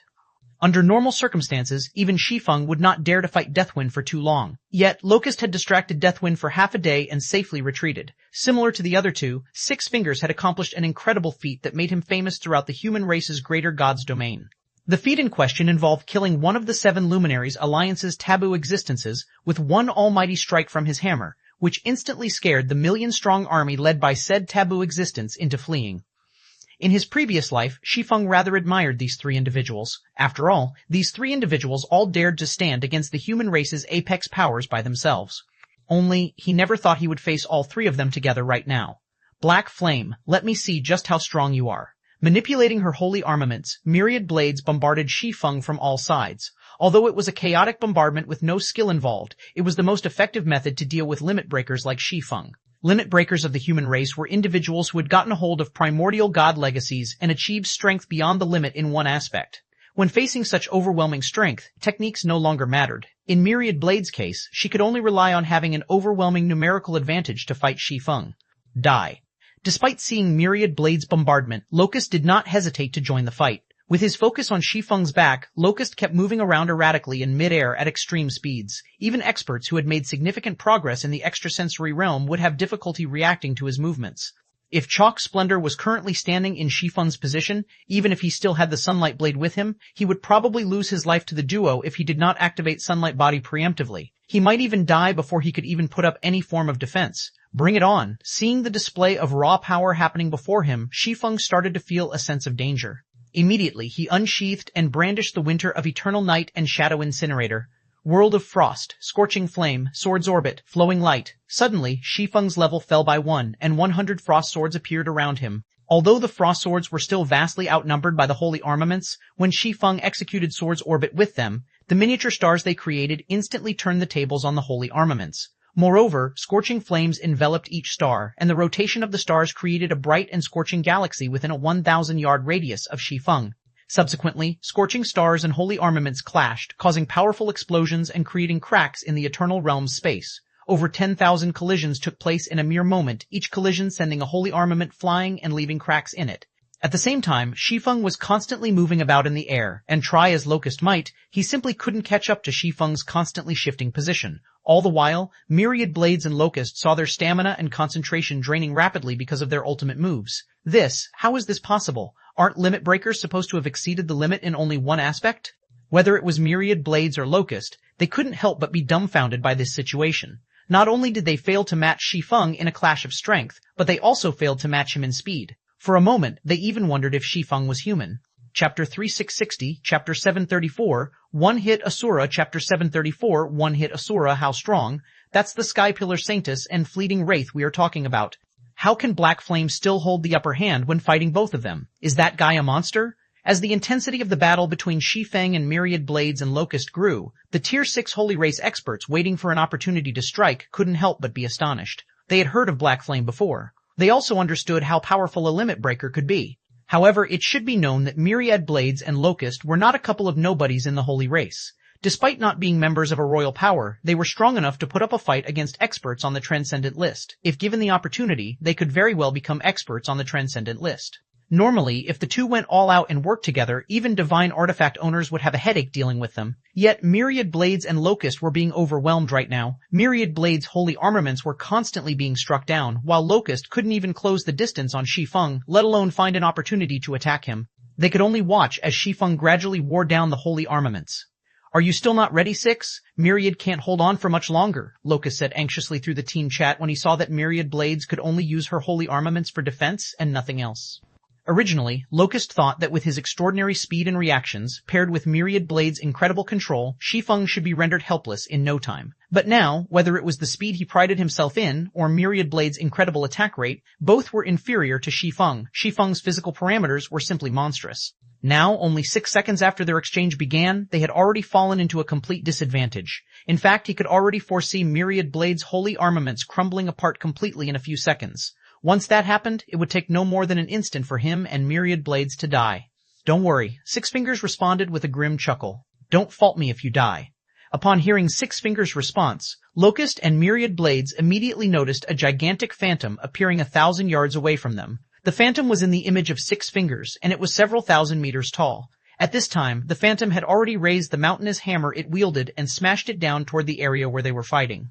As the hammer descended, it cast a dark shadow over a 1,000-yard radius. At the same time, Fervent Samsara and the other Zero-Wing members who were fighting against the Holy Race's Tier 6 experts in the distance felt a chill run down their spines. The power of taboos. This was undoubtedly the power of taboos. The average Tier 6 player would be at risk of permanent death if they were so much as scratched by this attack, let alone getting hit directly. "Die!" Six Fingers bellowed with all his might as he glared at Shi Feng. At the same time, the phantom hammer accelerated its descent even further. "Heavenly Strike, Black Flame, you'll be dying with us here." When Locust saw the descending hammer, he turned to look at Shi Feng with a sneer on his face. Six Fingers' Heavenly Strike was not only powerful, but it also had a large attack radius. Even if Shi Feng had astonishing speed, there was no way he could get out of Heavenly Strike's 1,000-yard AoE in time. Not to mention, he still needed to deal with their distraction. Boom. A dazzling beam of light shot into the sky, reaching a height of 10,000 meters before stopping. When the beam of light faded, the mountain the Holy Race army had set up their campsite on had disappeared, and taking its place was a bottomless abyss. Is this Lord Six Fingers' Heavenly Strike? Crap. Aren't we in the World Arc right now? How can an attack deform the World Arc's terrain to such an extent? I doubt even Black Flame can survive such a frightening strike. The 3 Holy Race Guild's members gasped when they saw the devastation caused by Six Fingers' Heavenly Strike. The World Arc was one of the few World Mode regional dungeons in the Eternal Realm. Its terrain was extremely sturdy, and even Tier 6 players would have difficulty damaging it. Yet, Six Fingers had erased an entire mountain in a single strike, effectively turning the entrance canyon into a basin. On top of that, he had also left behind a bottomless pit with a 1,000-yard radius. The power of his attack was simply unheard of. What a tough opponent Black Flame is. Had I come across him by myself, I would have no choice but to run. Looking at the smoke rising from the bottomless abyss before him, Six Fingers couldn't help but feel fortunate he had myriad blades and Locust to keep Shi Feng distracted. Although Heavenly Strike had astonishing power, Six Fingers needed a long time to conjure the required phantom. Without someone to distract his targets for him, in the 6 seconds it took him to conjure his phantom, even Tier 5 experts could easily move out of his attack range, let alone Tier 6 experts. If his opponents were confident in their strength, they could even attack and kill him while he was occupied. And seeing Shi Feng's astonishing speed and control, he did not doubt Shi Feng could kill him in 6 seconds. While Six Fingers was thinking of commanding the surviving Tier 6 God-ranked experts to clean up the rest of Zero Wing's members, something amidst the dispersing smoke clouds caught his attention. Impossible. Six Fingers was dumbfounded by the sight before him. At this time, with one of his swords raised, Shi Feng could be seen holding back the mountainous phantom hammer, thoroughly preventing it from descending any further. Not only that, but he still had over 95% of his HP remaining. He's not dead? How can he still be alive? The 3 Holy Race Guild's members who were just about to rejoice were similarly dumbfounded by this situation, none willing to believe what they were seeing. Your attack is indeed extraordinary, but you chose the wrong opponent. Shi Feng did not bother to offer any explanations when he saw Six Fingers' look of shock. While using the Winter of Eternal Night to hold back the phantom hammer, he swung the Shadow Incinerator at Six Fingers, who stood over 1,000 yards away. Third Sword, Holy Annihilation. Immediately, a tide of flames swept towards Six Fingers. The speed of the flames so fast that time in the surrounding area had seemingly stopped flowing as they moved. I won't let you kill me that easily. Six Fingers was no ordinary Holy Race expert. Almost at the same time as Shi Feng executed his attack, his powerful sixth sense made him lift his hammer to defend himself. Boom. The instant the scorching flames and hammer collided, Six Fingers' body flew away like a kite with its string severed, and his HP bar began to deplete at a visible rate. 60%, 30%, 10%. When Six Fingers crashed into the mountain on the other side of the former canyon, his HP fell to 0, and he wore an astonished look as his body gradually dispersed into particles of light. Guild leader? At this time, the 3 Holy Race Guild's members weren't the only ones in shock. Gentle Snow, Fervent Samsara, and the other Zero Wing members fighting against the Holy Race's Tier 6 experts were similarly dumbfounded. It should be known that even with their current strength, they wouldn't dare say they could defeat someone as mighty as Six Fingers. Yet, this seemingly mighty individual failed to survive even one attack from Shi Feng. Chapter 3661, Chapter 735, Beams of Destruction, Chapter 735, Beams of Destruction. Six Fingers is dead? Impossible. This is Six Fingers we are talking about. How can Lord Six Fingers die to one attack from a human swordsman? Could there be some kind of bug in the world arc? When the several hundred Tier 6 Holy Race experts present saw Six Fingers' body fading away, they couldn't help but be in disbelief. It was bad enough that Six Fingers' mighty heavenly strike had failed to kill Shi Feng, but the fact that Six Fingers couldn't withstand one attack from Shi Feng was truly beyond their comprehension. It even challenged their understanding of God's domain. If speaking purely in terms of strength, Six Fingers was second to only divine artifact users. His strength was so overwhelming that not even experts like Locust and Myriad Blades would dare to face him head-on. No matter how they thought about it, they simply couldn't understand how this situation had come to be. Don't just stand there. When Shi Feng saw that Gentle Snow, Fervent Samsara, and the others were still in a daze, he quickly reminded them, the 3 army commanders have been eliminated, so quickly take care of the remaining Tier 6 Holy Race experts. We don't have much time to waste here. The Sun Dynasty's 3 subordinate guilds had mobilized nearly 300,000 players this time, of which about 1,500 were Tier 6 experts. Currently, these Tier 6 experts were scattered across the Soul Lake, so it was Zero Wing's best opportunity to eliminate them before the main battle.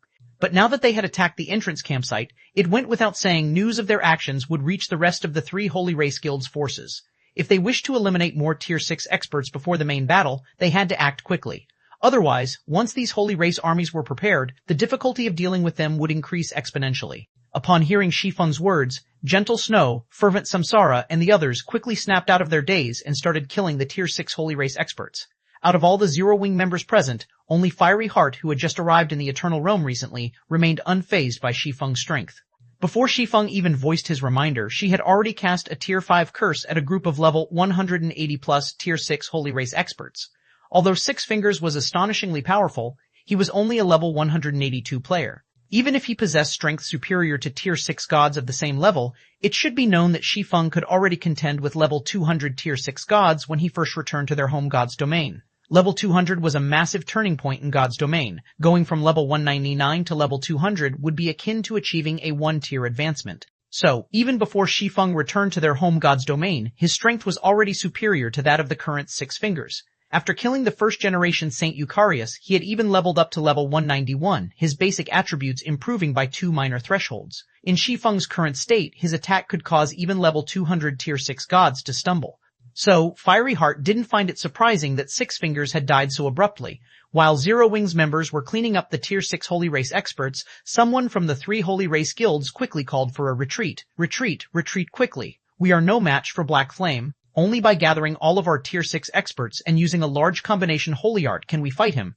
Suddenly, all of the holy race experts present began to flee in all directions, nobody having any intention of fighting Shi Feng's team to the death. Seeing this, Gentle Snow and the others experienced a headache. Setting aside the 30,000 plus Tier 5 holy race experts, if the 400 plus Tier 6 holy race experts were determined to flee, they wouldn't be able to prevent more than a few from escaping. Have the ship's spirit cannons finished charging, Rampant? When Shi Feng saw the holy race experts scattering, he promptly posed a question to Rampant Blade, who had stayed behind to pilot the Silverwing. In reality, Shi Feng was more than capable of killing Locust, Myriad Blades, and Six Fingers as soon as their fight began. The reason he didn't do so was out of concern that he might frighten the 3 Holy Race Guild's members into fleeing. If that happened, even he wouldn't be able to kill more than a couple of Tier 6 Holy Race experts before all of them escaped. Hence, before getting off the Silverwing, Shi Feng had instructed Rampant Blade to begin charging the flying ship's 100 Spirit Destruction Cannons and 8 Floating Spirit Cannons. The attacks of the Spirit Destruction Cannons and Floating Spirit Cannons were destruction spells with massive AOs. Although the power of these cannons was inferior to his attacks, it still wasn't something ordinary Tier 6 experts could afford to receive recklessly. If all 108 Spirit Cannons fired together, their combined effect would be many times greater than if he were to use Holy Annihilation or Dark Moon many times in quick succession. All 128 Spirit Cannons are fully charged, Guild Leader. Rampant Blade reported excitedly as he looked at the charging indicators on the 100 Spirit Destruction Cannons and 28 Floating Spirit Cannons. Good, fire, Shi Feng commanded without hesitation. Boom, boom, boom. Immediately, all of the Spirit Destruction Cannons and Floating Spirit Cannons aboard the Silverwing fired simultaneously, each unleashing a beam covering a 3,000-yard radius onto the fleeing Holy Race players. If caught in the middle of these beams' striking radius, not even Tier 6 players could run to safety in time, and they'd have no choice but to defend against the destructive beams. When all 128 beams descended, a blinding light enveloped the Soul Lake's entrance, covering a radius of tens of thousands of yards. From a distance, it looked as if the land was being purified. None of the Tier 5 Holy Race experts could resist the Spirit Destruction Cannons. All of them vaporized the instant they made contact with the beam attacks. As for the Tier 6 Holy Race experts, although one beam was not enough to kill them, each beam still shaved off a visible chunk of their HP. After suffering 28 beam attacks, even the Holy Race experts who could rival Tier 6 gods of the same level were reduced to ashes. After the beams of destruction dissipated, the 3 Holy Race Guilds' campsite had become a barren wasteland. Apart from a few Holy Race experts who managed to escape with the help of life-saving tools, the rest were all dead. Is this the power of an advanced dark gold flying ship? Gentle Snow couldn't believe her eyes as she looked at the vast expanse of scorched earth before her. Of the 30,000 plus Holy Race experts stationed at this campsite, 99% were killed in an instant. Even God-ranked Holy Race experts were no exception. Over a dozen Tier 6 God-ranked experts. Apart from Apex powers, no other human power could go up against such a force in the current Eternal Realm. Yet, in front of the Silverwing, these God-ranked experts were no different than cannon fodder. Fervent Samsara and Heavy Abyss were similarly shocked by this development. Although they had long known that the Silverwing was a high-ranking flying ship, they never thought it could be this frightening. The firepower of this flying ship was even greater than that of a Void Fortress. Guild Leader, nearly 100 Tier 6 Holy Race experts escaped before the attack connected. Rampant Blade reported the information he got from the Silverwing's exploration magic array. So be it. Everyone, back on the ship. We must eliminate as much of the Holy Race Army's forces as possible before news spreads. Shi Feng wasn't particularly surprised by Rampant Blade's report. Immediately, he commanded everyone to return to the Silverwing and head for another campsite, the Red Dragon Nation and Azure Fang had discovered. While Shi Feng's team was making its way to another campsite, Zero Wing's 9 other assault teams also began their attack on the Holy Race Army one after another. The Holy Race Army's campsite is just ahead. Are you sure you want to attack it, Vice Guild Leader Phoenix? Unrestrained Lionheart, the vice commander of the Red Dragon Nation's main force, couldn't help but ask Phoenix Rain as he looked at the Holy Race's campsite in the distance. Truth be told, Unrestrained Lionheart was full of apprehension as he followed Phoenix Rain, Zero Wing's newly appointed Vice Guild Leader, to attack the Holy Race Army. This was because he had never heard of Phoenix Rain until today. Moreover, most of the players in Phoenix Rain's team were only Tier 5 players. It should be known that the campsite they were targeting housed over 10,000 Holy Race players, of which over 100 were Tier 6 players. Yet, Phoenix Rain was looking to attack it with only a team of 10. Chapter 3662, Chapter 736, Frightened Holy Race, Chapter 736, Frightened Holy Race naturally. Standing amidst a primordial forest with an advanced black cloak concealing her information, Phoenix Rain responded confidently to Unrestrained Lionheart's anxiety. Before Phoenix Rain came to the World Arc, Shi Feng had already informed her of the general situation of the Eternal Realm and Zero Wing, so she knew that Zero Wing needed to defend its resurrection camp at all costs. Otherwise, Zero Wing would lose access to Holy Ring City, and its development would lag behind the other powers over time. It should be known that most powers operating in the Eternal Realm had scattered large amounts of manpower across the Eternal Realm's various NPC cities. Not only were these NPC cities gathering places for a large number of players during the Eternal Realm's initial stages, but the real estate of these NPC cities was also an opportunity for the various powers to generate astronomical wealth. With Zero Wing's current development being limited to just one city, it wouldn't matter how well Zero Wing fared in the Eternal Realm. At the end of the day, Zero Wing still couldn't generate enough wealth to compete against the various powers that were operating in numerous NPC cities. To make matters worse, Zero Wing had very few Tier 6 experts under its command presently. This, in turn, limited how many resource nodes it could occupy in the Eternal Realm. Even if Zero Wing currently possessed the ability to increase a player's chances of advancing to Tier 6, the guild would still need experts with the potential to reach Tier 6 before it could start to produce Tier 6 experts. Although the Crystal City of Secrets had a large player population, it was still just one city. Compared to the players populating the many NPC cities across the Eternal Realm, the Crystal City's player population was minuscule. At this rate, it wouldn't be long before the various powers would have more Tier 6 experts than Zero Wing. Once that happened, there would be very little Zero Wing could do to catch up.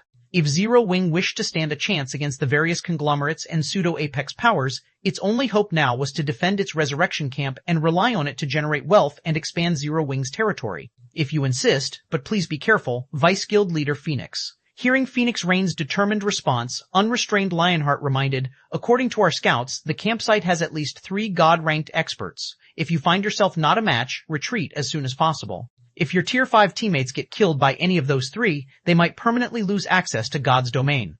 At least 3 God-ranked experts? Sinful Flame, a legendary individual and an elder of the Azure Chamber of Commerce, licked the edges of his mouth in excitement when he heard Unrestrained Lionheart's words. I never thought I would get an opportunity to become a challenger at my age. You better not hog them all to yourself, Elder Flame. At least leave some for me, Phoenix Rain said, chuckling when she saw Sinful Flame's enthusiastic behavior. Due to the limited number of Tier 6 experts and 4th floor experts in their home god's domain, she had very few opponents she could spar with ever since she advanced to Tier 6. However, that was no longer the case now that she had arrived in the Eternal Realm. Meanwhile, similar to Sinful Flame, she wanted to spar with as many Tier 6 experts as she could. It would be even better if they were 4th floor experts and above. Whether she won or lost these fights, she would benefit from them massively. No can do. Also, we must agree to a first-come, first-served basis. Nobody is allowed to interfere with each other's fights, Sinful Flame said, rolling his eyes at Phoenix Rain. He showed no intention of making concessions to his juniors. Fine. Phoenix Rain helplessly nodded. Meanwhile, Unrestrained Lionheart was exasperated when he heard the conversation between Sinful Flame and Phoenix Rain. Arrogant. These two individuals were wildly arrogant. God-ranked experts were respected and feared by the various upper-ranking hegemonic powers in the greater god's domain. Yet, Sinful Flame and Phoenix Rain regarded God-ranked experts as merely sparring partners. It should be known that these two individuals were merely 4th floor experts. They were leagues inferior to the Holy Race's God-ranked experts. Even if Sinful Flame and Phoenix Rain worked together, they would stand no chance against a God-ranked expert from the Holy Race. In fact, they would still lose even if the God-ranked expert gave them a handicap of an arm and a leg. Yet, they were now boldly claiming that they were going to challenge multiple God-ranked experts by themselves. Everyone, move out. When Phoenix Rain saw one of the Holy Race's level 81 God-ranked experts emerging from an advanced tent, she suddenly issued a command to move out before charging forward by herself, behaving nothing like a proper leader. You shameless little girl. Sinful Flame stamped his feet angrily at Phoenix Rain's behavior. However, when he saw that Phoenix Rain had already gained a head start of several hundred yards, he promptly charged at the advanced tent that the level 81 God-ranked expert had emerged from. As for the 8 Tier 5 Zero Wing members on Phoenix Rain's team, they charged forward in a frenzy. As if afraid they wouldn't be noticed, they even went as far as to shout a battle cry as they advanced on the Holy Race army.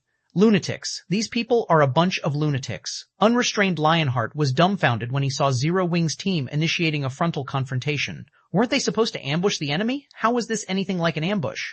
At this time, aside from Unrestrained Lionheart, the Red Dragon Nation scouts who were observing the Holy Race's campsite from afar were similarly stunned by this situation.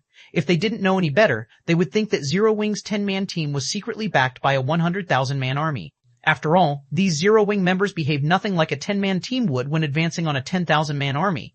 Naturally, Zero Wing's unrestrained shouting caught the attention of the Holy Race army in no time.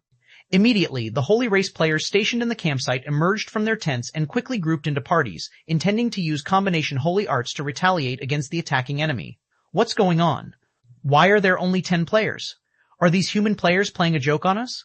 After the Holy Race players got into positions, they couldn't help but doubt their eyes when they saw the approaching Zero Wing members. 10 players. A team of 10 players actually dared to charge at their army of 10,000. Not only that, but only 2 among these 10 players were Tier 6 experts. If they didn't know any better, they'd think they were being attacked by a team of God-ranked experts armed to the teeth. While the Holy Race players were pondering how they should deal with Zero Wing's deranged members, Phoenix Rain suddenly raised her staff into the air. Immediately afterward, a twofold magic array for a Tier 6 curse that covered the entire campsite suddenly appeared, shocking all of the Holy Race players in the campsite. However, what shocked the Holy Race players wasn't the fact that Phoenix Rain had double cast a Tier 6 curse, but the mana that was being used to power the Tier 6 curse. Phoenix Rain's mana was as solid as steel, and not even the mana of Tier 6 gods could compare. Upon sensing the mana in the twofold magic arrays, even the Holy Race's god-ranked experts, who were initially thinking of ridiculing Zero Wing's members, shuddered involuntarily. She's beyond gods? Chapter 3663, Chapter 737, Silent Battlefield, Chapter 737, Silent Battlefield also, Lord Certificate, changed to City Building Order. Tier 6 Curse, Endless Requiem. This was the only large-scale destruction spell in Phoenix Rain's repertoire.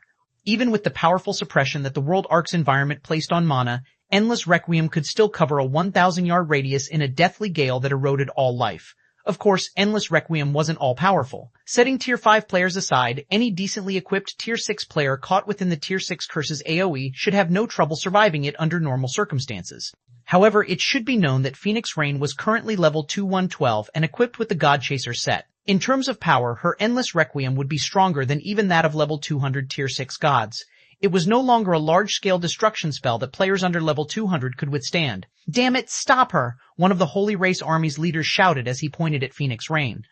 Almost immediately, the 4 God-ranked Holy Race experts stationed in the campsite charged at Phoenix Rain. They understood what they needed to do, and they did not hesitate to take action for even a moment. On the other side, Phoenix Rain naturally noticed the 4 level 180-plus God-ranked experts charging at her. However, even when the 4 God-ranked experts arrived within 500 yards of her, she did not stop channeling her Endless Requiem.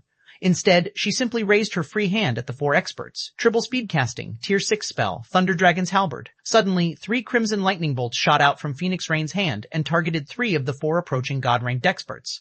Each lightning bolt also split into countless branches as they closed in on its target, covering a much greater area and making evasion impossible.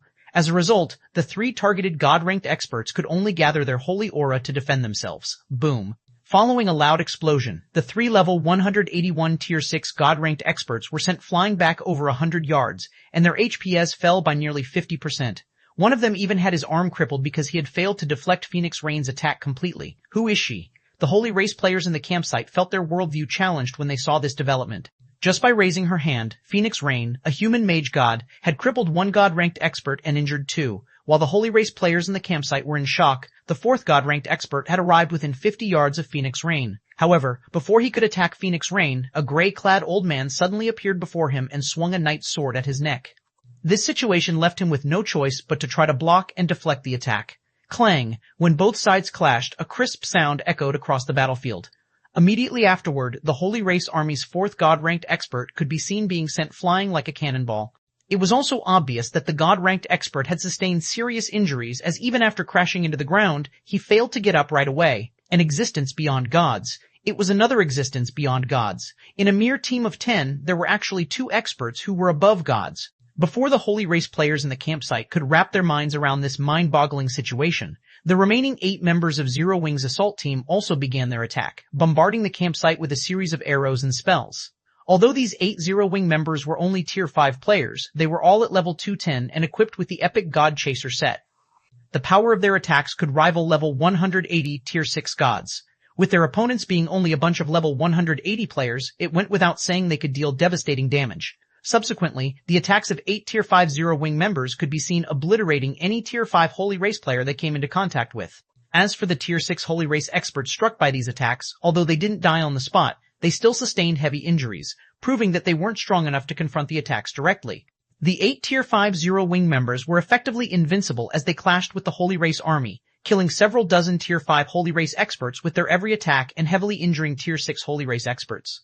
As for the Tier 6 Shadow Knight Sinful Flame, he was akin to the Grim Reaper on the battlefield, eliminating every Holy Race expert in his path without fail. In only 3 seconds, Sinful Flame and the 8 Tier 5 Zero Wing members had already killed over 1,000 Holy Race players, reducing the campsite's population by nearly 10%. Am I hallucinating? Unrestrained Lionheart couldn't help but rub his eyes as he watched the slaughter before him. He seriously suspected he was hallucinating. It was already unbelievable that Zero Wing's 10-man assault team had 2 taboo-level existences. Yet, as if that wasn't enough, the remaining 8 members of the team were also existences slightly stronger than the average God-ranked expert's one. Most importantly, these 8 individuals were only Tier 5 players. It should be known that Unrestrained Lionheart was an elder of the Red Dragon Nation. However, even after ascending to Tier 6, he was still much weaker compared to God-ranked experts of the same level. Unless he could gather a full set of legendary equipment for himself, he could never hope to fight God-ranked experts of the same level. Yet, Zero Wing's 8 Tier 5 members could not only fight God-ranked experts, but they were even winning with an overwhelming advantage. As Unrestrained Lionheart grappled with reality, the Holy Race army suffered another 1,000 casualties. The Holy Race army, once a symbol of fear for the various human powers, was now crumbling apart like a house of cards before the relentless onslaught of Zero Wing's assault team. With such frightening teams under his command, it's no wonder Black Flame can hold the Skylight Association's partnership offer in contempt. If 19th Sword learns of this, he'll probably regret ever making an enemy out of Zero Wing. When Unrestrained Lionheart saw how easily Phoenix Rain's team was massacring an army of 10,000 plus Holy Race players, he suddenly started to pity 19th Sword. It should be known that Zero Wing had dispatched 10 assault teams to ambush the Holy Race army scattered across the Soul Lake. Even if the other teams were slightly weaker than Phoenix Rain's team, the difference shouldn't be significant. With such a force under Zero Wing's command, even if all of the pseudo-apex powers currently operating in the World Arc joined forces, they still couldn't afford to provoke Zero Wing. Yet, the Skylight Association's 19th Sword had declared he would make it impossible for Zero Wing to survive in the World Arc. Everyone, gather on me, I'm activating the Holy Aegis. As Zero Wing's assault team members continued their slaughter, the Holy Race Army's commander took out a holy totem from his bag and chanted an incantation. Subsequently, numerous protective screens made of holy power formed around the campsite, isolating the Holy Race Army from Zero Wing's members. At the same time, a barrier covering a 1,000-yard radius formed around Zero Wing's members, trapping them inside. Someone, contact the rest of the army, inform them that Zero Wing's main force is attacking us and that we have trapped them here. Have them send reinforcements immediately, the army commander commanded. Now, they only had to wait for reinforcements from the rest of the army to eliminate Phoenix Rain and the others. Admittedly, Phoenix Rain and her teammates were very strong. On a battlefield involving only 10,000 players, they could exhibit heaven-defying strength. However, their strength would become insignificant when faced with the 3 Holy Race Guilds' army of 200,000 plus experts. The 3 guilds had gathered over 100 God-ranked experts this time, so annihilating 8 God-ranked experts would be child's play. They also had large-scale combination holy arts that, when executed by 100 Tier 6 God-ranked experts, could obliterate even taboo-level existences. Have these guilds lost their minds? Why would they use a defensive treasure like Holy Aegis here? Unrestrained Lionheart revealed an ugly look when he saw the protective screens that had formed around the Holy Race Army's campsite. Holy Aegis was a famous single-use tool among the Holy Race as it could withstand many attacks from even taboo-level existences. However, due to its rarity, each Holy Aegis was worth as much as a legendary weapon, and even the Holy Race's royal powers did not have many, let alone the subordinates of royal powers. If Phoenix Rain's team couldn't break out in time, their fates would be sealed once the rest of the Holy Race army arrived. While Unrestrained Lionheart was having a panic attack, the members of the 3 Holy Race guilds calling for reinforcements inside the Holy Aegis suddenly revealed dumbfounded expressions. Requesting reinforcements. Our coordinates are 154.445. We have discovered Zero Wing's taboo-level main force members. Screw you. We have also discovered Zero Wing's taboo-level main force members. There are 3 of them here. We have already trapped them using Holy Aegis, so hurry up and send reinforcements. Chapter 3664, Chapter 738, New Legend, Chapter 738, New Legend World Arc, Soul Lake Resurrection Camp. Following the arrival of Zero Wing's reinforcements, the atmosphere in the Resurrection Camp became incomparably tense and gloomy. It was especially so for the Red Dragon Nation's and Azure Fang's members. Although they kept setting up magic arrays and war weapons around the camp's perimeter, they wore grim expressions as they did so. After all, their opponents this time were the Sun Dynasty's Holy Guard and an army of 200,000 plus Holy Race experts formed by the Sun Dynasty's 3 subordinate guilds. Not even the 7 Luminaries Alliance's resurrection camps could defend against such a force. So, even though the Red Dragon Nation, Azure Fang, and Zero Wing worked together, their chances of successfully defending the Soul Lake Resurrection Camp were slim. What do you think Zero Wing is trying to do, Milia? I thought they were sending their flying ship to aid in the defense, but it left again shortly after arriving. The Red Dragon Nation and Azure Fang also sent out a bunch of scouts to investigate the Holy Race Army.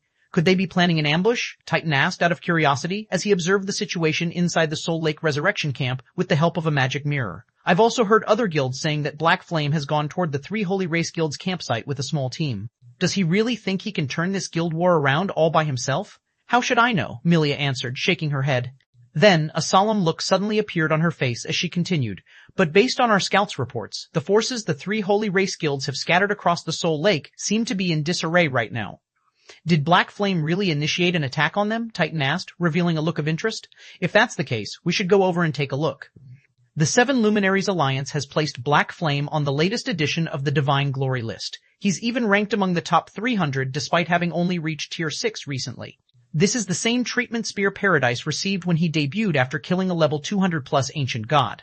By now, Black Flame had already become a hot topic for many players in the Greater Gods domain, and the cause behind it was the latest edition of the Divine Glory list.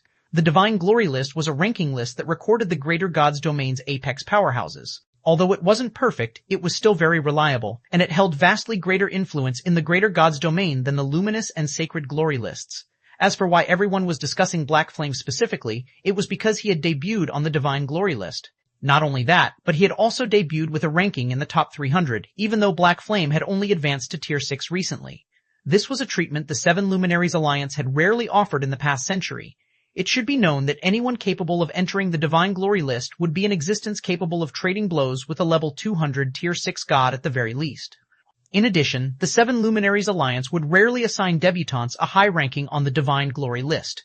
For example, although there were some debutantes who had proven themselves capable of trading blows with ancient gods, most of them had only debuted with a ranking in the top 500. As for why the 7 Luminaries Alliance would do so, it was to ensure the accuracy of the Divine Glory list.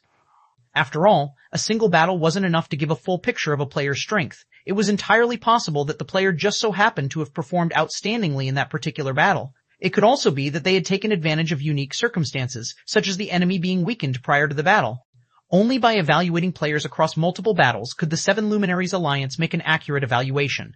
Of course, this didn't mean that the 7 Luminaries Alliance was arbitrary in its decision to give Black Flame his current rank. The Alliance had clearly indicated on the Divine Glory list that Black Flame had received his ranking because of his achievement of killing Chalk Splendor, a holy child of the Sun Dynasty. The Alliance had also indicated that Chalk Splendor was wielding the Sunlight Blade, a divine weapon, at the time.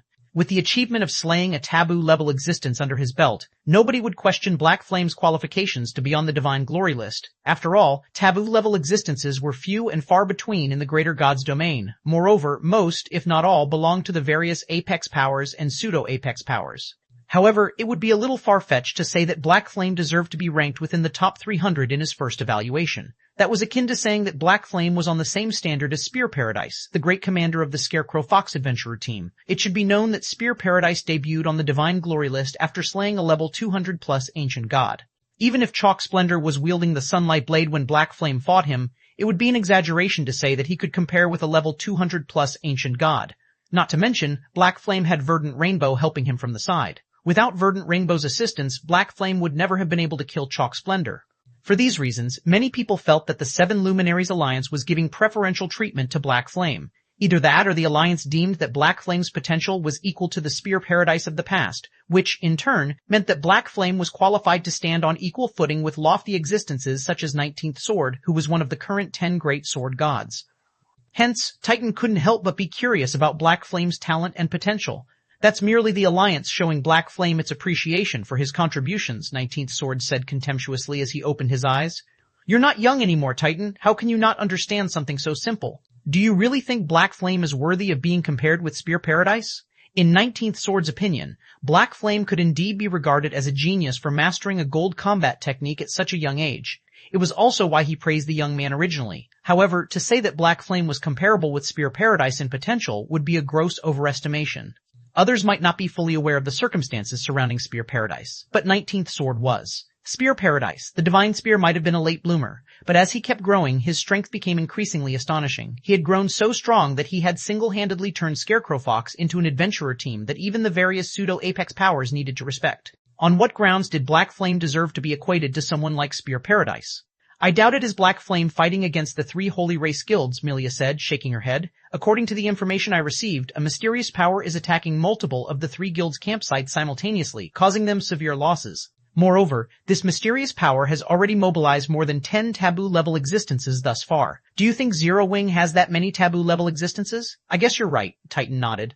Currently, Black Flame was the only known taboo-level existence in Zero Wing. As for Gentle Snow, the snow goddess, although she was strong, she was far from reaching the standard of taboos. No matter how Titan thought about it, there was no way Zero Wing could mobilize 10 taboo-level existences. Can you have your people look into that power, Melia? 19th Sword asked. It'll be even better if you can get in touch with that power.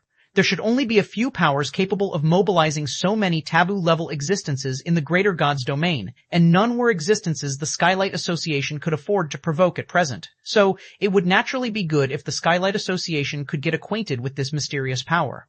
This, just as 19th Sword asked his question, Milia received an update from one of her subordinates. Then, she suddenly grew hesitant as she turned to 19th Sword and said, "That power seems to be Zero Wing."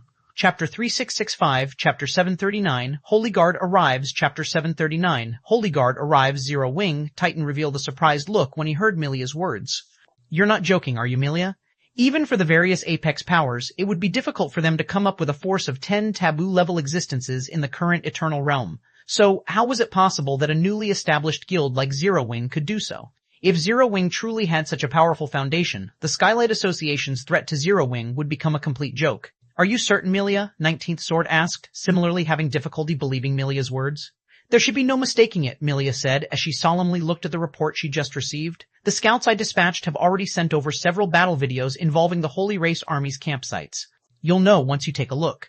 After saying so, Milia played 2 videos she received on the magic mirror for 19th Sword and Titan to watch, each lasting no more than 20 seconds. The first video showed a battle in a forest, and a large section of the forest could be seen encircled by screens made from holy power of unprecedented density. Shortly after the video began, a cloaked woman wearing a 6-winged emblem could be seen waving the staff in her hand and calling down a gale of death upon the forest. The gale dyed the forest environment in a shade of gray and repeatedly struck the energy screens, wearing them away. In only a few seconds, the energy screens, which looked like they could withstand a long and continuous bombardment from even a taboo-level existence, shattered. Subsequently, it took only a moment for the gale of death to annihilate the thousands of Holy Race players behind the energy screens. The second video showed a battle taking place beside a lake. The Holy Race army in the video comprised over 10,000 players, of which more than 30 Tier 6 experts. As soon as the video began, a cloaked female assassin could be seen reaping the lives of the Tier 6 Holy Race experts one after another. None of the Tier 6 Holy Race experts could last more than a move against the female assassin. Even God-ranked experts were not an exception. Similar to the Elementalist in the first video, the female assassin could be vaguely seen wearing Zero Wing's 6-winged emblem. When the second video concluded, silence enveloped the tent. Neither 19th Sword nor Titan could find any words. What should we do now, Elder Sword? Milia asked, breaking the silence. If Zero Wing decides to take action against us in the World Arc, I'm afraid we will be powerless to resist. If Zero Wing only had 1 or 2 taboo-level existences, the Skylight Association could still hold its ground, albeit just barely. However, fighting a force of more than 10 taboo-level existences was no longer within the realm of the current Skylight Association's capabilities. At this time, Titan also turned to 19th Sword for his decision. 19th Sword was the person in charge of the Skylight Association's operations in the World Arc. He was also the person who knew the Skylight Association best. If even 19th Sword didn't have a way out of this predicament, the Skylight Association would most likely have to withdraw from the World Arc. It seems I have underestimated Black Flame. I didn't think he would have hidden so many experts who can rival taboo-level existences. Contrasting the reaction Milia and Titan had expected, 19th Sword suddenly chuckled. Then, he said, our plan remains unchanged. You two should just stick to it like before. But Zero Wing has over 10 taboo-level existences, Elder Sword, Titan emphasized. These taboo-level existences alone should be enough to defend the Soul Lake Resurrection Camp from the Sun Dynasty. Taboo-level existences were akin to weapons of mass destruction when used against the powers operating in the current Eternal Realm. Even 1 taboo-level existence could achieve astounding effects on a battlefield, let alone a force of over 10 taboo-level existences. Even the Sun Dynasty shouldn't be capable of defeating such a force. Although these two people have tried their best to hide it, their actual combat standards aren't particularly noteworthy, 19th Sword said nonchalantly as he glanced at Titan.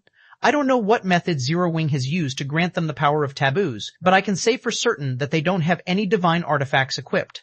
They merely have incredibly high basic attributes. Zero Wing would be dreaming if it thinks it can defeat the Sun Dynasty's Holy Guard with such players. Is the Sun Dynasty's Holy Guard that powerful Elder Sword? Melia asked out of curiosity. She couldn't understand why 19th Sword would be so certain Zero Wing wouldn't be a match for the Holy Guard. I hadn't told this to you two before, but I trust this information should reach the various powers soon. Putting on a solemn expression, 19th Sword said, 2 days ago, the Eternal Chamber of Commerce had sent 4 divine artifact wielders to the World Ark's core area on a mission. However, all 4 of them ended up getting killed by the Sun Dynasty's Holy Guard. 4 of Eternal's divine artifact wielders were killed? Impossible, Melia exclaimed. Did the Holy Guard mobilize in full force? The Eternal Chamber of Commerce was an apex power of the human race. Although it had always operated mysteriously, no power would dare to underestimate it, especially not its divine artifact wielders. In terms of combat standards, these divine artifact wielders were definitely comparable to the 7 Luminaries Alliance's Verdant Rainbow. So, Melia found it truly hard to imagine what kind of force was necessary to kill 4 of such individuals. Full force? 19th Sword cackled. If the Holy Guard really did attack with all its members, do you think Eternal will bother to suppress the news? A 1,000-man team? The Holy Guard mobilized only a 1,000-man team? Furthermore, that 1,000-man team only sent 4 of its 100-man teams to deal with Eternal's 4 divine artifact wielders, 4 100-man teams. How is this possible? Titan couldn't help but be taken aback. Had the Holy Guard mobilized all its members to kill 4 taboo-level existences, although he would still be surprised, he wouldn't find it unbelievable. However, killing 4 divine artifact wielders with only 400 players sounded like a fantasy, no matter how he thought about it. Just as 19th Sword was about to say something in response, the magic mirror inside the tent suddenly fluctuated violently, numerous ripples spreading across the mirror's surface. Powerful energy fluctuations are approaching the resurrection camp. Has the Sun Dynasty arrived? Apart from the Skylight Association's magic mirror, the other powers observing the Soul Lake resurrection camp from a distance also saw intense reactions coming from their magic mirrors. Subsequently, a moment after these magic mirrors started to fluctuate, the image of a gigantic 18-headed serpent that measured several thousand meters tall appeared on them. Thousands of Holy Race players could also be seen standing atop the serpent's 18 heads, their standardized equipment and organized formations giving them the appearance of a well-trained army. Apart from looking like disciplined soldiers, all these Holy Race players were at level 182, Tier 6 or above. Among them, the team leaders were fully equipped with legendary equipment, and the auras they radiated could match that of Tier 6 gods of the same level. Furthermore, standing at the forefront of each of the serpent's 18 heads were individuals with auras as strong as the 18-headed serpent itself. Aside from wearing guild emblems shaped like the sun, the 18 individuals also wore white capes imprinted with a similarly shaped holy pattern. Meanwhile, when the various human powers experts saw these Holy Race players, a name automatically appeared in their minds: the Holy Guard. Chapter 3666, Chapter 740, God-Ranked Battle, Chapter 740, God-Ranked Battle, they're finally here. So, this is the Sun Dynasty's Holy Guard? Inside the Soul Lake Resurrection Camp, Frey and Garut were greatly shocked as they looked at the 18-headed serpent hovering outside the camp. As Vice-Guild leaders of pseudo-Apex powers, Frey and Garut were no strangers to battles of epic proportions. They had even personally witnessed realm wars, battles that involved billions of experts fighting in the Void Sea, before. However, compared to the scene before them, even realm wars would pale. A Void Leviathan? Standing in the control room of a 1,000-meter-long flying ship, Verdant Rainbow instinctively uttered a name as she looked on in astonishment at the 18-headed serpent displayed in the magic mirror. Is this the strength of the Sun Dynasty? The 7 Luminaries Alliance elder standing beside Verdant Rainbow was similarly surprised. A Void Leviathan. A level 193 Void Leviathan. For most players in the Greater Gods domain, this was likely a name they had never heard of. However, for the various Apex Powers executives and experts who had ventured to the fringes of the Void Sea, this name would be very familiar. Although it was generally thought that the Void Sea was endless and without borders, that was only because the various powers had yet to find an end after exploring it for many years. However, one particular area of the Void Sea could be considered the Void Sea's border, or, more accurately, it was a place players could not approach. As for why players couldn't approach this so-called border, it was due to the dangers that existed there. Even taboo-level experts equipped with divine weapons would fall if they dared to tread into that place. However, for those who did tread into this borderland, the first gatekeepers they would encounter were the Void Leviathans. Void Leviathans were a type of ferocious beast, and their life rating was so high that they could match sacred dragons. At the same level, even ancient gods would dread facing a Void Leviathan. Void Leviathans were extremely violent, and they existed for the sake of devouring all life. Furthermore, Void Leviathans typically moved in groups of dozens or more than 100. It was virtually impossible to find any on their own and tame them. At the very least, no human power had ever managed to tame a void leviathan, let alone bring one into the eternal realm. So, it was truly astonishing to see the Sun Dynasty's holy guard using a void leviathan as a flying mount. It also showed how fearsome of a foundation the Sun Dynasty possessed. While the spectating human powers were looking at the void leviathan in shock, the Red Dragon Nation and Azure Feng members in the Soul Lake Resurrection Camp revealed ashen faces.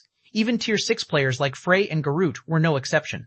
Unlike the numerous powers observing the battlefield through magic mirrors, Frey and Garut's attention wasn't directed towards the Void Leviathan. Instead, their gazes were fixed on the 18 individuals standing at the forefront of each of the Void Leviathan's heads. "Frey, do you think we still have time to run away?" Garut asked with a wry smile.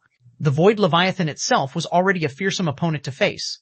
Yet, as if that wasn't enough, each of the 18 leader-like individuals standing atop the Void Leviathan's heads also radiated an aura no weaker than that of the Void Leviathan. It was especially so for the three-eyed beauty standing on the Void Leviathan's centermost head. If the 17 other individuals were described as harbingers of death, the three-eyed beauty was death itself. It seems we have severely underestimated the Holy Guard, whether it is us or the Seven Luminaries Alliance. As Frey looked at the three-eyed beauty, she understood that their defeat was assured.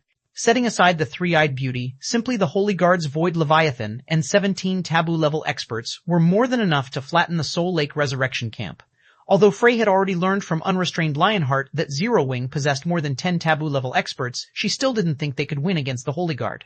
It should be known that the Void Leviathan wasn't your average ferocious beast. Each of its 18 heads was akin to an independent monster. It was just that these 18 monsters shared the same body. In other words, facing a Tier 6 Void Leviathan was akin to facing 18 Tier 6 dragons simultaneously. With such a force, one could easily destroy an entire kingdom, let alone a resurrection camp. Not to mention, the Holy Guard had over 10,000 Tier 6 experts. The team leaders of the Holy Guard were also only slightly weaker than Tier 6 gods of the same level. With such strength, not even pseudo-apex powers could afford to provoke the Holy Guard. While everyone in the resurrection camp was in despair, a streak of silver light suddenly appeared on the horizon and shot in the camp's direction. The speed of the approaching object was so fast that, by the time the many Tier 5 experts realized what was going on, a flying ship had already appeared above the resurrection camp. Thank goodness they made it back in time. When Frey saw the flying ship hovering above the camp, she couldn't help but feel a little relieved. The flying ship was none other than Zero Wing's Silverwing.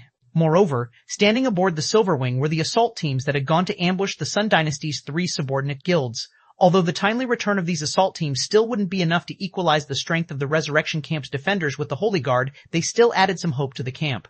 "Are we really going to fight them to the death here, Guild Leader?" Gentle Snow asked, her voice wavering as she looked at the gigantic Void Leviathan. Before returning, Gentle Snow believed that Zero Wing should have no trouble defending the Soul Lake Resurrection Camp from the Sun Dynasty. However, after seeing the Holy Guard for herself, she couldn't help but be frightened. Compared to the Holy Guard, the forces the Sun Dynasty had previously sent to attack the Seven Luminaries Alliance's resurrection camps were nothing but a joke. Details aside, it should be known that Zero Wing currently only had 16 taboo-level existences and 84 God-ranked experts. In comparison, the Holy Guard possessed over 10,000 Tier 6 experts, of which nearly 1,000 were God-ranked experts, and 18 were taboo-level existences. At first glance, even if Zero Wing could potentially emerge victorious, its chances of victory would be incredibly slim. In this situation, the wiser move for Zero Wing to make would be to withdraw from the World Arc. After all, with Zero Wing's current strength, even without the World Arc, it could easily thrive somewhere else in the Eternal Realm. It was unnecessary to butt heads with the Sun Dynasty. "I'm afraid it's too late to withdraw now," Shi Feng said. When he looked at the Holy Guard riding on the Void Leviathan, he couldn't help but sigh in amazement, as expected of a royal power. "I didn't think it would be possible for anyone to have such strength so soon." Originally, Shi Feng thought that it shouldn't be possible for any power to mobilize many God-ranked experts during the Eternal Realm's early exploration stage. Even if the Sun Dynasty was a royal power from the Holy Race, he felt that the most the Sun Dynasty would have at this point in time was 100 God-ranked experts. Hence, he felt that with the strength of his home god's domain's experts, Zero Wing could easily take over the Eternal Realm. However, he never thought that the Sun Dynasty would already have such a frightening foundation in the early stages of the Eternal Realm. While Shi Feng was observing the Holy Guard, the three-eyed beauty standing on the Void Leviathan shifted her gaze onto him. At the same time, her 3 eyes turned dark purple, and faint arcs of lightning could be seen flashing in them. Wherever her eyes gazed upon, space and time froze, and even Tier 6 experts found themselves immobilized. "Are you Black Flame, the one who took the Sunlight Blade?" Daystar asked, like a superior questioning her subordinate as she gazed down at Shi Feng. Her voice rang across the sky, and it felt like the world itself was questioning Shi Feng. "That is me," Shi Feng answered as he met Daystar's gaze. "Daystar, the commander of the Sun Dynasty's Holy Guard." She was known in Shi Feng's previous life as the Arbiter of Death. Had she not abruptly returned to the Holy Race's greater god's domain during the war between the two races, many believe the outcome would have been far less favorable to the human race. Good. You may die now. Daystar nodded. Then she raised her hand, gesturing for the Holy Guard to attack in full force. Chapter 3667, Chapter 741, Level 212, Tier 6 Personal Guard, Chapter 741, Level 212, Tier 6 Personal Guard. As Daystar's indifferent voice echoed across the battlefield, the 17 Vice Commanders of the Holy Guard kicked off the Void Leviathan's heads and shot straight toward the Silverwing. As for the rest of the Holy Guard, they grouped up in their respective teams and advanced on the resurrection camp down below. Not even bothering with the formalities, huh? Seeing the advancing Holy Guard, Shi Feng commanded, "Let's take action as well then." Immediately, Phoenix Rain and the other Tier 6 experts from Shi Feng's home god's domain moved to meet the Holy Guard's vice commanders in battle. Relying on the attribute advantage provided by the God Chaser set, Phoenix Rain, Ji Luorong, Shadowflower, and the others easily kept the Holy Guard's vice commanders at bay. At the same time, over 100 metallic combat puppets emerged from the resurrection camp. These combat puppets measured over 30 meters tall, and each radiated an aura that could instill fear into even Tier 6 players.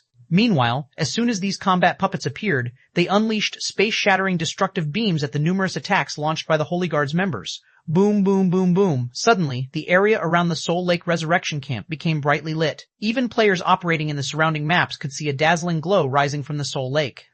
Meanwhile, following the initial exchange, all of the magic and holy barriers erected on the battlefield shattered, leaving both sides defenseless. This forced the two sides to engage each other in a direct confrontation. Logically, with the Holy Guard having over 10,000 Tier 6 experts on its side, the Legion shouldn't need much effort to deal with the Resurrection Camp's defenders, even if Zero Wing, Azure Fang, and the Red Dragon Nation had a combined army of over 100,000. However, the addition of Zero Wing's Godslayer combat puppets created a huge problem for the Holy Guard. Each of the Godslayer combat puppets' attacks was akin to a Tier 6 large-scale destruction curse. Against attacks of such caliber, even Tier 6 God-ranked experts could not survive getting hit more than a few times.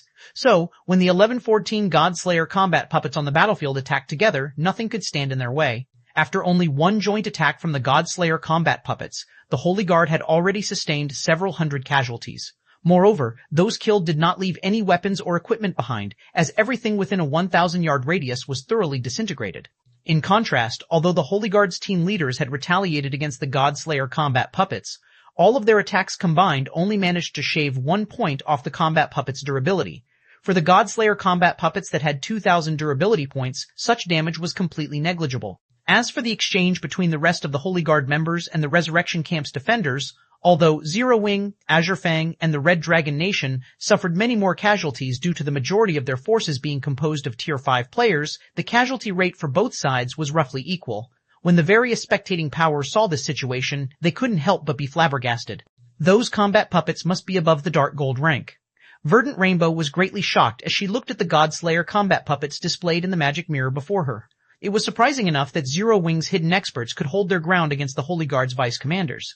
I didn't think they would also have so many advanced Dark Gold combat puppets hidden. No wonder Black Flame can scoff at the Sun Dynasty's threats.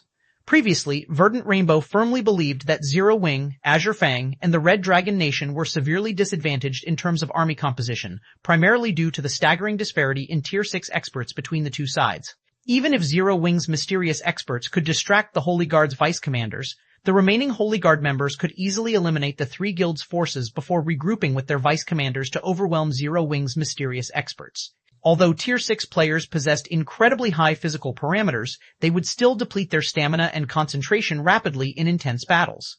It was especially so in battles against experts of a similar caliber. If both sides went all out, it wouldn't even be strange if they used up their stamina and concentration completely after only several dozen exchanges.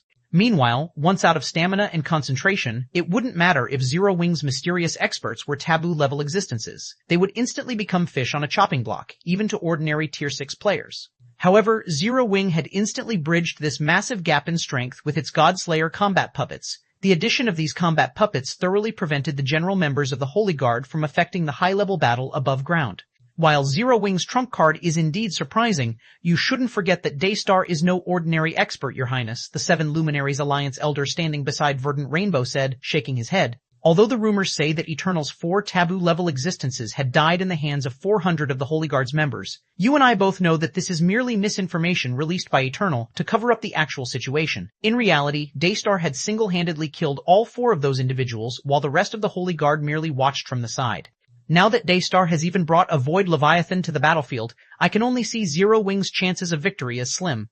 Zero Wing's ability to mobilize over 100 advanced Dark Gold combat puppets was indeed amazing. Even the 7 Luminaries Alliance could never imagine mobilizing so many. This was because of the difficulty of repairing war weapons of such caliber. Even if the Alliance could repair them, the materials needed to do the repairs were incredibly difficult to procure. However, although powerful, advanced Dark Gold combat puppets were not almighty. While they might achieve incredible results when used against players, their effectiveness would plummet when used against monsters. In the case of a ferocious beast like the Void Leviathan, it probably wouldn't need more than a few attacks to destroy the Godslayer combat puppets. With its high HP and defense, it also wouldn't fear the Godslayer combat puppets' bombardment.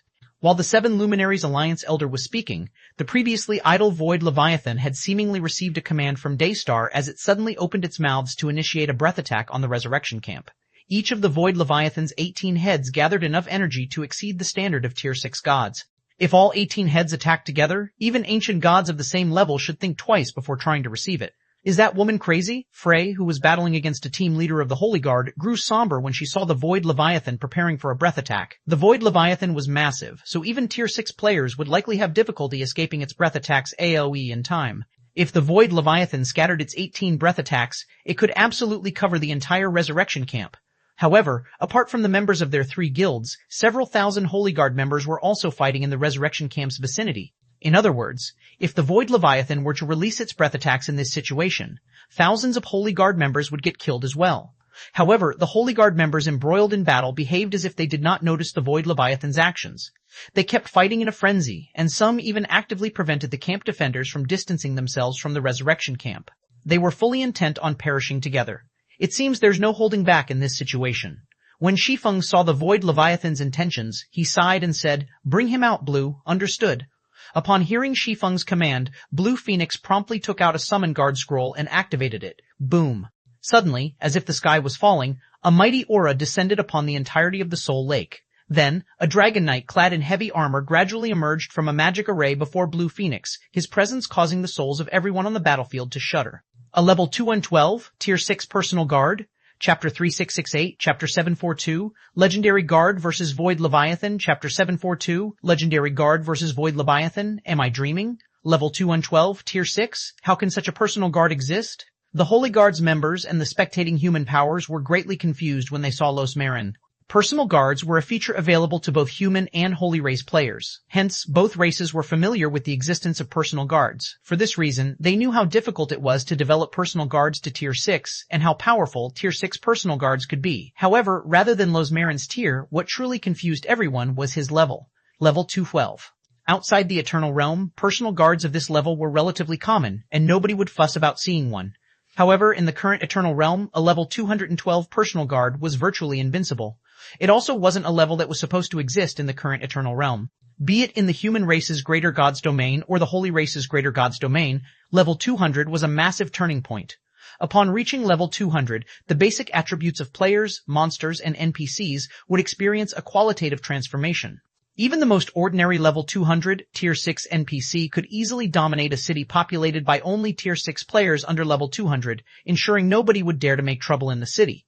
This was also why, despite having such powerful forces already, none of the Holy Race powers dared to attack the Eternal Realm's various NPC cities. Any random NPC city in the Eternal Realm would have more than one level 200 plus Tier 6 NPC guarding it. If Tier 6 players under level 200 tried to attack these cities, even if they attacked in a massive army, their actions would be no different than suicide. So, how could they not be shocked and frightened now that there was a level 212 personal guard before them? Although many players had already started to recruit personal guards in the various NPC cities, the NPCs they recruited were only around level 190. While level 200 plus NPCs existed in the Eternal Realm, they were typically big shots of their respective cities, and recruiting them was nigh impossible. A level 212, Tier 6 personal guard, Daystar, standing atop the Void Leviathan, also looked surprised when she saw the Dragon Knight Los Marin. However, the surprise in her eyes quickly faded as she indifferently said, "Had you used this trump card against any other legion, you would have indeed been undefeatable. Unfortunately, your opponent is the Void Leviathan. Even a level 212 personal guard will have to disappear along with the resurrection camp here." At the same time as Daystar finished speaking, the Void Leviathan unleashed the energy it had been charging with its 18 heads. In an instant, 18 radiant beams shot out from the Void Leviathan's mouths and converged to form a miniature world that covered a 5,000-yard radius. Then, this miniature world descended upon the Soul Lake Resurrection Camp. In the meantime, Frey and the others found themselves immobilized due to the pressure exerted by the miniature world. They felt as if they were stuck between two converging worlds, and all they could do was wait for death to claim them. What a pity Verdant Rainbow couldn't help but sigh when she saw the Void Leviathan's attack. As Daystar mentioned, had Los Marin's opponent not been the Void Leviathan, he could have absolutely defended the Soul Lake Resurrection Camp. It wouldn't even be an exaggeration to say that he could render the Sun Dynasty powerless against the Resurrection Camp. Unfortunately, the Void Leviathan was no ordinary ferocious beast. It was an existence capable of devouring all existences, and even ancient gods of the same level were fearful of them. In terms of combat power, a level 193 Void Leviathan was superior to even level 200 Tier 6 gods, let alone a level 212 Tier 6 personal guard. While Verdant Rainbow was lamenting Zero Wing's fate, Los Marin suddenly appeared in the miniature world's path of descent with his shield raised. Evidently, he planned to receive the Void Leviathan's attack head-on to protect the Resurrection Camp. Boom! A loud explosion occurred, followed by a powerful shockwave that shook the entire Soul Lake. The shockwave was so intense that even the sky had turned into a dark void. It seems Zero Wing will still lose in the end. Verdant Rainbow sighed deeply as she looked at the magic mirror. It was indeed surprising that Zero Wing had a level 212 Tier 6 personal guard hidden under its sleeve, but the Soul Lake Resurrection Camp's defenders were still weaker than the Holy Guard. Meanwhile, now that everyone in the Resurrection Camp had been annihilated, even if Zero Wing's main force members were still alive, the Resurrection Camp's defenders no longer had the ability to defend the camp over a long period.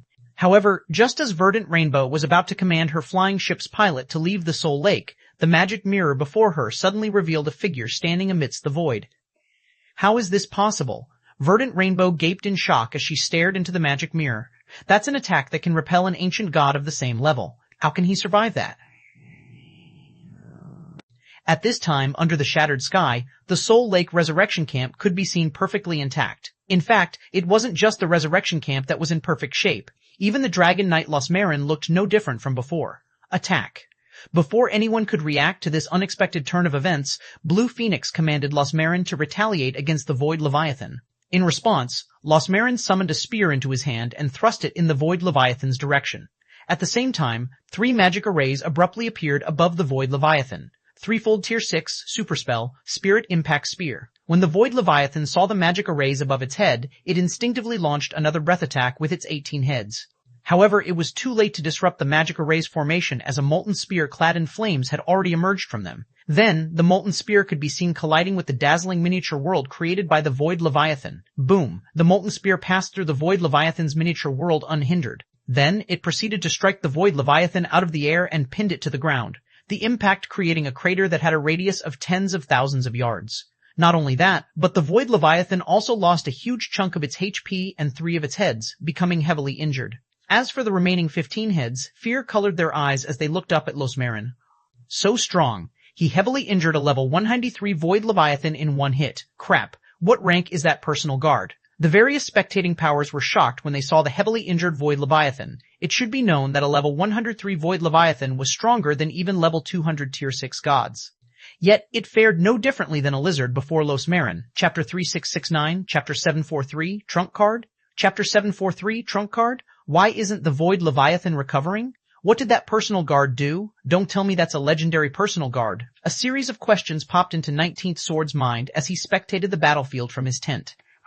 Others might not know how powerful Void Leviathans were, but not 19th Sword. As someone who frequently operated around the boundaries of the Void Sea, 19th Sword was no stranger to Void Leviathans. He had even personally traded blows with them before. As the first gatekeeper of the Void Sea's borderland, Void Leviathans not only possessed strength that could strike fear into ancient gods of the same level, but they also possessed a frightening recovery ability that could let them outlast ancient gods of the same level.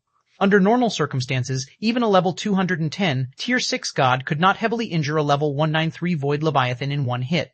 On the contrary, the level 210 Tier 6 god was more likely to run out of steam before they could kill the level 193 Void Leviathan. Hence, 19th Sword couldn't help but be dumbfounded when he saw a measly level 212 personal guard heavily injuring a level 193 Void Leviathan. Guild leader, how many more secrets are you still keeping from us? On the battlefield, Fervent Samsara and Heavy Abyss couldn't help but turn to look at Shi Feng when they saw Los Marin's performance.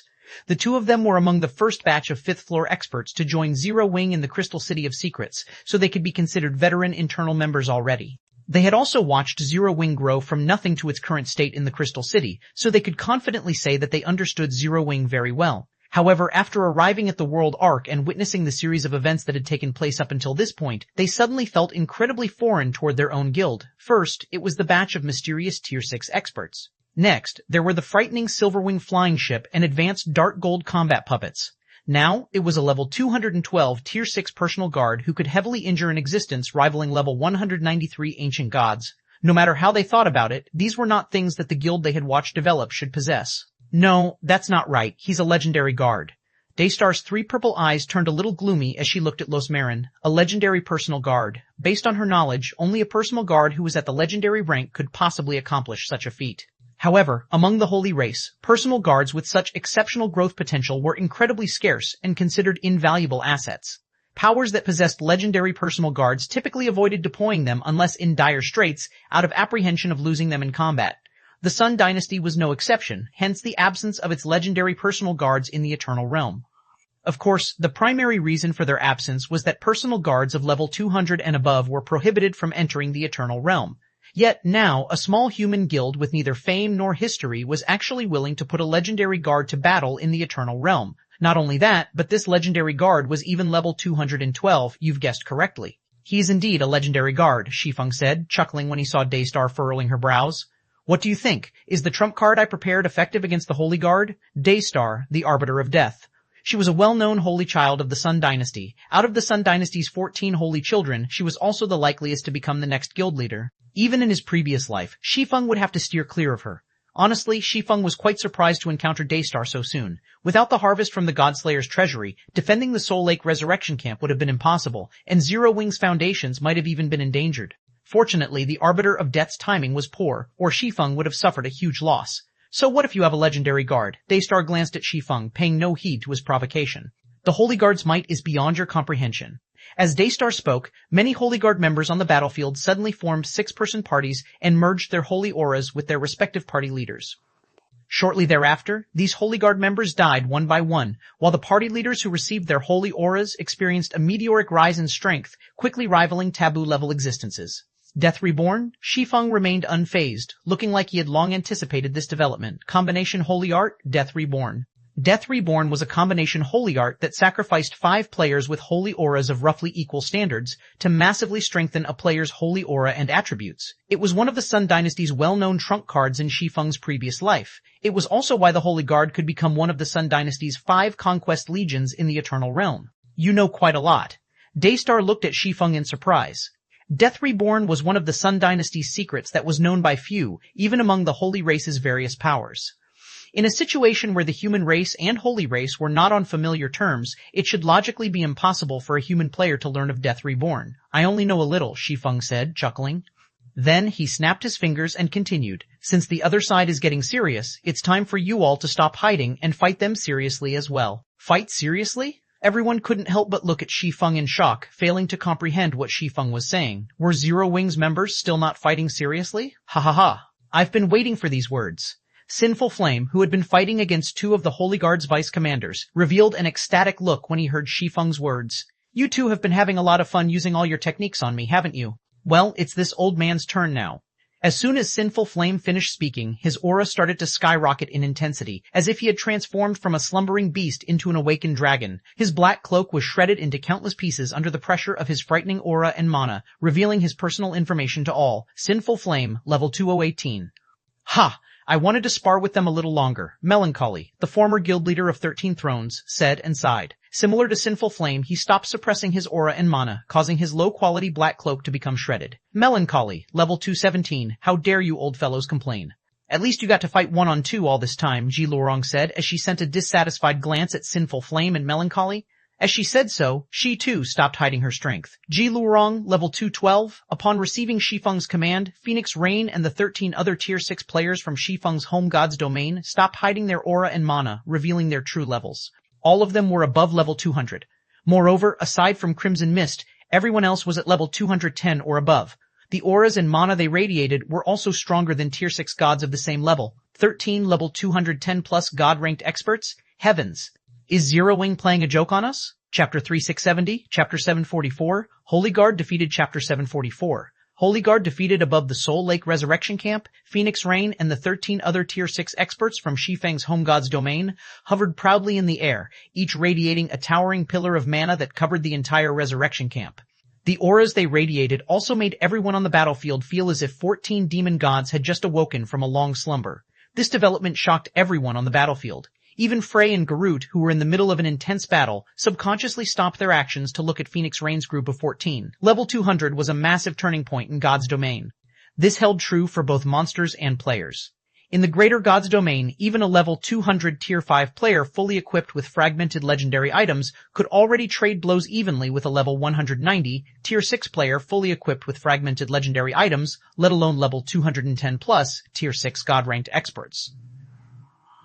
In the current Eternal Realm, level 210 plus tier 6 god-ranked experts were virtually invincible. Yet Zero Wing had 14 of such experts. What kind of method did he use exactly? How can he bring so many level 200 plus players into the Eternal Realm? Frey was filled with disbelief as she looked at Shi Feng, who stood aboard the Silver Wing. Although the greater god's domain's various powers had yet to discover the Eternal Realm's exact coordinates, many powers had already found methods to send players into the Eternal Realm. It was especially so for the various Apex powers. Virtually all of them already possessed such means. Moreover, the number of players they could send over was massive, which was why they had such an overwhelming advantage over the other powers in the current Eternal Realm. However, as mighty as they were, even the various Apex powers could not bring level 200 plus players into the Eternal Realm. This was because of the restrictions imposed by the Eternal Realm's laws. Is this what you meant when you said Zero Wing can bring people into the Eternal Realm, Orabeth? Garut couldn't help but ask as he turned to look at Orabeth, Azure Fang's Saintess. Haven't I reported it to the guild leader long ago? Orabeth responded by looking at Garut strangely. But you never said Zero Wing can bring level 200 plus players? Garut nearly lost his calm when he saw Orabeth's calm expression. Garut had long known about Zero Wing's ability to transport players into the Eternal Realm. This was because Orabeth had entered the Eternal Realm via Zero Wing's channel. Orabeth had even admitted to it herself. Hence, this matter was not a secret among Azure Fang's executives. In fact, Orabeth had even mentioned that so long as the various powers were willing to pay the price, Zero Wing could help them bring players into the Eternal Realm. Originally, Azure Fang's executives had scoffed at this matter. After all, it wouldn't matter how many players they brought into the Eternal Realm. No amount of players under level 200 would be enough to change the situation in the Eternal Realm. Even bringing several tier 6 players wouldn't change the overall situation. This was because the various powers did not lack experts capable of advancing to tier 6. However, it was a different story if Zero Wing could bring level 200 plus players into the Eternal Realm. I might not have mentioned it, but none of you asked me either, Orabeth calmly replied. Orabeth's response rendered Garut speechless. Unfortunately, there was nothing he could do about it. In reality, Orabeth couldn't be considered a full-fledged member of Azure Fang. She wasn't internally nurtured by the guild. Instead, she had only joined the guild because of an invitation from Azure Fang's guild leader, and her relationship with Azure Fang was more like a partnership than anything else. She was under no obligation to care about Azure Fang's interests. In such a situation, it was already fortunate she was willing to share her method of entering the Eternal Realm. While Garut and Orabeth were conversing, Phoenix Rain and the others had already thrown themselves at the Holy Guard's team leaders, giving the enemy no time to gather themselves. Meanwhile, in front of level 210 plus, tier 6 players equipped with the God Chaser set, which provided basic attributes on par with level 220 legendary equipment, level 180, tier 6 players were no more than infants before adults. Even if the Holy Guard's team leaders had been artificially strengthened to rival taboo-level existences, they were no exception. Boom, boom, boom. In the blink of an eye, over 10 Holy Guard team leaders were killed. The difference in basic attributes was too overwhelming. Even if the Holy Guard team leaders possessed superior combat standards, in a situation where they were severely disadvantaged in speed and power, they had no choice but to trade blows with Phoenix Rain and the others, which led to them losing OP rapidly. In just 10 seconds, Phoenix Rain and the others had already killed over 200 Holy Guard team leaders. During this time, although the Holy Guard's 17 vice commanders had tried to intervene, 8 of them had to work together just to distract Crimson Mist, who was only a level 200 plus player. Naturally, they were even more helpless against Phoenix Rain and the others, and all they could do was watch as the Holy Guard's members were slaughtered. Meanwhile, when the various spectating powers saw this scene, they couldn't help but be flabbergasted. Taboo-level existences. In any of the pseudo-Apex powers present, taboo-level existences were considered Apex combatants. They were also the various pseudo-Apex powers' biggest source of confidence. In the current Eternal Realm, even the various Apex powers would be helpless against a force of several hundred taboo-level existences. Yet, this seemingly unstoppable force had become as fragile as an infant against Zero Wing's 14 members. Is this the real reason behind Black Flame's confidence? After observing Phoenix Rain's group for a while, Verdant Rainbow shifted her attention toward Shi Feng, a rare smile forming on her face. I wonder what expression those Vice Alliance masters will make once they learn of this. Because of their fear of displeasing Demon's Gate, they even said I was overestimating Black Flame and warned me against using my privilege to raise his rank. In reality, Black Flame receiving a rank in the Divine Glory list's top 300 was an extremely controversial topic in the Seven Luminaries Alliance. Meanwhile, as Black Flame's primary advocate, Verdant Rainbow had been ridiculed by many in the Alliance. They all thought she was exaggerating her description of Black Flame, especially regarding his importance in resisting the various Holy Race powers. After all, Black Flame was only one person. He didn't even have a divine artifact. Yet, she had insisted on propping up Black Flame to strengthen Zero Wing. In their opinion, all she was doing was wasting resources. Be that as it may, the assistance of Apex powers like Demon's Gate is still crucial in resisting the Holy Race, Your Highness. Without them, we would not be able to resist the Holy Race in the Eternal Realm. The elder standing beside Verdant Rainbow explained when he saw her delighted expression. I know that. Verdant Rainbow nodded.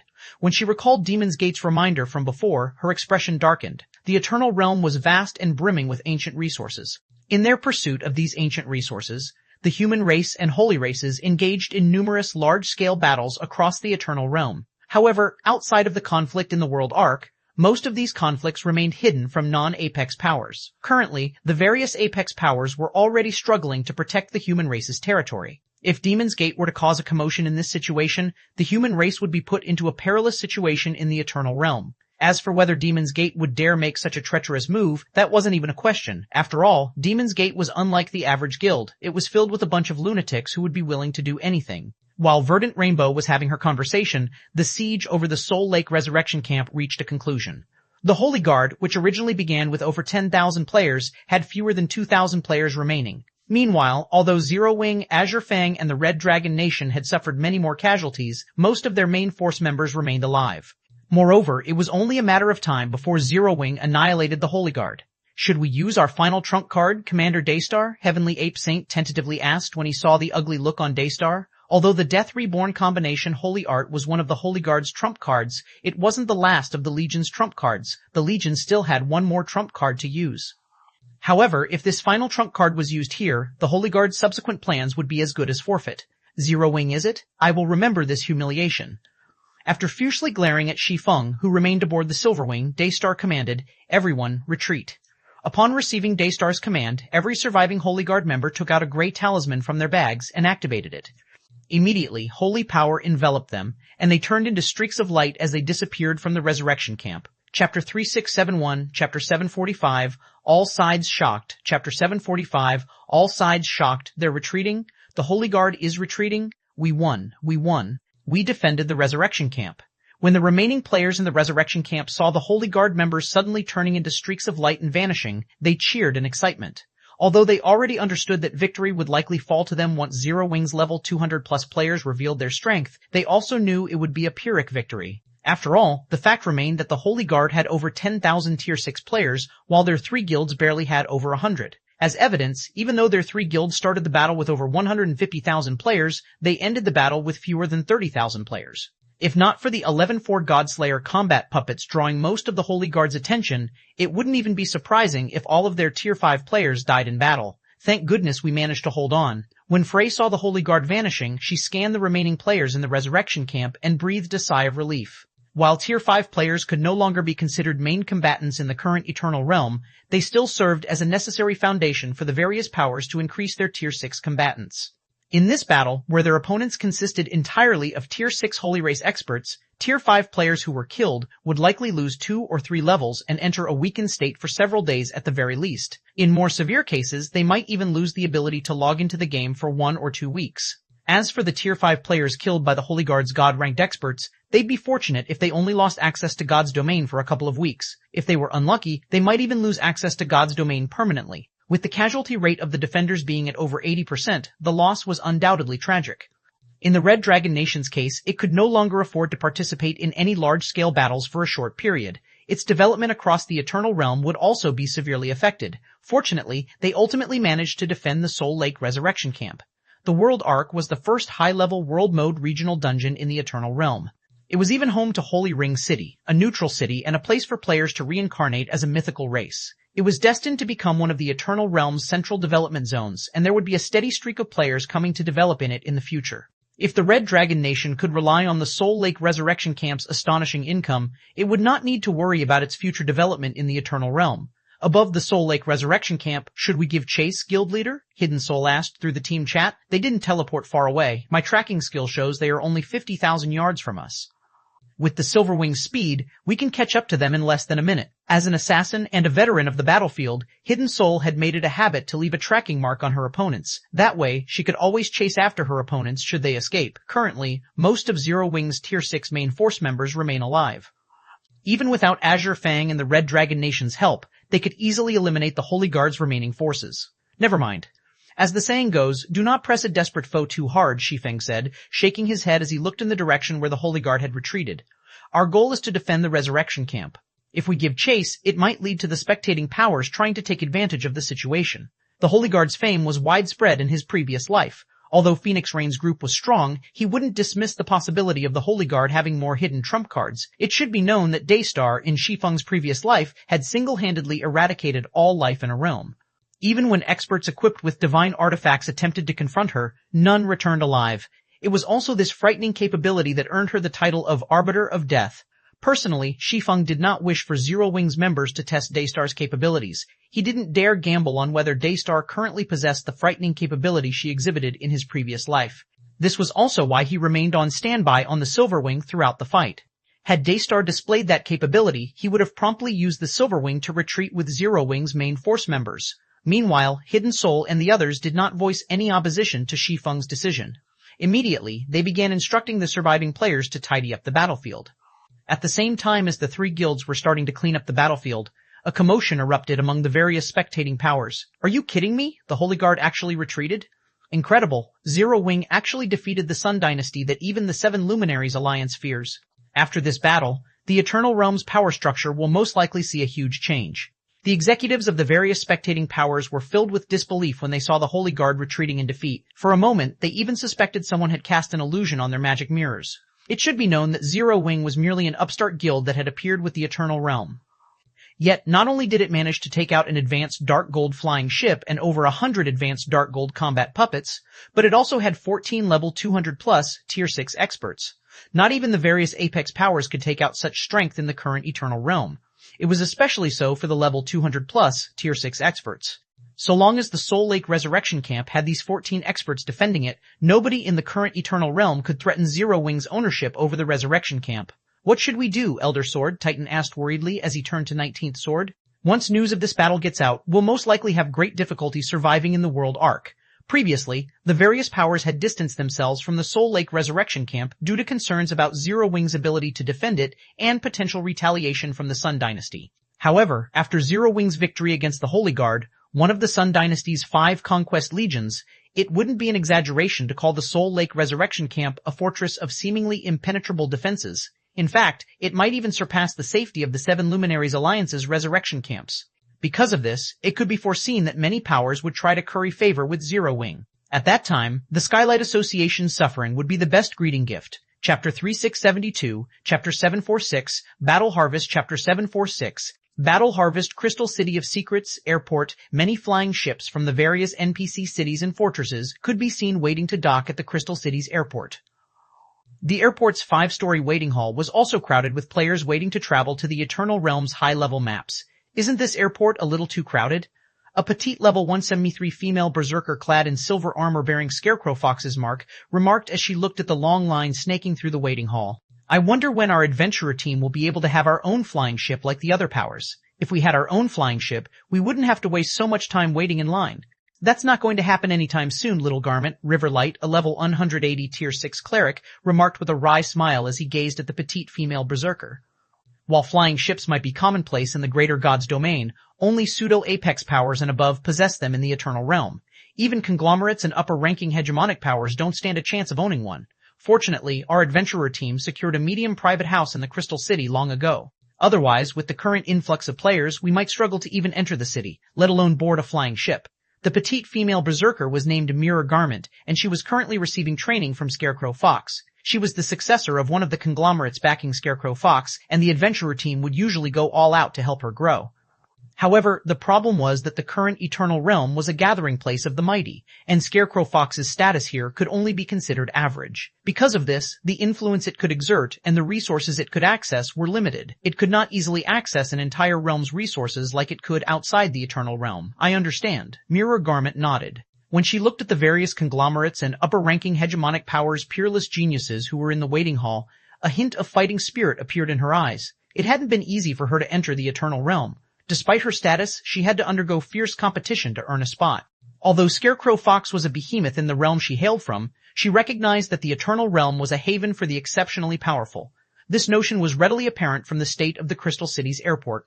Throughout the waiting area, peerless geniuses could be spotted. In their respective realms, these individuals would be regarded as renowned figures. However, within the Crystal City of Secrets, these peerless geniuses were merely insignificant figures. If we can acquire more combat secret treasures, or a couple of extraordinary secret treasures from the world arc this time, having a flying ship sent over from the greater god's domain wouldn't be out of the question, Keelan said, smiling when she saw the fighting spirit on Mirror Garment's face.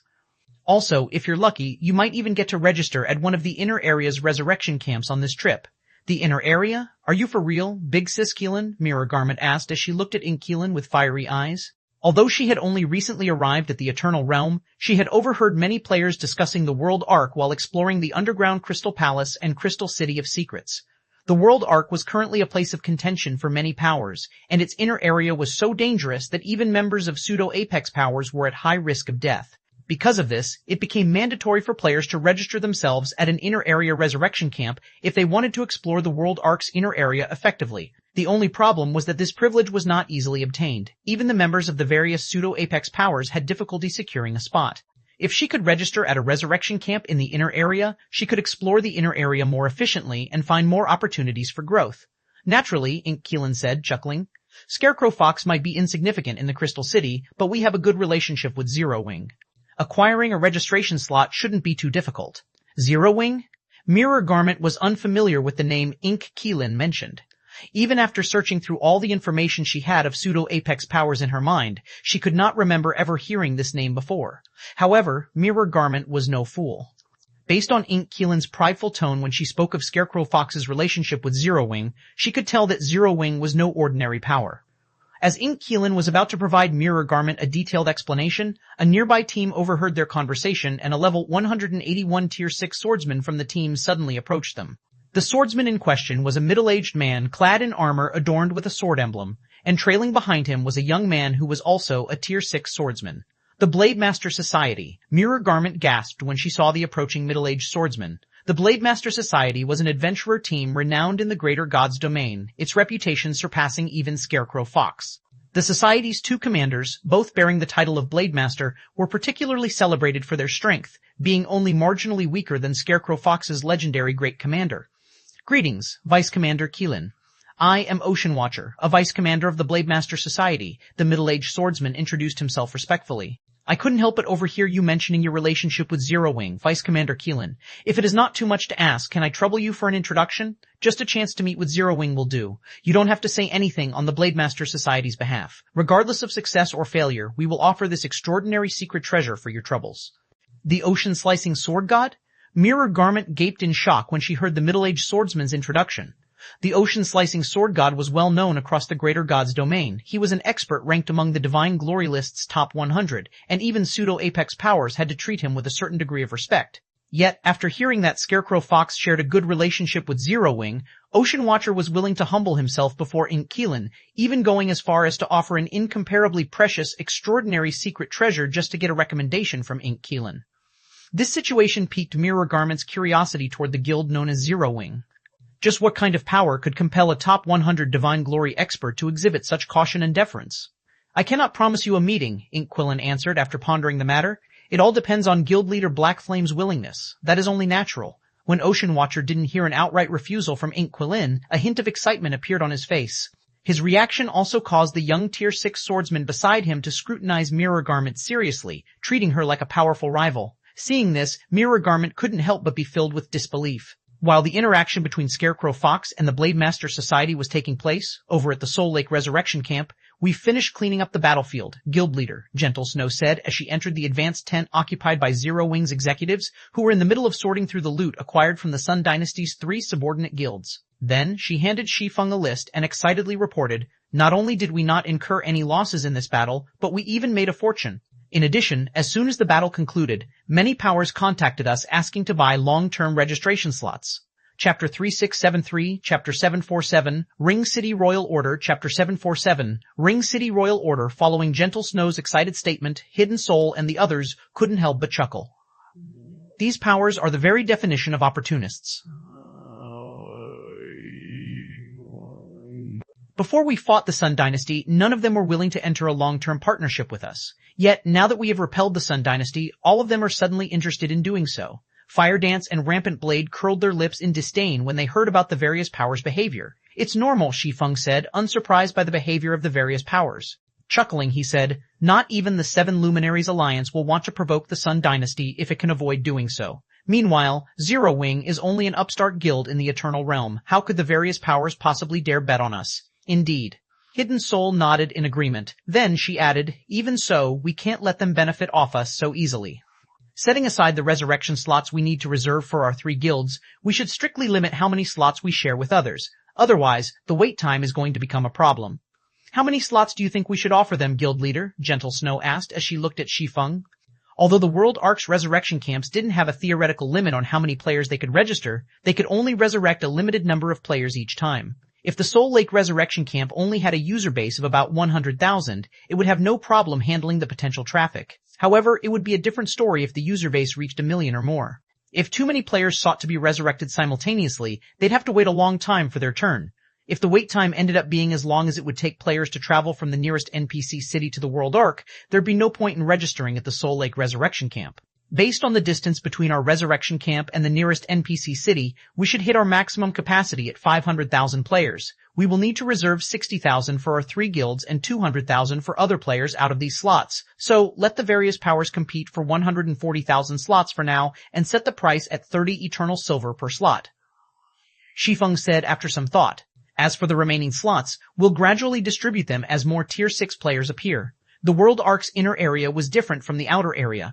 Although Tier 5 players could explore the inner area, their chances of encountering Holy Race players were significantly greater. Meanwhile, with the Holy Race having far more Tier 6 players than the human race, the chances of Tier 5 human players dying in the inner area would be incredibly high. So, even if the Soul Lake Resurrection Camp registered only 400,000 players, registered players might need to wait half a day just to get resurrected. I'll make the necessary arrangements," Gentle Snow said, nodding. After Gentle Snow left the tent, Shi Feng turned his attention toward the list Gentle Snow had handed to him. It was a list showing the items they acquired from the Holy Guard. Prior to the battle, Zero Wing, Azure Fang, and the Red Dragon Nation had already agreed that any loot acquired during the defensive siege would go to whichever guild was responsible for obtaining it in the first place. Meanwhile, with Zero Wing's members being responsible for over 90% of the Holy Guard members killed, it meant that over 90% of the loot obtained went to Zero Wing. So, Zero Wing's harvest was very fruitful. The Holy Guard was one of the Sun Dynasty's 5 conquest legions, so it went without saying that the equipment standard of its members was excellent. Even the most inferior equipment they dropped was at the fragmented legendary rank. The only problem was that most of the weapons and equipment dropped by the Holy Guard members could only be equipped by Holy Race players. In the hands of human players, they were utterly useless. Even so, the amount of usable loot Zero Wing acquired still astonished Shi Feng. There are actually 2,487 universal fragmented legendary items. "No wonder," she said, "we made a fortune." Shi Feng couldn't help but gasp a little as he looked at the list in his hand. Zero Wing had expended a lot of 7 Luminaries crystals for mobilizing the God Slayer combat puppets in the defensive siege. More specifically, out of the 500,000 units prepared, less than 200,000 units remained. Fortunately, Zero Wing had won the battle, which eliminated the need to compensate guild members for losses related to weapons and equipment. Instead, Zero Wing would only need to compensate guild members for the loss of levels and contributions made during the battle. After calculating the guild contribution points required for these compensations, 2,000 fragmented legendary items should be more than enough for Zero Wing to break even. Essentially, Zero Wing had made a profit of 487 fragmented legendary items in this battle. This was nearly enough to fully equip a 50-man team with fragmented legendary items. Under normal circumstances, the current Zero Wing would need at least a month to acquire nearly 500 fragmented legendary items. Moreover, this was only because of the Eternal Realm's favorable circumstances. Outside of the Eternal Realm, Zero Wing would probably need several months to acquire so many fragmented legendary items. It would be great if I could turn the Holy Race's exclusive weapons and equipment into usable resources right away.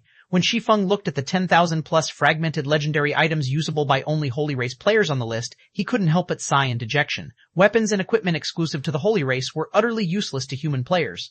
Normally, if players wished to convert these items into usable resources, they could only do so by auctioning them off at a neutral city's auction house. Although they would incur a hefty processing fee, they could sell these unusable items to Holy Race players for eternal coins. However, none of the Eternal Realm's neutral cities had been activated thus far, so such transactions were not yet possible. While Shi Feng could also convert these exclusive items using the origin myth, it wasn't worth doing so. After all, 7 Luminaries crystals were incredibly precious and strategic resources. They were even more valuable than fragmented legendary items in a certain sense. Huh? This is a Ring City Royal Order? Shi Feng's eyes suddenly widened when he noticed a particular item on the list. What's wrong, guild leader? Hidden Soul asked out of curiosity when she noticed the sudden change in Shi Feng's expression. Aside from Hidden Soul, everyone else in the tent also noticed Shi Feng's surprised reaction, and they couldn't help but turn to look at him. Although most of the players in the tent had yet to reach the 5th floor standard, they were still 4th floor experts. Hence, no changes occurring within their perception range could escape their notice. It's nothing bad. Our guild has simply struck gold, Shi Feng said, chuckling when he saw Hidden Soul and the others looking at him. Hearing Shi Feng's response, Hidden Soul and the others couldn't help but roll their eyes at him for stating the obvious. You guys, Shi Feng couldn't help but feel exasperated by the looks of disdain Hidden Soul and the others were giving him. However, he refrained from explaining himself and retrieved a tattered scroll from the epic spatial bag that Gentle Snow had passed him along with the list just now. The Ring City Royal Orders, also known as the Ring City's 12 Aristocrats. Holy Ring City had 12 aristocratic positions, specifically 6 Viscounts, 4 Counts, and 2 Dukes. They were established by the first city lord, and they coincided with the 12 official fiefs that covered the World Ark's core area around Holy Ring City. The only way for players to acquire a guild city in the World Ark, the first high-level world mode regional dungeon in the Eternal Realm, was by becoming one of Holy Ring City's 12 aristocrats and acquiring an official fief. So long as a power could succeed in doing so, they would gain access to unimaginable wealth. Meanwhile, the tattered scroll in Shi Feng's hand was none other than the Ring City Royal Order necessary to become one of the 12 aristocrats. Chapter 3674, Chapter 748, Battle of the Four Royals. Chapter 748, Battle of the Four Royals. To be able to find something like this, the Holy Guard truly is incredible. Shi Feng briefly fell into a daze as he looked at the tattered scroll. The Ring City Royal Order wasn't something that could be acquired easily. Even though the one currently in Shi Feng's possession was only an incomplete fragment, its value still exceeded that of a divine weapon. Under the right circumstances, it could even be worth multiple divine weapons. This was because the World Ark was one of the Eternal Realm's few world mode regional dungeons. Simply the fact that the monsters here could drop extraordinary secret treasures and, above, already made it an invaluable location, let alone the fact that it also housed various resources and ore veins that couldn't be found elsewhere. Most importantly, the World Ark was home to Holy Ring City. At first glance, Holy Ring City might not seem special. After all, although neutral cities weren't everywhere in the Eternal Realm, there were still quite many. However, Holy Ring City's true value quickly presented itself once the various powers discovered the Eternal Realm's coordinates in the Void Sea, a city of absolute neutrality. Of course, this doesn't mean the other neutral cities of the Eternal Realm weren't genuinely maintaining a neutral stance. Instead, the issue was that most of these neutral cities could no longer uphold their neutrality once various powers discovered the Eternal Realm's coordinates, even if they intended to do so. However, Holy Ring City was different. As mighty as the Holy Race's royal powers were, not even they could do anything about it. In fact, not even the legendary Battle of the Four Royals had managed to bring down the city. The Battle of the Four Royals. It was a battle that shook the greater gods' domains of both the human race and the Holy Race. In Shi Feng's previous life, there wasn't a single player in either greater gods' domain who did not know about that battle. It was such a spectacle that it was even broadcast live in the real world for all humans to see. Shortly after the Eternal Realm appeared, the players of both greater gods' domain already understood the value it held. Hence, both human and Holy Race players were adamant about controlling the entire Eternal Realm. Meanwhile, the places where the most wealth was gathered across the entire Eternal Realm were none other than the Eternal Realm's neutral cities. Hence, once the Eternal Realm's coordinates in the Void Sea were discovered, the powers of both Greater God's domain promptly started to capture the Eternal Realm's neutral cities one after another. When all but Holy Ring City remained unoccupied, 4 of the Holy Race's 10 royal powers decided to compete over the city, which led to a battle of epic proportions. The battle at the time was of a scale that had never been seen in the history of the human race's Greater God's domain.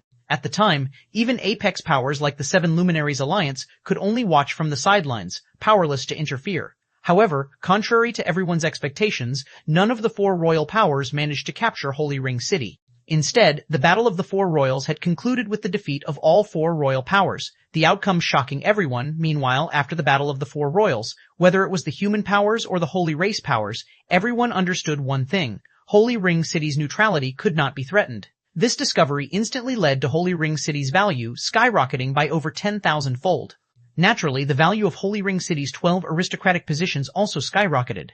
Presently, although the value of the 12 aristocratic positions was nowhere near as high as it was in Shi Feng's previous life, they were still vastly more valuable than any resurrection camp. After all, the sole purpose of resurrection camps was to provide players with a place to resurrect inside the world arc. In contrast, the guild towns and cities situated on Holy Ring City's official fiefs came with all the standard features and more. Whether it was resurrection or accommodation, these were merely the basics of what they had to offer. What made them truly valuable was the right to facilitate trade between players and other cities. As these guild towns and cities were affiliated with Holy Ring City, a neutral city, the trades they could facilitate were not limited by race. For example, human players weren't restricted to trading with other human players only. Instead, they could trade with players of other races. It was also the case for city trades. These guild towns and cities weren't limited to trading with only human cities. Instead, they could also trade with Holy Race cities. In Shi Feng's previous life, the 4 royal powers had gained control over 80% of Holy Ring City's fiefs after failing to capture Holy Ring City. Because of this, they established an absolute authority over neutral trades and generated wealth far beyond the imaginations of the 6 other royal powers. Only 1/5. Shi Feng had mixed feelings as he looked at the tattered scroll in his possession. Honestly, he had never thought about getting his hands on a Ring City royal order before today. To be given a glimmer of hope now was truly an uncomfortable experience. It should be known that acquiring a complete Ring City royal order was mind-bogglingly difficult. It wasn't a challenge that could be accomplished by just one individual or a powerful team. The only reliable method to obtain Ring City royal orders he knew of could easily instill despair into any existing apex power. This was because this method required players to take over an entire foreign realm. It was also why, on the Holy Race's side, only royal powers had managed to acquire Holy Ring City's official fiefs. Currently, the Ring City royal order in his possession was only one of 5 fragments. To secure one of the 12 aristocratic positions, he would have to gather the remaining 4 fragments. However, every Ring City royal order and their fragments were unique. This meant that, even if players got their hands on multiple fragments, it was possible that they weren't fragments of the same royal order. Of course, the system would show some mercy to players who successfully obtained fragments of a Ring City royal order. So long as players managed to collect 1/5 of a royal order, they could complete the rest by paying Holy Ring City to start a foreign realm crusade. They wouldn't need to rely entirely on luck. Although Shi Feng did not know from where in the world Ark's core area the Holy Guard managed to obtain this fragment, the fact that it made up 1/5 of a complete royal order meant that he already had the opportunity to obtain a complete royal order. However, Shi Feng was also aware that while the current Zero Wing already had the strength to suppress the Holy Race's top combatants, it was a different story when it came to capturing an entire realm from the Holy Race. If Zero Wing were to go on such a crusade, it would have to go up against a realm that had existed for hundreds, if not thousands, or possibly even tens of thousands of years. Moreover, the Holy Race players operating in said realm would not be under any suppression or restrictions. Against such opponents, Zero Wing's current strength would be nothing but a joke. This was also why he did not reveal the Ring City Royal Order to Hidden Soul and the others right away. Wait, what if, looking at the Ring City Royal Order, Shi Feng suddenly thought of a possibility? What if I used the Origin Myth? The Origin Myth was the Origin Sanctuary's most prized possession, capable of forcibly modifying even divine artifacts. With the Ring City Royal Order being only a legendary item, there was no way the Origin Myth couldn't modify it. Thinking up to this point, Shi Feng promptly moved the fragmented Ring City Royal Order into the Origin Myth's origin space. No matter what, he had to try and see if he could repair the legendary rank Ring City Royal Order. However, after putting in the Royal Order, Shi Feng did not receive a response from the Origin Myth. It wasn't until 30 seconds had passed that a system notification echoed in his mind. System, Origin Space has detected the legendary Ring City Royal Order. Chapter 3675, Chapter 749, Building a Town, Chapter 749, Building a Town, it works? Shi Feng revealed a look of joy when he saw the system notification. If the Origin Space showed no reaction, it meant that the Ring City Royal Order couldn't be repaired. However, so long as the Origin Space showed a reaction, it meant that it was possible to make changes to the Royal Order. Subsequently, time passed by in silence as Shi Feng patiently watched the progress bar above the Origin Space fill up. At the 3-minute mark, another system notification sounded in Shi Feng's mind. System, Origin Space has detected the Ring City Royal Order. Do you wish to repair it? System, repairing the Ring City Royal Order will cost 50,000 units of 7 Luminaries crystal. Do you wish to proceed? 50 million? Shi Feng gasped when he saw the cost. It should be known that modifying the legendary rank Abyss Workshop certification only cost 6 million units of 7 Luminaries crystal previously, yet the legendary rank Ring City Royal Order cost a whopping 50 million. This was already close to matching the cost of modifying a divine artifact. Meanwhile, an expenditure of 50 million units of 7 Luminaries crystal definitely wasn't something the current Zero Wing could afford. After deducting the 7 Luminaries crystals spent on strengthening the Silver Wing and covering the costs of the defensive siege, Zero Wing only had a little over 7 million units remaining. Zero Wing would need a considerable amount of time to make up the difference. Not to mention, the various powers in the current Eternal Realm were fervently nurturing Tier 6 players, and Zero Wing was no exception. This, in turn, would make it even more difficult for Zero Wing to save up 50 million units of 7 Luminaries crystal. Contact Frey and Garut for me, Soul. After pondering for a moment, Shi Feng took a deep breath and issued a command to Hidden Soul. Ask them if they can come up with a total of 50 million units of 7 Luminaries crystal. Tell them that Zero Wing intends to conduct a big transaction with them. 50 million? Hidden Soul couldn't help but look at Shi Feng in surprise and confusion. What are you planning, Guild Leader? A sum of 50 million units of 7 Luminaries crystal was enough to let 500 Tier 5 experts challenge their Tier 6 promotion. Not even Apex powers could come up with such a large sum on short notice. Aside from Hidden Soul, Phoenix Rain and the others in the tent also couldn't help but look at Shi Feng in astonishment. Even if they sold their home god's domain, they doubted they could come up with such a large sum of 7 Luminaries crystals. Just contact them for me for now. I will tell you all about it later, Shi Feng said, not bothering to explain himself. There was no need to question whether it would be worth spending 50 million units of 7 Luminaries crystal to repair the Ring City Royal Order. It was worth it. It was absolutely worth it. When operating the World Ark's resurrection camps, players could only charge eternal coins for the services they offered. However, in the towns and cities built on Holy Ring City's 12 fiefs, players could set the currency they charged for services such as auction houses, shops, and private houses. In other words, players could change their collected currency into 7 Luminaries crystals. In his previous life, the 4 royal powers that occupied over 80% of the official fiefs made it mandatory to use holy power crystals, a strategic resource for the holy race, when doing business at their auction houses. This, in turn, meant that holy race players wishing to purchase items from human players had to use holy power crystals to pay the auction house's processing fees. Because of this, the 4 royal powers made a huge fortune, raking in millions of units of holy power crystals every day. Meanwhile, all the various powers could do was watch on enviously. Now that Shi Feng had the opportunity to get his hands on a complete Ring City Royal Order, he'd be willing to pay even 500 million units of 7 Luminaries crystal if it meant he could secure it, let alone 50 million units. After Shi Feng waited for about 15 minutes, Hidden Soul returned to the tent with Frey and Garut in tow. We're here, Guild Leader Blackflame. What is this business proposition that you have for us? Garut asked as he looked at Shi Feng curiously. 50 million units of 7 Luminaries crystal is no small amount. Even if Azure Fang and the Red Dragon Nation worked together, we'd have to empty our pockets to come up with such a sum. Could Zero Wing be planning to sell some of its shares over the Resurrection Camp? Frey asked as she scrutinized Shi Feng. 7 Luminaries crystals were of utmost importance to the various powers in the current Eternal Realm. They would not trade them away unless absolutely necessary. After all, there was no power that did not want more Tier 6 players under their command. Only by having more Tier 6 players could they explore the Eternal Realm more effectively. Although the Eternal Realm was relatively abundant in 7 Luminaries crystals, their demand was still vastly greater. As a result, the various powers still had to import most of their 7 luminaries crystals from outside the Eternal Realm, incurring a steep cost in the process. Unless Zero Wing could offer something that could tempt their respective guilds, even if the two of them were willing to do Zero Wing a favor, the executives of their respective guilds were unlikely to play ball. Meanwhile, out of everything Frey could think of, the only thing of value Zero Wing could offer was its shares of the Soul Lake Resurrection Camp. The battle against the Sun Dynasty's Holy Guard had proven the Soul Lake Resurrection Camp's defenses to be impregnable. Because of this, players were coming in droves to register at the Resurrection Camp, causing the camp's income to increase several times. At this time, it wouldn't even be an exaggeration to call the Soul Lake Resurrection Camp the most lucrative location in the human race's territory. Most importantly, this wasn't even the Soul Lake Resurrection Camp's limit, as the number of players registering at the camp was still increasing steadily. Hence, if Zero Wing were to offer up some of its shares over the Soul Lake Resurrection Camp, the executives of Azure Fang and the Red Dragon Nation definitely wouldn't mind paying huge sums of 7 luminaries crystals for them. No? Shi Feng shook his head. No? Garut grew even more curious when he saw Shi Feng shaking his head. Could it be those combat puppets then?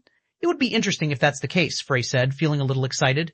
If there was anything else Zero Wing had that was of value to Azure Fang and the Red Dragon Nation, it would have to be the Silver Wing flying ship and Godslayer combat puppets. However, not even for a moment did Frey think that Zero Wing might sell the Silver Wing flying ship. After all, even outside the Eternal Realm, the flying ship was a priceless treasure, let alone in the Eternal Realm. This left only the Godslayer combat puppets. Although nowhere near as valuable as the Silver Wing, the combat power they possessed could still be considered extraordinary in the current Eternal Realm. If the Red Dragon Nation could get its hands on a batch of Godslayer combat puppets, its exploration of the world arc could be improved greatly. It would no longer have to worry about lacking Tier 6 players. That's not it either, Shi Feng said, chuckling. We give up, Guild Leader Black Flame. Just tell us what you're trying to sell us, Frey said, feeling a little confused. If it's not too much of a problem, we can probably convince our guild's other executives to agree to this matter. Garut nodded in agreement with Frey's words. They regarded their partnership with Zero Wing highly. So long as Shi Feng wasn't making them incur a major loss, they wouldn't mind giving him 50 million units of 7 luminaries crystal. A town, Shi Feng declared with a smile. Zero Wing intends to construct a town in the World Arc's core area. Are you two willing to spend 25 million units of 7 luminaries crystal each to permanently purchase 1 large shop and 1 large land there? Chapter 3676, Chapter 750, 2-star count, Chapter 750, 2-star count real estate for a town in the World Arc's core area? You're not joking with us, are you, Guild Leader Black Flame? When Frey and Garut heard Shi Feng's words, they looked at him with bloodshot eyes and bated breaths. Their voices also trembled as they spoke, neither daring to believe the validity of Shi Feng's words. The World Arc was the only high-level World Mode regional dungeon activated in the Eternal Realm. Because of this, even the competition in the World Arc's inner area was already incredibly intense. As evidence, as soon as their 3 guilds had proven themselves capable of defending the Soul Lake Resurrection Camp, numerous powers had come forth, offering to pay astronomical prices just to secure some resurrection slots. Meanwhile, this situation was already enough to make them wonder if they were in a dream. As for occupying a guild town in the World Arc's core area, even if they were only limited to occupying a shop and a plot of land in said town, it was not something they would dare to dream of accomplishing. In fact, not even the various apex powers would dare think of accomplishing such a thing in the current Eternal Realm. It should be known that currently, even the human race's various apex powers were having great difficulty surviving and exploring the World Arc's core area. As for the human race's other powers, the core area was a forbidden land that was absolutely off limits for them. However, if one could secure a place to rest in the World Arc's core area, one would gain unimaginable advantages when exploring it. At this time, Frey and Garut weren't the only ones shocked by Shi Feng's words. Hidden Soul and the other Zero Wing executives present in the tent were similarly dumbfounded. They might have reacted with even greater excitement if not for Frey and Garut's presence. After all, the advantages Zero Wing could gain from having a guild town in the World Arc were leagues above what it could gain from a resurrection camp. Firstly, Zero Wing could construct a guild residence in the guild town.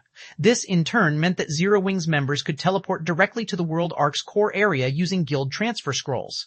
Secondly, guild members could get proper rest in the World Arc and trade various resources with each other in a relatively safe environment. With these 2 advantages alone, Zero Wing could easily triumph over the various powers in the World Arc. I'm not joking.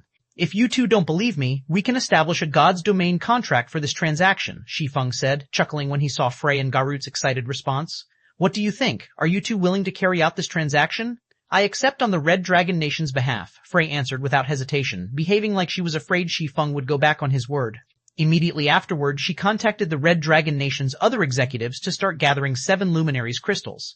Azure Fang is also in? Although Garut answered a second later than Frey, his speed in contacting Azure Fang's other executives was not at all slower than Frey's. "Give me half a day, and I'll get you your 25 million units, Guild Leader Blackflame." Meanwhile, after Frey and Garut agreed to Shi Feng's business proposal on behalf of their respective guilds, they quickly signed a God's Domain contract over the transaction. The contract required Azure Fang and the Red Dragon Nation to provide 25 million units of 7 Luminaries Crystal to Zero Wing each.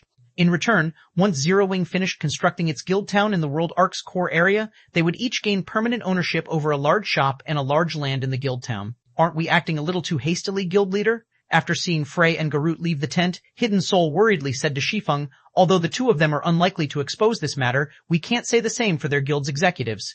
Phoenix Rain and Gentle Snow, Zero Wing's other vice guild leaders, nodded in agreement.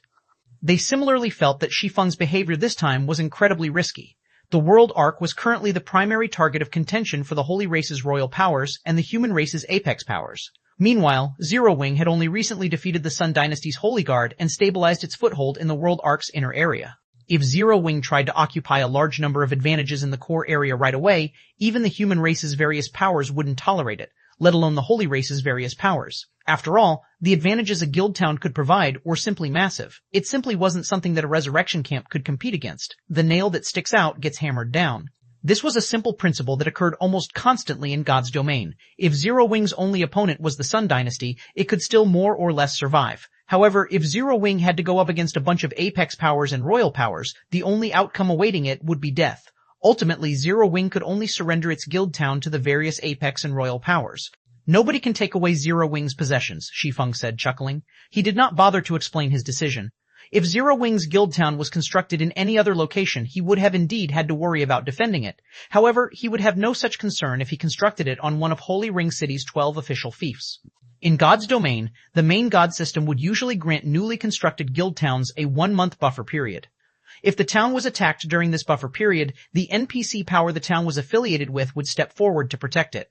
In other words, if anyone were to attack a guild town constructed on one of the 12 official fiefs, they would have to prepare themselves to face the wrath of Holy Ring City. It should be known that Holy Ring City was the sole neutral city that retained its status of neutrality in the Eternal Realm during Shi Feng's previous life. Not even the might of 4 royal powers could threaten it back then, let alone now. Meanwhile, a month was enough for Zero Wing to amass a fortune through its town. Paired with its medium world fragment and the players from Shi Feng's home God's Domain, Zero Wing could mass-produce level 210 plus Tier 6 experts. At that time, it'd be the various powers who'd have to be afraid of Zero Wing, not the other way around. Half a day later, Frey and Garut personally delivered 50 million units of 7 Luminaries Crystal to Shi Feng, neither of them letting others interfere throughout the process. Evidently, they knew it would be in their best interest to let as few people as possible know about this transaction. Meanwhile, after Shi Feng saw the two off, he returned to his advanced tent and used the origin myth to repair the Ring City Royal Order without hesitation. As soon as Shi Feng injected the 50 million units of 7 Luminaries Crystal into the origin space, the tattered scroll in the origin space started to recover at a visible rate. In only a minute, a brand new scroll made of sheepskin appeared before Shi Feng. 4th Ring City Royal Order, Inferior Divine Artifact Rank Item. One of the 12 title certificates conferred by the First City Lord of Holy Ring City. The owner of this certificate will be granted the title of a 2-star count and the Shattering Basin as their fief. As long as the holder of this certificate is in the World Ark, they can teleport to any location in the connected fief at any time. Additionally, the holder of this certificate has the privilege of constructing 1 guild town on their fief at no cost. A 2-star count? Shi Feng was momentarily stunned when he saw the description of the Ring City Royal Order. There were 12 Ring City Royal Orders, each granting a different starting rank. Among them, 6 granted players the Viscount rank, 4 granted the Count rank, and 2 granted the Duke rank. These 3 major ranks could further split into multiple minor ranks. In the case of Counts, they could be split into 3 minor ranks, starting from the 1-star status and ending at the 3-star status. Of the 4 Royal Orders that granted a starting rank of Count, 1 started players as a 3-star Count, 1 started as a 2-star Count, and the remaining 2 started as a 1-star Count. After gaining an aristocratic position, players could raise their ranks by completing Holy Ring City's quests. Meanwhile, the higher a player's rank, the greater the authority they could wield in Holy Ring City. The differences would start to become especially apparent starting from the Count rank. For example, although a 2-star Count was only 1 minor rank above 1-star Counts, they gained the privilege of constructing an advanced town directly on their fief. They wouldn't need to start from a basic town like 1-star Counts.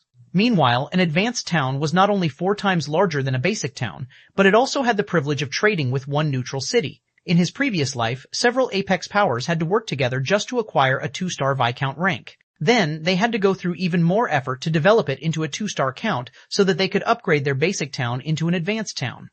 Yet, in this life, he got to start as a 2-star count directly. System, do you wish to construct an advanced town on your fief immediately? Chapter 3677, Chapter 751, Mythical Era City, Chapter 751. Mythical Era City. Did something happen, guild leader? Hidden Soul asked anxiously when she noticed Shi Feng looking dazed. Now that Zero Wing had already formalized its new partnership with Azure Fang and the Red Dragon Nation, it wouldn't be long before the various powers learned of Zero Wing's intent to construct a city in the World Ark's core area. If a problem were to crop up at this juncture, it would be terrible news for Zero Wing. Don't worry, it's something good, Shi Feng said after choosing to proceed with the advanced town's construction. Then, he commanded, bring over all the earnings we made from the resurrection camp. Actually, no, bring me as much money as you can get your hands on. I have a great use for it. When the several Apex powers successfully upgraded their basic town into an advanced town, it instantly became the target of envy for the various human powers. Even Shi Feng couldn't help but covet it. Originally, Shi Feng thought he'd be fortunate to start as a 2-star or 3-star Viscount. If that were the case, it'd be a long while before Zero Wing could have an advanced town in the World Ark. After all, raising one's aristocratic rank in Holy Ring City was no easy task. However, now that Zero Wing could construct an advanced town directly, he'd have to change up his plans a little. It should be known that, upon reaching the advanced rank, guild towns operating under Holy Ring City would remain exceptional entities even until the Eternal Realm's middle stages. This was due to their gaining access to an advanced feature, namely the ability to establish a teleportation trade route with one other neutral city outside of Holy Ring City in the Eternal Realm. Indeed, every advanced town operating under Holy Ring City could let players teleport to one pre-designated neutral city located in the Eternal Realm, saving them a lot of time and the need to carry the risks of traveling across great distances. Human players could even trade with Holy Race players, depending on the neutral city's location. Of course, this feature wasn't without its flaws. In addition to being a one-way teleportation, the teleportation itself costs a hefty sum. In Shi Feng's previous life, the advanced town operated by the several Apex powers charged each player 100 units of 7 Luminaries crystal to teleport to the neutral city it was connected with. Even outside the Eternal Realm, this costly fee could make many Tier 6 experts wince in pain, let alone in the Eternal Realm during its early and middle stages. Even so, many independent players and experts from the various powers were willing to pay this costly teleportation fee in his previous life. This was because there were very few neutral cities that players could actually enter during the Eternal Realm's early and middle stages. Aside from being far from civilization, they also had stringent entry conditions. They weren't places where players could enter whenever they wanted. In comparison, the price of 100 units of 7 Luminaries crystal could be considered dirt cheap. With the current Eternal Realm still in its early stages, there should be very few players capable of entering neutral cities. Meanwhile, with the value of neutral cities, having the ability to teleport to one was akin to gaining access to a gold mine. So long as Zero Wing had enough money, it could purchase all kinds of real estate in bulk. Although almost all of these neutral cities would become unsafe once the Eternal Realm entered its later stages, by the time that period arrived, Zero Wing would have made far more money than it had invested. Not to mention, every neutral city had its own unique resources. There is 234,431 eternal gold inside, guild leader, Hidden Soul reported as she handed a spatial bag containing eternal gold coins to Shi Feng. Aside from the 42,135 eternal gold the camp made today, 55,412 eternal gold came from the camp's operations before today, and 136,074 eternal gold came from our recent operations in the Crystal City. If you still need more, Snow should be able to secure another 30 or 40,000 eternal gold by today if she sells some of the warehouse's common and combat secret treasures. Leave the secret treasures in the warehouse, save them for the new members we recruit. This much money should be enough for now, Shi Feng said as he put the eternal coins away. Then, after managing his affairs in the resurrection camp, he promptly used the Ring City Royal Order to teleport to the Shattering Basin. World Ark, core area, Shattering Basin, on a vast plain shrouded in darkness, stood a town enveloped in a magic barrier. While walking slowly toward the teleportation hall situated in the center of the town, Shi Feng quietly admired the buildings inside the isolated town. System, construction of Shattering Town is completed. The town will be open to NPCs in 1 natural day. The town will be fully open to players in 2 natural days. System, as Shattering Town is newly constructed, it will receive Holy Ring City's protection for 30 natural days. You are advised to refine the town's defenses during this period. System, as an advanced town, Shattering Town may open a one-way teleportation channel to 1 neutral city in the Eternal Realm. Do you wish to enable this feature? Activate it, Shi Feng decided without hesitation. System, please select one neutral city in the Eternal Realm. You cannot change your choice once you have decided. In addition, depending on the distance of the selected neutral city, the Eternal Coins required to construct the teleportation channel and the 7 luminaries crystals consumed for the teleportation will differ. Immediately, a list of over 100 neutral cities appeared before Shi Feng, each with its own teleportation channel construction cost and teleportation fee. Of these neutral cities, the closest one to Shattering Town cost 1,000 eternal gold to connect with a teleportation channel and 1 unit of 7 luminaries crystal per player to teleport. Meanwhile, the farthest one cost 200,000 eternal gold to connect and 200 units of 7 luminaries crystal per player to teleport. Those vampires. Their teleportation cost was only 5 units, yet they charged 100 units per player. When Shi Feng saw the teleportation cost for the neutral city, which the several apex powers had connected their advanced town with in his previous life, he couldn't help but curse at them. The early and middle stages were the most advantageous periods for players to develop within the Eternal Realm. If the several apex powers had not been so greedy, the human race's various powers could have had a much easier time resisting the holy race's various powers. This, in turn, could have prevented the Holy Race's invasion from progressing all the way to the 12 sanctuaries, thus safeguarding the 12 sanctuaries' survival and preserving the continued growth of human players. While Shi Feng was pondering which neutral city he should connect Shattering Town with, a striking name suddenly entered his sight. Luminous Sky City. It was regarded as one of the Eternal Realm's 5 great neutral cities in Shi Feng's previous life. It was also an ancient city that had existed since the mythical era. Although it ultimately fell under the control of a royal power, with the exception of Holy Ring City, it was the latest neutral city to be conquered. In addition, it was one of the few neutral cities situated in the middle of the Forbidden Zone. Luminous Sky City teleportation channel construction cost, 60,000 eternal gold coins teleportation cost, 60 units of 7 luminaries, crystal per person. It's not too expensive. After pondering for a moment, Shi Feng gritted his teeth and chose to connect Shattering Town with Luminous Sky City. For a human power like Zero Wing, it would normally be best to have teleportation access to a neutral city on the Western continent. That way, Zero Wing could have an easier time developing on the Western continent.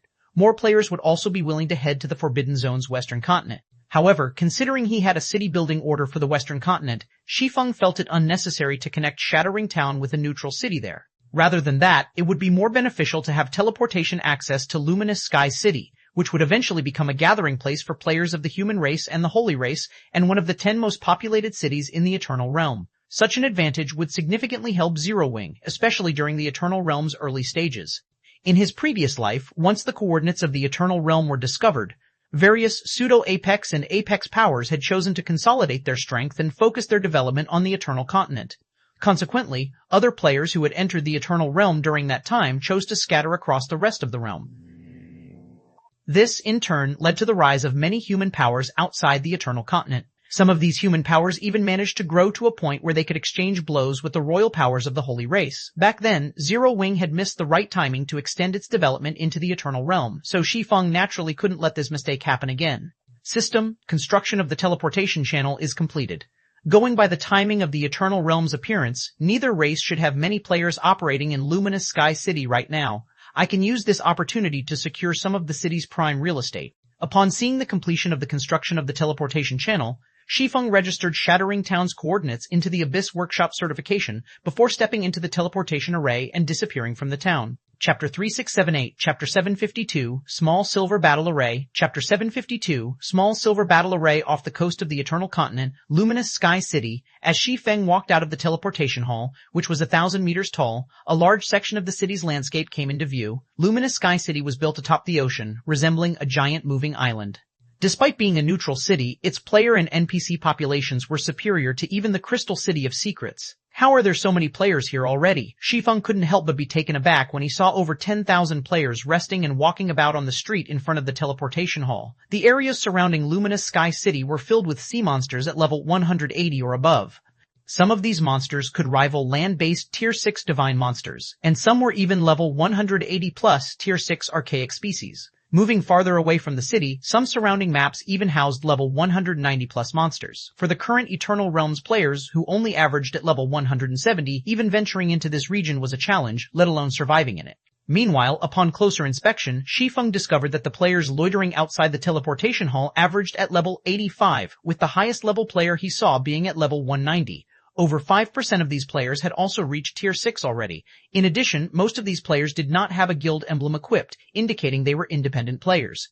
However, despite their high levels, Shi Feng discovered that the equipment standard of these independent players was much inferior compared to the Eternal Continent's guild players.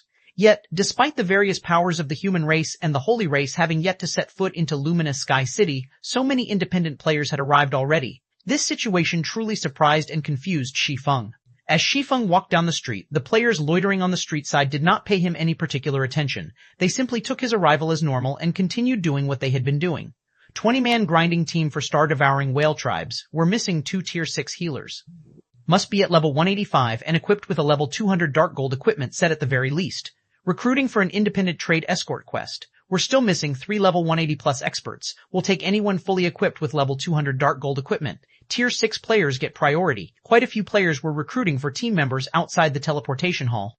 Moreover, none of these players seemed to care about the race of the players they recruited. Human players were open to recruiting holy race players, while holy race players were open to recruiting human players. Most importantly, everyone around them thought nothing of this situation. They behaved like this was a completely normal thing. If the Eternal Continent's players or the Western Continent's players were to come here, they would definitely be given a fright. This wasn't just because these players didn't mind teaming up with an enemy race, it was also because of the low equipment requirements they stated. It didn't look like these players were preparing to fight against powerful high-level monsters at all.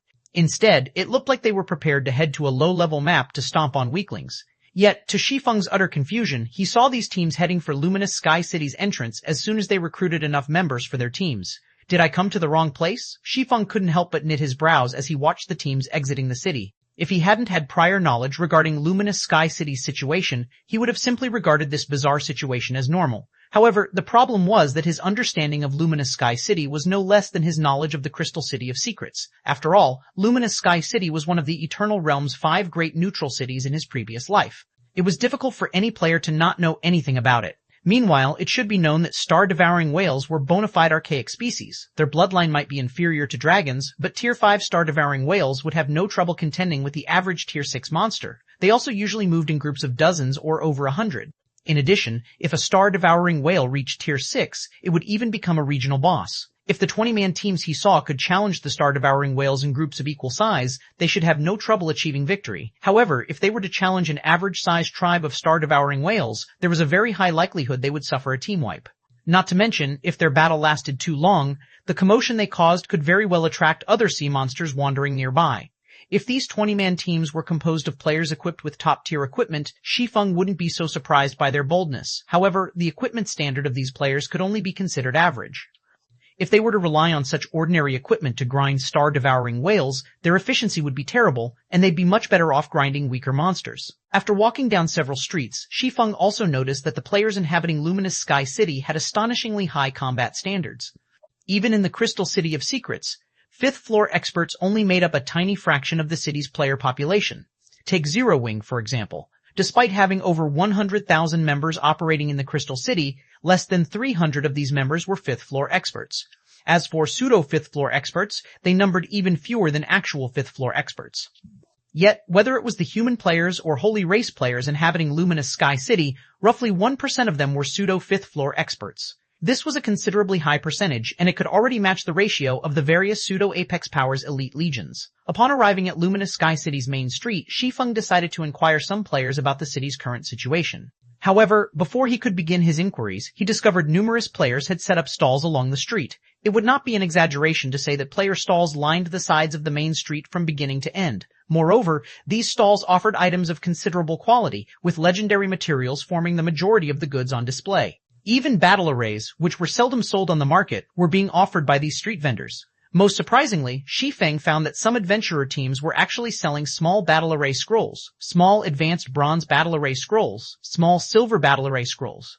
These small battle array scrolls were one-time consumables, and they could be activated by 20 players when 20 of them were gathered.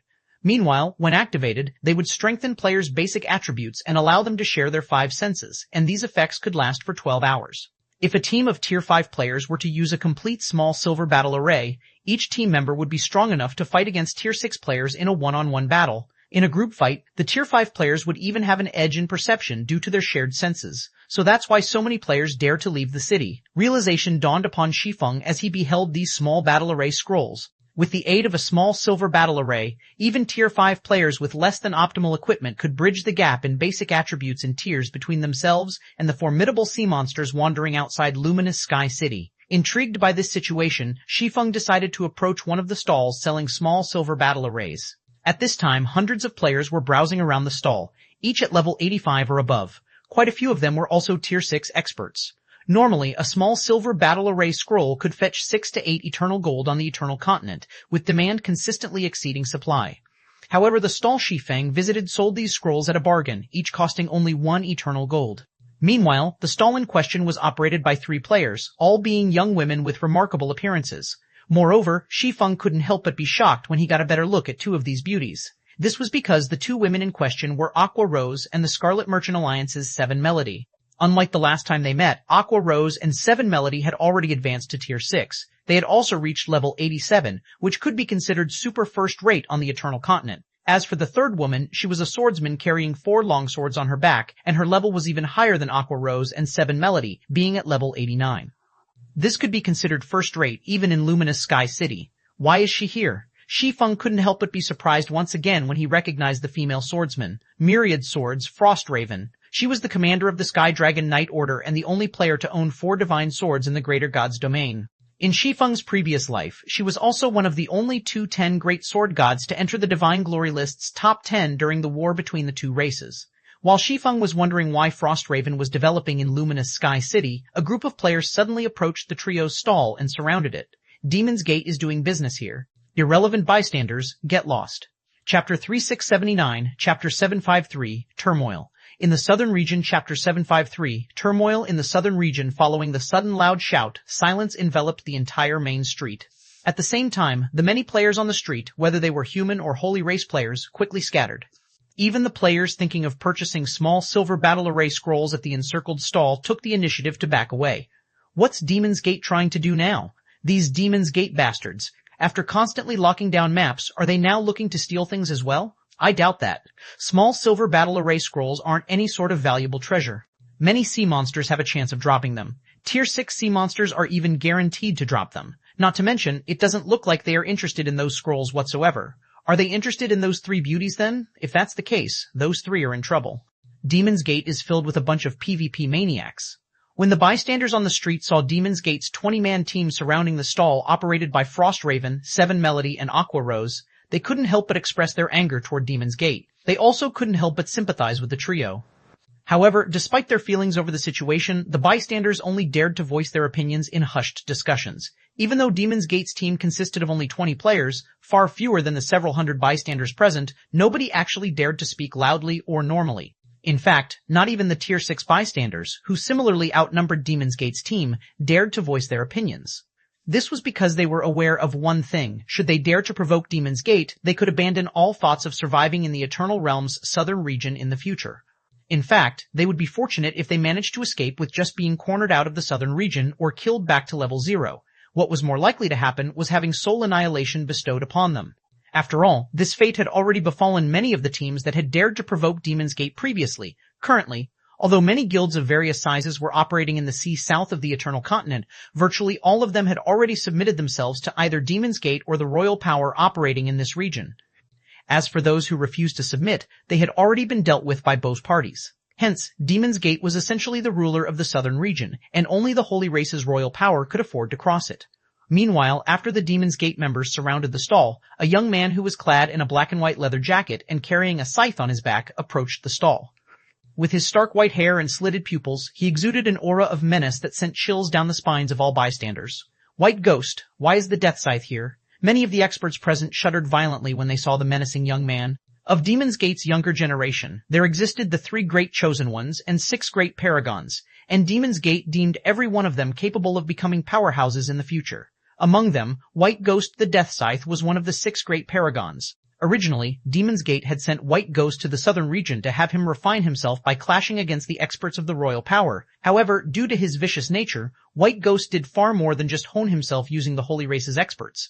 In addition to eliminating every Holy Race expert he encountered, he also killed any human player who dared to voice an opinion regarding Demon's Gate's conduct. No less than 1,000 fifth-floor experts in the southern region have perished at White Ghost's hands to date. He had also slain several of the royal power's Transcendent List reserve candidates, earning him a place on the Holy Race's Transcendent List. Just recently, he had even eliminated a taboo-level existence from the Scarlet Merchant Alliance. At this juncture, it would be an understatement to label him a monster cloaked in human skin. Meanwhile, under everyone's gaze, White Ghost slowly made his way up to Frostraven, Seven Melody, and Aqua Rose.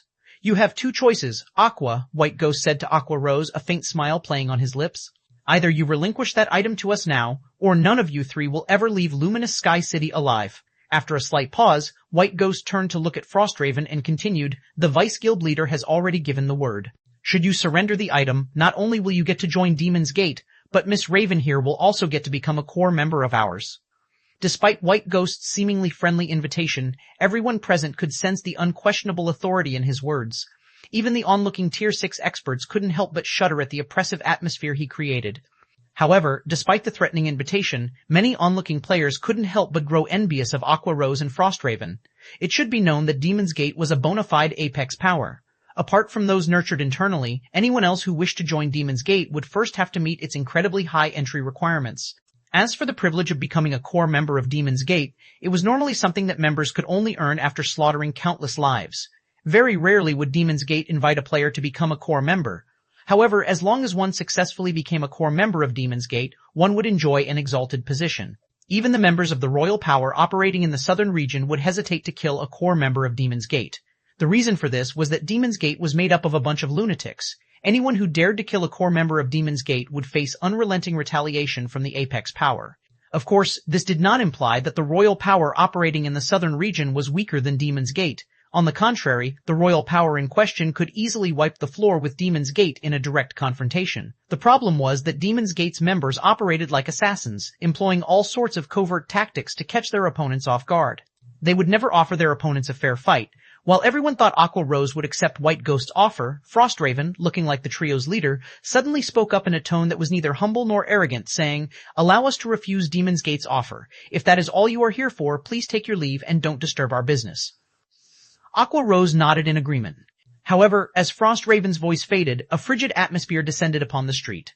An oppressive killing intent also swept across a radius of 1,000 yards, paralyzing many of the Tier 5 experts present.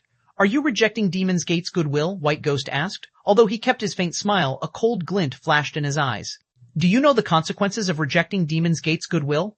As soon as White Ghost spoke, the Demon's Gate members behind him took a step forward, bearing their menacing looks and killing intent at Frostraven's group. So long as Frostraven's group dared to utter another word of refusal, or if White Ghost gave the word, they would immediately move to eliminate the three women. Are those three stupid? How dare they refuse Demon's Gate? Have they grown tired of living in God's domain? Now that the Death Scythe has already approached them in person, do they really think Demon's Gate wouldn't dare to attack them inside the city? Many bystanders couldn't help but look at Frostraven, Aqua Rose, and Seven Melody in disbelief. They never thought there would exist someone in the southern region who would dare to refuse Demon's Gate's conditions. It should be known that Demon's Gate would not hesitate to kill even the chosen ones of the Holy Race's royal powers. Moreover, even after being slighted in such a manner, the royal powers could do nothing about it. If Demon's Gate decided to target a group of independent players, the difficulty of the task would be easier than child's play. At this time, Frostraven, Aqua Rose, and Seven Melody also started to feel a little pressure. They did not doubt whether White Ghost's team would dare to attack them in Luminous Sky City if they rejected Demon's Gate's offer again. Moreover, with the prowess of Demon's Gate's members, if these lunatics threw caution to the wind, there was a high chance the three of them might not survive until the surrounding NPC guards came to their rescue. The situation would be even worse if White Ghost joined the fight. While Frostraven, Seven Melody, and Aqua Rose were thinking about how they could get out of this predicament, a deep voice suddenly rang out from nearby. "Has Demon's Gate never heard of first come, first served? Can you let me finish my shopping before you start fighting?" As the words spoken by this voice echoed across the street, the originally heavy atmosphere lightened up significantly. Then, everyone present couldn't help but turn their attention toward the source of the voice, all wanting to see who was the fool who dared to stir trouble during this serious moment. At this time, a cloaked man carrying two long swords around his waist could be seen walking up to the trio's stall. The man approached the stall with a casual expression, behaving as if Demon's Gate's members did not exist. Guild Leader Black Flame, Chapter 3680, Chapter 754, Demon's Gate, Chapter 754. Demon's Gate, Aqua Rose, and Seven Melody were momentarily stunned when they saw the cloaked swordsman approaching their stall. They never thought the person who dared to speak out against Demon's Gate would actually be Shi Feng, the person they had encountered at the Golden Spire. Meanwhile, White Ghost furrowed his brow as he cast a chilling glare at Shi Feng. Although White Ghost did not speak up, almost everyone present could also sense his surging anger as the atmosphere that had briefly relaxed became incredibly tense once more. Meanwhile, upon sensing White Ghost's anger, the surrounding players quickly distanced themselves from him, afraid they would get dragged into the ensuing crossfire. That guy must be crazy to stand out in this situation. Is he really going to challenge Demon's Gate's prestige? The surrounding bystanders felt their hearts rising up their throats as they looked at Shi Feng. They also had no doubts that Shi Feng would become a corpse in just a moment. Kid, it seems you have a lot of courage, huh? Daring to interfere in Demon's Gate's matters, White Ghost said coldly as he looked at Shi Feng. Is this your first day in Luminous Sky City? It was common knowledge in the southern region that Demon's Gate was the region's ruler. Not even the Holy Race's various powers would dare to oppose it here. Yet, someone was now openly challenging this established fact. This was a brazen act of provocation against Demon's Gate's reputation. It had already been a long while since he had encountered such a situation after his arrival in the Eternal Realm. However, he did not mind letting everyone in the southern region learn of Demon's Gate's horrors once more. As soon as White Ghost finished speaking, several of the Tier 6 experts around him promptly encircled Shi Feng, cutting off all his paths of retreat. Meanwhile, when Aqua Rose and Seven Melody saw this development, they couldn't help but grow concerned. They felt that Shi Feng was playing with fire by provoking Demon's Gate right now. Although Luminous Sky City had NPC guards patrolling all its streets, players weren't guaranteed absolute safety. If Demon's Gate was determined to take action, even Frostraven, the strongest of their trio, might not escape unscathed. Demon's Gate was an apex power. Because of this, all of its experts capable of advancing to Tier 6 at this stage of the Eternal Realm would be fully equipped with legendary equipment and have learned mana purification techniques. In terms of overall strength, they could rival Tier 6 gods of the same level, and even the chosen ones of pseudo-apex powers would have to fight them seriously to ensure their victory. While Aqua Rose and Seven Melody were mired in concern, Frostraven suddenly spoke through the party chat. I'll try to stop them later. Use this opportunity to run to the NPC guards. So long as the NPC guards are around, not even White Ghost will dare to try his luck. Be very careful, Big Sis Raven. White Ghost is no ordinary opponent, Seven Melody cautioned when she heard Frostraven voicing her intention to help Shi Feng. Although she was confident in Frostraven's strength, White Ghost's notoriety was not unfounded. Meanwhile, relying on their sixth sense, Demon's Gate's members noticed the gazes of Aqua Rose and Seven Melody veering toward the patrolling NPC guards nearby and promptly realized their intentions. However, just as they were about to intercept the two, a light blue longsword suddenly appeared in their way. Stay! Shi Feng's deep voice rang across the area again, stunning everyone in silence. No one had expected anyone to dare to stand against Demon's Gate, least of all a young swordsman whose name was unknown in the southern region. Are you tired of living, punk? The four Demon's Gate members encircling Shi Feng bellowed. They never thought Shi Feng would dare to ignore them to such an extent. Immediately, they took a threatening step forward, trying to intimidate Shi Feng into backing away. As for taking actual action, none of them had thought of doing so thus far. After all, they hadn't received a verbal command from White Ghost to take action. If they recklessly attacked Shi Feng, they would instantly attract the NPC guards' attention and be regarded as enemies. At the same time, one of the four Demon's Gate members, a level 87 Tier 6 assassin, suddenly used Soul Guidance, a Tier 6 skill, on Shi Feng, casting a blue ray directly onto his soul. Should Soul Guidance be allowed to take effect, Shi Feng's location would become known to the assassin throughout the skill's duration. There'd be no hiding from Demon's Gate for him. Moreover, as Soul Guidance had no offensive properties, its use would not attract the NPC guard's attention. However, before the blue ray could come into contact with Shi Feng, a sword light suddenly grazed the Tier 6 assassin's neck. Then, the assassin collapsed to the ground like a puppet whose strings had been cut. An item even appeared next to the assassin's lifeless body. This scene immediately stunned everyone. He's dead? What happened? How did that assassin from Demon's Gate die? Why didn't he dodge that attack? Despite the clear indication of the Tier 6 assassin's depleted HP bar, many of the bystanders remained baffled as to what had just happened. The Tier 6 assassin was evidently in the midst of activating Soul Guidance on Shi Feng, yet he had inexplicably died mid-action. To add to their confusion, Shi Feng had remained motionless throughout the entire encounter. What did Guild Leader Black Flame do just now? Seven Melody gaped in shock, her eyes filled with disbelief as she looked at the corpse of the Demon's Gate assassin. What incredible reaction speed. Frostraven was indescribably shocked as she looked at Shi Feng, who looked like he hadn't moved at all this entire time. While the more discerning observers present might have noticed Shi Feng killing the Demon's Gate assassin with a single sword strike, the reality of the situation was far more intricate.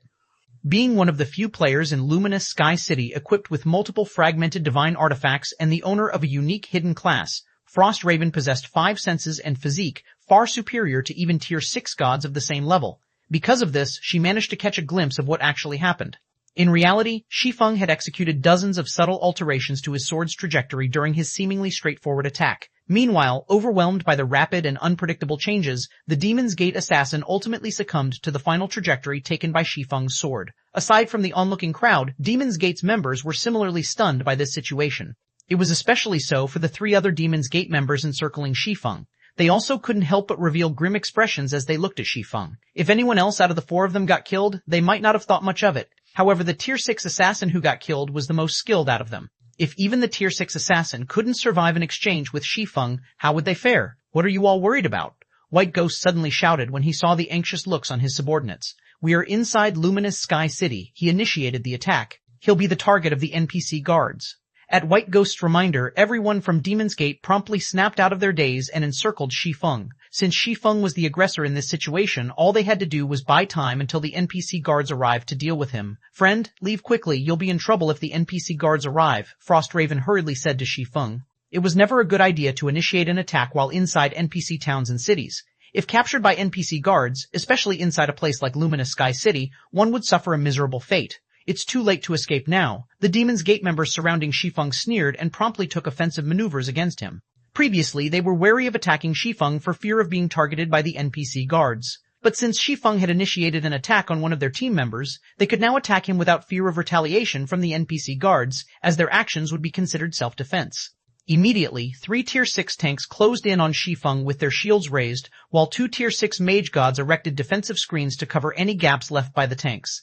They had no intention of giving Shi Feng any opportunities to escape. Can you defend against my attacks, though? When Shi Feng saw the players closing in on him, he reacted by executing Sword's Orbit. With his strength being on par with level 200, Tier 6 gods, even level Undi 5+, Tier 6 tanks with their life-saving skills activated could not survive more than 2 or 3 attacks from him.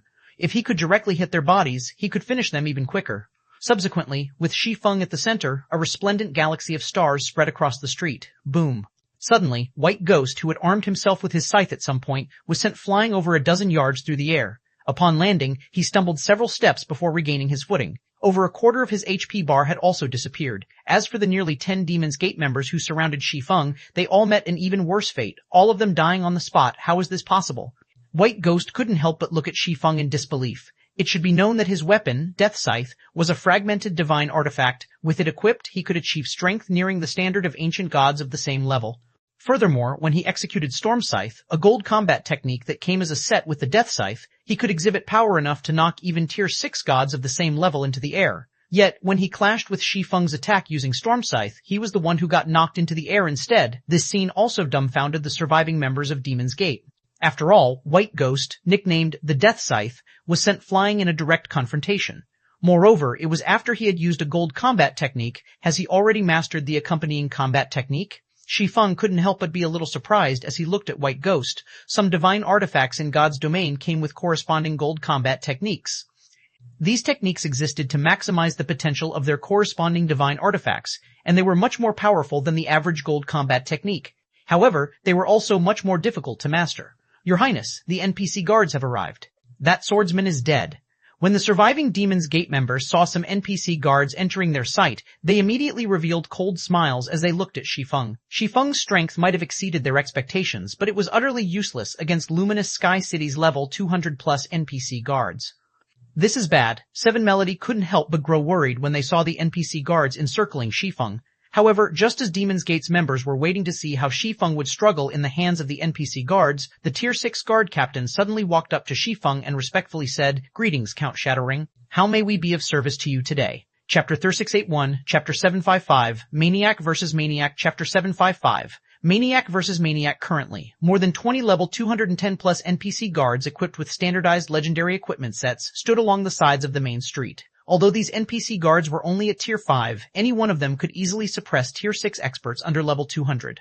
Meanwhile, following the words of the level 220 Tier 6 guard captain equipped in a luxurious suit of armor, all of the players present froze on the spot. Demon's Gate's members were especially dumbfounded by this situation. Why aren't these NPC guards taking action? Count Shadowring? Who is that guy? Questions popped up in everyone's minds, one after another. The scene before them had completely overturned their knowledge of Luminous Sky City. It was commonly known that any player who dared to cause a scene in Luminous Sky City would meet a swift death. This was an ironclad rule that nobody had managed to defy thus far. Yet now, not only had this rule been broken, but the level 220 tier 6 guard captain was even behaving very respectfully to Shi Feng. Count? Am I dreaming? Astonishment filled Seven Melody as she looked at Shi Feng. Luminous Sky City was a neutral city in the Eternal Realm. Because of this, obtaining an aristocratic position in it was incredibly difficult. In fact, even becoming an ordinary noble was something the various powers could only dream of accomplishing right now. Besides Seven Melody, Aqua Rose was similarly taken aback by this unexpected development. They had been operating in Luminous Sky City and striving to establish a foothold in the southern region, a land rich in ancient legacies, for a considerable period already. Consequently, they had invested significant effort into contributing to Luminous Sky City. However, despite their efforts, they still lacked a lot of contribution points to attain the status of ordinary nobles. Yet, she was now being told that Shi Feng had attained the rank of Count. Unlike everyone else, though, Shi Feng himself was not surprised by the NPC guard's behavior. As a 2-star Count of Holy Ring City, he would enjoy basic noble privileges in all neutral cities across the Eternal Realm. Although these were merely the privileges afforded to an ordinary noble, they still put him above the average player. Although Demon's Gate's assassin did not attack him, the other party used a tracking skill. If such an action was taken against the average player in a neutral city, it wouldn't be considered an offense. However, when done to players with noble status, it would be judged as aggressive behavior, and nearby NPC guards would immediately arrest the person using the tracking skill. As a side note, if a player possessed true Count privileges in a neutral city, they wouldn't even need to have their enemies use tracking skills on them to make them a target of the city. If their enemies lacked sufficient status in the city, they could simply have their enemies banished from the city. And even if these banished players could enter the city again, they would need to pay an exorbitant deposit before they could do so. Had Demon's Gate's members initiated an attack on him, their fates would have been even worse. Even if none of their attacks managed to hit him, he could have the NPC guards apprehend and imprison all of Demon's Gate's members. Of course, if both parties had an aristocratic position, NPCs would judge the situation differently and apprehend only the first party to have caused actual damage. However, as a neutral city in the Eternal Realm, Luminous Sky City should have only been activated recently. It was unlikely that anyone would have an ordinary noble status, let alone an aristocratic position. This was also why Shi Feng was confident in helping Aqua Rose resist Demon's Gate. These people used a tracking skill on me. With my status in Luminous Sky City, what's the heaviest punishment I can impose on them? Shi Feng asked the NPC guard captain as he pointed at White Ghost's group. According to the city's rules, since they intend to harm you, the principal offender will be detained for 1 month, while the offender's companions can be detained for up to 10 days, the guard captain said as he looked at White Ghost's group. Good. Lock them up for 10 days then, Shi Feng said, nodding. Understood. At Shi Feng's instructions, the guard captain promptly gestured at his subordinates to apprehend White Ghost's group. Meanwhile, when the bystanders on the street saw the NPC guards moving to apprehend Demon's Gate's members, their mouths widened in shock. It was clearly Shi Feng who had initiated an attack on Demon's Gate and killed multiple of its members. Yet Demon's Gate's members were the ones who were now being arrested. Moreover, they would be imprisoned for 10 days. This was undoubtedly the biggest loss Demon's Gate had ever suffered in Luminous Sky City. Damn it, how does he have the rank of Count? White Ghost's expression darkened at this unexpected development. White Ghost was more or less aware of the privileges granted to players holding aristocratic positions in the Eternal Realm's neutral cities. However, he never thought Shi Feng would already attain the rank of Count so soon after Luminous Sky City's activation. As for getting imprisoned for 10 days, he'd rather die multiple times than suffer such a fate. The Eternal Realm had only appeared not long ago, and the power structure within it remained fluctuating. It was especially chaotic in the southern region, a place where many powers operated. If he wished to maintain an advantage in the southern region, he would need to treat every day with utmost importance. If he became absent for 10 days, he wouldn't even be surprised if the southern region took on a completely new look. What should we do, Your Highness? A Demon's Gate member asked anxiously when he saw the approaching NPC guards. 10 days. If they were to fall behind by 10 days, becoming second-rate players would be the least of their concerns. Most importantly, they'd lag behind other players in accumulating contribution points in Luminous Sky City, and other powers would have long snatched all of the important real estate in the city. Retreat. Do everything you can to retreat, White Ghost shouted. So long as we leave the city, these NPCs will stop chasing us. We can take our time dealing with these bastards afterward. Their only option right now was to escape out of Luminous Sky City. For them, a 10-day jail sentence was no different than a death sentence. It should be known that the internal competition within Demon's Gate was vastly more intense compared to other powers. If they allowed their competitors to surpass them, it would be incredibly difficult for them to recover later. At White Ghost's command, the remaining Demon's Gate members hastily activated their life-saving tools to escape. Not even for a moment did any of them think of fighting the NPC guards. At their current levels, these level 210 plus tier 5 NPC guards could send them flying or injure them heavily with even a casual attack. Not to mention, if they tried to fight these NPC guards, not only would they die, but they would still have to spend 10 days in jail. They're finally leaving. Seven Melody sighed in relief when she saw Demon's Gate's members retreating. So long as their group of 3 could successfully avoid a confrontation with Demon's Gate today, it would become much easier for them to shake Demon's Gate off their tail in the future. This was because they would finally have enough money to rent a transport ship after today's sales and start taking on delivery quests to accumulate contribution points rapidly. Then, once they became nobles of Luminous Sky City, they would no longer have to fear Demon's Gate in the city. While Demon's Gate's members were retreating, White Ghost suddenly took out a scroll from his bag and activated it. Immediately afterward, the sky above the main street darkened, and a powerful aura of death enveloped the entire street. Subsequently, dark threads descended upon Shi Feng and Aqua Rose's group at an astonishing speed. Even Shi Feng got hit by these threads, failing to react in time. However, the dark threads did not cause any damage. Instead, they penetrated deep into the souls of Shi Feng and the others before quickly forming a mark. A demon mark? Shi Feng immediately recognized the mark that had formed in the depths of his soul. There was a special scroll exclusively available to Demon's Gate that, when used, could place a demon mark on players' souls. Each demon mark lasted for 6 days, and it allowed all Demon's Gate members to know the marked player's location throughout this period. If Demon's Gate members were within a certain distance of a marked player, the demon mark would even actively inform them of the marked player's presence.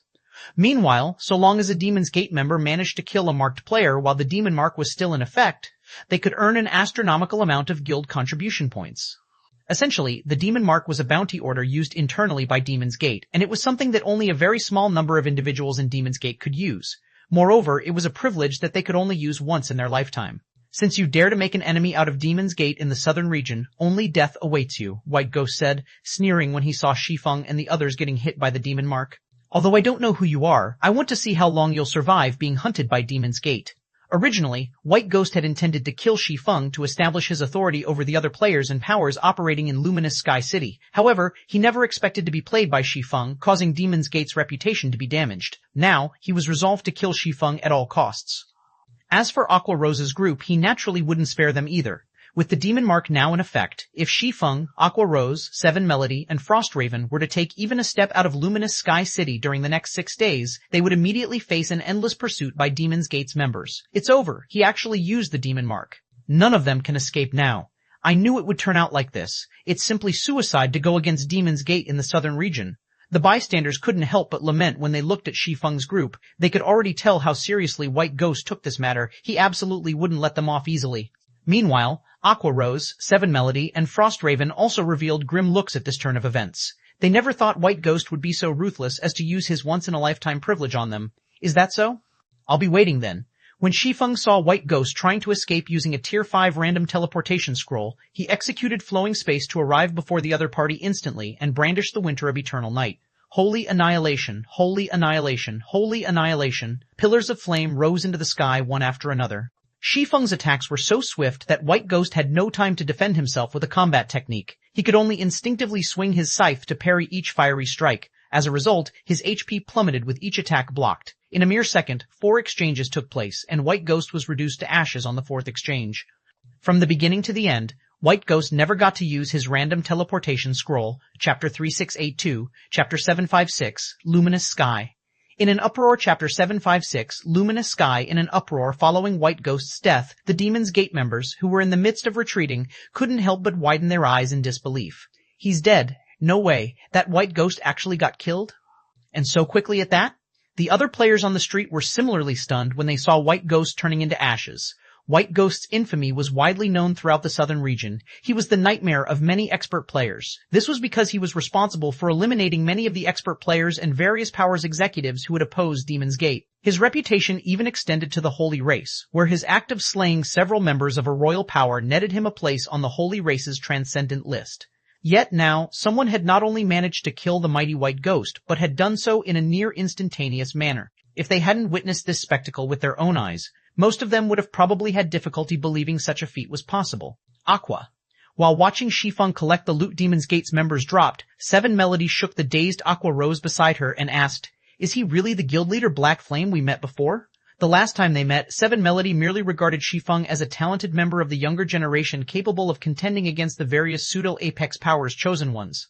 However, the strength Shi Feng had just displayed was nothing but shocking. I don't know either. Aqua Rose was similarly at a loss for words after seeing this situation. It should be known that one of the Scarlet Merchant Alliance's taboo-level existences had died in a fight against White Ghost, yet Shi Feng had killed White Ghost so effortlessly. Honestly, if she hadn't seen Shi Feng's face before at the Golden Spire, she would have doubted if the person currently before her was someone else instead. What incredible strength! Frost Raven was equally shocked as she looked at Shi Feng. I've seen most of the top experts in the southern region, but none can compete against him in strength. Is he really just ranked 281st on the Divine Glory list? As a Tier 6 swordsman herself, Frost Raven couldn't help but feel a sense of powerlessness when she looked at Shi Feng's sword strikes. In fact, she had failed to accurately evaluate his sword strikes right away. She could only react to them based on her instincts. Honestly, Frost Raven doubted she could do any better than White Ghost if she were to go up against an opponent with such overwhelming strength and speed.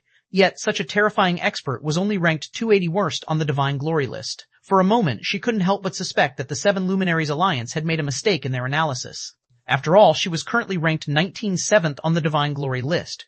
Meanwhile, due to the shock brought about by White Ghost's death, only 3 Demon's Gate members managed to escape in the end, with the rest being captured by the NPC guards. As for the Demon's Gate members who were killed, they were the unluckiest of the bunch. Not only did they die in vain, but they would also be imprisoned for 10 days. Miss Melody, Demon's Gate's members have all left. If you want to leave Luminous Sky City, it's best to do so now. I'm sure it won't be long before Demon's Gate sends reinforcements to avenge White Ghost. At that time, it will become much more difficult to leave the city, Shi Feng suggested to Seven Melody's group after he finished looting. Thank you very much for your help this time, Guild Leader Black Flame. If not for you, we would have been in real trouble. Seven Melody didn't hurry to leave. Instead, she took her time to introduce Shi Feng to Frost Raven, saying, "This person here is the Sky Dragon Knight Adventurer Team's Vice Commander Frost Raven. It's all thanks to her help that Aqua and I could establish ourselves in the southern region. If you are looking to extend Zero Wing's operations to the southern region, I strongly recommend partnering with the Sky Dragon Knight Adventurer Team, Guild Leader Black Flame. Thank you for your help this time." Adding to Seven Melody's introduction, Frost Raven said, "Although the Sky Dragon Knight Adventurer Team isn't comparable to Apex powers like Demon's Gate, it is a member of the Southern Region's Order of 12. When it comes to strength in the Southern Region, the Order of 12 is only slightly behind Demon's Gate. In fact, we are even stronger than Demon's Gate in maritime transportation. If Zero Wing needs anything to be transported by sea in the future, we can offer you a 30% discount." "I will have to trouble you in the future then," Shi Feng said, choosing not to turn down Frost Raven's offer. In his previous life, the Order of 12, an alliance of 12 adventurer teams, indeed possessed naval strength superior to Demon's Gate in the Eternal Realm. It was also the biggest player in transporting non-bag space items between the Eternal Continent and the Western Continent. It played an especially vital role in the transportation of the Origin Crystal Wood, the best core material for the construction of flying ships and transport ships produced by the Southern Region's islands. Currently, the reason Zero Wing could not mass-produce Silver Wings was largely due to the lack of core materials. Most of these core materials were non-bag space items. Although inferior legendary and legendary spatial bags could carry a relatively large amount of these items at a time, the amount still paled when compared to what was needed to construct a Silver Wing. Multiple trips had to be made just for the construction of one Silver Wing, not to mention, it also took a considerable amount of time to collect these core materials. Hence, Zero Wing needed to find a better way to source these materials. Meanwhile, after becoming a 2-star Count of Holy Ring City, Shi Feng had the idea of importing Origin Crystal Wood from the southern region to the Eternal Continent, and there were 2 ways he could go about doing so. He could either transport Origin Crystal Wood from the southern region to the Eternal Continent entirely by sea, or transport them to Luminous Sky City before placing them into a legendary spatial bag and teleporting them back to the Eternal Continent. Normally, each log of Origin Crystal Wood would only cost 1 Eternal Gold if bought at the source. However, it cost 3 Eternal Gold to transport each log to Luminous Sky City and at least 5 Eternal Gold to transport to the Eternal Continent. Generally speaking, it would take upwards of 10,000 logs of Origin Crystal Wood just to construct a flying ship that shuttled between the various guild cities' airports. If Zero Wing could get a 30% discount from the Order of 12 for maritime transportation, the guild could save a lot of money. Guild Leader Black Flame. We were just about to go with Big Sis Raven to meet up with the rest of the Order of 12's adventurer teams to occupy a town on a deserted island. Why don't you come with us? Given your strength, I'm sure the Order of 12 would be willing to give you 5% of the town's shares for your help, Seven Melody said. Occupying a town on a deserted island, Shi Feng was a little tempted by Seven Melody's suggestion. There were countless deserted islands in the southern region, of which a small number housed towns occupied by monsters. If players could subjugate the monsters in one of these towns, they would become the new owners of this town. They could then operate the town like the World Ark's resurrection camps and generate incredible wealth. When Frost Raven heard Seven Melody's proposal, she quickly added, "I can talk to my commander about this. I trust that my commander will agree to this arrangement. I'm afraid I will have to decline. I still have other matters to take care of," Shi Feng said, deciding against accepting the offer after thinking it over. This trip to Luminous Sky City made Shi Feng realize he had underestimated the development speed of the Eternal Realm's various powers. If even the Southern Region's Order of 12 had already begun preparing to establish their own town, it was likely that the other parts of the Eternal Realm were in a similar situation. In that case, the best course of action for Zero Wing to take would be to get Shattering City up and running as soon as possible. After Shi Feng chatted with Seven Melody's group for a little bit longer, the trio sold all 106 of their remaining small silver battle array scrolls to Shi Feng before quickly departing to meet up with the rest of the Order of 12. Meanwhile, due to Shi Feng's clash with Demon's Gate, the players in Luminous Sky City were stirred into excitement. Some players had even uploaded videos of the fight to Luminous Sky City's official forums. One man, one sword, one-shotting Demon's Gate's Paragon, Demon's Gate's Death Scythe one-shotted. Shortly after these videos appeared, they immediately became the hottest topic in Luminous Sky City. Demon's Gate's usual domineering behavior caused many players in Luminous Sky City to have a lot of opinions. However, because of Demon's Gate's overbearing strength, no one who had opposed the Apex power had ever met with a good outcome. As a result, everyone could only endure Demon's Gate's tyranny. Now that Shi Feng had killed White Ghost, one of Demon's Gate's 6 great paragons, and dealt a massive loss to Demon's Gate, everyone naturally reacted with excitement and joy. For a time, everyone started to curiously speculate about Shi Feng's identity. Many players also started to worship Shi Feng. Meanwhile, after some experts did some digging, Shi Feng's identity quickly surfaced, and an uproar occurred across Luminous Sky City. This was because no one expected that Black Flame, the 281st expert on the Divine Glory list and the guild leader of Zero Wing, the guild which had repelled the Sun Dynasty's Holy Guard just recently, would actually come to Luminous Sky City to develop. They also didn't expect him to offend Demon's Gate as soon as he arrived. Shortly after this news surfaced, it quickly reached the ears of the Southern Region's various powers. Naturally, Demon's Gate, the Southern Region's overlord, had also learned of this news. Chapter 3683, Chapter 757, Count's Reward, Chapter 757, Count's Reward, Southern Region, Human NPC City, Cruise City, Demon's Gate's residence. Inside the magnificent guild hall, Demon's Gate's members were busily moving about because of the matter at Luminous Sky City. All of them exuded killing intent. Some guild members even began to organize their own teams to head to Luminous Sky City to kill Shi Feng. Meanwhile, several of Demon's Gate's executives had gathered in the residence's guild leader's office. "We've looked into the matter already, Your Highness. The person responsible for killing White Ghost is Zero Wing's guild leader, Black Flame." A white-haired level 87 tier 6 berserker god anxiously reported to the elegant woman seated before him. Despite her petite stature, the elegant woman radiated an indescribable aura of majesty with each of her movements. Her presence was so overwhelming that some of the guild executives present, including the recently resurrected White Ghost, dared not even raise their heads. Meanwhile, when it came to their opinions of the elegant woman, all of the Demon's Gate members based in Cruise City's residence felt nothing but awe and admiration toward her.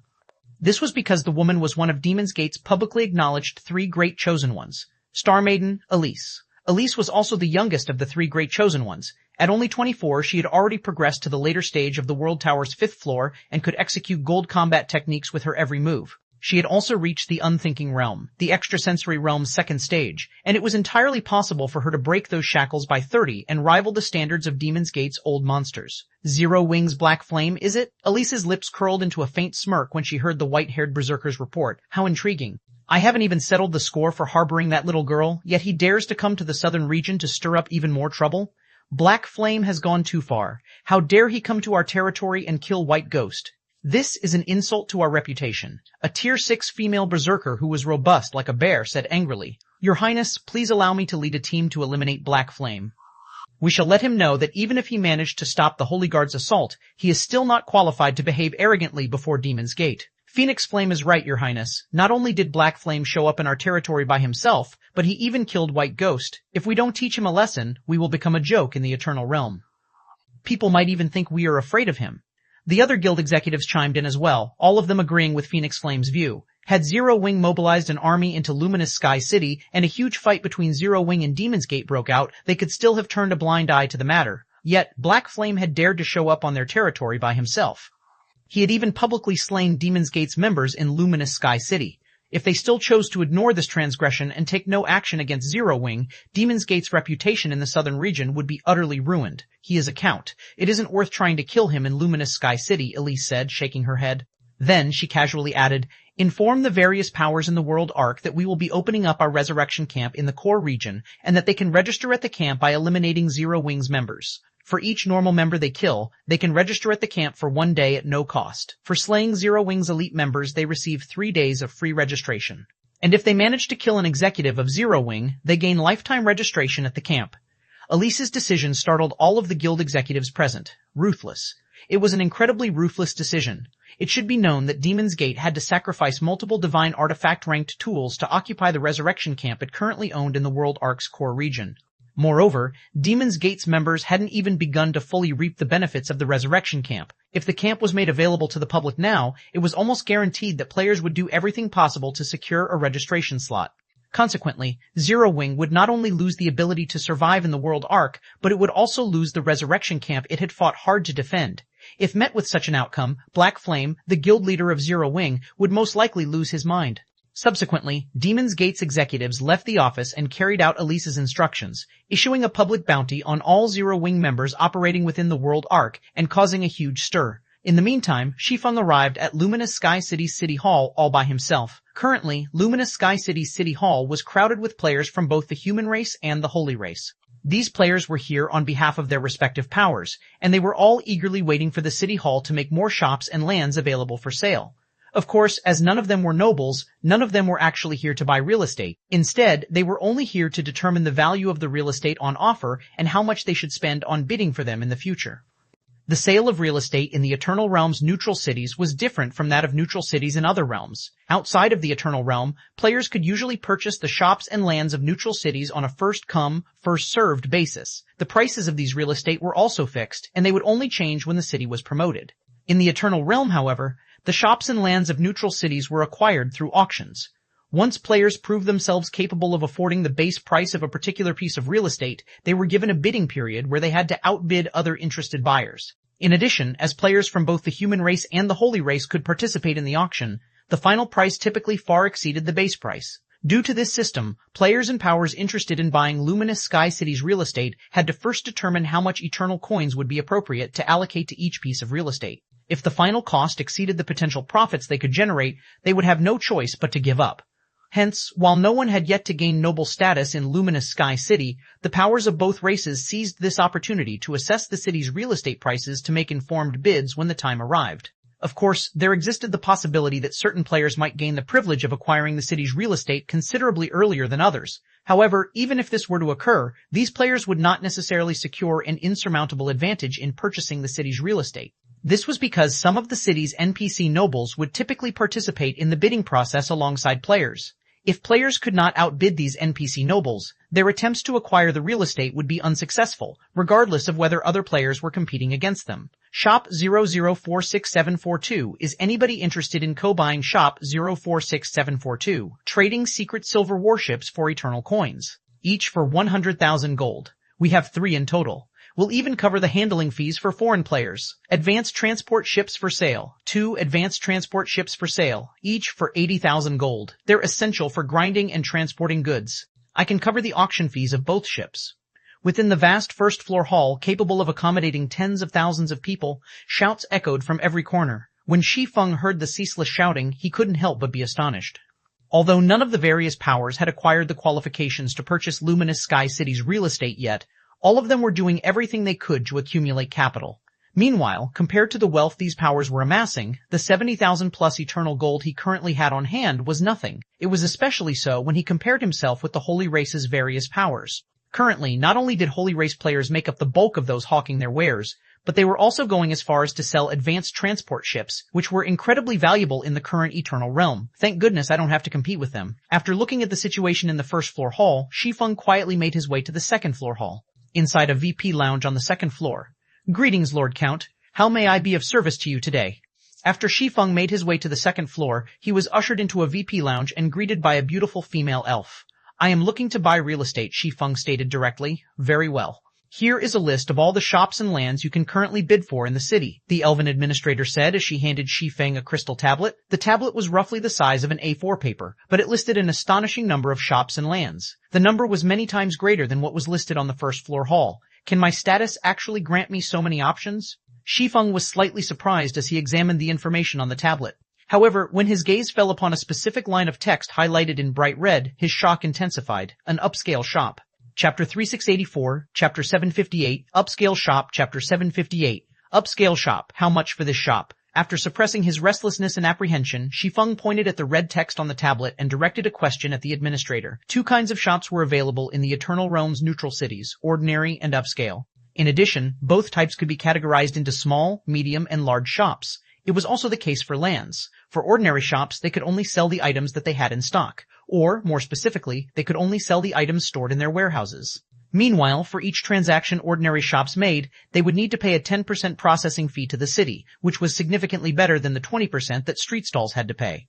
Players could also hire NPCs to manage their shops for them. More importantly, ordinary shops could display 10 times more items. Hence, whether it was the average player or the various powers, they would usually try to purchase shops if they were looking to do business in a neutral city. They would sell their wares through street stalls only when they lacked the means of acquiring a shop. Naturally, another viable option existed for players who could not afford to purchase a shop, the city's auction house. The only drawback was that to commission items in a neutral city's auction house, players were first required to attain noble status within the city. Additionally, they would need to pay a substantial processing fee of 25% or more. In return, players gained access to a significantly larger customer base, making it considerably easier to secure a favorable price for their wares. Often, the additional profits generated were even sufficient to cover the exorbitant processing fee. However, the auction house was not something that most players should consider utilizing during the early stages of a neutral city's development. For upscale shops, when compared to ordinary shops, not only were they significantly rarer, but they also possessed vastly superior functionality. Unlike ordinary shops, upscale shops were not limited to simply selling the items they had in stock. In addition to their own stock, upscale shops could connect with other shops and share their products, and the number of shops an upscale shop could connect with directly correlated with its star ranking. If an upscale shop's star ranking reached a sufficiently high level, it could even establish connections with shops in other realms. This feature would not only eliminate the hassle of transporting goods, but it could also substantially expand the amount and variety of products available in the shop. However, upscale shops were incredibly rare. In Shi Feng's previous life, out of all the neutral cities controlled by the various human powers in the Eternal Realm, some didn't even have an upscale shop, while those that did would not have more than a handful. Hence, now that it was revealed that Luminous Sky City, one of the Eternal Realm's 10 most populated neutral cities in the future, had an upscale shop for sale, how could Shi Feng not get excited? Bidding for this shop starts at 175,000 eternal gold coins, Lord Count. Located in the city's outer area, this shop, though slightly outdated and categorized as a small shop, boasts a genuine 3-star ranking, the NPC administrator explained. Currently, 15 nobles and 2 great nobles have already expressed interest in purchasing the shop. If you intend to purchase it, you will likely have to spend up to 500,000 eternal gold coins. A starting price of 175,000 gold and an estimated final price of 500,000 gold? When Shi Feng heard the administrator's answer, he immediately felt the malice of the main god system. It should be known that ordinary shops situated in the outer areas of the Eternal Realm's neutral cities typically sold for 10,000 to 20,000 eternal gold only. Even prime real estate in the inner areas would, at most, be sold for 40,000 to 50,000 eternal gold. After all, constructing a guild city in the Eternal Realm only cost around 300,000 to 400,000 eternal gold. The upscale shop's starting price of 175,000 eternal gold was already double that of ordinary shops located at the core area's main street. Of course, the upscale shop was undoubtedly worth this price. Simply the fact that it was a 3-star shop made it vastly superior to any of the ordinary shops situated in Luminous Sky City's core area. A 1-star upscale shop could only connect with one other shop. It was also incredibly challenging to upgrade a 1-star upscale shop to 2-star status. Not only did the shop have to maintain a sufficiently large foot traffic and transaction volume across a long period, but more importantly, it also needed to accumulate sufficient shop reputation. An upscale shop's reputation could only be raised by gaining favorable opinions from NPC nobles. Essentially, the shop would need to have enough NPC nobles buying items from it to increase its reputation. However, it should be known that NPC nobles had a much greater demand for quality than players. For example, legendary weapons and equipment, which players considered incomparably precious, were only considered products of fine quality in the eyes of NPCs. Many NPC nobles, therefore, disdained purchasing such items. The difficulty of upgrading a 2-star upscale shop to 3-star status was even greater. Once at the 2-star status, an upscale shop's reputation could only increase if it had enough local great nobles patronizing it. Otherwise, its reputation would never reach the 3-star standard. As for reaching the 4-star standard, the shop would need to have great nobles from other cities patronizing it. Although much more difficult to accomplish, the benefits of reaching the 4-star standard were game-changing for upscale shops. As previously mentioned, the number of shops an upscale shop could connect with corresponded to its star ranking. At the 1-star standard, an upscale shop could only connect with one other shop. Meanwhile, advancing to the 2-star standard would double that connectivity to 2 shops, and advancing to the 3-star standard would double it again, reaching 4. However, upon reaching the 4-star standard, an upscale shop would achieve a substantial leap, being able to connect with up to 10 other shops. This improvement would substantially expand the shop's operational scale and transform it into a trade hub leagues above 3-star upscale shops. Of course, while it would be better to have a 4-star upscale shop, Shi Feng was already satisfied that he could outright purchase a 3-star upscale shop in Luminous Sky City. With it, he could save a lot of time and trouble. What are your thoughts, Lord Count? The NPC administrator asked with a smile. As this is the first shop we have made available for auction, bidding will conclude in just 29 hours. If you seek to purchase it but lack the necessary funds, out of consideration for your status as an esteemed 2-star Count of Holy Ring City, we can offer you a loan of up to 500,000 gold, repayable over a week with a 40% interest rate. Furthermore, if you succeed in winning the auction but fail to repay the loan, we will confiscate only the shop. No additional fees will be imposed. When Shi Feng looked at the smiling administrator, he suddenly felt like he had accidentally entered a back alley store. A 40% interest rate meant he needed to pay back 700,000 eternal gold to the city in 1 week. Moreover, even with this loan, he wasn't guaranteed to win the auction. Auctions for real estate in the Eternal Realm's neutral cities adopted a closed bidding process. Additionally, each person could only bid once. Once all interested buyers had placed a bid, the winner would be revealed at the end of the auction. In other words, while it was possible that some bidders might have only placed a bid that was 1 eternal gold higher than the starting price, it was also possible that someone had bid several times higher than the starting price. Furthermore, he couldn't simply avoid paying interest, even if he failed to purchase the upscale shop. He'd still have to pay every coin he owed. Do you wish to proceed with this transaction, Lord Count? The NPC administrator asked with a welcoming smile. Fine, I'll take the 500,000 gold loan, Shi Feng said, gritting his teeth. Although the risks were indeed great, the potential rewards were too good to pass up. Also, I'll bid 570,000 gold on this shop. While the NPC administrator might have said he should only expect to spend up to 500,000 eternal gold, he wasn't so naive as to bid only at that price. He'd be ruined if he failed to win the auction. Very well. I have confirmed your bid. We will inform you of the auction's results in 29 hours, so please be patient.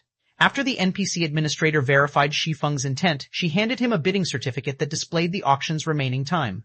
29 hours, 43 minutes, 27 seconds, Chapter 3685, Chapter 759, The Beginning of Change, Chapter 759, The Beginning of Change, Luminous Sky City, Luminous Sky Auction House. There really are a lot of items sold here. No wonder the various powers back then would have personnel stationed here at all times. While browsing the items consigned by NPCs at the auction house, Shi Feng couldn't help but inwardly sigh in exclamation. In the current Greater God's domain, Great Grandmaster potions were regarded as treasures by the various powers. Normally, only a few pseudo-Apex and Apex powers would sell these potions at their own auction houses. Even then, they would only sell in small quantities. Yet such potions were currently available in large quantities in the Luminous Sky auction house. Even craftsman magic array scrolls, which had nearly gone extinct in the Greater God's domain, were being sold at the Luminous Sky auction house. Moreover, they numbered several dozen. Although they weren't enough to form a complete set, so long as players were willing to invest some time and had sufficient eternal coins, it was entirely possible for them to acquire one or even multiple complete sets. At this time, though, Shi Feng could only look at the items sold at the Luminous Sky auction house.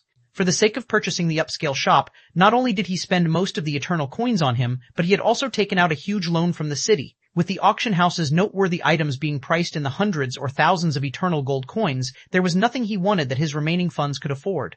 Lord Count, it will cost you 6,000 eternal gold coins to consign these 3,000 fragmented legendary items at our auction house for 2 days. Are you sure you wish to consign them? The beautiful elven NPC behind the counter asked Shi Feng for further confirmation after she finished taking stock of Shi Feng's items. I'm sure, Shi Feng said as he handed his remaining eternal coins to the beautiful elf before him.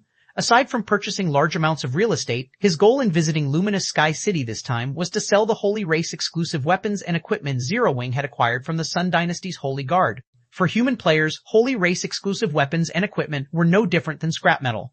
However, as human players couldn't trade with Holy Race players through the usual means, they normally had to rely on neutral cities to dispose of the Holy Race exclusive items they acquired. Meanwhile, in the current situation where players had yet to establish shops in neutral cities, the only way to dispose of a large amount of Holy Race exclusive weapons and equipment within a short period was through the auction house. Although players could also set up a street stall to sell these items, it was a much more time-consuming process. Not to mention, many more Holy Race players and powers could see items sold at the auction house. Of course, the auction house wasn't without its flaws. Firstly, it charged a hefty processing fee, typically amounting to 25% or more of the product's selling price. Secondly, it was slow to make payments. Unlike sales made through shops and stalls, players wouldn't receive the proceeds of their auction house sales immediately. Instead, the auction house would usually withhold the funds for 1 to 2 days before transferring them to players. Meanwhile, after consigning the 3,000 Holy Race exclusive fragmented legendary weapons and equipment, Shi Feng couldn't help but breathe a sigh of relief. Now, all that's left to do is wait and see if my bid will win.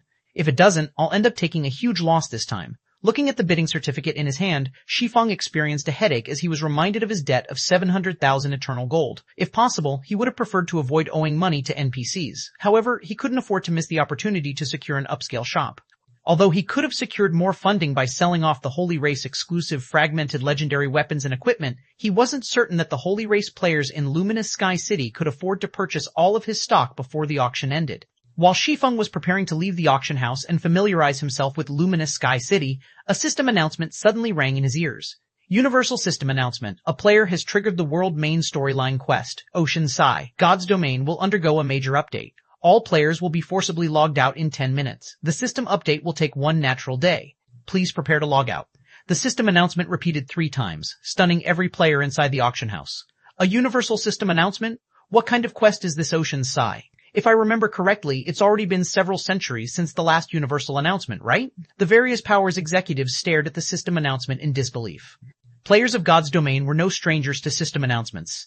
This was because system announcements occurred almost constantly in the greater God's Domain. However, when it came to God's Domain's universal system announcements, most players had definitely never heard of them before. Only executives of various powers were aware of their existence.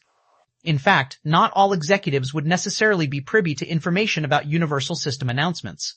The system announcements and notifications in God's Domain were typically generated according to the reported incident's scope of influence. Meanwhile, even across the greater God's Domain's history, system updates that could affect the entirety of God's Domain were few and far between, and each occurrence led to a major event. Damn it, how did it get triggered so soon? Shi Feng was similarly in disbelief when he received the system announcement, Ocean Sai. In his previous life, this was a world main storyline quest that had only been triggered 6 years after the Eternal Realm's appearance. The quest itself wasn't anything significant. Similar to the countless other world main storyline quests that had been triggered across the greater God's Domain, the completion of the Ocean Sai quest would only result in some changes to one of many God's Domains. However, it was a different story for the system update that appeared along with the activation of the Ocean Sai quest. In his previous life, this update had struck fear into both human players and Holy Race players. It had even caused a massive upheaval in the power structure of the human race and the Holy Race's greater God's Domains. This was because the major system update would bring about a mutation to the entirety of God's Domain. At that time, players of God's Domain would no longer be mere players in a game. God's Domain would also cease to be just a virtual reality game. System, God's Domain will undergo a major system update. You have 9 more minutes until you are forcibly logged out. System, do you wish to log out to rest now? While Shi Feng was in a daze, he received a reminder from the system. Log out. Upon seeing the notification, Shi Feng chose to go offline without hesitation. After the major update took place in his previous life, the method of playing God's Domain had undergone drastic transformations. Meanwhile, one of the new features introduced by the update was soul synchronization. The introduction of soul synchronization transformed God's Domain to resemble simulation warfare in the real world. Because of this, if players did not have sufficiently high mental strength in the real world, they would lose the ability to use powerful weapons and equipment in God's Domain. More importantly, as the name soul synchronization suggested, if players sustained injuries in God's Domain, they would also incur injuries to their mental state in the real world. Meanwhile, if players wished to quickly recover from these mental injuries, they would need mental recovery potions. Due to these 2 points, the value of mental recovery potions in the real world skyrocketed, their prices inflating by several dozen times. At the time, many powers that did not have a sufficient stockpile of mental recovery potions quickly found themselves returning to square one. Chapter 3686, Chapter 760, Soul Synchronization, Chapter 760, Soul Synchronization, Star Lake City, Zero Wing's headquarters. As the virtual gaming cabin's heavy hatch slowly opened, Shi Feng groggily climbed out of the cabin and stood beside it for a few minutes, waiting for his foggy vision to clear. Sure enough, the synchronization has already begun. I made the right decision to log out sooner. Shi Feng wryly smiled as he looked at his somewhat trembling hands. The introduction of soul synchronization rendered many expert players speechless in Shi Feng's previous life. It was especially so for players equipped with legendary items or above. The mental toll these powerful items had on them was so severe that, even when players did not engage in combat in God's domain, they would still constantly accumulate mental fatigue. This situation led many players who lacked mental strength standards to consider equipping weapons and equipment of lower quality for their daily combat. Presently, Shi Feng had already reached the 3-star mental strength Grandmaster standard with the help of Stardew. If it was only a matter of maintaining 3 or 4 legendary items, he'd have no trouble doing so. However, the Shadow Incinerator was a godly relic. Even if its actual capabilities were only at the legendary standard right now, the burden of equipping it was no less than that of a divine artifact.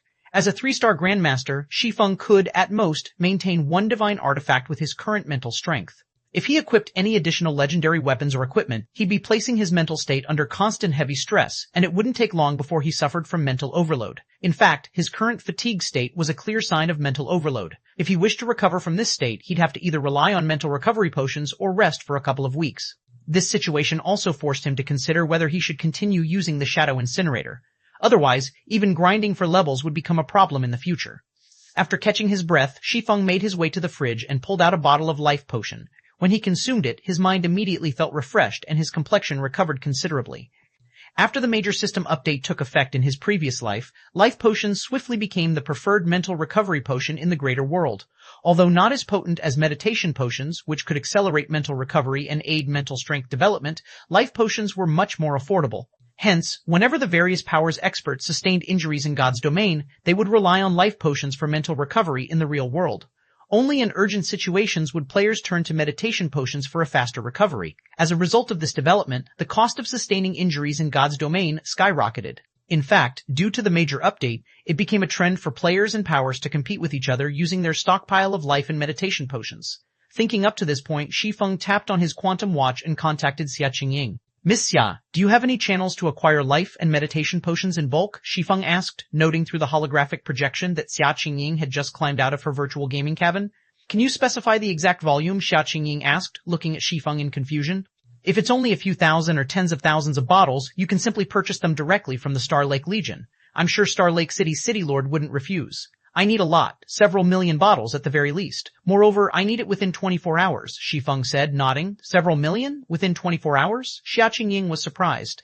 Is Zero Wing looking to replace meals with life potions? The availability of life potions and meditation potions was indeed much higher in the greater world than in their homeworld. Virtually every mobile city would sell them internally. In the case of life potions, individuals could often acquire them for just 100,000 star coins per bottle. Moreover, it wouldn't cost any city contribution points. However, even for the various powers operating in mobile cities, they would only maintain a stable stockpile of several thousand bottles of life and meditation potions. In regards to a sum of several million bottles of life and meditation potions, not even veteran second-tier mobile cities would have that many. Can you get them? Shi Feng asked seriously, not bothering to answer Xia Qingying's question. Xia Qingying was a senior vice president of the Green God Corporation. She had also been developing her forces in the greater world for quite some years already. Outside of Star Lake City's City Lord, she was the only person Shi Feng knew who could potentially acquire such a large volume of life and meditation potions within 24 hours. Although Feng Yiqing, Star Lake City's City Lord, was rather supportive of Zero Wing, it remained a fact that he was an outsider. Conversely, Xia Qingying was a staunch partner of Zero Wing. Even if she were to discover Shi Feng's motives after the major system update's effects were revealed, it was unlikely she would divulge his preemptive stockpiling to others. Not even the Galaxy conglomerate can get you that many in 24 hours, let alone me, Xia Qingying said with a wry smile. Then, after pondering for a moment, she added, but if you were to change your goal to purchasing a production plant for life and meditation potions, I might just be able to help you with that. Do you know a seller? Shi Feng couldn't help but look at Xia Qingying in surprise. Although life and meditation potions were not as valuable as Stardew, they still weren't products that the average power could manufacture. In fact, simply the recipes to produce life and meditation potions were in high demand among the various powers, let alone the raw materials to produce them. Normally, only conglomerates could produce these potions. It's one of the Blaze conglomerate's production plants, Xia Qingying affirmed, nodding. The seller happens to be someone you know, Weilan. She's currently offering 50% of the production plant's shares, but her asking price is quite steep. How much is she asking for? Shi Feng asked. 4 fragmented divine artifacts or 100 million units of 7 luminaries crystal in the Eternal Realm, Xia Qingying said awkwardly. Fragmented divine artifacts were exceedingly rare. Most upper-ranking hegemonic powers did not even own that many outside the Eternal Realm, let alone inside. As for the alternative price of 100 million units of 7 luminaries crystal, although any upper-ranking hegemonic power could afford it outside the Eternal Realm, acquiring such a sum within the Eternal Realm was completely out of the question. In essence, those who could afford the production plant had no need for it, while those who needed the production plant couldn't afford it. It is indeed a little expensive. Shi Feng furrowed his brows slightly when he heard Xia Qingying's words. While it was true a production plant for life and meditation potions was worth a fortune due to the limited raw materials, the average production plant could, at most, produce several tens of thousands of bottles a day. If he occupied only 50% of the plant's shares, he'd be fortunate if he could receive 20,000 bottles a day. Based on the current market value of life and meditation potions, 50% of a production plant's shares were nowhere near worth 100 million units of 7 luminaries crystal in the Eternal Realm, let alone 4 fragmented divine artifacts. Of course, that would only be true before the Ocean Psi quest was triggered. After the major system update, those shares would be worth far more than a complete divine artifact. I've tried advising her before, but she's adamant about this price, Xia Qingying said, sighing. If she wasn't urgently looking to raise her combat power, she probably wouldn't be selling any shares in the first place. If she's only looking to quickly raise her combat power, can you ask if she might be interested in 1,000 sets of small silver battle array scrolls? I trust that the benefits she can reap from them should be no less than what she can get from 100 million units of 7 luminaries crystal, Shi Feng suggested after giving the matter some thought. 1,000 sets of small silver battle array scrolls? Are you serious? Xia Qingying couldn't help but look at Shi Feng in astonishment. A small silver battle array could let a team of 20 Tier 5 players transcend tiers. 1,000 sets would be enough to arm an army of 20,000. That'd be akin to transforming 20,000 Tier 5 players into 20,000 Tier 6 players. In contrast, 100 million units of 7 luminaries crystal could, at best, lead to the birth of 1,000 Tier 6 players.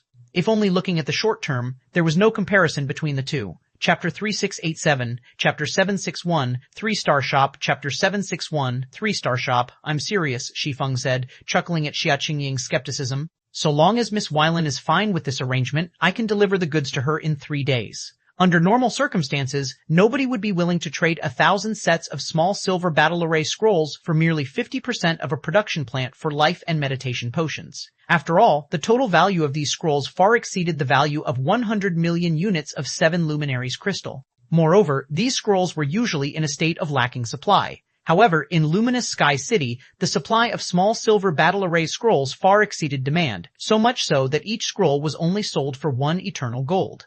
At this price, it would only cost 20,000 eternal gold to acquire 1,000 full sets. Only a fool would refuse to spend 20,000 eternal gold to purchase 50% of a production plant for life and meditation potions.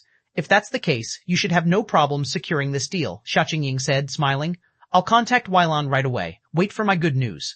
After saying so, Xia Qingying hung up the call and proceeded to contact Weilan excitedly. Subsequently, things proceeded as Xia Qingying anticipated. Before the day was even over, Weilan had already decided to take Shi Feng's offer. She only requested that Shi Feng deliver the 1,000 sets of small silver battle array scrolls to the Crystal City of Secrets within 3 days. Meanwhile, as if worried Shi Feng would regret his decision, she even asked Shi Feng to sign a God's Domain contract with her offline to seal the deal. In response, Shi Feng gladly obliged Weilan's request and signed a God's Domain contract with her. While Shi Feng and Weilan were finalizing their contract, the various players and powers of God's Domain engaged in a heated discussion over the major system update on the official forums. Everyone wondered what kind of changes the new update would bring. According to historical records, every major system update in God's Domain caused a huge upheaval among God's Domain's players and powers. Many new geniuses and powerhouses have also emerged following these major system updates. For this reason, the various powers promptly began recruiting members en masse. It was especially so for the Eternal Realm's various powers. They all began to offer extravagant benefits to attract new members. This, in turn, caused their member count to skyrocket. Guild leader, we are in a bit of trouble this time, Gentle Snow said, furrowing her brows as she read the latest report she received from her subordinates. Not long ago, Demon's Gate issued a bounty on all Zero Wing members operating in the World Arc, and the reward for it was an opportunity to register at Demon's Gate's resurrection camp in the core area. However, following the system update, Demon's Gate has added that those who successfully kill Zero Wing's elite members can become normal members of Demon's Gate directly. As for those who manage to kill Zero Wing's main force members, they can even become an internal member of Demon's Gate. How generous of them. Shi Feng couldn't help but be astonished when he read the detailed report Gentle Snow had shared with him. Demon's Gate was an apex power of the human race. For this reason, the conditions for joining it were extremely harsh. It was especially so for those who weren't selected by Demon's Gate to nurture internally from a young age. To put things into perspective, even the paragons of upper-ranking hegemonic powers would have difficulty joining Demon's Gate. Even in Shi Feng's previous life, where Demon's Gate had an unending feud with Zero Wing, Demon's Gate had never offered such conditions. Once these conditions go into effect, only our main force members can survive in the world arc.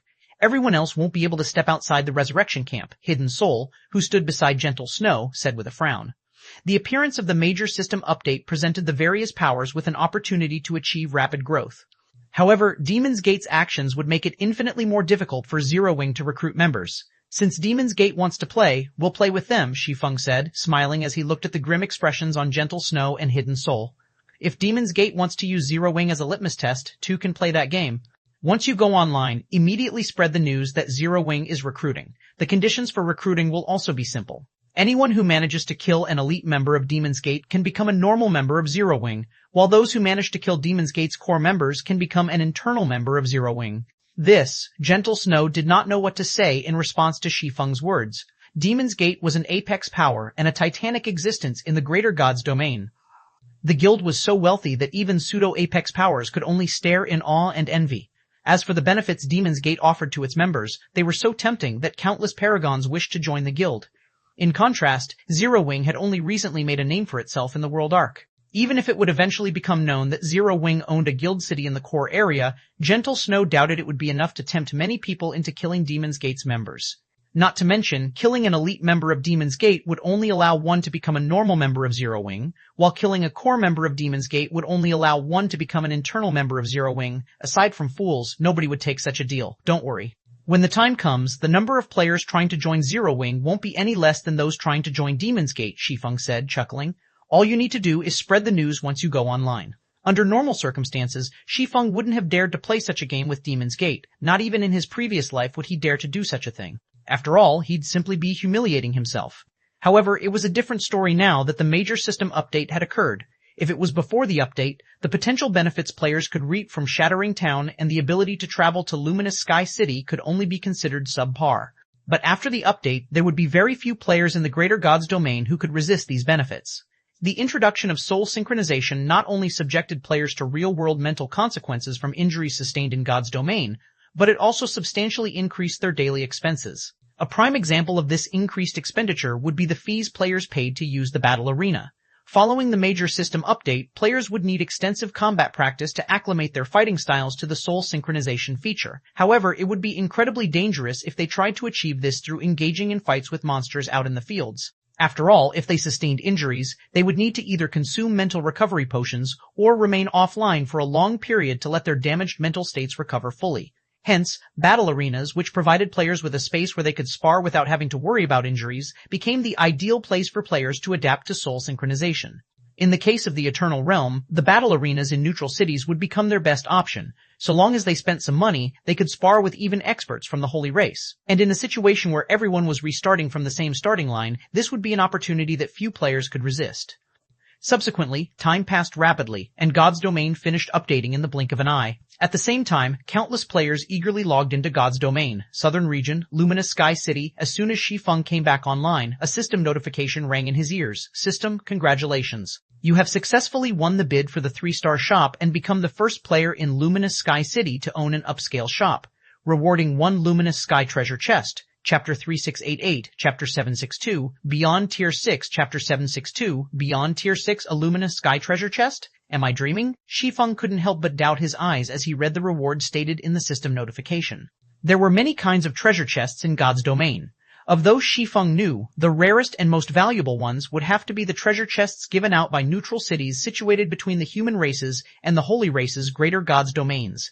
Out in the fields, the best treasure chest players could acquire were legendary treasure chests. They had a minuscule chance of containing a fragmented divine artifact, and all players dreamed of obtaining it.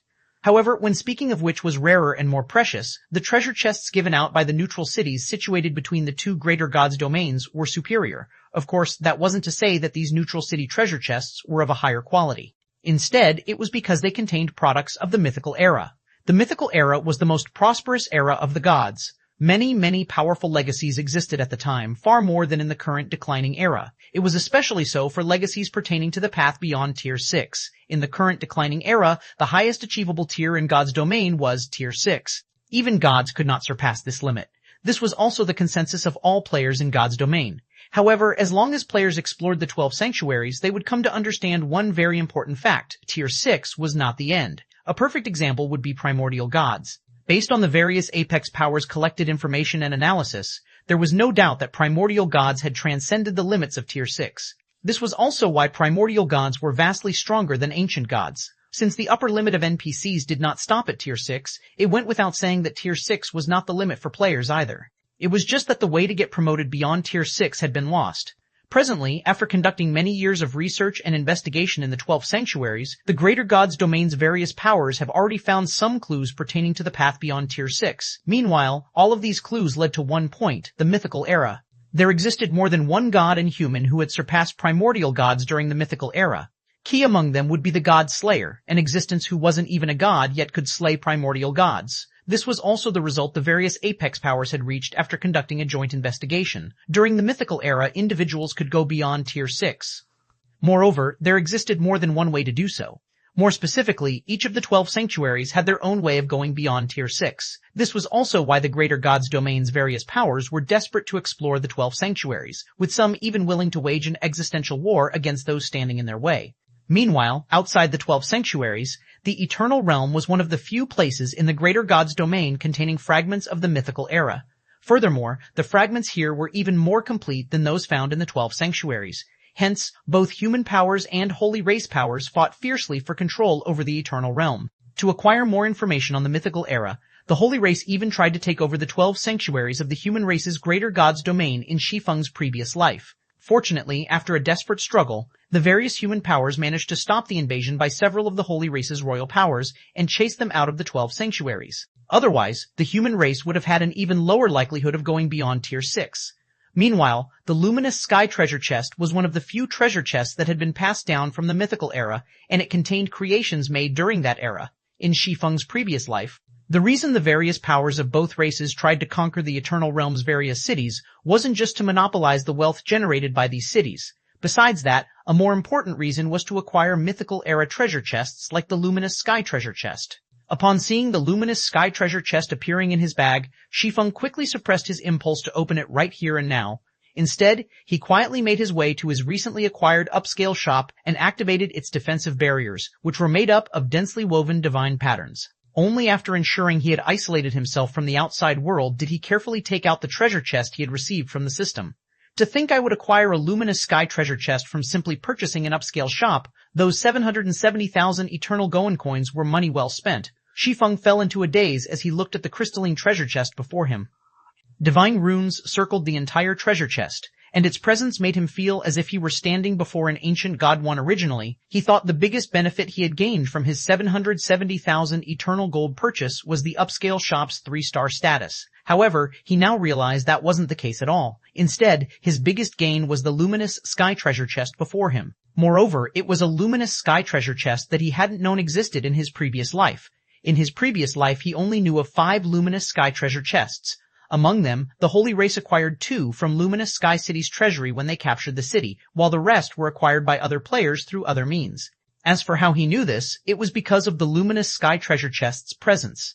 Unlike ordinary treasure chests, Luminous Sky treasure chests would exude a divine might rivaling ancient gods, even when unopened. In the presence of an ancient god's divine might, the average Tier 6 expert would find themselves crumbling to the ground. Hence, whenever a luminous sky treasure chest appeared, everyone within the vicinity would immediately notice it. Fortunately, because he had received his luminous sky treasure chest as a system reward, the treasure chest was deposited directly into his bag space. It was also fortunate that it was deposited into his fragmented legendary spatial bag, which prevented the treasure chest's divine might from leaking. After calming his excitement, Shi Feng carefully opened the luminous sky treasure chest. Boom. Immediately, a black pillar of light rose from the treasure chest and smashed against the shop's barriers. Each of the shop's divine pattern barriers could normally block dozens of attacks from Tier 6 players. However, the Pillar of Light shattered 2 of these barriers and cracked a third one before dissipating. Its destructive power was comparable to an all-out attack from a Tier 6 god. Meanwhile, once the light dissipated, the treasure chest's contents appeared in Shi Feng's vision. There was only a small book in the treasure chest. At first glance, the booklet looked inconspicuous. However, when Shi Feng saw the several divine runes imprinted on its cover, his heart began to palpitate, and his breathing turned ragged. No wonder the powers that obtained the 5 luminous sky treasure chests back then kept a tight lid over what they obtained. An indescribable sense of joy and enthusiasm filled Shi Feng's eyes as he looked at the booklet before him. A mythical era creation. The booklet before him was the design for a creation from the mythical era. Chapter 3689, Chapter 763, Mythical Era. Creation, Chapter 763, Mythical Era Creation. Thank goodness I opened it inside the shop. Otherwise, there'd no longer be a place for me in any greater god's domain if others learned of this design. While looking at the booklet in the luminous sky treasure chest, Shi Feng couldn't help but celebrate inwardly. The design recorded in the booklet was for a creation that couldn't be found even in the greater god's domain's grand library. It was also an advanced epic construction that he had only seen once in his previous life. The Tower of the Abyss. It was an advanced epic construction that had caused a frenzy among all players in God's domain. It was also the only advanced epic construction he knew about in his previous life. In God's domain, the constructions players could build were categorized into basic constructions, advanced constructions, peak constructions, and extraordinary constructions. However, in his previous life, one of the holy cities constructed by the holy race housed an advanced epic construction. Meanwhile, the name of the advanced epic construction was none other than the Tower of the Abyss. The Tower of the Abyss had only one function, to provide players with a place of constant combat. In addition, similar to the World Tower, the Tower of the Abyss was separated into multiple floors that offered players challenges of varying difficulties. However, unlike the World Tower, which only had 6 floors, the Tower of the Abyss had 7. In addition, unlike the World Tower, which provided trials that directly tested a player's combat standards, the Tower of the Abyss provided players with an opponent to fight against. Moreover, this opponent could be any player who appeared across God's domain's history. In Shi Feng's previous life, the Holy Race had relied on the Tower of the Abyss to spar against countless players and continuously produce monstrously strong players batch after batch. In turn, human players had an increasingly difficult time resisting the Holy Race. If not for several peerless individuals emerging among the human race, it would have only been a matter of time before the human race was deprived of living space in the eternal realm. What an incredible creation. It can actually record players of all races across God's domain. Had the human race gained such existence back then, we wouldn't have been restricted to just operating on the eternal continent.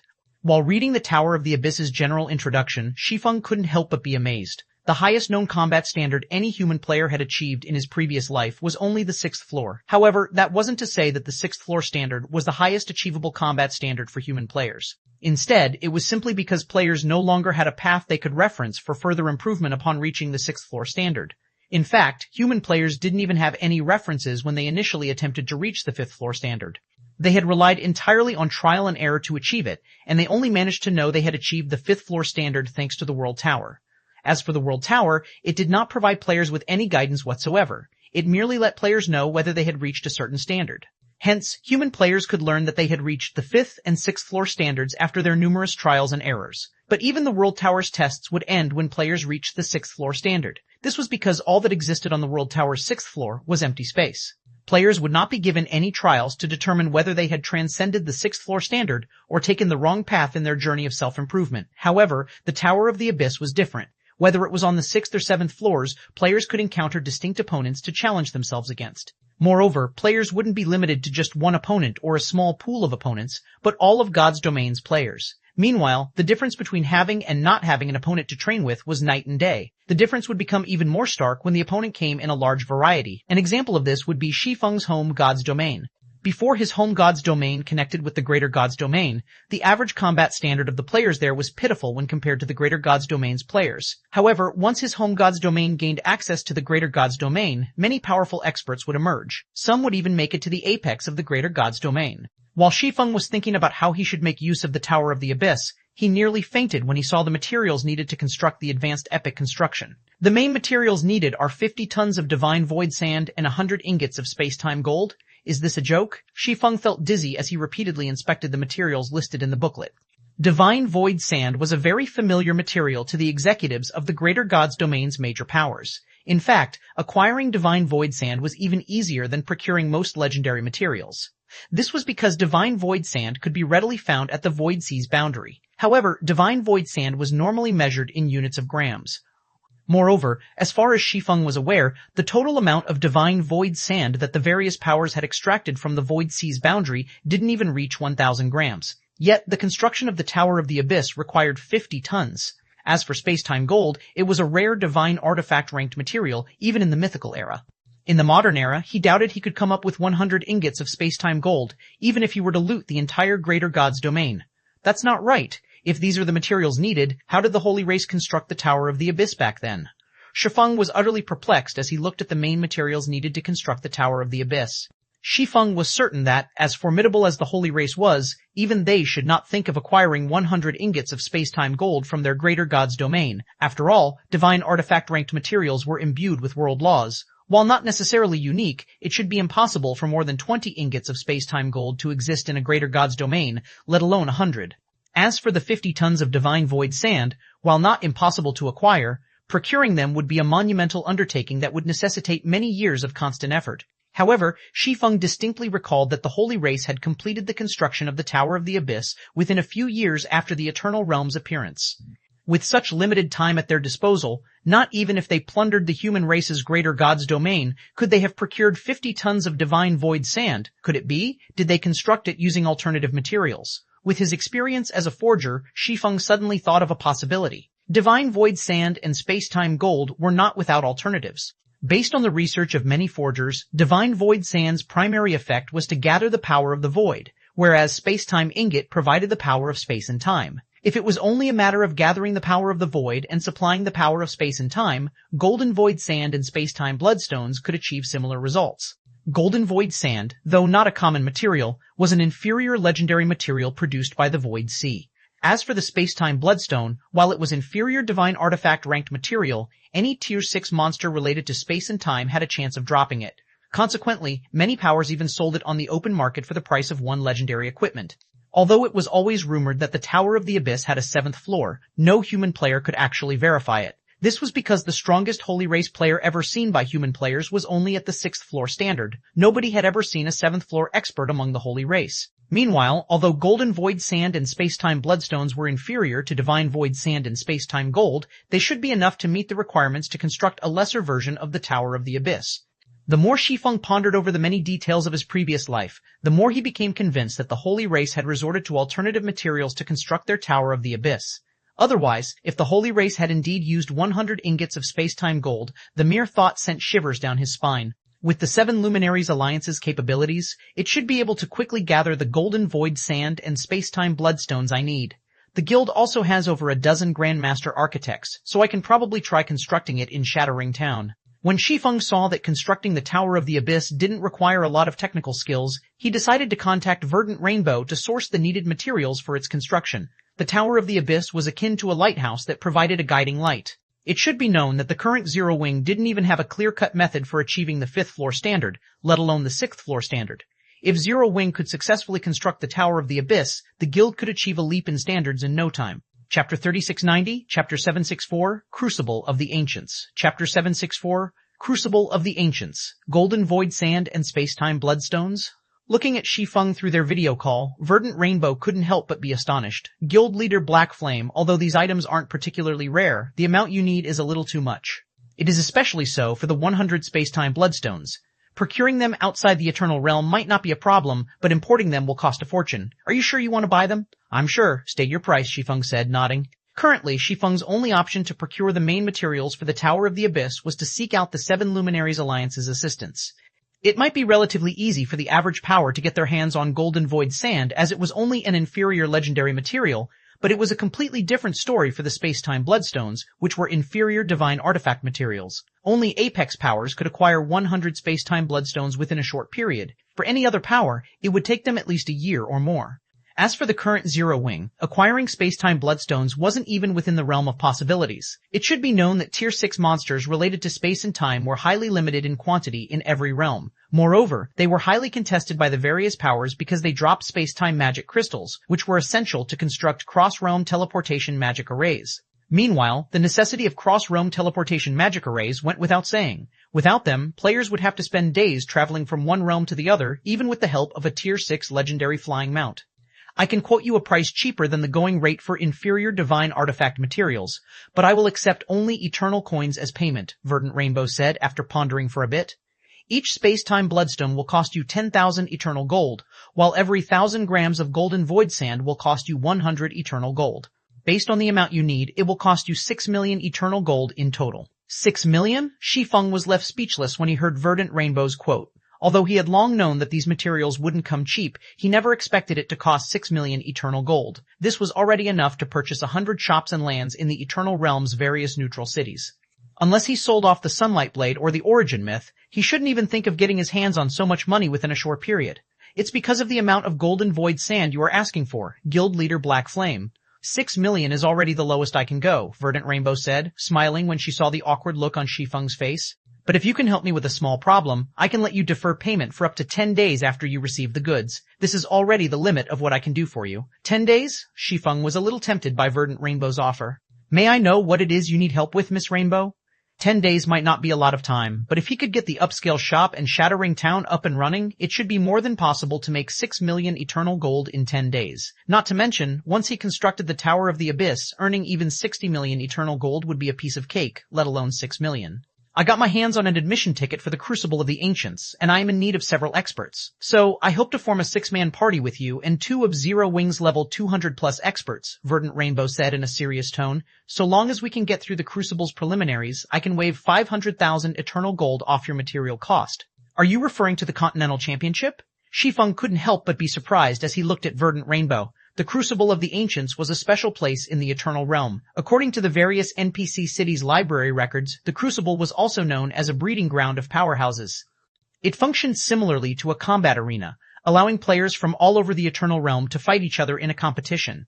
Victors of the Crucible would receive a reward from the ancient existences operating it, while losers would be disqualified, and they would have to acquire another admission ticket if they wished to participate in the Crucible again.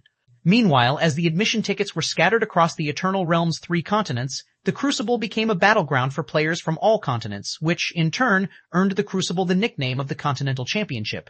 In response to Shi Feng's question, Verdant Rainbow nodded and asked, Are you interested, Guild Leader Black Flame? Of course, Shi Feng answered without hesitation. When will admissions begin? In his previous life, Zero Wing rarely participated in the struggles in the Eternal Realm, so it never had anything to do with the Crucible of the Ancients.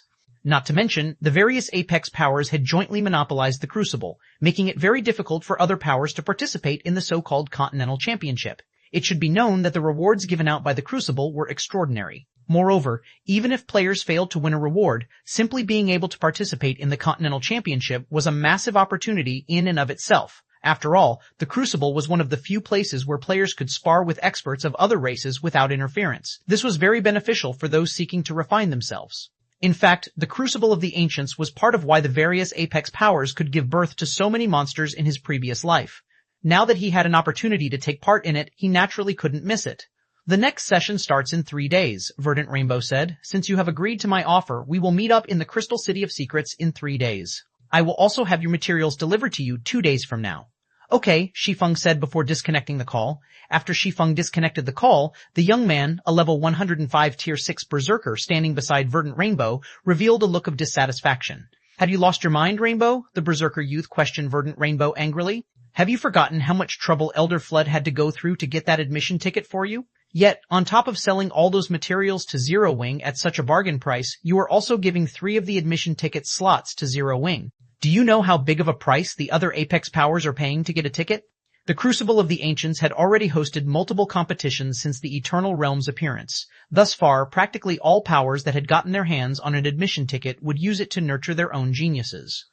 After all, being able to fairly clash with the paragons of other races was an unbelievably precious opportunity. Yet now, Verdant Rainbow had given 3 slots to Zero Wing for free. Her decision was utterly incomprehensible. You do remember that I've already participated in the Continental Championship more than once, right? Also, why do you think the admission tickets have become such a rare commodity in the first place? Verdant Rainbow calmly looked at the angry berserker youth. Then, she moved her gaze toward the various holy race teams operating in the distance and explained, it is because fewer and fewer parties from the human race are making it past the preliminaries. At this rate, the admission tickets the human race receives each session might drop down to less than a handful. If we want to change this situation, we will have to prioritize getting past the preliminaries. Understanding Verdant Rainbow's intentions, the Berserker youth softened his tone a little as he said, "I know that, but why did you have to give a slot to Black Flame?" The Holy Race might have placed Black Flame onto their Transcendent list, but he is ranked at the very bottom. If you are going to give a slot to someone under level 200, you could have invited Demon's Gate's White Ghost. Like Black Flame, White Ghost is also ranked on the Transcendent list. He is also younger and has single-handedly killed one of the Scarlet Merchant Alliance's taboo-level existences in direct combat. If it wasn't for his party having bad luck and encountering one of the top 16 parties last session, he could have definitely led his party through the preliminaries. Is that so? After glancing at the Berserker youth, Verdant Rainbow shared a video with him and said, "Take a look for yourself. This is a battle White Ghost fought in Luminous Sky City not long ago. Chapter 3691, Chapter 765, Abyss Chamber of Commerce, Chapter 765, Abyss Chamber of Commerce. He died? How is this possible?" When the Berserker youth finished watching the battle video Verdant Rainbow had shared with him, he couldn't help but think it was fake. It should be known that White Ghost was one of Demon's Gate's 6 great paragons. He was also an expert ranked on the Holy Race's Transcendent list. Yet, the video showed White Ghost dying to some unknown swordsman in just 3 moves. Of course, that wasn't to say that the Berserker youth thought that White Ghost was invincible and nobody could defeat him. Instead, he simply found it unbelievable that anyone could kill the Death Scythe using only 3 moves. "Nothing's impossible," Verdant Rainbow calmly said as she looked at the astonished Berserker youth. Although Demon's Gate's higher-ups have tried to suppress the news of this matter from spreading, it is already known by all within the guild, and many of Demon's Gate's experts are currently talking about it. But if that's the case, doesn't that mean this swordsman is as strong as the current generation's 10 great sword gods? Who is he then? Did one of the 10 great sword gods accidentally wander into the Eternal Realm? The Berserker youth asked Verdant Rainbow excitedly. The current generation's 10 great sword gods were vastly superior to paragons of apex powers like himself. Aside from having superior combat standards, they also had a considerable advantage in weapons, equipment, and levels. If one of the current generation's 10 great sword gods did come to the Eternal Realm, it would be wonderful news for the human players operating in the Eternal Realm. "Do you think that's possible?" Verdant Rainbow said as she rolled her eyes at the Berserker youth.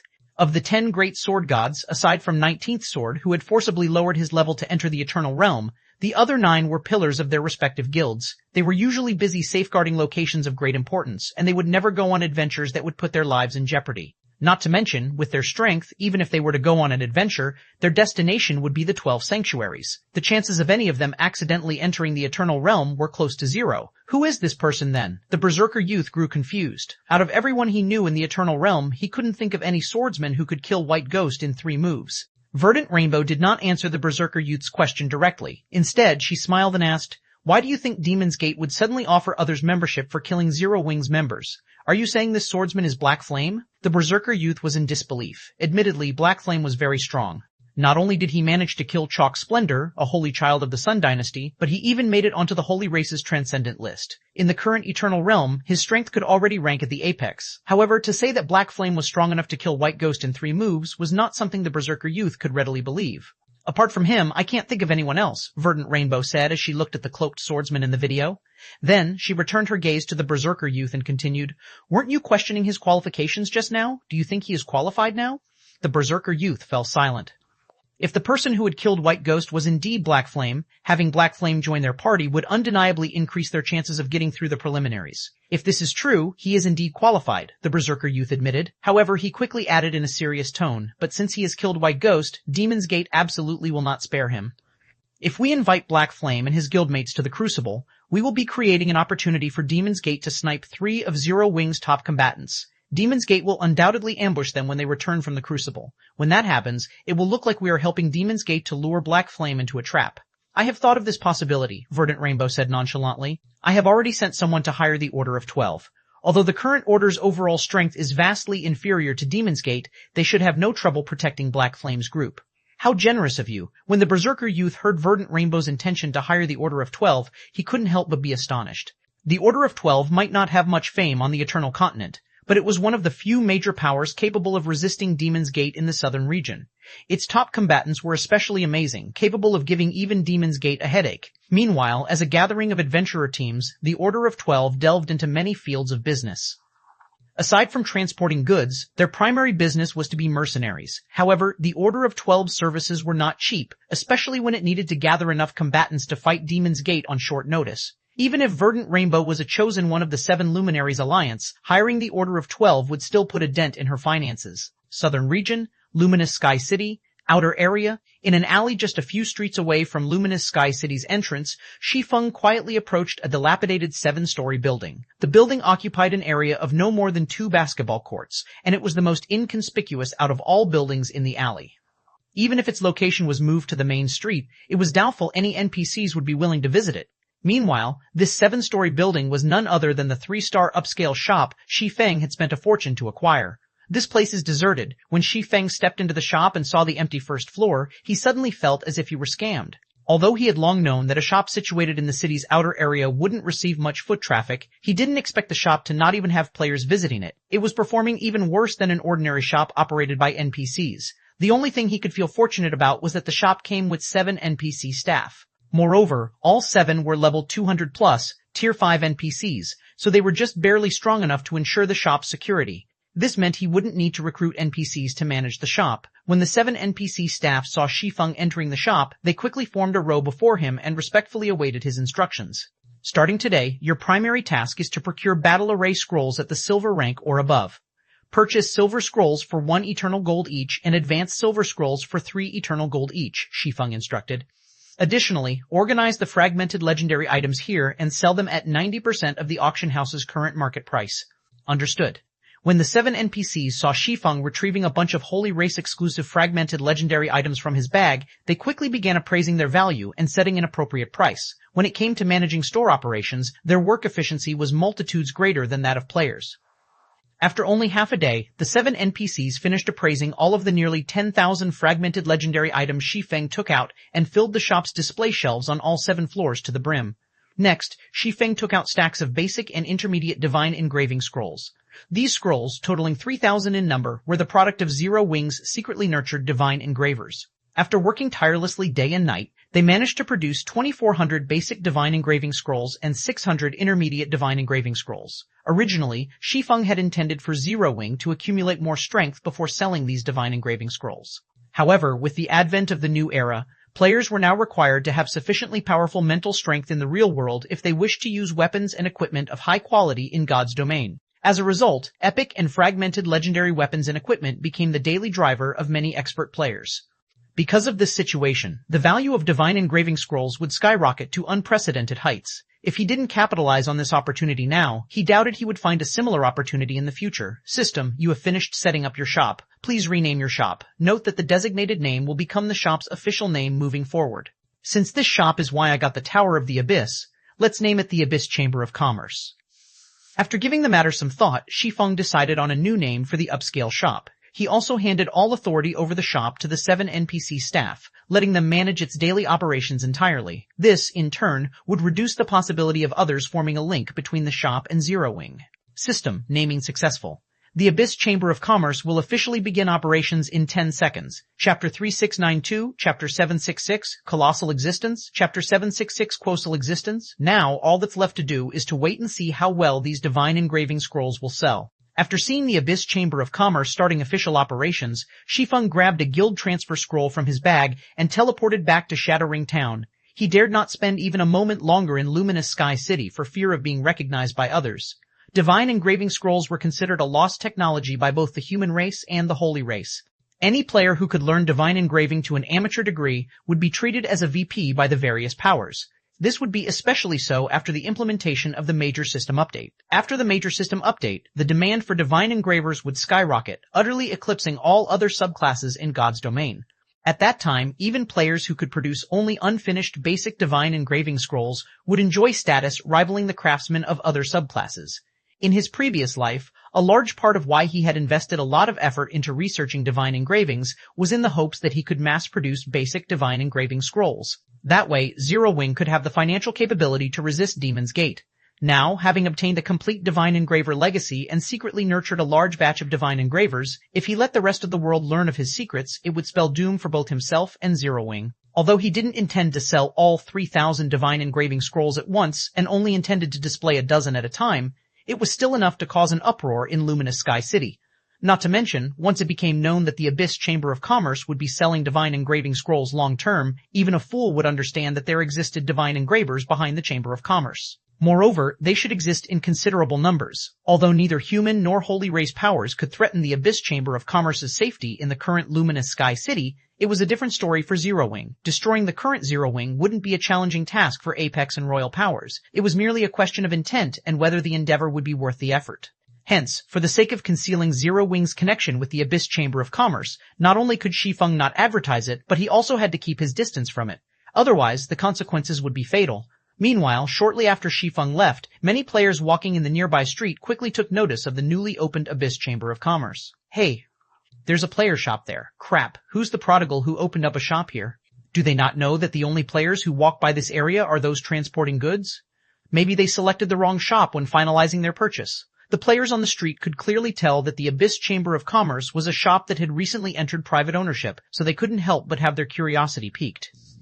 After all, very few players and powers currently had the ability to purchase a shop in Luminous Sky City. Not to mention, the Abyss Chamber of Commerce was located in a section of the city's outer area that did not house any special constructions. Regardless, since it is a player shop, there should be some good stuff for sale, right? Let's go and take a look. I wonder if this shop accepts consignments? If it does, I wouldn't mind paying a little extra. Due to the current situation in Luminous Sky City, most players operating there were naturally curious about player shops. This was because only players and powers of extraordinary caliber could qualify to purchase a shop in the city, which, in turn, led to the natural assumption that their shops would offer items of extraordinary quality.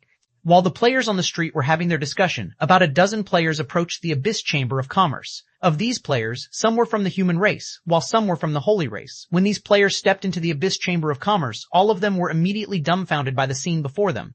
There were over 100 display shelves on the first floor, and all of them displayed weapons and equipment that radiated a glow unique to fragmented legendary items. It should be known that while the various powers had many fragmented legendary items in their possession, not even pseudo-Apex and Apex powers would be willing to sell so many fragmented legendary items to outsiders.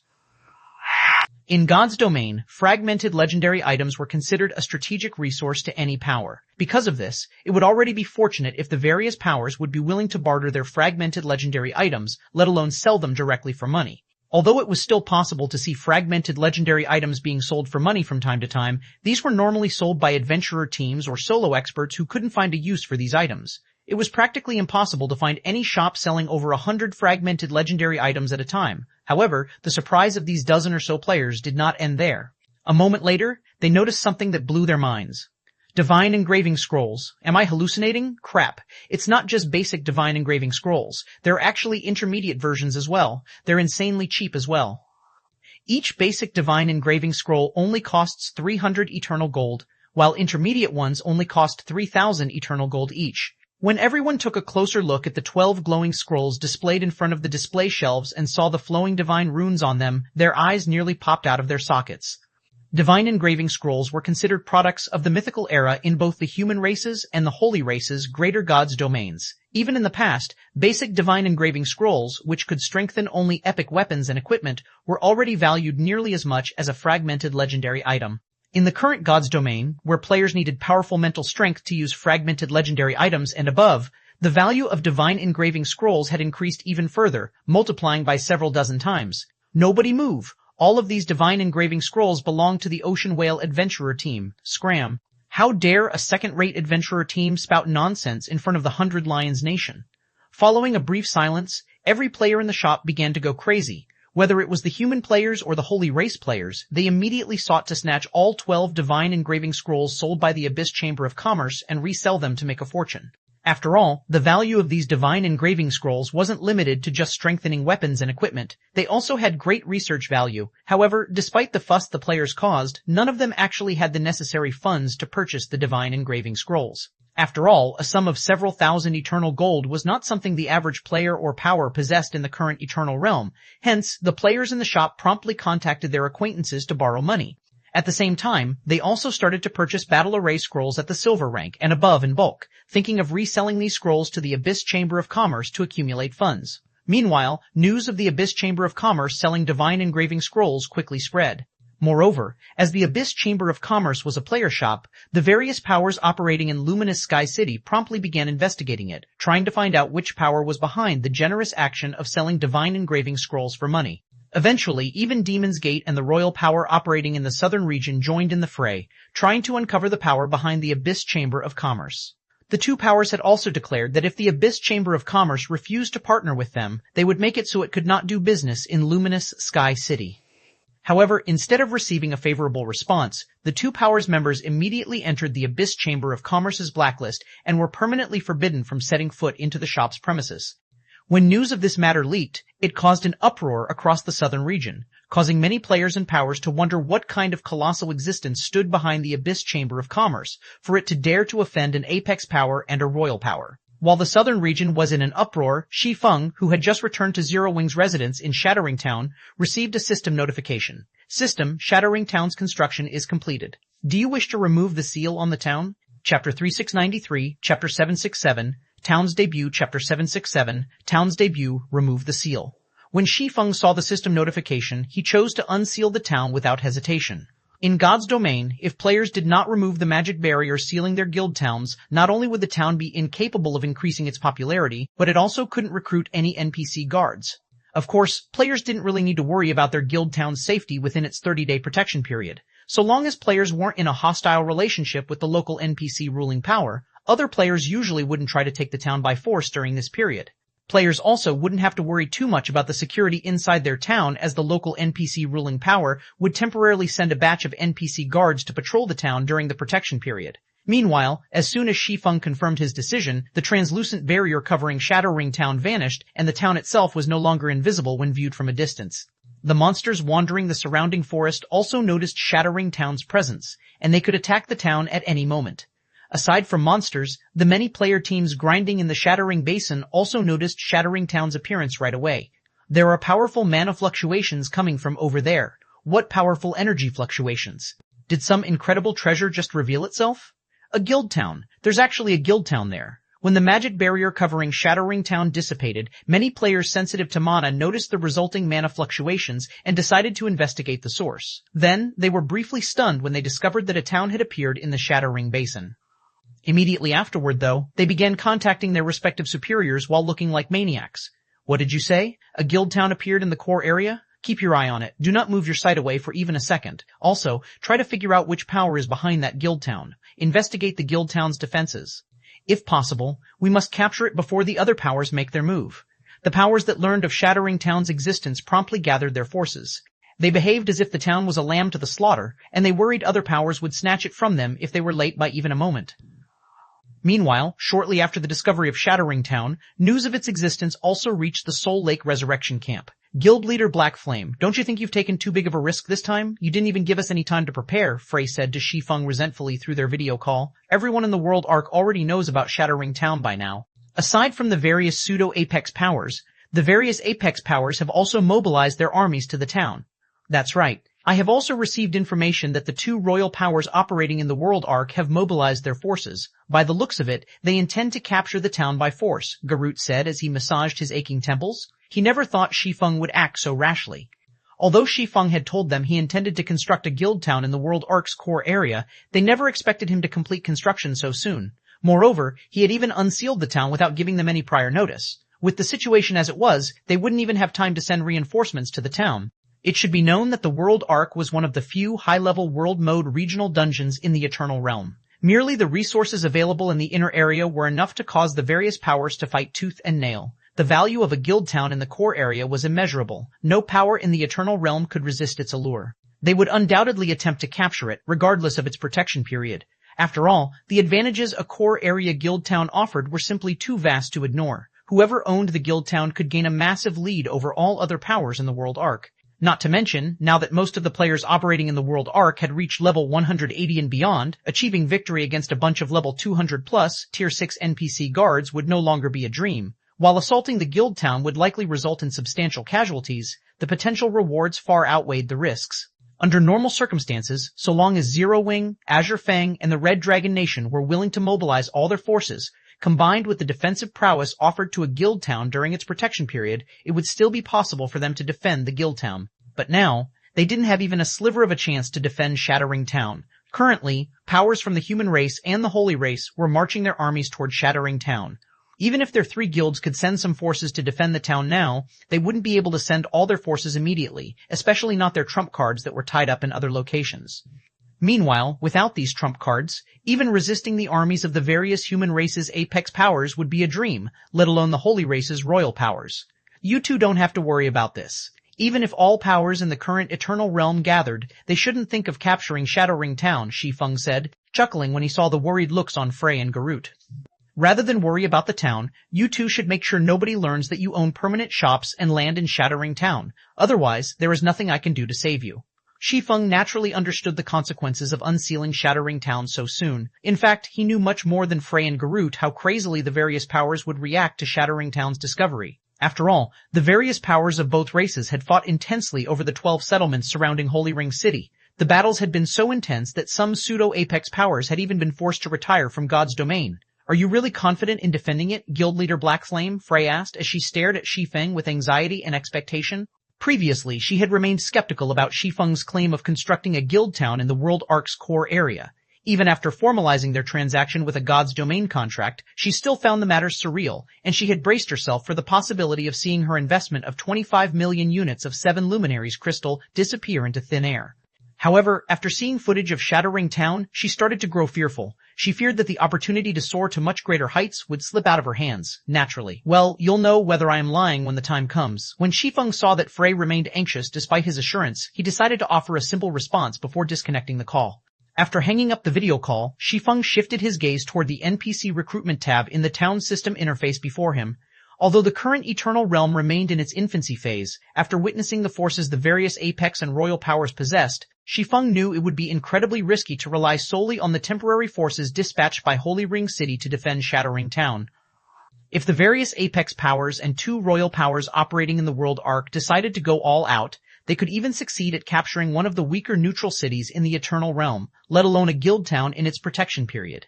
It was only a question of whether these powers were willing to bear the cost of doing so. Fortunately, Zero Wing had secured the Nameless City's treasury, allowing it to obtain a large amount of divine water of life. If used adequately, Shattering Town could probably withstand an attack from even an entire royal power, let alone the limited forces the various apex and royal powers currently had in the Eternal Realm.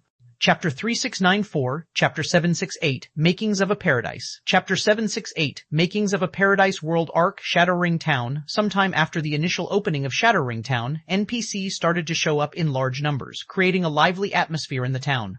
There were so many NPCs trying to enter Shattering Town that a long line had formed outside the town's entrance, the sight stirring the envy of the various powers members who had come to check out the new town that had appeared in the World Ark's core area. NPC merchants and NPC caravans were many players' primary income sources. The more NPC merchants and NPC caravans a guild town possessed, the higher the quantity and quality of quests players could acquire from said town. Aside from the individual player, the town's ruling power could also generate more income. This was especially true for a neutral guild town. All of the income generated by the town would belong to the ruling power. Furthermore, the town could do business with both the human race and the holy race. It should be known that they were currently in the World Ark, one of the few high-level world mode regional dungeons in the Eternal Realm. The resources available here were far beyond what was available elsewhere. Even if Shattering Town did nothing but resell race-exclusive weapons and equipment, it could still generate a massive fortune.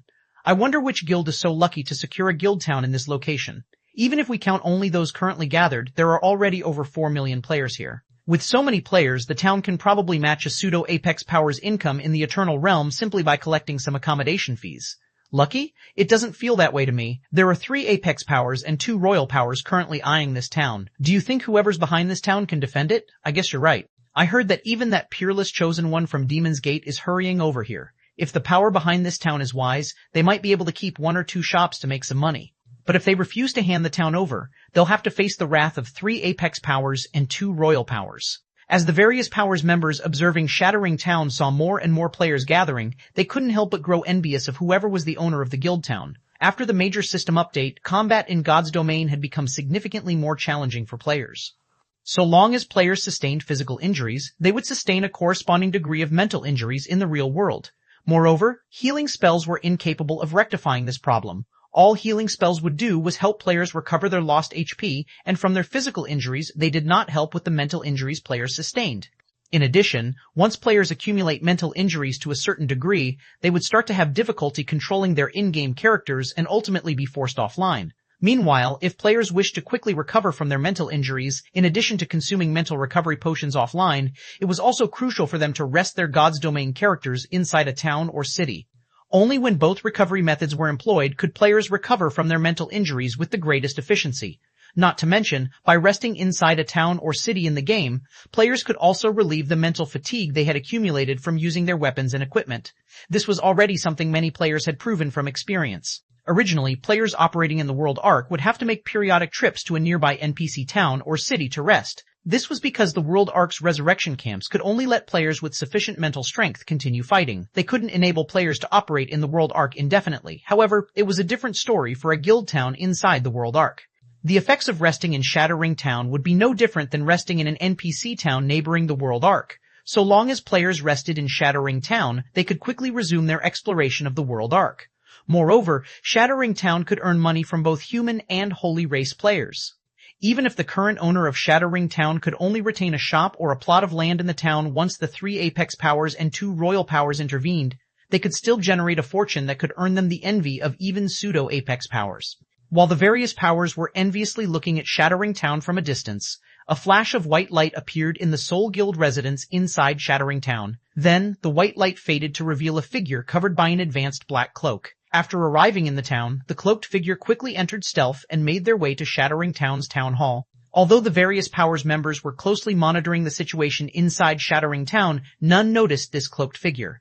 Guild leader, I've brought the 13,000 bottles of divine water of life you asked for, Hidden Soul reported after meeting Shi Feng inside the town hall.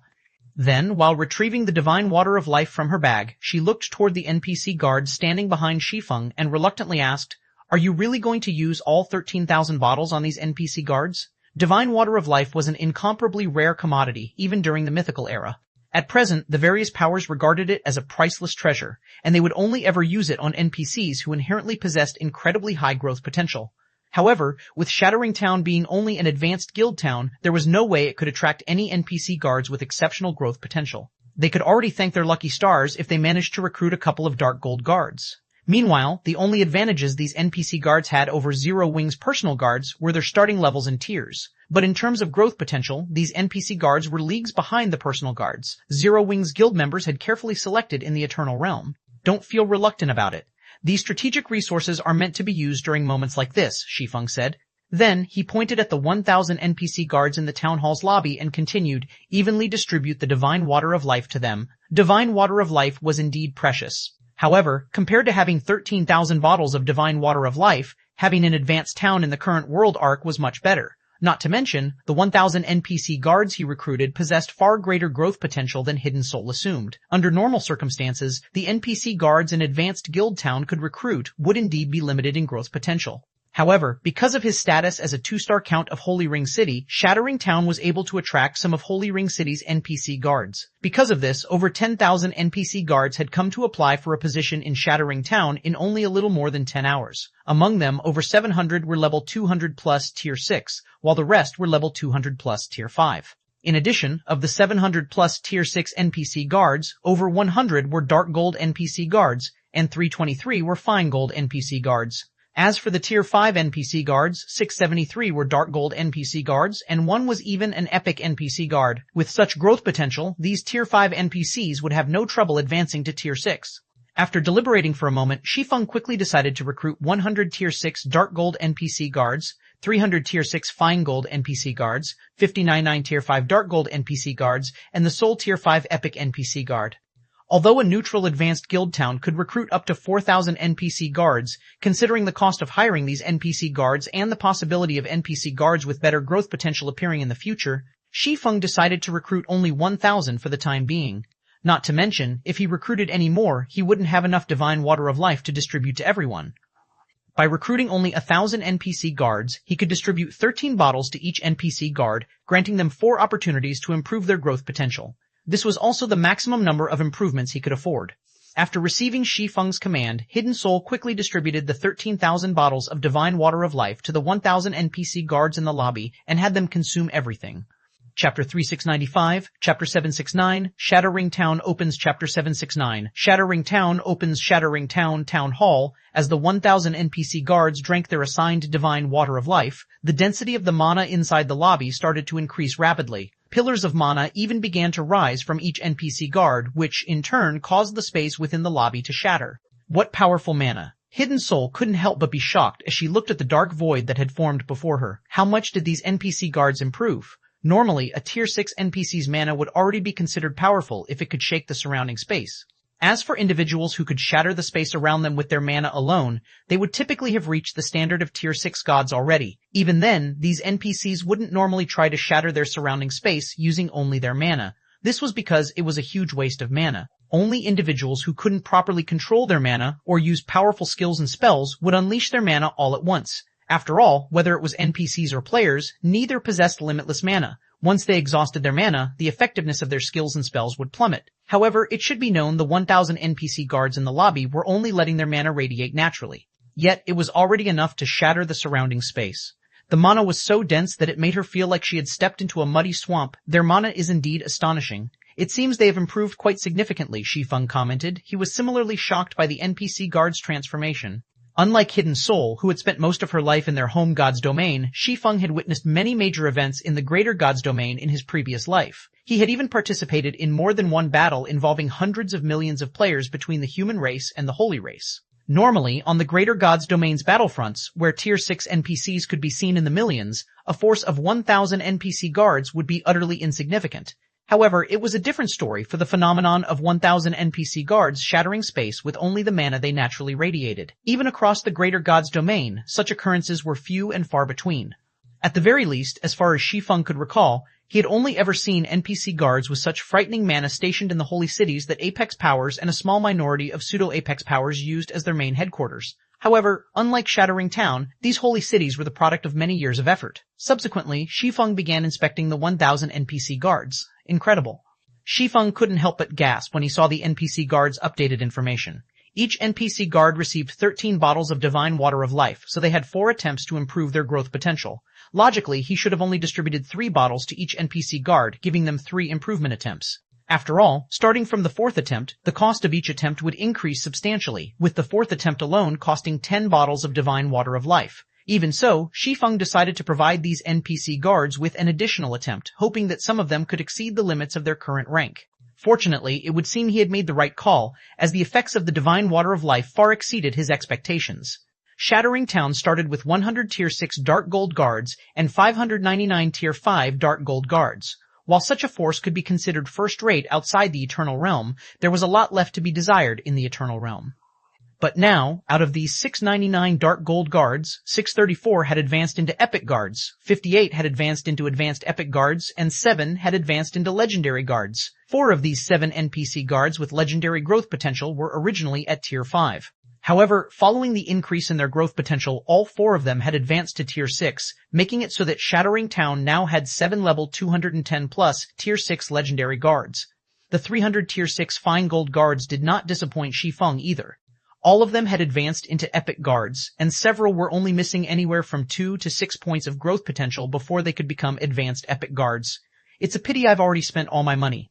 Otherwise, I could have equipped them with personalized legendary weapons and equipment rather than standardized ones, increasing their overall strength even further, Shi Feng thought, faintly sighing as he looked at the 1,000 NPC guards who had all achieved epic growth potential and above. Although he had equipped the NPC guards with legendary weapons and equipment, they were all standardized items.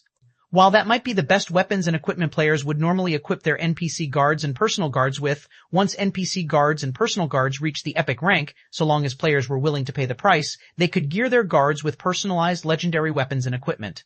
In the Eternal Realm, a set of personalized legendary weapons and equipment for NPCs cost 6,000 eternal gold. While still a hefty sum, it was many times cheaper than the legendary weapons and equipment used by players. Meanwhile, compared to standardized legendary weapons and equipment, personalized versions not only provided an additional 15% or more in basic attributes, but also increased skill and spell completion rates by 10% or more. Such improvements were enough to propel an NPC guard's combat power to the next level. If any epic guard were to equip a set of personalized legendary weapons and equipment, they could instantly rival six-winged Valkyries of the same level and strength.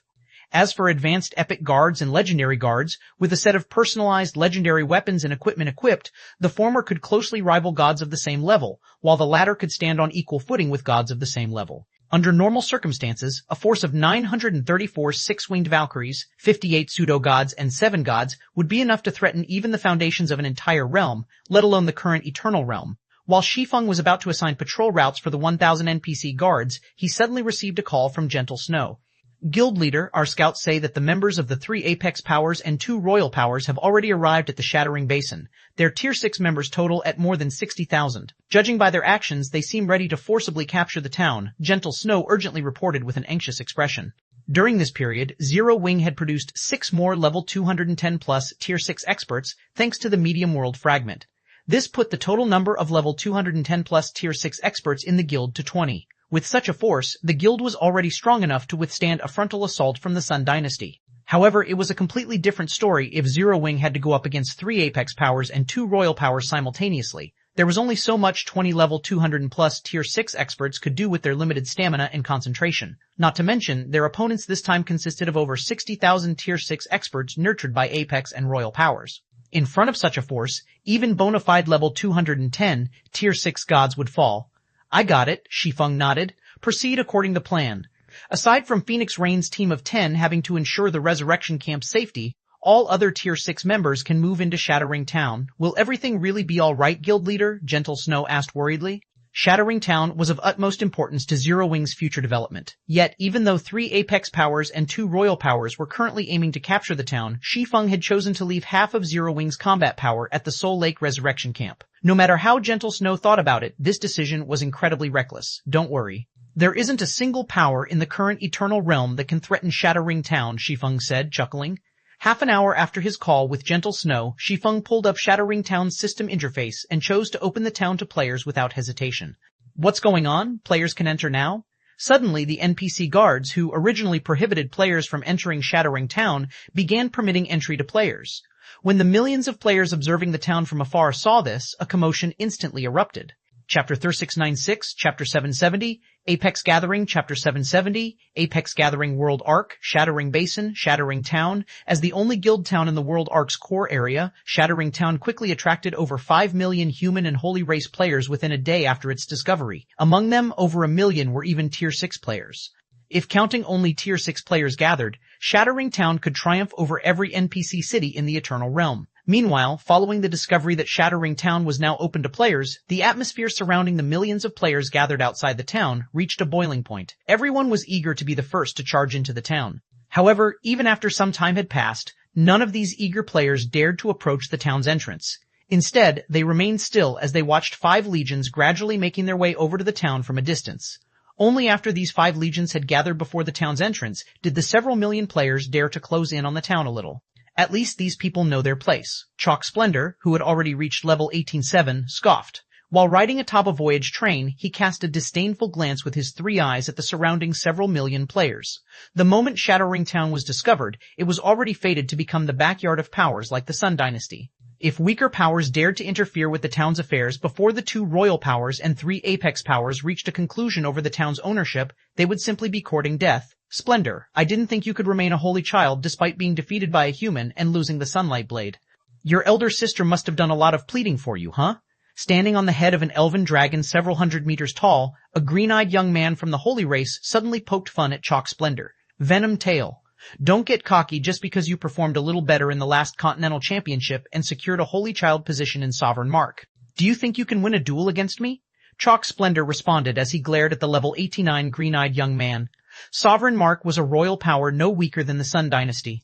The 2 powers had also clashed numerous times in the Holy Race's Greater God's domain. On the individual level, Chalk Splendor had traded blows with Venom Tail plenty of times before entering the Eternal Realm. In terms of strength, he was originally above Venom Tail. Hence, he became a holy child much sooner than Venom Tail did. However, since coming to the Eternal Realm, Venom Tail had encountered a lucky opportunity that enabled him to become the first batch of players to participate in the Continental Championship. Meanwhile, thanks to the rewards he earned from the Continental Championship, Not only did Venomtail achieve significant improvements in strength, but his status in Sovereign Mark also skyrocketed. I might consider it if it's a duel with Daystar, but you? I'll pass, Venomtail said, chuckling. Despite being an esteemed chosen one of a royal power, you actually lost to a human with barely any fame. If I were you, I would have chosen to retire on the spot. You bastard. Chalk Splendor instantly lost his temper and got ready to attack Venomtail when he heard the latter's provocation. His loss to Black Flame was, without a doubt, the biggest sore spot in his life. After all, out of all the royal power's holy children who had entered the Eternal Realm, he was the first to get killed by a human player. This had caused him to become a joke among the holy race. While Venomtail was preparing to engage Chalk Splendor in battle, the legions of the Seven Luminaries Alliance, Demon's Gate, and the Eternal Chamber of Commerce just so happened to have arrived before Shattering Town's entrance, their arrival instantly quelling the urges of the two young men. These damnable humans and their irritable timings, Chalk Splendor cursed under his breath as he coldly looked at Verdant Rainbow, a chosen one of the Seven Luminaries Alliance and the leader of the three human legions. Chalk Splendor similarly hated Verdant Rainbow to the bone. After all, it was only with Verdant Rainbow's assistance that Black Flame could have killed him. Otherwise, with the Sunlight Blade's power, nobody could have killed him. Verdant Rainbow? I didn't think you would be the one leading the humans this time, Venomtail said, smiling as he looked at Verdant Rainbow. Well, are you thinking of interfering with Shattering Town as well this time? Are you really not afraid Sovereign Mark will annihilate you all? Treasures belong to those who can secure them. The same goes for this town, Verdant Rainbow calmly said as she looked at Sovereign Mark's nearly 20,000 Tier 6 experts. Meanwhile, after glancing at the near 30,000 human players behind Verdant Rainbow, Venomtail smiled and asked, "What do you propose? All of us will enter the town first. Then, we will decide who gets to occupy the town using strength. What do you think?" Verdant Rainbow said as she pointed at Shattering Town's open gates while directing her gaze at Venomtail and Chalk Splendor. It wouldn't be an exaggeration to say that any one of the Holy Race's 10 royal powers was stronger than even the human race's strongest apex power. However, now that the Seven Luminaries Alliance, Demon's Gate, and the Eternal Chamber of Commerce had joined forces, their combined army was only marginally smaller than the Sun Dynasty and Sovereign Mark's combined army. If both sides decided to fight, the battle's outcome could swing either way. Not to mention, the Sun Dynasty and Sovereign Mark weren't the best of friends. The Sun Dynasty can go along with this arrangement, but on one condition. After recollecting himself, Chalk Splendor smiled at Verdant Rainbow and said, "The Seven Luminaries Alliance must ensure that it will halt all aid to Zero Wing from now onward. If you can agree to this condition, I will agree to your condition of exploring the town together." "Halt all aid to Zero Wing?" Verdant Rainbow frowned. "Zero Wing? Is it the guild of the human who killed our dear Chalk Splendor?" Venomtail's interest was piqued when he heard Chalk Splendor's condition. If that's the case, Sovereign Mark will second this condition. A guild that dares embarrass a royal power of the holy race naturally cannot continue to exist. Personally, Venomtail had no interest in the guild known as Zero Wing. However, considering the holy race's reputation, he wouldn't mind helping Chalk Splendor get a little revenge. Otherwise, the holy children of the holy race's royal powers would truly become a joke in the eyes of other powers. "We will never." Just as Verdant Rainbow was about to refuse Chalk Splendor's condition, the muscular woman behind her suddenly interrupted. "Ms. Verdant, don't be so quick to refuse," Phoenix Flame, a Tier 6 berserker from Demon's Gate, said. "I think we can agree to these two holy children's demands. We are only talking about a small guild here. Surely you wouldn't consider having us engage two of the holy race's royal powers in mortal combat simply over a small guild, right? Are you doing this on purpose, Phoenix Flame?" Verdant Rainbow glared at Phoenix Flame, very much dissatisfied by the other party's suggestion. It was already bad enough that Chalk Splendor was using this opportunity to corner Zero Wing. She didn't think Phoenix Flame would do the same as well. "Hey, it wasn't me who proposed this condition," Phoenix Flame said, shrugging. "I am only suggesting what's best for our three powers." Verdant Rainbow's resolve started to waver after hearing Phoenix Flame's words. Although she knew this was nothing but an excuse, she still couldn't help but hesitate. Meanwhile, amidst Verdant Rainbow's hesitation, a young man with a slim body like that of a cheetah suddenly spoke up. "Rainbow, I know you want to support Zero Wing, but you have to look at the situation," the young man, a Tier 6 assassin from the Eternal Chamber of Commerce, said. "Even if we set aside Shattering Town, there is still the Continental Championship to consider. Demon's Gate's assistance will be crucial in the competition. We shouldn't sour relationships between our three powers simply because of Zero Wing. Zero Wing isn't worthy of that. Not to mention, we are only halting support for Zero Wing in the world arc. We can simply compensate Zero Wing with some rewards afterward." After saying so, the assassin youth looked toward Venomtail and Chalk Splendor, saying, "I, Fallen Dragon, agree to your condition on behalf of the three apex powers here. I hope you two can keep your promise." "Naturally," Venomtail said, chuckling nonchalantly. Chalk Splendor also nodded in response. Subsequently, the five powers concluded their discussions and marched their armies into Shattering Town. Chapter 3697, Chapter 771, Gods Aplenty, Chapter 771, Gods Aplenty Shattering Basin, Shattering Town. They've gone in. I didn't think these five powers would join forces. With this, there really isn't anything left for us to do here. I wonder if they'll open the town to the public after capturing it. I sure hope they do. When the human players and holy race players observing from the surroundings saw the legions of the three apex powers and two royal powers entering the town together, some were disappointed, some were happy, and some were expectant. If it weren't for the presence of these five powers, they would have long charged into Shattering Town to explore it. If possible, they would also do everything they could to contact the town's ruling power and try to lease shops and land from them. But with the five powers' intervention, nobody sought to get in touch with Shattering Town's ruling power anymore. After all, the town's ownership was destined to change. Before the five powers gained control over the town, any action the rest of them took in the town would bring them no benefit. On the contrary, they might even earn themselves the five powers' ire. Meanwhile, inside Shattering Town, the moment Verdant Rainbow and the other four powers leaders stepped into Shattering Town, they were all shocked by the state of the town's main street. People could be seen coming and going on the town's relatively narrow main street, and many three-star NPC merchants could be seen setting up stalls selling rare items. There were even NPCs of mythical-era races wandering around on the street. Mythical-era races. Whether it was human players or holy race players, they all sought to convert to a mythical-era race and gain talent far beyond the imagination of modern races. Yet, whether it was in their respective greater gods' domains or the Eternal Realm, the Seven Luminaries Alliance, Demon's Gate, the Eternal Chamber of Commerce, the Sun Dynasty, and Sovereign Mark had never encountered any NPC of a mythical-era race, let alone the method to convert into such a race. They only knew that mythical-era races existed in Holy Ring City. But now, not only did they manage to see NPCs of mythical-era races inside Shattering Town, but nearly 10% of the town's NPC population was made up of such NPCs. How could they not be surprised? Gold! I've struck gold! Chalk Splendor's eyes were shining as he looked at the NPCs walking on the street. While converting to a mythical-era race remained out of sight for current players, it was a different story for recruiting NPCs of mythical-era races as personal guards. So long as an NPC was spotted inside a town or city, players could recruit them as a personal guard. If he could recruit NPCs with high growth potential and were of mythical-era races, it would definitely help pave a smooth road for his future. It would be even better if he could form a legion of such NPCs. With such a legion under his command, nobody could stand in his way. After all, the strength ceiling for mythical-era races was undoubtedly higher than that of modern races. In a situation where everyone couldn't progress beyond Tier 6, it went without saying those of mythical-era races would triumph in a fight. This town must belong to Sovereign Mark. When Venom Tail saw the NPCs of mythical-era races around him, he promptly issued an order to his subordinate, "Pass down my command. I want everyone to hurry over to the town hall immediately. We must snatch the town token before everyone else." At the same time, Verdant Rainbow, Phoenix Flame, and Fallen Dragon similarly commanded their forces to charge toward Shattering Town's town hall, no one having any interest in surveying the town any longer. If they wanted to recruit NPCs of mythical-era races as personal guards, the best way to do so would be to first become the ruler of Shattering Town. After all, NPCs in God's domain were intelligent, with some being even more intelligent than players. Hence, recruiting NPCs was a difficult process, and players would typically need some sort of prestigious status to increase their chances of success.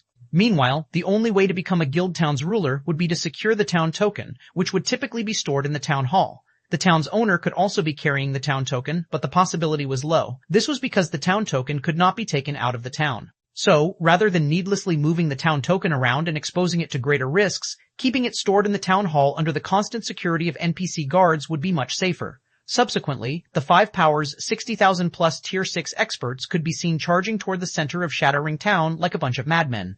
However, just as they were about to reach the town hall, Verdant Rainbow and the others suddenly stopped running as they had their attention drawn toward the teleportation hall erected in the town center. And while staring at the majestic teleportation array constructed inside the teleportation hall, they couldn't help but reveal dumbfounded expressions. Am I dreaming? Verdant Rainbow was filled with disbelief as she looked at the scene displayed on the other end of the teleportation array. This town is directly connected to Luminous Sky City? Luminous Sky City was the #1 neutral city in the Eternal Realm's southern region. Not only did it possess precious resources that couldn't be found on the Eternal Continent, but it also served as a crucial route connecting the Eternal Continent and the Western Continent. Presently, all Apex powers had already dispatched personnel to establish a base of operations in Luminous Sky City. However, as the southern region was far away from the Eternal Continent, making it tedious to reach, even the Seven Luminaries Alliance could only afford to send a limited number of members to develop there. It was also because of this situation that Demon's Gate, having the ability to transport players from outside the Eternal Realm directly to the southern region, could rule over the southern region with an iron fist, becoming the envy of the other Apex powers. Yet, it was now revealed that they could teleport directly to Luminous Sky City via a town in the World Arc. This town must belong to Demon's Gate. When Phoenix Flame saw Shattering Town's teleportation hall, greed colored her eyes, and her breathing quickened. As someone who frequently traveled between the Eternal Continent and the southern region, Phoenix Flame knew how difficult it was to transport players between these two places. In addition to being time-consuming, it also cost a lot of money and resources. If conducted on a large scale, even Apex powers would wince at the cost. However, the cost to teleport from Shattering Town to Luminous Sky City was only a meager 600 units of 7 luminaries crystal. This was an absolute bargain. Thinking up to this point, the 5 powers Tier 6 experts resumed their charge toward the town hall with even greater haste. In less than 30 seconds, Venomtail, Chalk Splendor, Verdant Rainbow, Phoenix Flame, and Fallen Dragon arrived in front of Shattering Town's town hall. The 60,000 plus Tier 6 experts also caught up to them in short order, looking ready to fight. Meanwhile, just when Venomtail's group of 5 had opened the doors to the town hall and were about to command their forces to demolish the building, the 1,000 NPC guards, who were still waiting to receive their assignments, turned around simultaneously to look at the 5 individuals. Heavy, suffocating. The instant the doors opened, mana of unbelievable density gushed out of the town hall, washing over everyone outside the building and transforming the surrounding space into a dark void. Standing in the presence of this mana, none of the level 180 plus Tier 6 experts outside the town hall could move their bodies, and they couldn't help but feel as if a group of gods from primordial times had descended upon the world again. Chapter 3698, Chapter 772, Zero Wings Town, Chapter 772, Zero Wings Town, God-ranked NPC guards? How is this possible? This is madness. How can a mere town have so many epic and legendary NPC guards? I must be hallucinating. Yes. This must be a hallucination. A moment after opening the doors to the town hall, Venomtail, Phoenix Flame, and the other leaders of the 5 powers simultaneously closed the doors again out of instinct. Likewise, none of them could bring themselves to believe what they had just seen was real. There was no way Shattering Town, a guild town that had been constructed only recently, could have 1,000 NPC guards with epic potential and above. Not to mention, they had even spotted numerous advanced epic NPC guards capable of rivaling level 210 Tier 6 gods and 7 NPC guards who had made them experience the threat of death. It should be known that all 5 of them were wielders of divine artifacts. If even they felt that their lives were in jeopardy, the only explanation was that these 7 NPC guards had legendary potential. 7 legendary NPC guards? 7? Even with decades of development, a holy city wouldn't be able to recruit so many NPC guards with legendary potential, let alone an advanced town. Unlike the recruitment of personal guards, the recruitment of NPC guards for a town or city could only be done within the town or city itself. This situation placed a huge restriction on the pool of NPCs that players could choose from. However, in return for this restriction, the NPC guards of towns and cities could inherently form battle arrays while fighting inside the town or city where they belonged. The strength of these battle arrays would also increase with the number, strength, and growth potential of the NPC guards involved. Under normal circumstances, a 6-man party of dark gold NPC guards could inherently form a small advanced bronze battle array and trade blows with a dragon of the same tier and level. If they were epic NPC guards, they could form a small silver battle array and clash with a god of the same level and tier. In the case of Tier 6 legendary NPC guards, if 6 of them worked together, they could fight ancient gods of the same level and tier.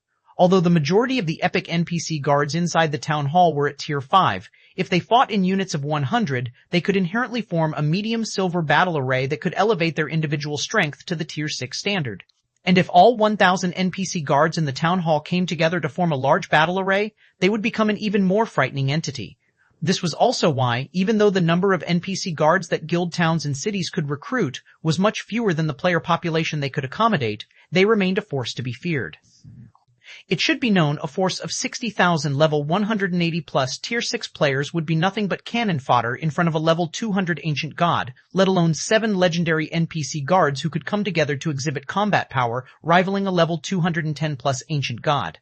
My anxiety to get here must have caused me to hallucinate. Yes, that must be it. After taking a few deep breaths, Venomtail reopened the doors to the town hall. When the heavy doors creaked open, the same intense mana gushed out of the town hall once more. Likewise, the 1,000 NPC guards from before remained standing inside the building, their faces colored with bewilderment as they stared at the players outside. Though the NPC guards' gazes did not carry hostility, the players outside couldn't help but feel like helpless prey who had stumbled into a tiger's den. Verdant Rainbow, care to explain? Venomtail growled, his voice laced with underlying anger and frustration once he was certain he wasn't hallucinating. 7 legendary and 58 advanced epic NPC guards. Which one of your apex powers is behind this tasteless prank? All 1,000 NPC guards were of the human race, making it almost certain that a human was behind Shattering Town's construction. After all, if a member of the Holy Race had constructed Shattering Town, the NPC guards they recruited would normally be of the Holy Race as well. Based on Sovereign Mark's research of the human race, only apex powers could possibly construct a guild town of such caliber in the current Eternal Realm. If Venomtail wasn't certain that no royal-level powers existed among the human race, he would have assumed that a royal power from the human race was behind this prank. After all, so long as a royal power was willing, it could confidently defend a single guild town in the Eternal Realm. It was only a matter of how the royal power chose to do so. Had the unknown human apex power behind Shattering Town declared it would defend its town to the bitter end from the onset, Sovereign Mark would have never bothered to come here with such a large force, wasting a significant amount of manpower and resources in the process. I wish I knew, Verdant Rainbow said, wryly smiling as she looked at Venomtail's angry expression. The human race boasted fewer than 10 apex powers. Of them, only the 7 Luminaries Alliance, Demon's Gate, and the Eternal Chamber of Commerce were operating in the World Arc.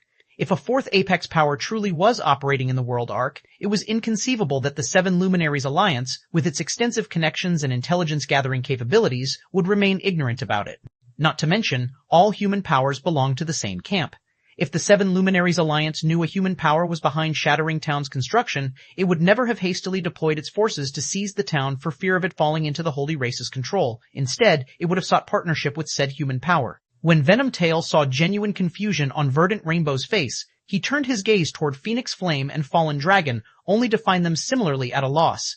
Evidently, none of the 3 human powers here knew who was behind this guild town. As the 5 Powers members were speculating about the human apex power behind Shattering Town, a deep voice echoed in the town hall's lobby, startling everyone present. What brings you all to the town hall today? Upon hearing this voice, everyone present turned toward the source in unison. There, they saw a level 190 Tier 6 swordsman wearing a 6-winged emblem on his chest.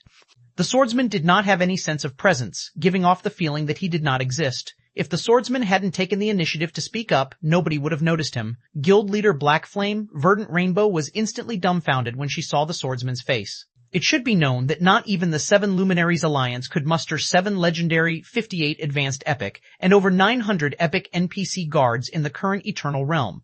The state of Shattering Town even led her to suspect an unknown apex power, or possibly even a royal power, might be hiding among the human race.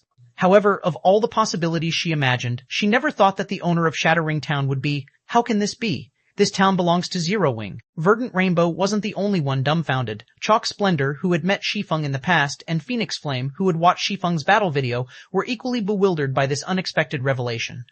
Chapter 3699, Chapter 773, Fearless Chapter 773, Fearless Black Flame.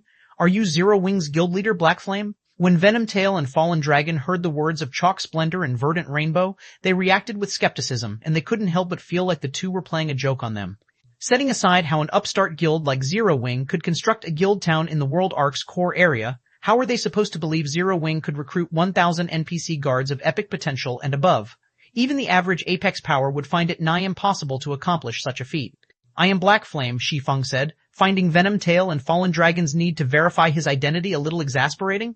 If all you are here to do is play some name-calling game, please find someone else to entertain you. As soon as Shi Feng finished speaking, the 1,000 NPC guards behind him advanced on Venomtail and the others in unison. They evidently got the hint that Shi Feng was looking to drive these uninvited guests away. The 1,000 NPC guards gave off the feeling of 1,000 gods as they advanced on Venomtail's group, their intimidating presence causing the 5 Powers experts to retreat subconsciously. At first glance, the 5 Powers 60,000 plus Tier 6 experts might seem terrifying. However, they would fare no differently than ants before a human if they tried to fight against these 1,000 level 210 plus NPC guards.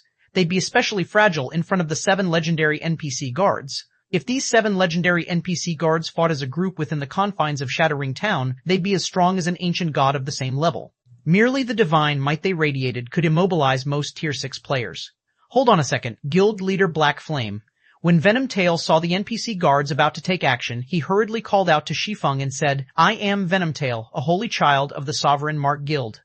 I come here bearing only good intentions to seek partnership with Zero Wing. As soon as Venomtail finished speaking, Chalk Splendor, Verdant Rainbow, Phoenix Flame, and Fallen Dragon cast a look of contempt at him in unison. Before entering Shattering Town, Venomtail was very supportive of Chalk Splendor's proposal to target Zero Wing.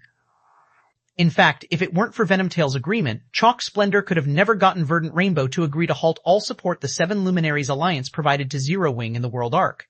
Yet, as soon as Venomtail saw that capturing Shattering Town was no longer possible and that Zero Wing was the town's ruling power, he instantly changed tunes, proposing to cooperate with Zero Wing. The extent of his shamelessness was so astonishing that it could even be considered admirable. You say you come with good intentions? Shi Feng asked, his gaze indifferent as he swept over the nearly 20,000 Sovereign Mark members behind Venomtail, and you demonstrate it by encircling the town hall with such a large force of Tier 6 experts. A misunderstanding. It's all a misunderstanding, Venomtail said, chuckling. Sovereign Mark might have brought a lot of members here, but haven't the 4 other powers here done the same? The treasures in God's domain have always gone to those with capabilities. As the leader of a guild, I am sure you are aware of this, Mr. Black Flame. Now that Zero Wing has proven itself capable of protecting Shattering Town, it has naturally become the ideal partner for Sovereign Mark. While making up excuses, Venomtail couldn't help but regret his hasty decision to support Chalk Splendor's proposal. Shattering Town was akin to a mountain of gold. Whether it was the ability to recruit NPCs of mythical era races as personal guards, or the ability to teleport directly to Luminous Sky City, both could bring immense wealth and benefits to Sovereign Mark. In a situation where Sovereign Mark lacked the strength to seize Shattering Town, the next best option would naturally be to partner with Zero Wing. But now, Sovereign Mark had already offended Zero Wing. If Sovereign Mark was permanently banned from Shattering Town because of this, its competitiveness in the World Arc would undoubtedly plummet. What you say is right, but aren't you forgetting something? Have you forgotten how you forced the Seven Luminaries Alliance to stop supporting Zero Wing in the World Arc? When Chalk Splendor saw Venomtail shifting the topic, he unceremoniously exposed the other party's true colors. The Sun Dynasty and Sovereign Mark were rivals. If he allowed Sovereign Mark to benefit from Shattering Town, he might as well say goodbye to his status as a holy child of the Sun Dynasty.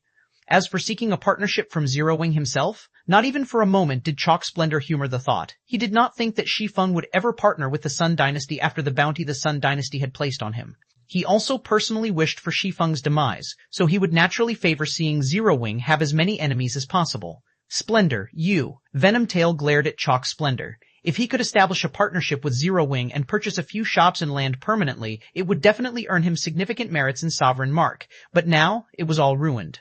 Subsequently, Venomtail returned his gaze toward Shi Feng, but his attitude was no longer friendly like before. Since the cat's out of the bag, I'll cut to the chase, Venomtail said. Then, glancing outside the town, he threatened, the Holy Race currently holds the upper hand in the World Arc. Sovereign Mark and the Sun Dynasty also hold significant influence over the Holy Race members operating here. Since you have already offended the Sun Dynasty previously, if you offend Sovereign Mark as well, your town will most likely have trouble operating in the future. Upon hearing Venomtail's words, Chalk Splendor couldn't help but gnash his teeth angrily. The Sun Dynasty and Sovereign Mark indeed held significant influence over the Holy Race's various powers and players operating inside the World Arc. If Zero Wing refused to partner with Sovereign Mark, it was unlikely any Holy Race player would set foot into Shattering Town in the future. Currently, Shattering Town's greatest advantage was its ability to enable trade between human players and Holy Race players. If no Holy Race players visited, the town would instantly lose its greatest advantage. So long as Shi Feng didn't have a few screws loose in his head, he wouldn't turn down this transaction. Seeing this situation, Phoenix Flame also started to grow anxious. Prior to this, Demon's Gate had already placed a public bounty on Zero Wing across the entire Eternal Realm. It had even used its guild membership as a reward to convince more players to attempt the bounty. Although Zero Wing had retaliated by similarly placing a bounty on Demon's Gate, everyone merely treated it as a joke. After all, the difference in value between the two guilds' membership was night and day. However, it was a completely different story following Shattering Town's appearance. Setting aside the various benefits Shattering Town offered, so long as Zero Wing established a partnership with Sovereign Mark, a royal power of the Holy Race, its status in the Eternal Realm would skyrocket. Zero Wing might even be able to stand shoulder to shoulder with Demon's Gate. After factoring in Shattering Town's connection with Luminous Sky City, if Zero Wing had Sovereign Mark's assistance, it might come to gain absolute authority over a significant portion of the southern region. If that happened, Demon's Gate would be in deep trouble. While Phoenix Flame was worried about Demon's Gate's future, Shi Feng's voice echoed across the town hall once more. I see that Sovereign Mark is as domineering as always, Shi Feng said, chuckling when confronted with Venomtail's threat. Unfortunately, your threats are meaningless. Whether it is the Sun Dynasty or Sovereign Mark, Zero Wing has never intended to partner with any Holy Race power. If you only want to trade, Zero Wing will welcome it. But if you want to supplant Zero Wing wouldn't mind having a few more enemies. Chapter 3700, Chapter 7074, Astonishing Prophets, Chapter 7074, Astonishing Prophets World Arc, Shadow Ring Town. Why have they all come out? Do the five powers not plan on capturing this town? It can't be, right?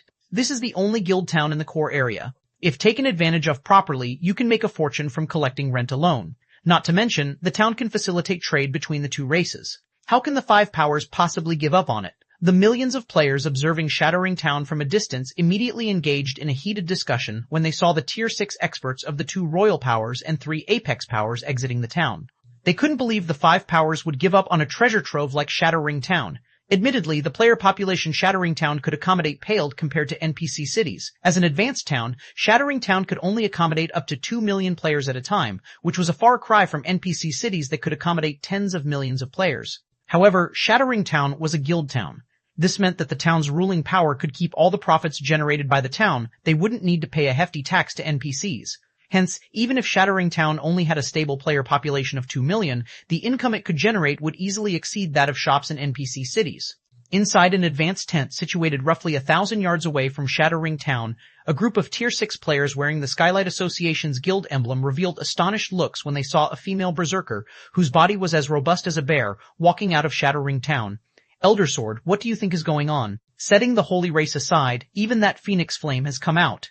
Milia, who had risen to level 82, asked as she looked at 19th Sword, who was currently at level 84 Tier 6. 19th Sword was one of the Greater Gods domain's 10 great sword gods, and he had risen to fame for quite some years now.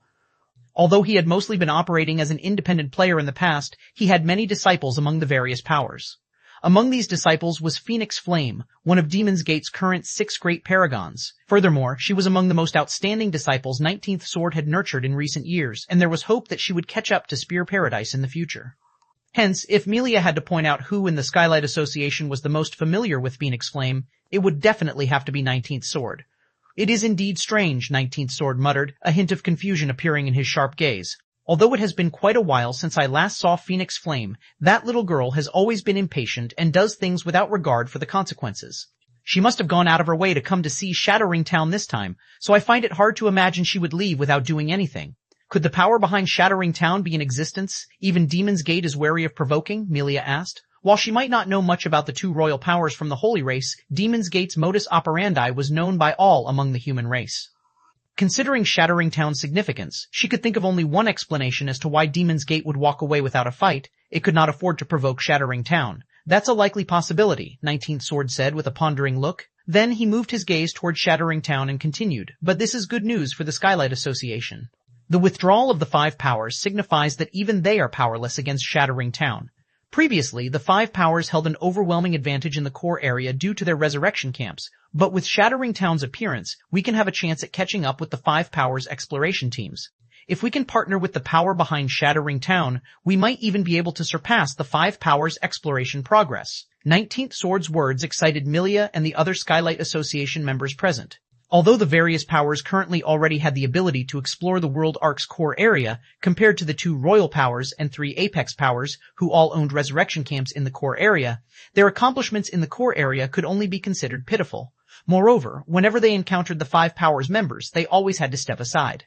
Even when regional bosses, treasure chests, and monster respawn points were right before them, they still had to surrender everything to the five powers.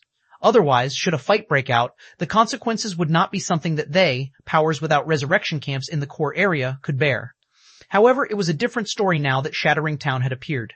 Not only could they register to resurrect in Shattering Town, but they could also rely on the town to thoroughly recuperate. Most importantly, since even the five powers were powerless to do anything about Shattering Town, other powers could start to oppose the five powers teams out in the fields without fearing losing their foothold in the core area. At this time, the Skylight Association wasn't the only one with such thoughts. The other powers and adventurer teams present to see the five powers defeat also came to a similar conclusion. Because of this, as soon as the five powers members disappeared into the distance, every player gathered outside Shattering Town charged into the town without hesitation. Everyone was focused on renting hotel rooms or finding out how to rent shops and private houses in the town. In less than half an hour, the hotels, restaurants, and shops of Shattering Town became fully packed with players. The situation on the streets was also remarkable, with endless crowds walking along the streets and player stalls popping up one after another. Madness. This is simply madness. It costs 1 eternal gold every 24 hours to rent a stall space here, yet not a single unoccupied space remains. The profits this town can rake in a day from stall rental alone can probably already match the Apex Power's daily income. While strolling the streets of Shattering Town, Frey couldn't help but be stupefied when she saw that player stalls lined every corner of every street. Normally, in an NPC city with a player population in the tens of millions, the number of player stalls in the city would, at best, amount to several tens of thousands. However, despite Shattering Town having a player population of just 2 million, over 200,000 players were setting up stalls here. Moreover, unlike NPC cities which charged a mere 2 or 3 eternal silver per day for street stalls, Shattering Town demanded a hefty 1 eternal gold every 24 hours. This translated to over 400,000 eternal gold in a God's Domain day, a staggering sum far beyond the reach of even the strongest of pseudo-Apex powers in the current Eternal Realm. Only Apex powers could possibly achieve such a daily income. It is indeed astonishing. Garut agreed with Frey's sentiment while looking at the many stalls operated by Holy Race players. Although I've long known the town would prosper once it opens, I never thought it would reach such a frightening extent. If we hadn't signed a contract with Zero Wing early on, we might not even have the qualifications to compete for a shop in Shattering Town. Frey nodded in agreement, a feeling of delight spreading within her. When considering Shattering Town's future promotion, the town needed to have many NPC merchants establish operations here. Because of this, there were only so many shops the town could rent out to players. Although the Red Dragon Nation and Azure Fang were pseudo-Apex powers, their chances of winning would be slim if they had to compete fairly over Shattering Town's shops. It would be even more so if they included Holy Race powers in the competition. After all, the Holy Race was vastly superior to the human race in numbers and strength. Their royal powers alone numbered as many as 10, while their Apex and pseudo-Apex powers outnumbered that of the human race by several times. If all these powers were allowed to compete for Shattering Town's shops, the Red Dragon Nation and Azure Fang's chances of winning would be virtually non-existent. Shattering Town, Town Hall, V-Plounge, Guild Leader Black Flame, we are likely to face a lot more trouble at the Crucible of the Ancients now that you have chased away Venom Tail and the others, Verdant Rainbow said, wryly smiling as she looked at Shi Feng. In addition to the Sun Dynasty, Sovereign Mark, and Demon's Gate, Shi Feng had also permanently blacklisted the Eternal Chamber of Commerce for trying to seize Shattering Town. From this point onward, so long as any member of these powers dared to set foot into Shattering Town, the town's NPC guards would kill them on the spot. Fortunately, she had established a partnership with Zero Wing prior to this situation. Otherwise, even the Seven Luminaries Alliance would have most likely received a similar treatment as the 4 other powers.